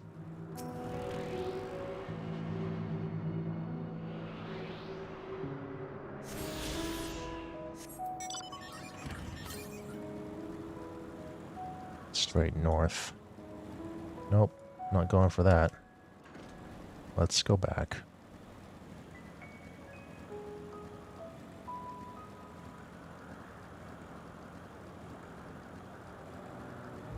Pointon Oikos. Let's go in. Alright, Vana. Spill the beans.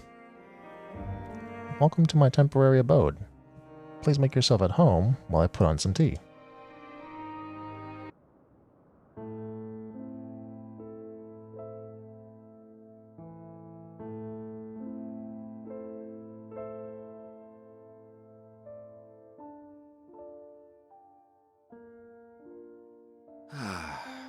A wonderful aroma. I feel more relaxed already. Would that I had sweetmeats to offer, but I travel light out of habit. There's plenty of hot water though, so please have as much tea as you like. Now then, will you tell us your tale?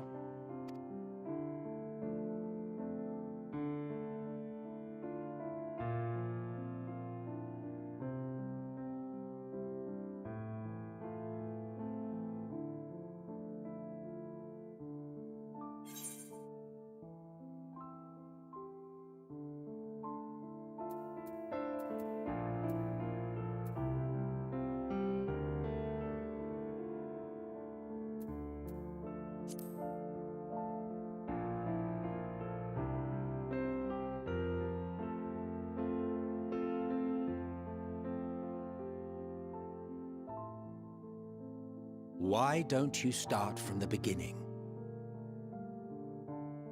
How far in the beginning? What's the beginning? I told you about the final days. I guess they don't know what it is yet because it hasn't come to their world yet.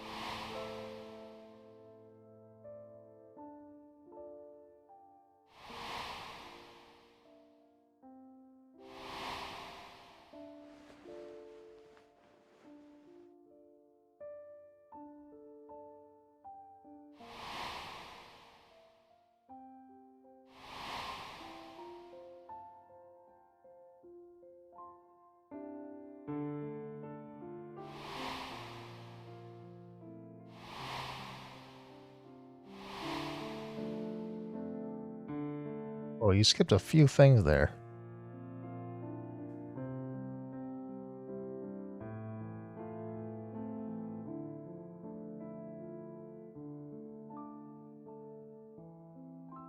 Preposterous. Utterly preposterous. While not the words I would have chosen, I too have my doubts. Much of it borders on the incredulous. What of you, Vanar?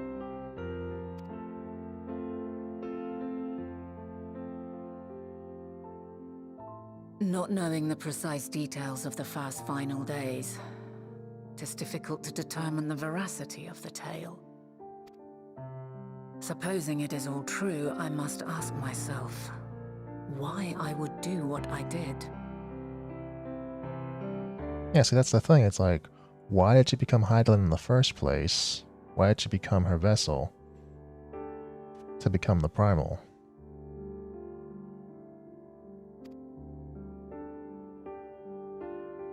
Why would I feel I had no recourse but to oppose the 14 and create this Hydaelyn?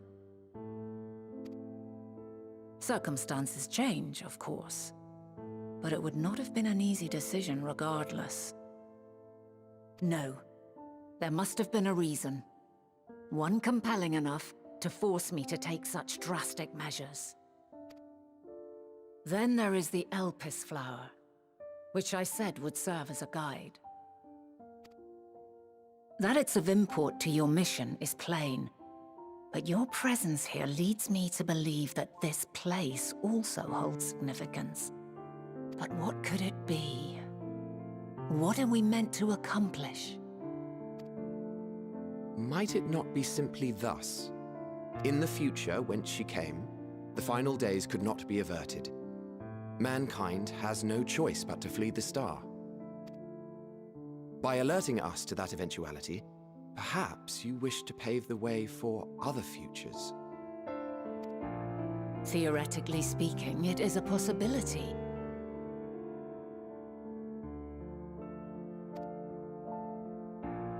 Yet if that were my primary objective, I see no reason to guide our friend to Elpis specifically. The capital and Amarot, or even my own home would be more logical destinations.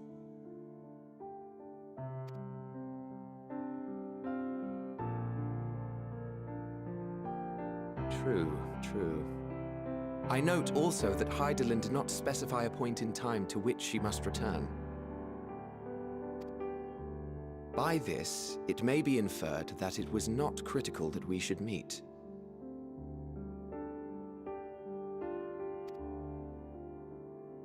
Alternately, she had reason to believe that our paths would converge, coincidental though it may seem. This is quite a puzzle, and we do not have all the pieces. Hardly any, but we do have one immutable fact. If the final days are indeed as described, they will bring death to all that I hold dear. Yet despite being afforded long years of preparation, the only provisions I could make were for flight. Nay, my first and foremost endeavor would be to find a way to forestall the coming doom. Given that even the 14 failed, mayhap you deemed it impossible. Nothing is impossible. This I have always believed. And if Hydaelyn is indeed me, she would believe the same.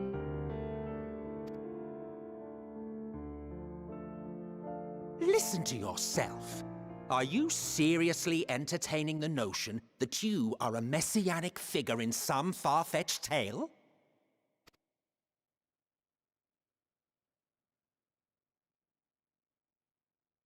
Well, I will not. I refuse to accept that our world could be undone by some unforeseen calamity. I also take offense to my portrayal as a megalomaniacal madman. To sacrifice oneself for the star is a noble act, and I would hold those who gave themselves to this zodiac in the highest esteem.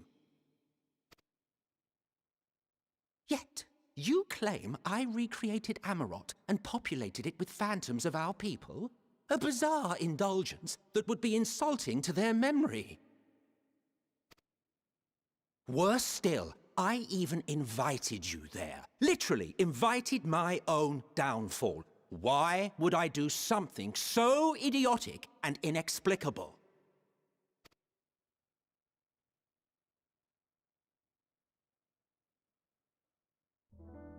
Now, I will allow that the hypothetical task of restoring our world would be daunting in the extreme.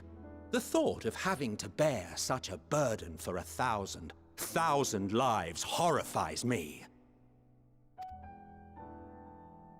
But I would never forsake my duty. I would never forsake my brethren.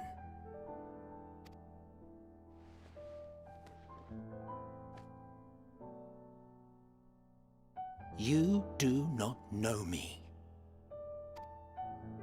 I've had my fill of your fiction. I will return to my duty, and you will not bother me again.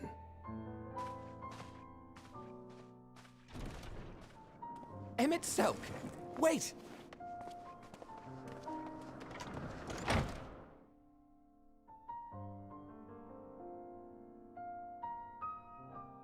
You've seen much of Elpis already. If you have any observations to share, I should like to hear them.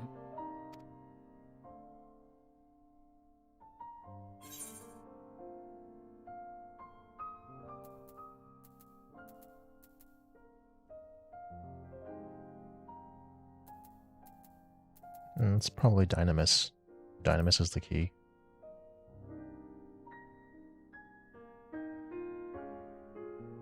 Ah yes, the energy distinct from ether. Though not my field, I have a basic understanding of Dynamis.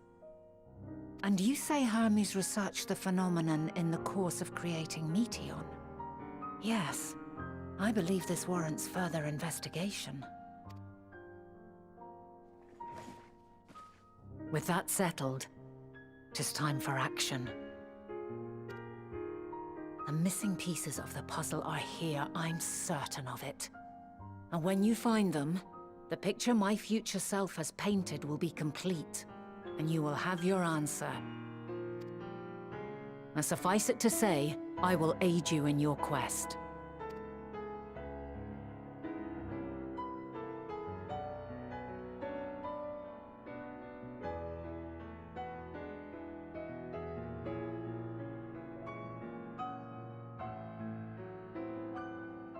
Have faith.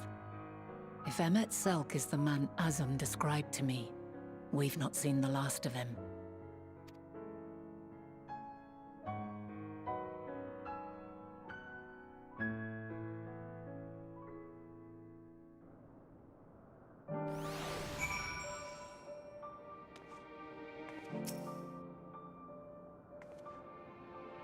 Shall we begin our investigations then? I'm acquainted with Hermes, of course, but only a visitor received by the chief of Overseer of Elpis, of the man himself. I only know that which is common knowledge. Thus, I suggest we fall back on the tried and true method of conversing with the locals. The observers who live here can surely tell us more of Hermes and Meteon, and have a good idea of where they might begin.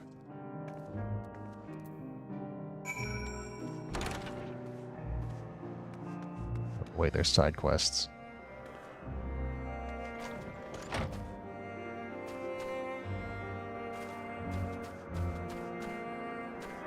I think I'll break for now and then come back in a little bit.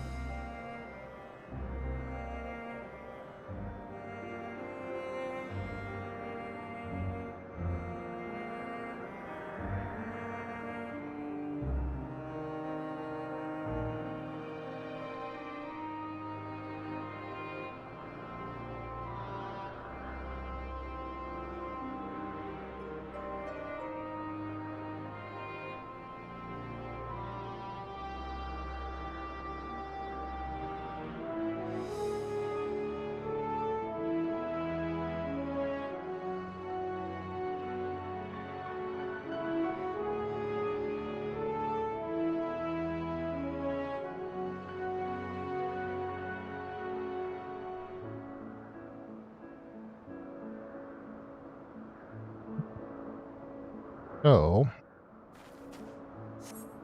before I continue on, it looks as if, well, it seems like I might have to quit early today because my OBS is freaking out. It's forcibly sending double the data than what my target bitrate's supposed to be, and it's throwing up errors because of it.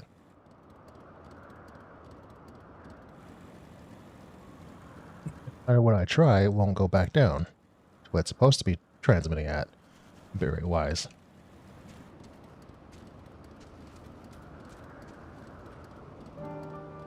And if that's the case, I might have to just stop early.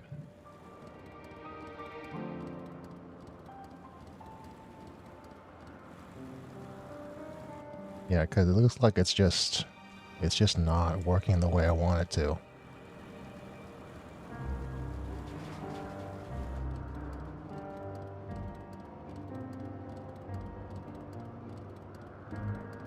And because it's freaking out, the frame rate looks horrible. I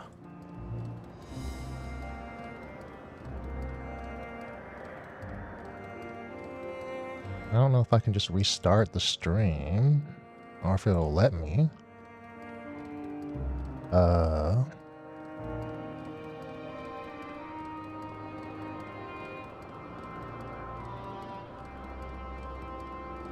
Yeah, it's going out of control.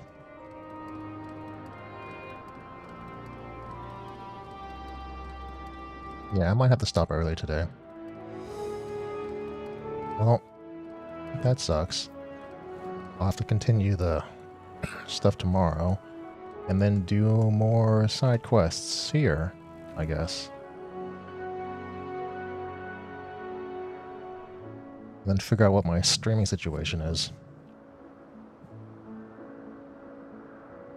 Alright, I guess that's it for me then.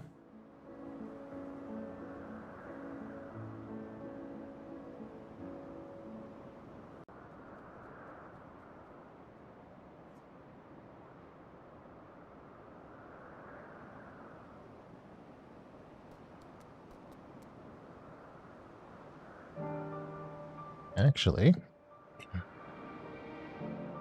it did give me the option to reboot the stream. So maybe not. Maybe not after all.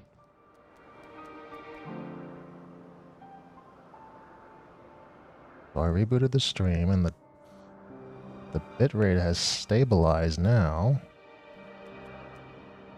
Huh. No dropped frames now. I was getting a ton of dropped frames before.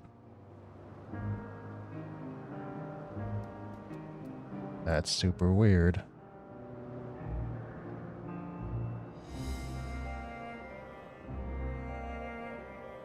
See, I'm gonna just drive around for a little bit more. Just want to make sure that everything is stabilized.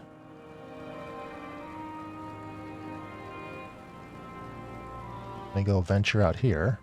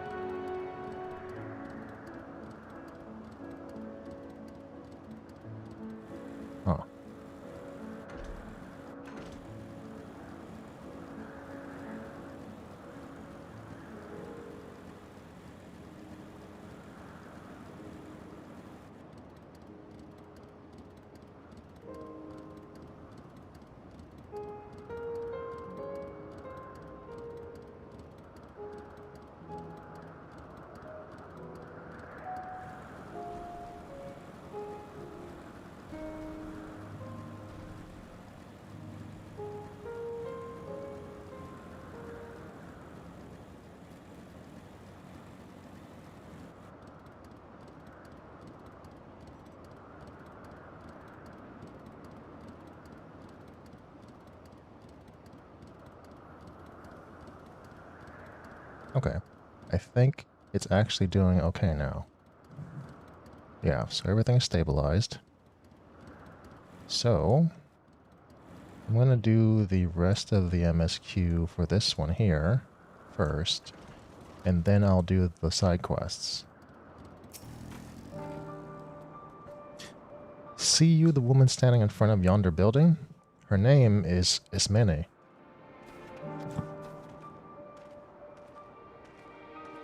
She is the one who made arrangements for my stay in Elpis, and for what I recall, she has held her position here for quite some time. Chances are she can provide us with some insights. Go and ask her questions, and I will help with drawing out answers if need be. But I will leave the choice of topic up to you. Alright. Hello? Questions for me? Well, I suppose I have no other pressing duties at the moment. The following cannot be skipped. Alright. Oh, it's like a little event.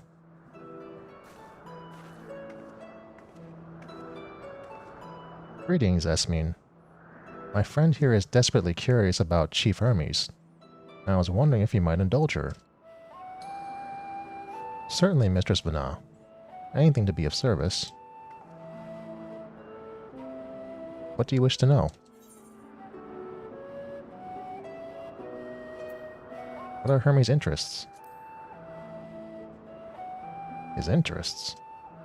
Well, he is an authority on flying life forms, and has expansive knowledge of living creatures in general. Is that what you wish to know? How would you describe him as a person, as a colleague?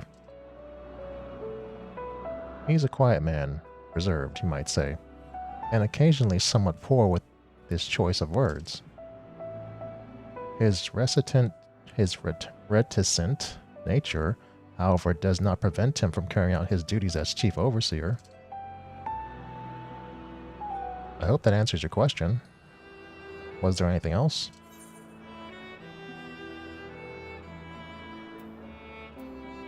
How long has Mityon been here?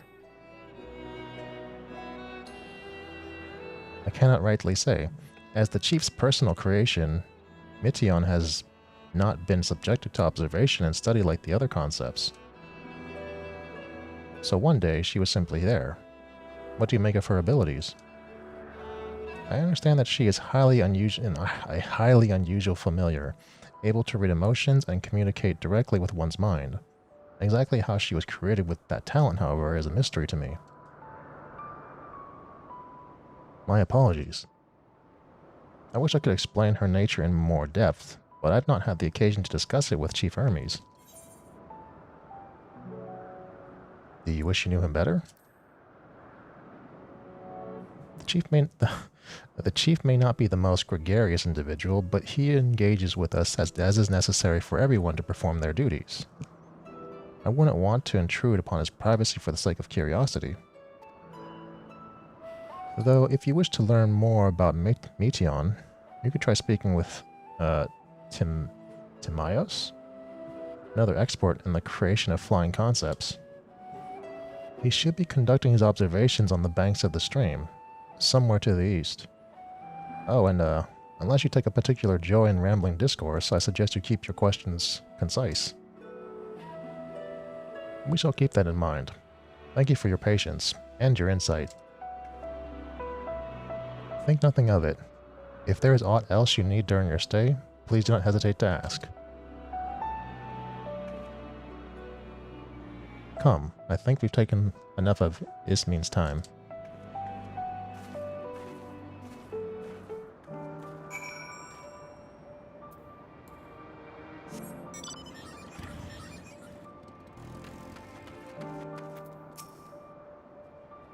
Our investigation is off to a fine start, wouldn't you agree? From here, I propose that we split up.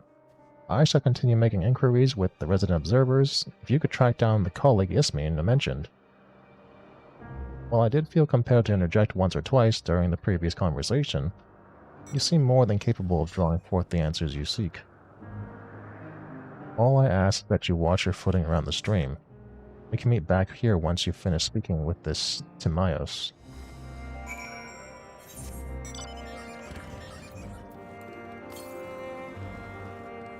Let's see. So it's over to the east here. He's by the stream? Is this him? No, that's not him. He's over here.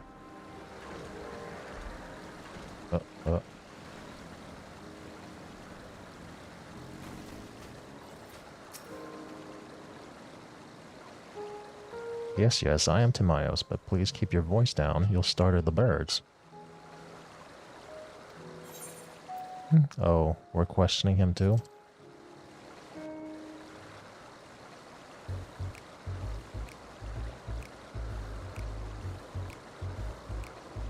So what is it you wish to speak about?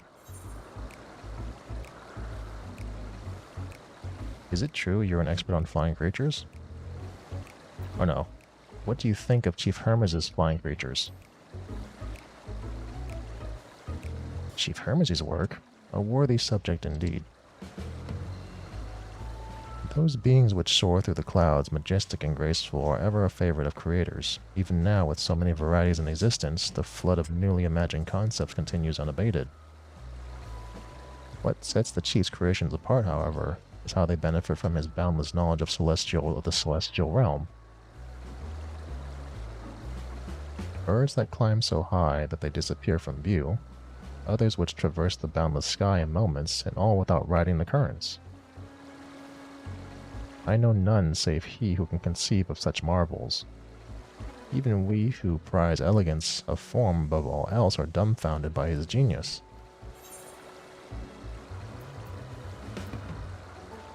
So, Meteion too is a marvel then. My opinion on the matter would be superficial at best. Despite my admiration for Meteion as a concept, I have never delved too deeply into the inner workings of her nature. I know that she has a gift for communicating via emotions, but otherwise her abilities are a mystery to me. If Chief Hermes should choose to submit Meteion's concept to the Bureau of the Architect, then will the design of the be registered for public scrutiny? Analyzing a colleague's creation before that step is frowned upon, to say the least. Of course, if he came to me, a fellow artisan, looking for advice, that would be an entirely different story.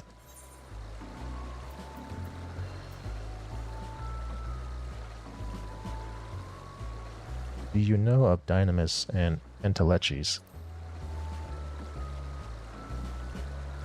Dynamis and Entelechis? Those terms do sound vaguely familiar. Was there not a flower made here in Elpis, which exhibited properties of one or the other? It must have been centuries since I last heard anyone speak of such things. Has there been a resurgence in interest? Nope. Then why bring up the subject? I'm flattered that you sought my insight, but I cannot afford to neglect my duties for the sake of idle chatter. Now, I really must return to my observations. Surely you have your own tasks to attend to.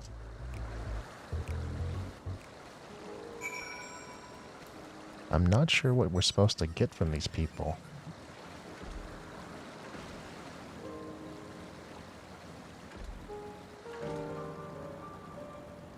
Guess it's back to Vana. Well, I tried questioning them. Back already? That was quick work. You were obviously clever enough to head off in any of that rambling Esmond mentioned. So have you any new findings to share? Not really. I see. Even an expert in the field had little understanding of Meteion's capabilities, let alone an awareness of Dynamis. My questions resulted in much the same answers. Hermes' colleagues view Meteion as a personal project, and could provide no details beyond those which you just told me.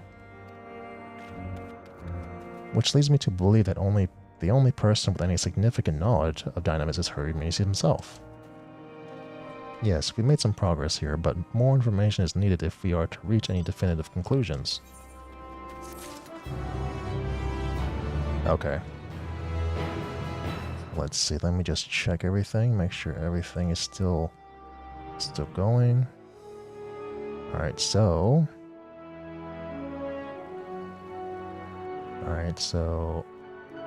bit rate is still stabilized. It's been fixed for the last 15 or so minutes, so I think it should be fine to keep going. Yeah. So I'm going to start doing the side quests. We're going to do with the closest one here. Yeah, ask a favor. A colleague of mine from the Thalassi is overdue to make his report. I need someone to give him a gentle nudge. He's currently over at the Ruminations Ramble, observing some life forms newly hatched from one of our creations. I'm afraid I'll skew the data if I show up and startle them. A familiar like you, however, should cause much less of a disruption. Would you be so kind? Yeah, I got you.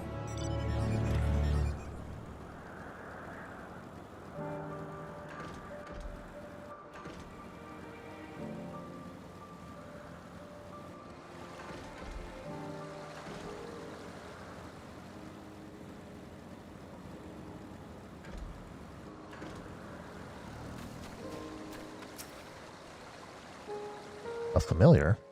Can I help you with something? Oh, time to head back, is it? I was so enraptured watching the young ones frolic that I lost track of time. Come, everyone. We really must be going. Hustle. Still want to play, do you? I guess we shall have to appeal to your bellies then. Would you like to try feeding them? They become much more compliant after eating some of these treats, and they're so adorable when they nibble. What are we feeding? Oh, okay. Whoops. Here.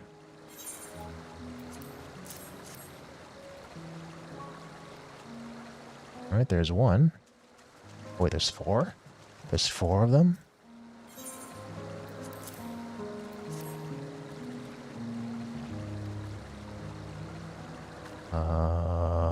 Oh, here's another one.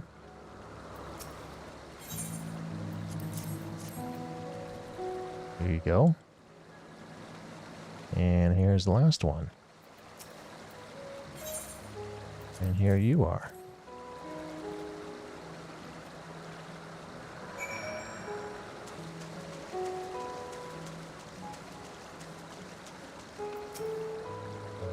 Isn't it fun watching them romp around? Here's your stuff back. And they really seem to like you. Do you work with young ones often? These babies are aquatic creatures by nature, but we're modifying them to adapt to life on land. They mostly eat marine insects and shellfish, and some of the larger carnivores feed off them in turn. They also carry their eggs on their backs until they're ready to hatch. Fascinating, aren't they? Oh, but that's not why you're here, is it?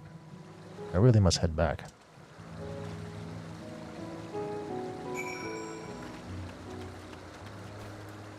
Alright, let's go back. Actually, it'd be faster just to teleport.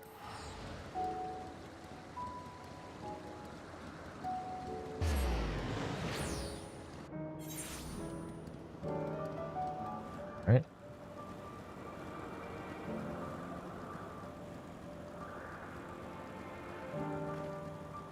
There, I brought him back for you.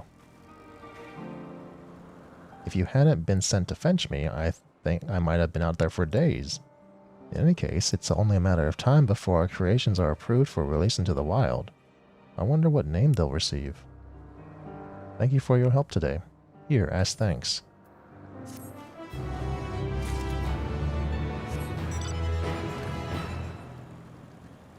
Let's see, let's go for the far one over here.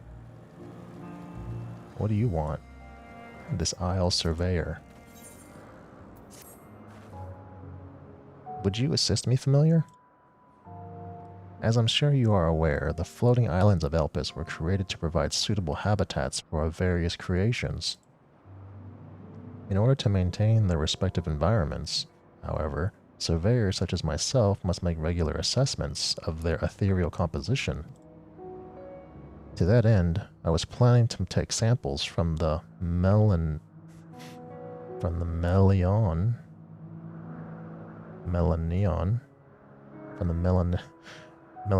habitat with my partner, but seems he had an urgent argument, something about an unscheduled meeting with a member of the Convocation of 14.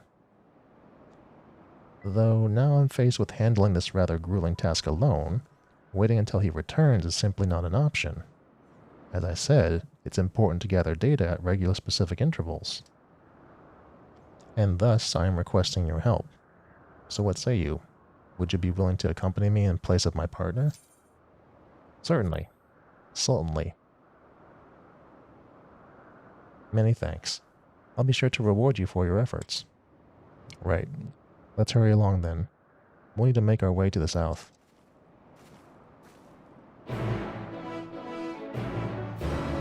To the south. Alright.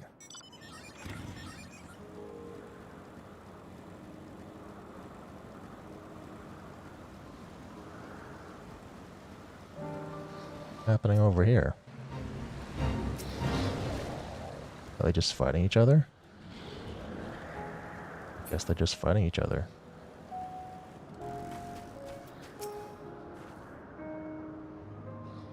The rocks in this area contain ores that can tell us about the environmental ether.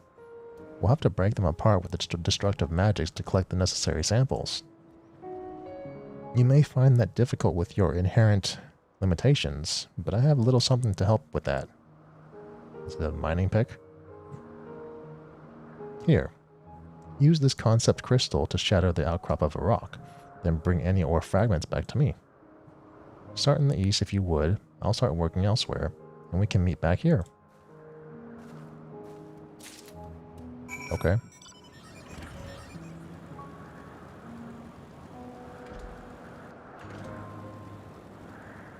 Let's see. See it over there.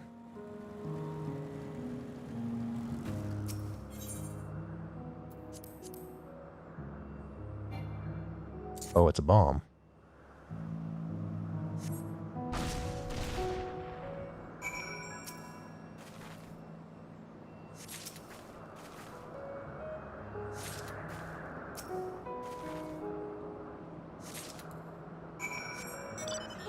Alright, so let's go back where we came from.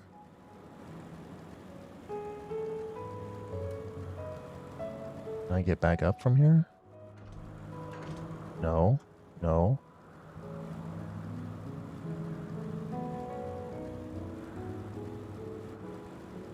I want to fight you.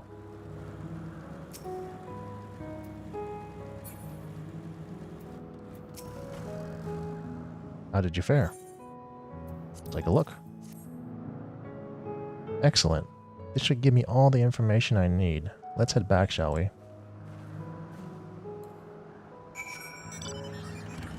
Let's see, I'm just gonna drive there. Why not?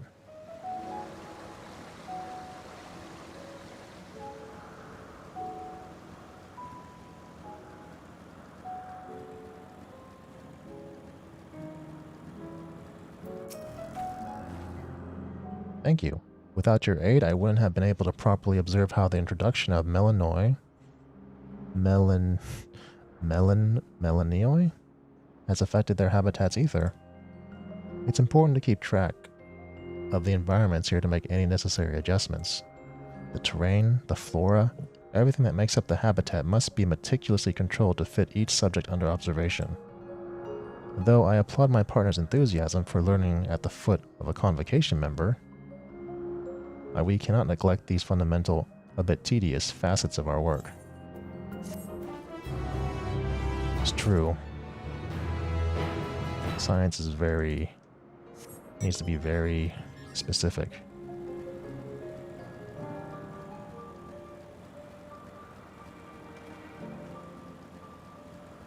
Alright, let's do this one next.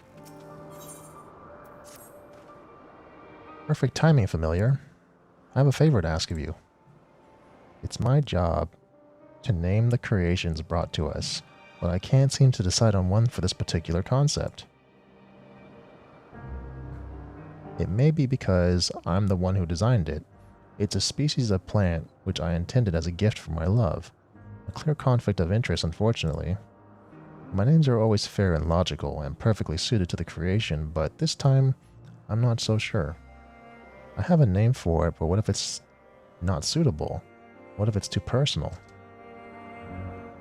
I thought of discussing the matter with my associates, but my dilemma is far too embarrassing. Would you ask if they think the name is appropriate in my stead? Don't worry. I expect you to work without recompense. I wouldn't expect you to work without recompense. This is the creation, the yellow pansy. Hey, where is it?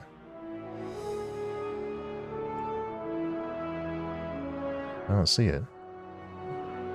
And the name I have in mind is Mythos. Is it a flower? Did you give it to me? Oh, it's a flower.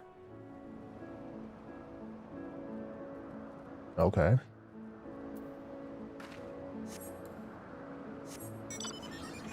I don't think I have to do any fighting, so let's go down over here.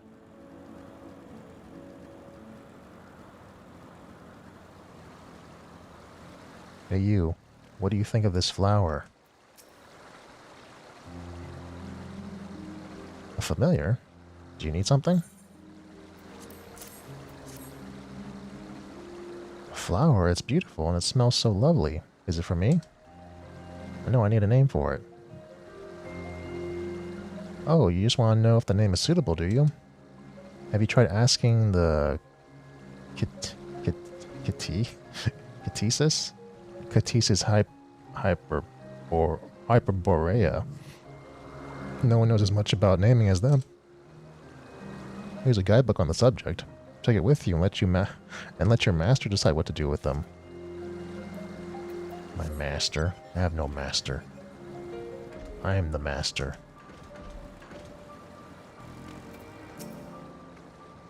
Yes, what is it? I need to know if this name is good for this flower. My, what a pretty flower. And you said it was called Mythos? What a fine name. Many flowers are named with a special meaning in mind, so by going by what you've told me, this one is in good company. So one's fine with it, the other just had a book. Be like, here, do more research.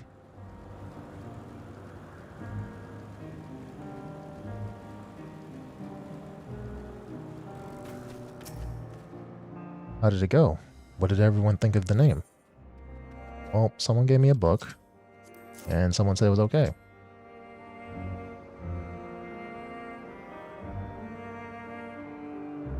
I see. Well, that is good to know. I won't be needing this guidebook, of course, as I can't very well ask myself for my thoughts. Oh, he wrote the book.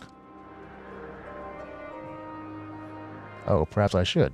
It wouldn't hurt to have some confidence in the work I do after all. As I created this flower, I thought of my beloved, an artist, and thought the story she seeks to tell through her plays.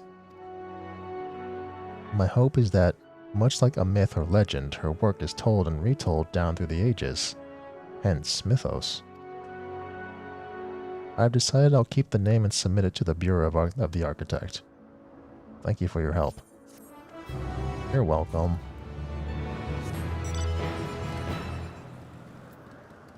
Oh, here we go. Got some fairies or sprites or whatever. Aren't you a familiar? You're a familiar, aren't you? Perfect timing. A pair of researchers are scheduled to arrive today from Amarat, and I need you to collect their concepts from them. You've completed assessments of their creations, you see, and must make preparations to officially register the designs with the Bureau of the Architect. Please make sure to ask for any provisional names they might have for their works. Okay.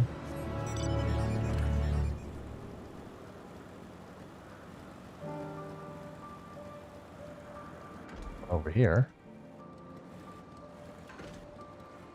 This dude. Can I help you? I'm looking for your concept and a name. Of course, you wish to collect my concept.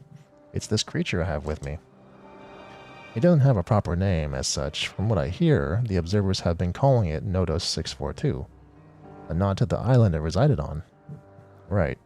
Well, I'll trust you to put in for this Melegros's in Melegros's hands. So you have no name for it?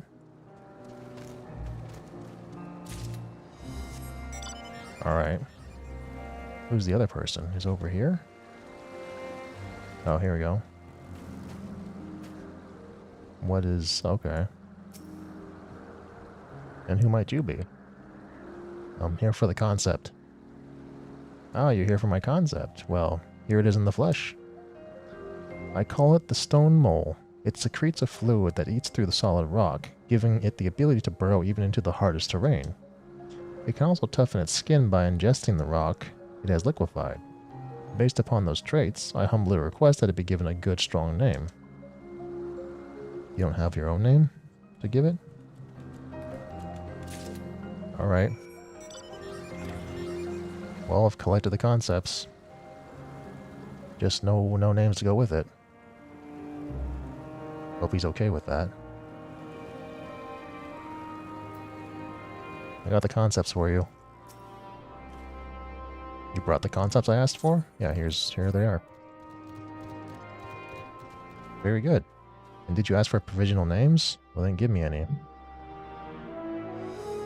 The Stone Mole and Nodos 642.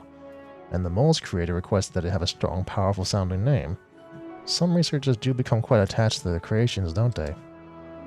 It may seem inconsequential, but the appropriate naming of concepts is of the utmost importance. Allow me to explain. Once it has been determined that a creation is beneficial to the star, we can proceed with registering the creator's design with the Bureau of the Architect. First, however, the approval concepts must receive their official names, and as a taxonomist, it is my task to bestow them.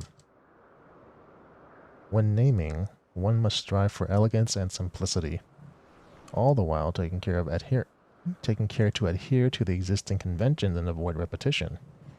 The more creations we name, the more difficult it becomes to maintain this high standard.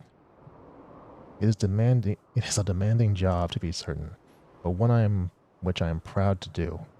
For as long as this purpose guides me, I will fill this world with the most marvelous appellations I can imagine. Please, take this in exchange for completing your errand. Just different colors of orange? I don't know what I'm gonna do with this dye, but okay. This one around the corner here? Combat, huh? You're a familiar, aren't you? Have you any prowess in battle? A little bit. Good. I could use your help with something. You see, I was asked to assess a one-eyed giant created as a facility guard, so I pitted against the Lotus to test its fighting skills. Not only did the giant fall to a single blow, the Lotus went into a frenzy and escaped. In my opinion, compact familiars like you are far more effective than these overly large brutes, and this is my chance to prove it. Do you think you can handle our runaway combatant? Yeah, sure, fine, I'll help. Of course, you'll be well rewarded for your efforts. Our experiment was conducted to the east, so that's a good place as any to start looking for the Lotus. Alright, it's battle time. The east.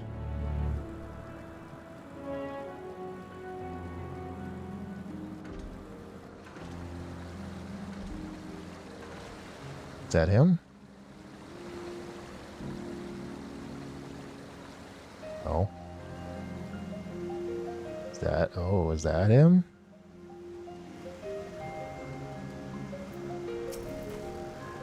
There it is. It would seem the escaped Lotus came back on its own accord. Okay. They usually feed off their foes to revitalize themselves, and I imagine it hungers after running amok like that. I'll take care of the situation here. The Lotus is all yours. Okay. Let's get my bird out. Get my bird buddy.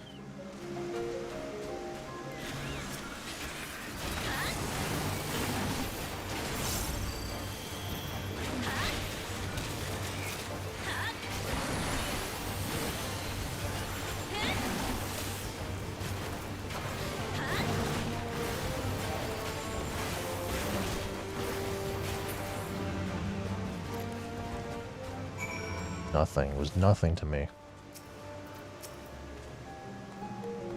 Certainly make quick work of that, Lotus. I had a feeling I could count on you. As for the giant, it's too far heavy for us to move. I'll arrange for some broad-backed creations to haul it away after we return to the Poitin Oikos.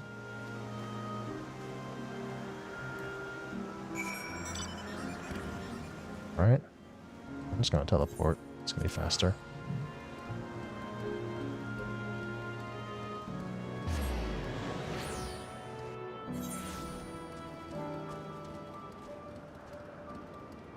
Should be right here, around this tree. As I suspected, a smaller, more agile concept has far more facility for adapting to combat situations. Thank you for proving my theory. I'll be sure to keep your performance in mind next time I design a familiar. Your reward, as promised. Thanks. Thank you. I think that's all of it, right?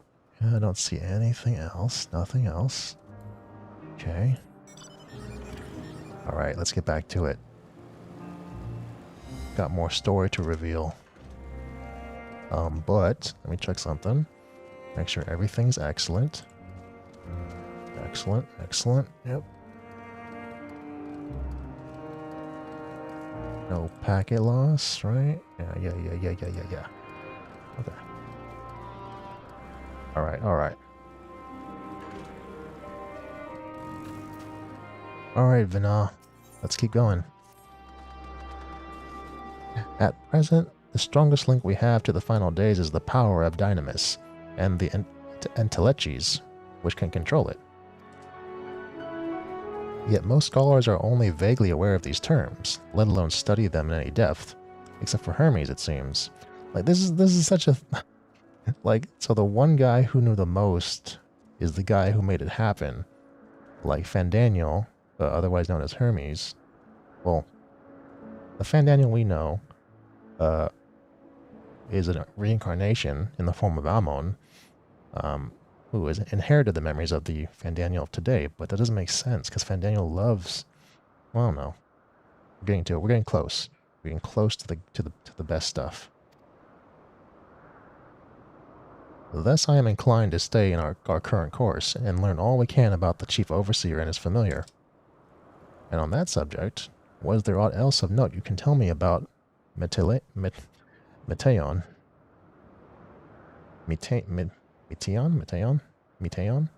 Aside from her unorthodox method of communication? There are more like her sisters, in search of intelligent life along the stars. I rather wish you had mentioned that earlier. In any event, would you care to elaborate?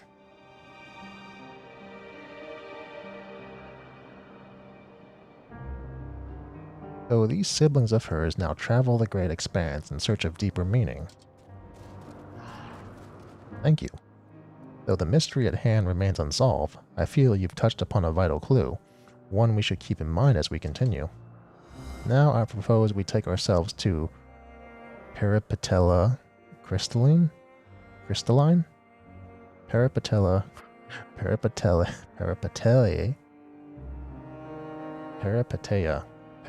crystalline. Whatever. Not far from here. Just follow the path west. Let's see. We are going west. And the closest is straight north. Alright.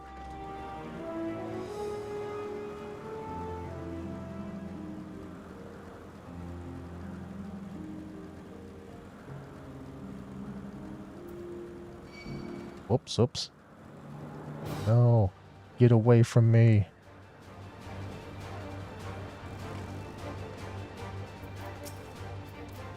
That's fine.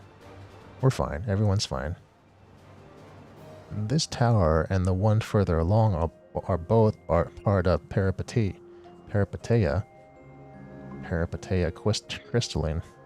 crystalline. The facility where they archive all of Elpis's observational and testing records. Despite how they appear from outside, the interior is actually a vast area of magically interconnected spaces, which, while fascinating, is not the reason we are here, is it? I shall cut my architectural lesson short and see what those two archivists have to share. If you could find someone to speak over at the other tower, I shall join their you anon. Join you there, anon. Ugh. Eyes are getting tired.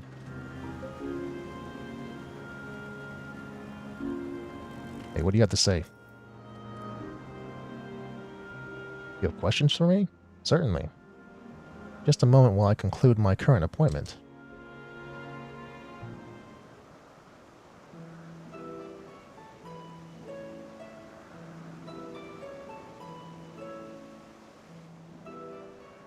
Indeed. So if you could provide a comprehensive log of those behaviors, we should have the sufficient data for our official records.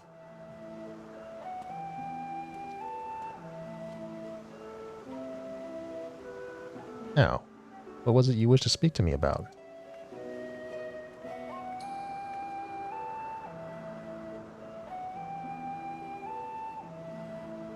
The Chief Overseer's personal research project? And by that, I assume you mean Meteion? Such undocumented studies are difficult to track. After all, hardly a day goes past without seeing a researcher trailed by one creation or another. I'm afraid I cannot tell you exactly when Meteion appeared, only that she now spends much of her time at Chief Hermes' side. Although, I do recall an interesting tale my dearest Galeen shared with me. Galeen is my partner and a fellow researcher here in Elpis. She was returning late one night when she caught a sight of Chief Hermes sending Meteion heavensward. A host of them. For several days she would speak of that scene with wonder, describing it as one of the most beautiful spectacles she had ever witnessed. That sounds like a story I should like to hear.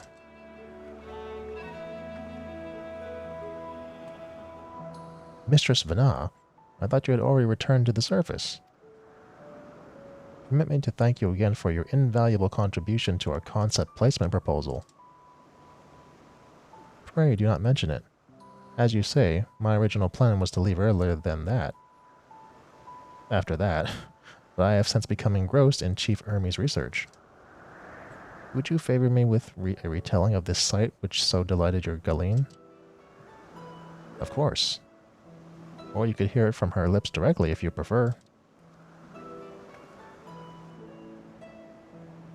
At present, she should be observing a subject in the Metabasos Thalassa. She does enjoy her time there, watching the sea creatures hunt and play, grazing upon the salty waters of the world's oceans, recreated in such sublime detail. I imagine you must find similar joy in indulging your boundless curiosity, Miss Vana.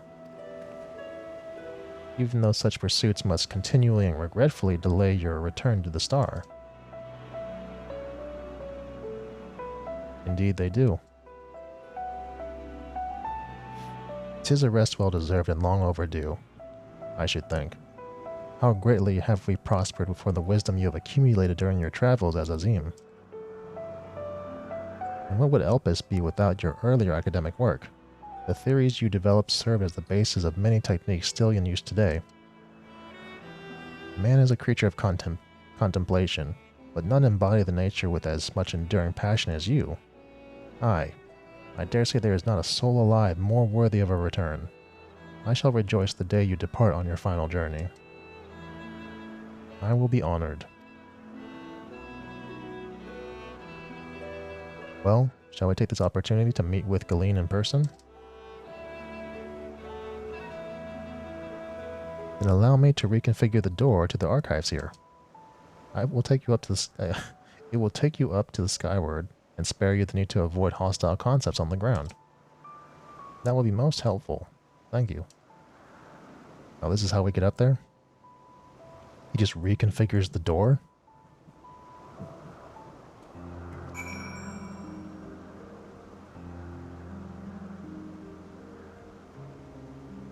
So, I have opened a path to the Skyway. Once you pass through the door, simply walk straight across to the next tower and ask for the admittance to the upper tier. Upon arriving at the upper tier, walk straight across the Skyway, and you will find yourself at the entrance of the Metabasis Thalassa. Galene will be eager to share with her tale with you, I am sure.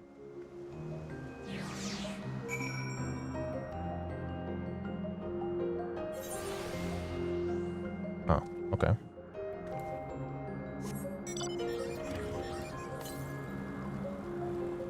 I'm far away from the...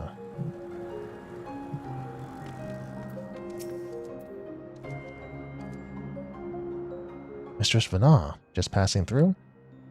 Then allow me to prepare the path. If you need further assistance, there is always an observer or two out on the upper Skyway. And Vana she just keeps on going. She has nothing to say. She's like, just let me through.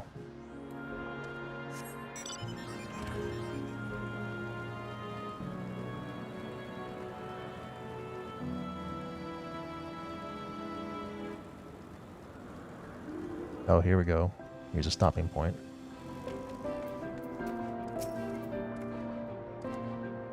Mistress Vana, I was told not to expect we would have prepared an official welcome. Please, there is no need for fanfare. I only wish to speak with Galene if that might be arranged. Yes, Galene, of course. I will inform her immediately. But she may be engaged in a testing phase. You could be in for something of a wait. Should I let her know your business is urgent? That won't be necessary. This lovely view will keep us occupied until she is ready to receive us.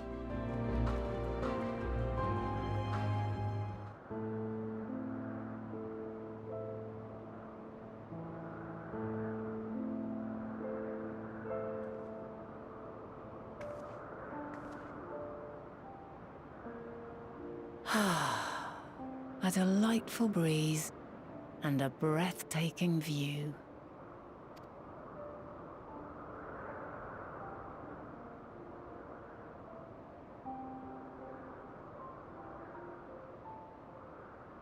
What is it like in the future? Is the world still a beautiful place?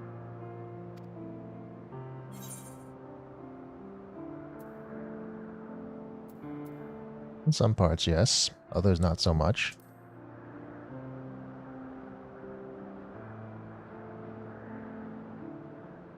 Dark, hidden places, rife with danger. Those have an altogether different, but no less powerful sort of appeal. While we wait, will you not tell me about your adventures? Well, not the portentous events which led you here, but the simple delights all your own. By learning about the future world, I may gain insight into future me's plans. But more than that, I have an interest simply as a fellow traveler. Short of going somewhere oneself, there's naught more stirring than hearing another's account.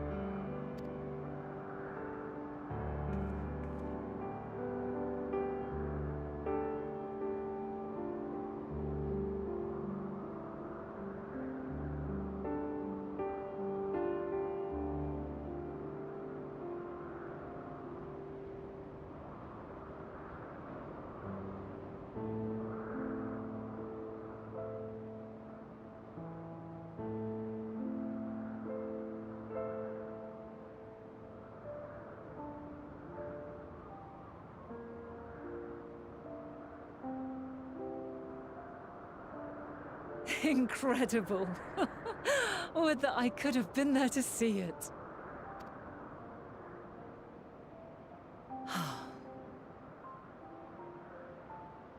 Yours is a harsh and unforgiving world.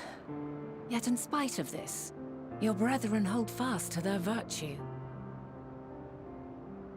To know that the light of mankind's potential still shines, even in that faraway place, it gives me heart.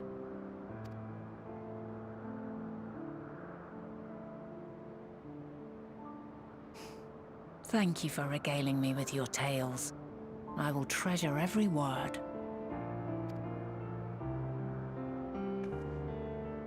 As you know, I was once a scholar. And among other things, I sought to understand the workings of the world. What exactly is ether? How formed the laws of nature? Whence sprung mankind? Riddles and mysteries beyond counting. Over the years, I have managed to find answers to some few of them. Yet rather than attain a sense of mastery, the more I understood, the more I came to hold the world and its miracles in awe.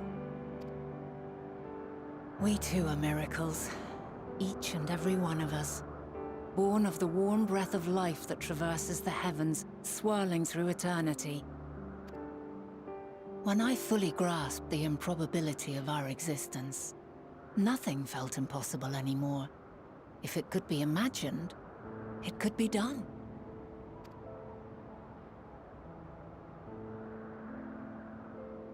A passion swelled within me. An epiphany dispelling all preconceptions of what was natural and true.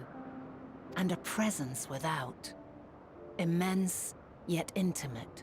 Fate, perhaps, holding us in its tender embrace. As reassuring as it was intimidating. How keenly aware I became of creation's fragility. Built as it is upon precarious happenstance.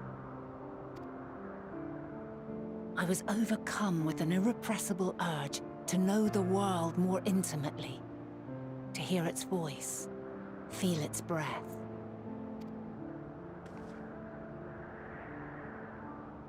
I ventured forth on a journey that very day, so very long ago now.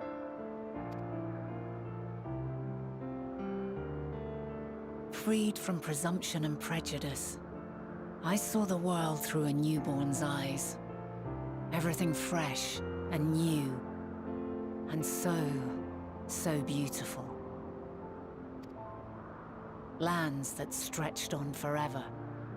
Skies one could drown in. The heartbeat of nature, silent yet strong. And amidst it all a people, beacons of light and life. Laughter that warmed my heart like naught else before. They are my meaning, and my purpose, my love.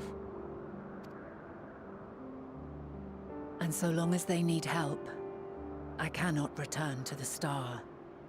Perhaps my future self is still waiting for it. A moment she can let go and walk unto the end. Safe in the knowledge that man will find his own way.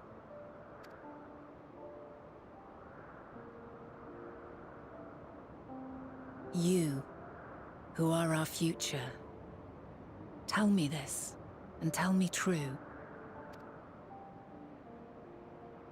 Has your journey been good? Has it been worthwhile?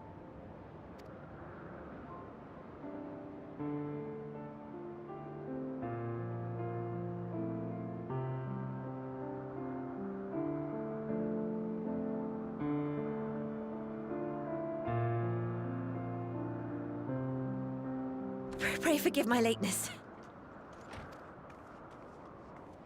My observation subject was rather irritable, and it took a while to settle it down. No need to apologize. Your work takes precedence. Besides, we had a pleasant conversation in the meantime.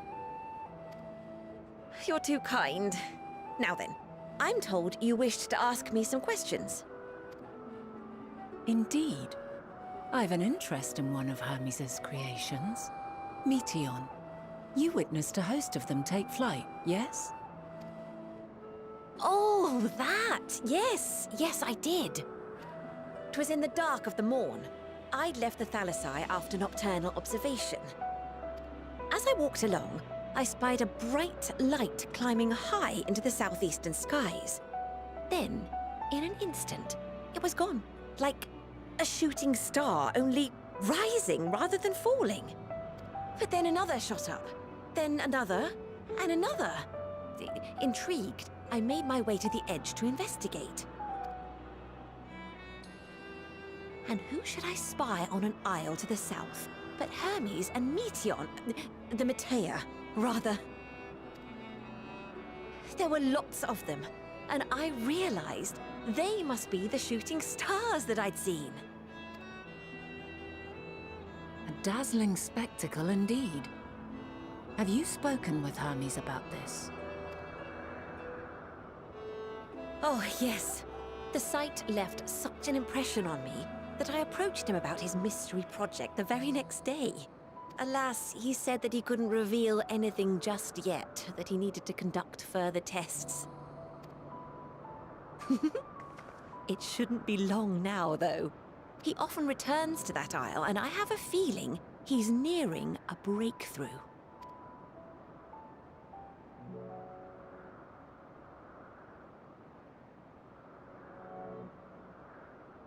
Splendid. We are likewise eager for the details. Well, that is all we wish to ask. Thank you for taking the time to indulge our curiosity. You're very welcome. It's always a pleasure to speak with other inquisitive souls. Oh, and will you be descending now? If so, I shall link the doors for you. Please.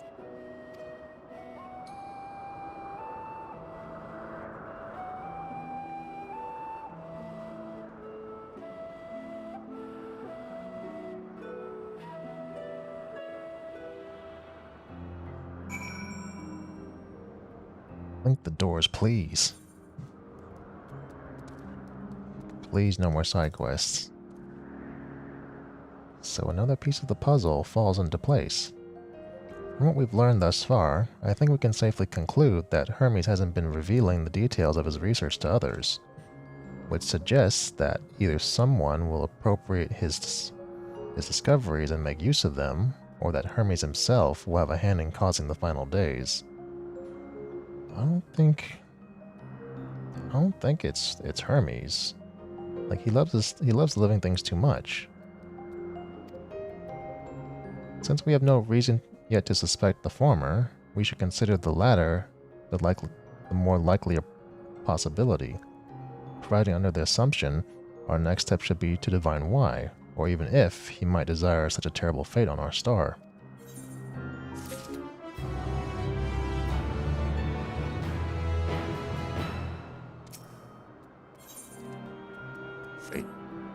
Oh no! Knew it. I knew it. Okay. Alright. I think what I'm going to do is I'm going to do this final round of side quests, and then I'm just going to call it for the evening. Whoops. Alright, let's do it. Let's make it do it as swift as possible. What a sight! An Empelos sneezed and sent tufts of cloud mallow flying every which way. But while highly amusing, I'll never be able to gather them all up alone unless you're willing to lend a hand. That's what I'm here for. Thank you so much. Let's split up and start looking for them. Be on the lookout for fluffy white plants floating around the point in Icos. And bring any you find back here. You got it.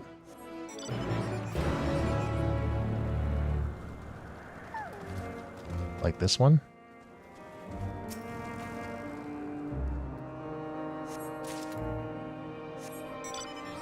Oh, there's 5 of them?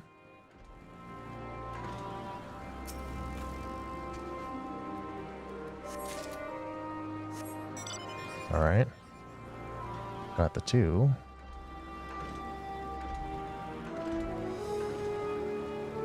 There's number 3.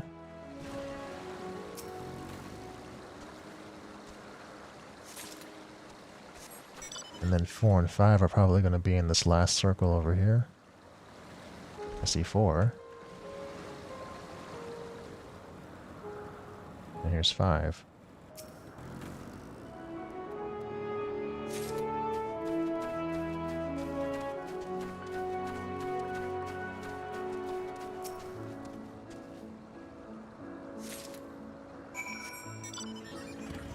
Oops, wrong way.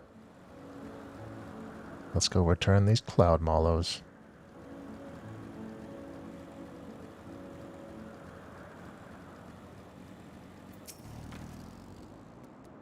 Did you find any of the plants? Yeah, here you go.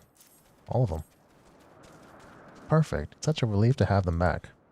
A somewhat amateur creator invented the concept to bring more life into the clouds, which is all well and good, but they got blown away far too easily. It would be nice if they were built more wind resistant. We need to know when they can settle in a place without fear of them flying off because some beast breathed on them too hard. Well, I better put them back where they belong before Light Breeze undoes all of your hard work. Here, take this as thanks for your help. Okay, thanks.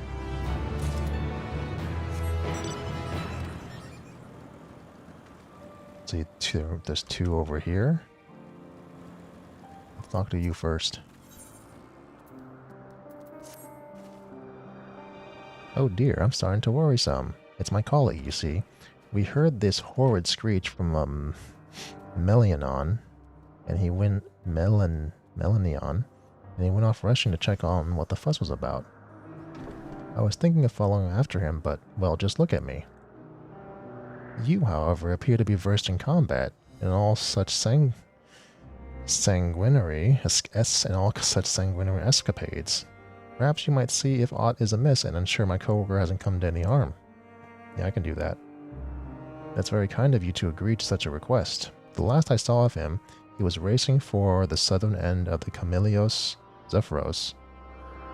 Do promise to hurry. I'm half afraid he wound up on the wrong side of some nasty friend's fangs.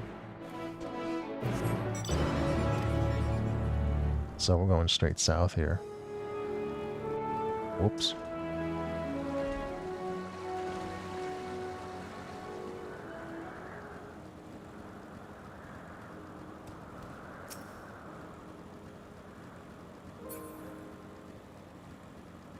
It's gonna be over here.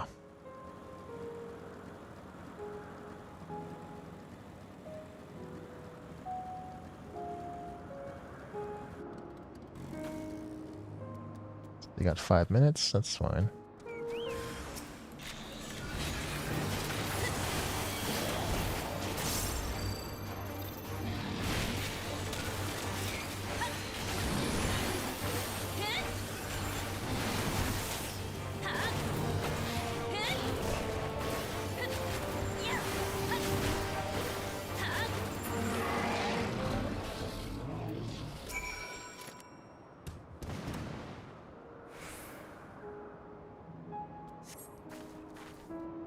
That was much too close for my liking.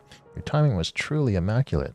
I was quite trapped and would have been gobbled up if not for your timely interference. It was the agitated cries of the Melanion, which brought me here. When I arrived here to see what inspired such howling, I discovered this fellow being set upon by that raging creature. I didn't hesitate to insert myself into the fray, of course. I should be fine, but it's the familiar for whom I'm most concerned. Could you make sure it's unharmed? Hey, are you unharmed?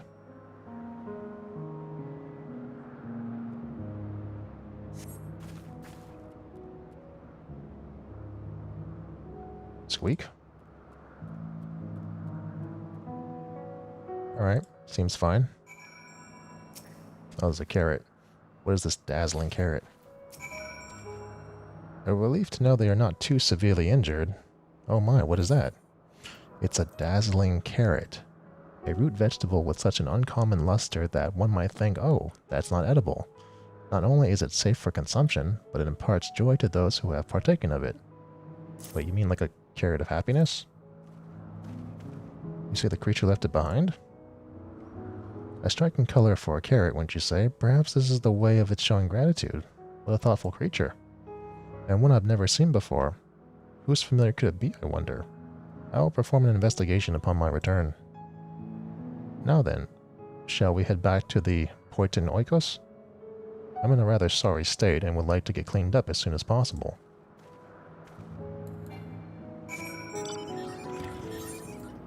Wait, hold on.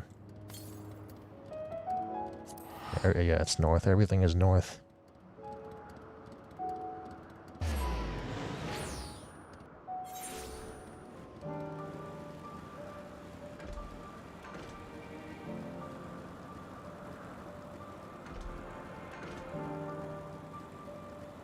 Alright, I got your stuff. How very good it is to see you again, my friend. The one whom you plucked from the jaws of death itself is seeking treatment for his wounds as we speak. I heard the entire tale, how a rabbit familiar was on the scene. Mistress Vana was said to be researching one such familiar. Well, that's the story, anyway. Perhaps the one you came across is related to that business. Yeah, probably. Well, regardless of its origins, it sounded like a rather polite creature. As I was told, it left behind a sort of gift.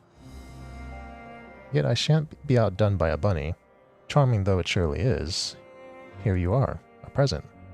It's something special, but I hope it proves as scrumptious as the carrot our mysterious familiar bestowed upon you and my colleague. The noodles of the noodles of Elpis?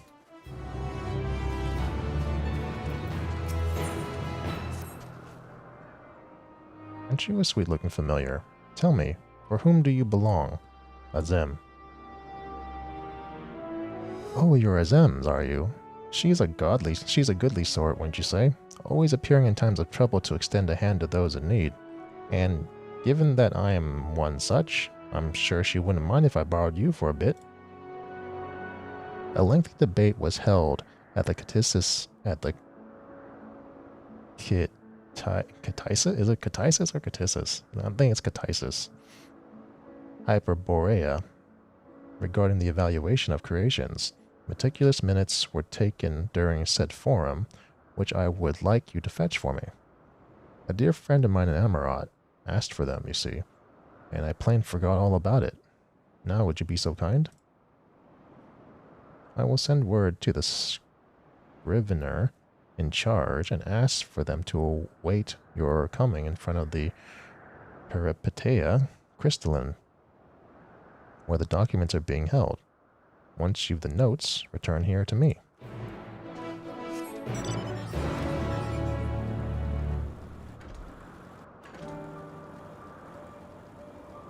It's going to be straight north, it looks like, over here.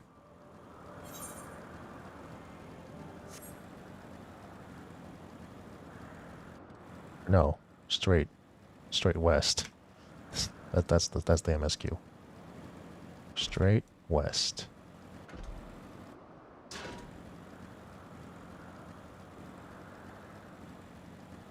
Oh, is it over here? All right.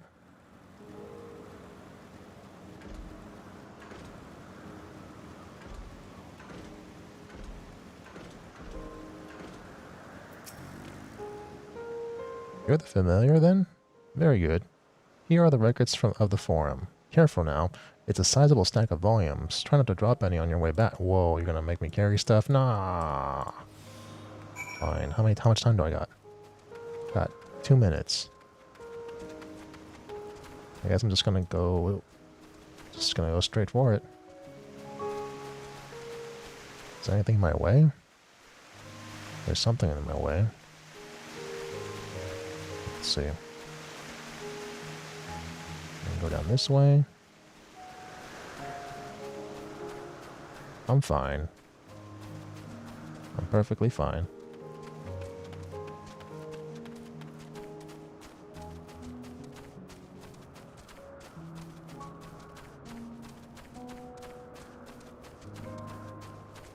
Let's see, so it's going to be right up here. And I got this stack of papers for you. These are the documents I requested? My word, they must have been terribly heavy. Yeah, they were. The friend I spoke of is involved in an operation of anagnorisis, an aether, and a facility which houses myriad concepts, cogitations, and ideas. He felt that certain procedures, especially the ones concerning living creations, were lacking in information. Thus, he sought detailed records that he might fill in the blanks, so to speak. I believe you're owed a little reward for the help. I'll think over what to offer you while I pack my belongings for the journey ahead of me. Come see me at the entrance of Poitin Oikos. I'm sure I've made up my mind by then.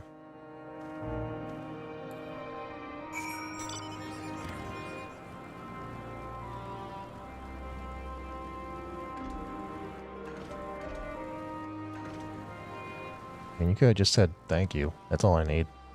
there you are. I finished my packing and it so happens I've hit upon a consummate gift. My favorite food and freshly made too. Try it. I'm sure you'll love it. Farewell, my familiar. Give my regards to Azem. I mean, I really do want to meet Azem, the current Azem. I think it would be really cool if they did that. Alright, what do you want?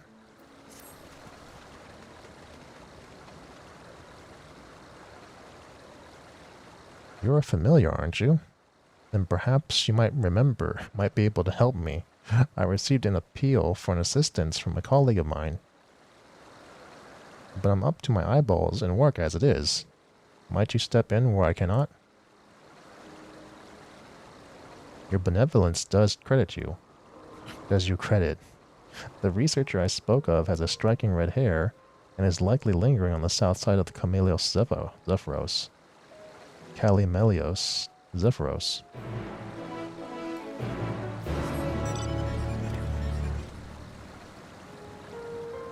Let's go find the red-haired researcher.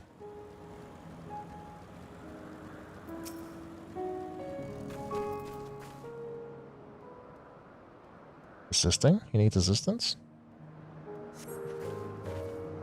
Oh, you're a familiar, aren't you? One sent by Glefra? No doubt. Well, thank goodness you're here. I confess I'm still in somewhat of a daze, but with you here I at least feel safe enough to stop and catch my breath. Something came over the specimen I was examining, though I am not entirely sure what. I'd never seen it behave so erratically before. At any rate, it managed to slip my grasp and escape. I tried to chase after it, but I'm not half so fleet-footed. To complicate matters, the thing has a very nervous temperament, and will flee if anyone so much as approaches it. I considered imbuing it with some sort of sleeping spell with a dart, which one might shoot it from a height. But who has such impeccable aim? Not I, to be sure. Do you? Yeah, I can do it. You do? I admit that proposal was made somewhat in jest, but this works out perfectly. So it's settled. You shall put out our skittish beast to bed. You got it.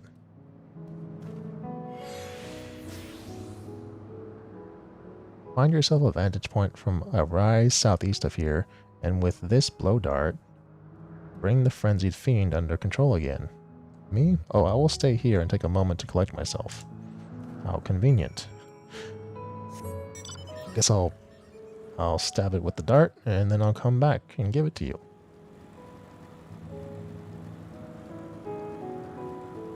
So I need a vantage point. Alright, thanks. I need to dart a rampaging creature. This guy?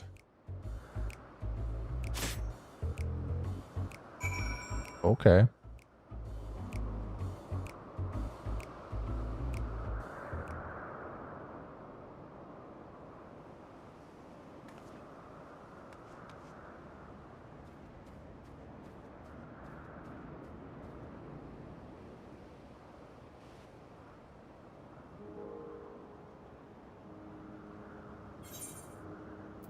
All right. Got him.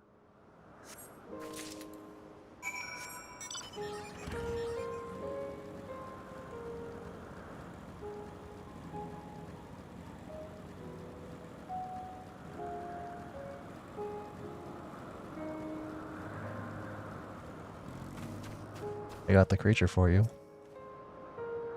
How dexterous you must be to hit a moving target with so small an object. Most impressive. Well, allow me to take that dozing specimen off your hands. Alright, here you go. Why, what a precious sight our little beast makes when it's not running amok. A shame it can't be this adorable all the time. This was in fact one amateur creator's answer to the walking shark that recently gained approval. A somewhat hasty and ill-advised attempt, if you ask me. Credit where credit is due, though. The specimen is bipedal despite its base being that of a quadrupedal beast. Its predilection for being an excitable nuisance, however, means it cannot be of any real use on our star. What it needs is a healthy dose of intellect. I will write a report stating as much. While I do that, return to Glafira and tell her for the assistance you rendered. Oh, and offer her my gratitude too, would you?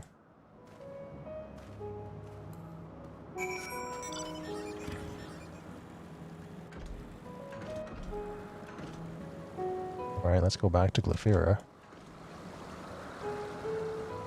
Hey, I helped your friend out. There you are. Thank you for tidying up that bit of a mess for me. Speaking of which, what was the mess exactly? Was it the creature running amok? A thrilling game of chase the creation, was it? That conjures up a sorry image indeed.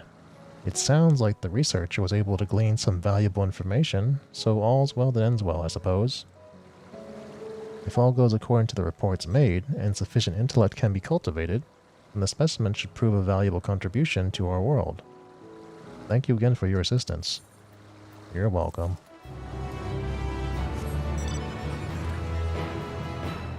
Alright, you're next. What do you want? What the heck is that? Let me see, what is this? Oh, it's a cactar. A name. I need a name for it. One that will stand the test of time as it passes through generation after generation. When you break it down, what's in the name, really?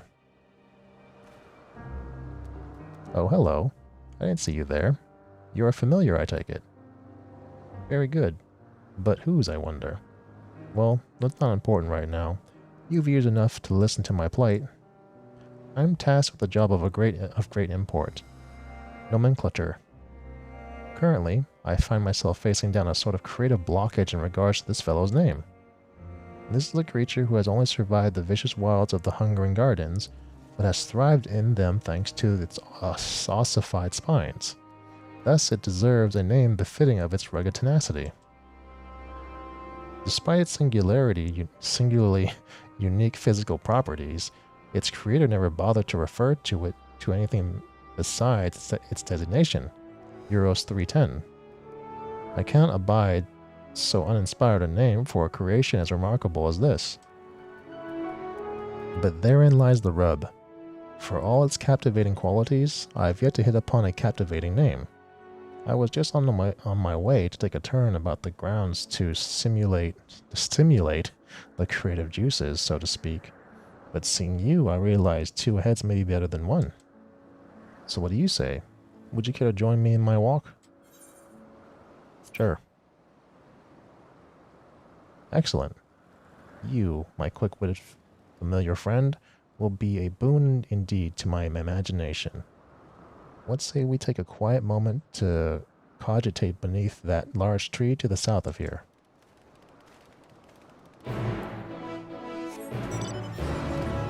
Yes, let's talk about cactuars. Cactars.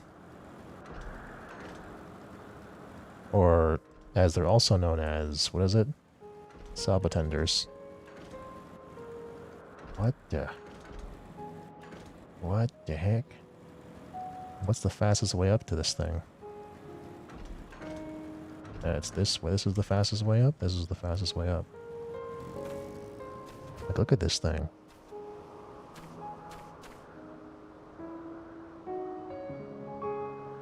Oh, no, this isn't a cactar, it's a sabatender. Because a cactar has a... I mean, cactars do exist in Final Fantasy XIV, I'm fairly certain, but not like that. Is the sun-dappled forest floor a stunning sight? Is not the breeze so bracing as to lift up the spirits? It's not the surrosis of the Melanoi's whiskers so pleasant as to induce great thoughts? Surely with all the inspiration that surrounds us, you have been stirred into contemplation too. Tell me, what is it now you focus so squarely upon? The innumerable tasks that sit waiting to be done. This I can relate to.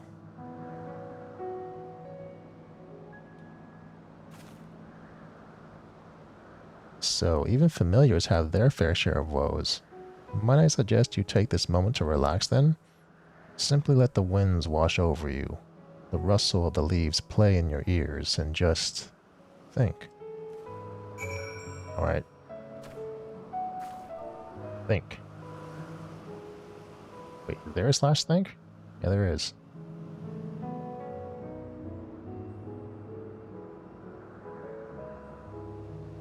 For a time, all you can hear is the breeze like a calming whisper in your ears. All of a sudden, a groan invades your peace of mind.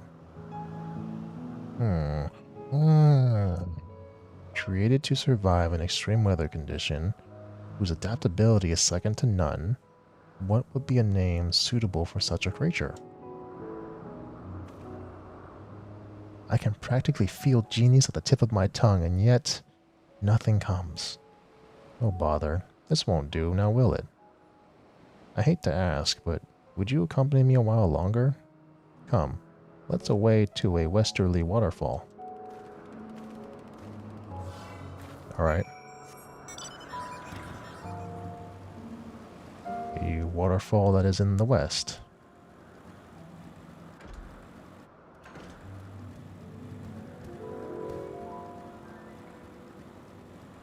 Can I go up here? Yeah, I can. Yeah, I can. Oh wait, is it even further up, or is it actually at the waterfall? Is it at the top? Nope, he's right here. Alright, now what? Listen close, can you hear it? A waterfall whose stream is at once ferocious and tender, whose spray kisses its surroundings in an affectionate pitter-patter, inspiring indeed, and like to give rise to brilliance. Yes, there is no place more perfect for the conjutation of this creature's name. Come, stand with me and let us think on it. Alright. Think.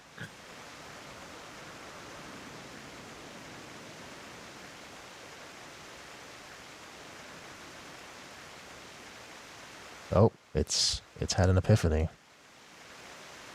Euros 310's beady eyes appear to scan its surroundings. It is a creature that bears a strong resemblance to a plant, so perhaps Planticus? It's also a deal similar to a succulent. Aha, I've got it. Succulum. Oh goodness gracious, no, that's just foul. I'm afraid I am quite a loss for names beyond the paltry few I've offered. Perhaps you can provide a fresh perspective. What is it would you find most endearing about this creation?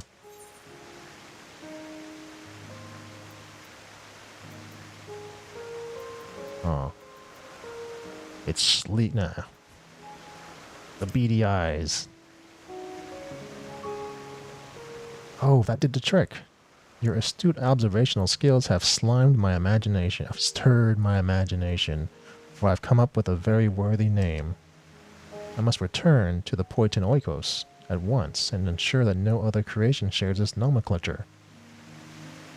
You will not be too far behind, yes? You are due a suitable gift for the help you've provided after all. Okay. Is it Cactar or is it Sabotender?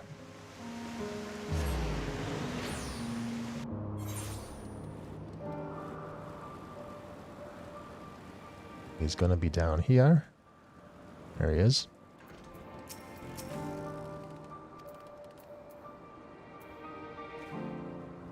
I must say I greatly enjoyed our time together. I believe nothing cultivates creativity quite like the sharing of ideas.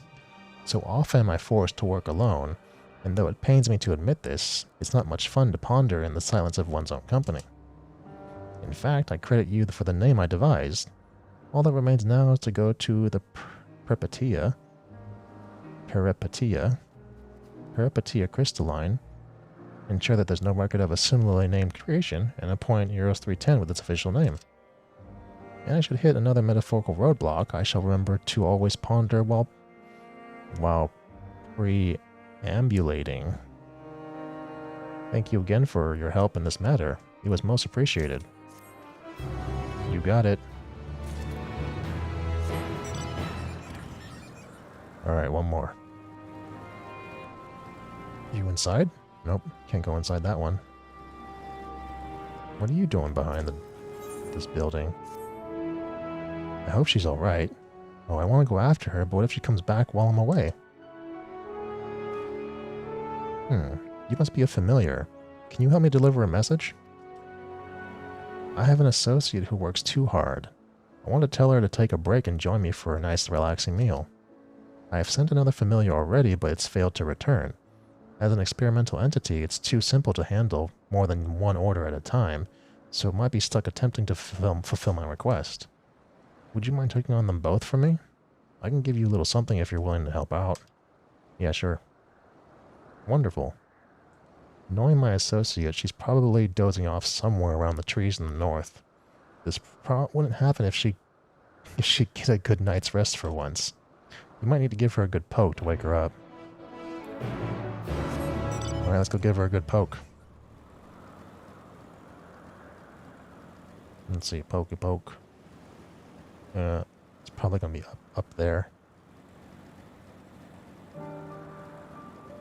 Let's go up here.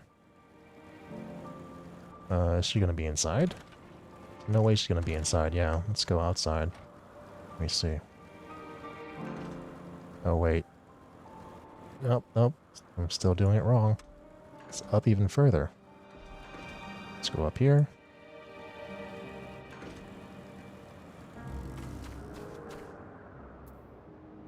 Are you... No, it's not dozing. The observer is fast asleep, completely unresponsive. Wait, you're sleeping... standing? Oak. Hey. Huh? Oh, how long was I asleep?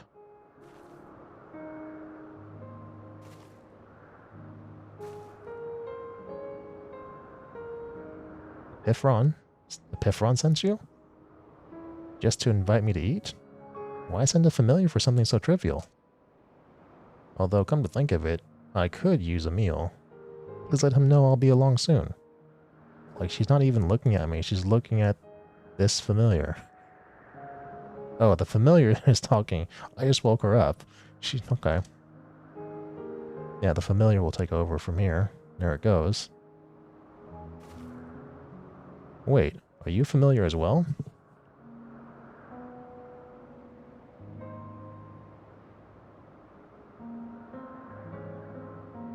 I thought you were one of us for a moment. Anyway, thank you for waking me. I suppose we'll be eating at our usual place. A nice cup of tea to start with, so that sounds lovely. Well, do you not also need to report to Epifron? Epifron. Oh. Let's go report back.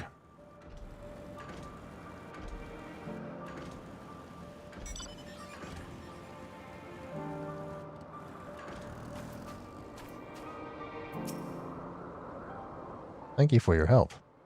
My familiar says my associate has accepted my invitation. This is what happened, yes? Yup. Can confirm. Good. That means it can carry out its duties on a basic level at least. I designed it to convey ideas through information laid in aether rather than words, so I'm happy to see the communication was successful. It does seem, however, that this method is ineffective when the recipient of the message is asleep. I'll get to work on fixing that. What if someone doesn't want to be annoyed when they're asleep? That would be so annoying if you're just sleeping and then all of a sudden you have this message appear in your head. But not now. Enjoying some time with my associate is the priority at the moment. Thank you again for your help. Like, if he ever gets that to work, like, he's gonna be a very annoying person. Just telling people in their sleep, like, get up, I got something to tell you. Alright. Let's see. So... how far can I go? Let me see. If I can just stand in front of her, I think that's okay. So I have to stay within the Poitin oikos. Let's see. I think I'm good for now. Yeah, I'm gonna break for now. This is fine. Yeah. I'll come back tomorrow and start doing the MSQ. And probably do the rest of whatever lies ahead here. Hopefully no more side quests. Hopefully just story from here on out, because that'll be fantastic.